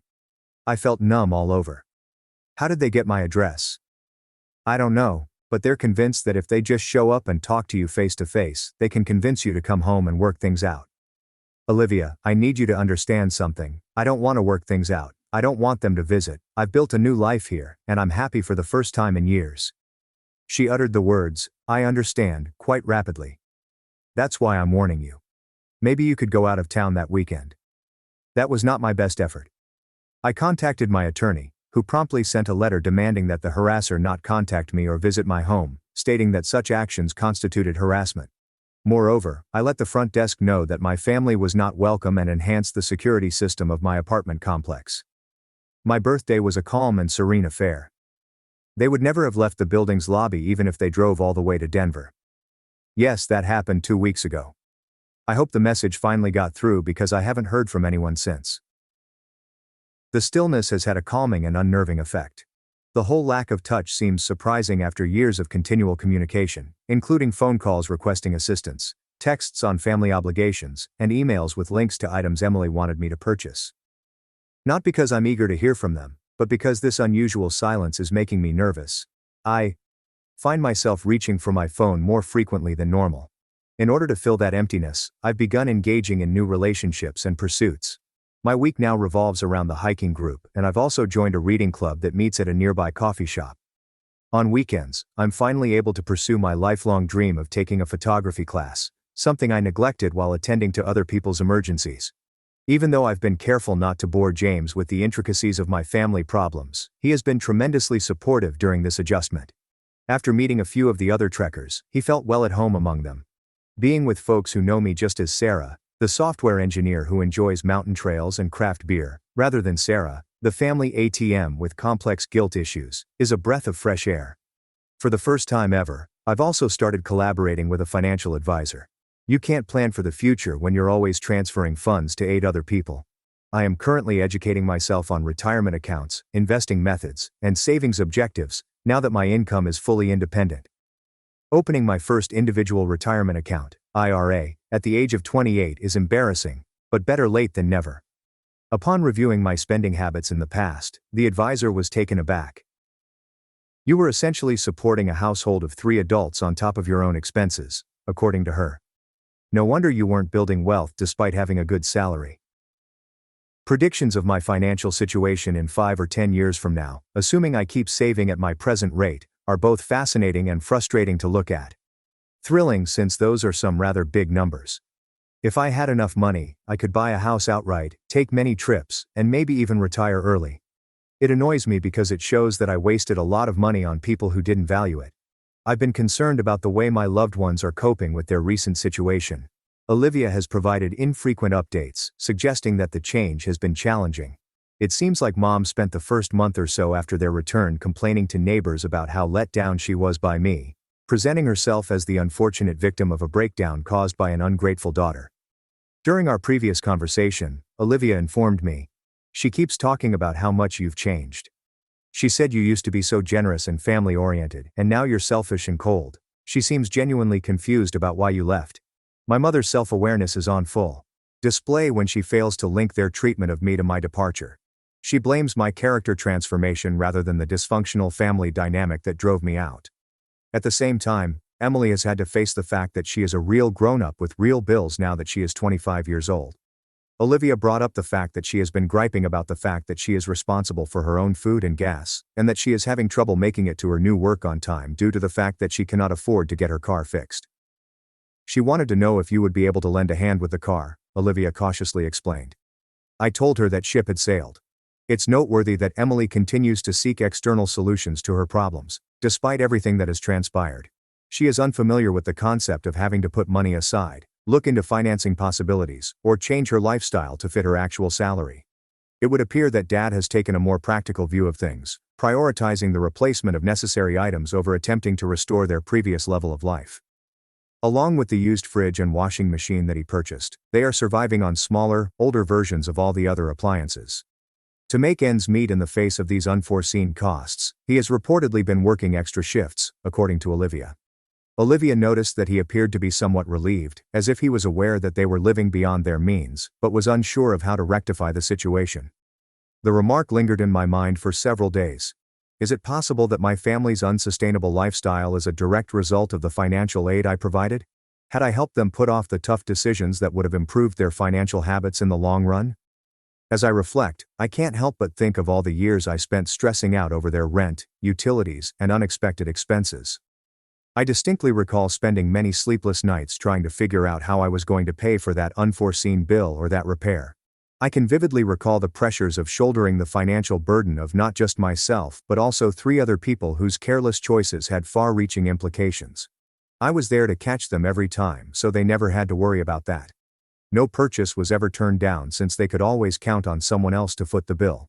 Because the burden was constantly placed on me, they were shielded from the true consequences of their decisions. I had wounded both herself and them while attempting to assist them. Sometimes people wonder if I'm missing my family or if I'm remorseful about my choice. To tell you the truth, it's not easy. Are the customs of my family and the folks who have known me my entire life something I long for? On occasion. Do I feel bad about being firm and not letting anyone take advantage of me? At no point. What I've realized is that just because someone is connected to you doesn't mean they can treat you badly. I've realized that being generous with money is pointless if it's not accompanied with basic decency and regard. Above all else, I've realized that my value is greater than the material goods I can sell. I used to base my entire existence on putting other people's comfort before my own. Everything in my new life revolves around my personal beliefs, aspirations, and joy. You won't believe the change. If you or someone you know is going through something similar, for example, feeling like a number rather than a person, being repeatedly given to without ever being given back, please know that you are not alone and that there are solutions available to you. No one has a right to expect you to continue supporting them financially, particularly if they show no gratitude. If someone persistently treats you like an outsider and disregards your feelings, you have no obligation to be a part of their life. Taking a break is sometimes the most self-loving thing you can do. I have accepted the truth that my family's comprehension isn't essential to my happiness, even if I doubt they will ever comprehend my departure or take responsibility for their part in driving me away. With those that welcome me with open arms, I am establishing new customs. Exciting excursions to destinations of my choosing, accompanied by people who cherish my company, are in the works. I've decided to stop supporting other people's goals and start saving for my own. Plus, I've never felt more at peace with my life as an adult than I do right now. Recent development. I wanted to give you an update on how things are doing since I relocated to Denver over a year ago. Being in a relationship for the first time is an exciting and daunting prospect, but James and I are discussing the possibility of moving in together. Along with the hiking group, he has become acquainted with a few of my new acquaintances. Unless I want to share it, no one here is aware of my family drama, and that is a tremendous relief. Things are going swimmingly at work. I'm being considered for a senior developer role, which would provide a substantial salary increase, and I've been assigned some prominent projects. When I stopped caring about other people's financial problems, my career took off, which is ironic but true. Additionally, I've begun therapy sessions with the primary goal of resolving the resentment and shame I feel toward my family. With her guidance, I've come to realize that my parents' destructive patterns of conduct predated my enabling them, and that my departure likely brought about some much-needed repercussions they'd been dodging for a long time. No one has spoken to any members of my family at all. Every once in a while, Olivia will fill me in when I ask. But I've learned to cut down on our updates, because hearing them always makes me feel down or furious. Even though they purchased pre-owned goods and scaled-down versions of everything, my parents did in the end replace the majority of the appliances I had taken with them. Emily reportedly received a little promotion while she was still employed by the marketing agency. Nothing is wrong with the house. Life continues, and everyone has enough to eat and wear. They seem to have finally come to terms with the fact that I won't be returning since they ceased requesting my contact details from Olivia. I can't help but wonder if they ever got the full story of my departure, or if they continue to view me as the selfish, harsh daughter who for some reason lost touch with reality. However, they will continue to tell themselves that story. Plus, I've given up on attempting to manage it. Contrast that with my tale. The story follows a woman who, in her 20s, helped out petty people, and, in her 30s, finally found her footing and started living the life she always dreamed of. It's about understanding the distinction between genuine generosity and being taken advantage of. You can love your family and yet opt out of their dysfunction. That's what this book is about. Whatever the future brings, I am certain that it is up to me to choose. That independence is priceless after years of catering to the wants and expectations of others. Revenge isn't always best served in a flashy or instantaneous fashion. Living successfully without those who failed to recognize your worth when they could have is sometimes all it takes. Your value exceeds the value you bring to others, and I say this to everybody who needs to hear it. You are worthy of relationships characterized by true love, respect, and understanding. Separating yourself from others who fail to see your worth is sometimes the most courageous thing you can do. You will not regret making the effort to reach the other side for the vista.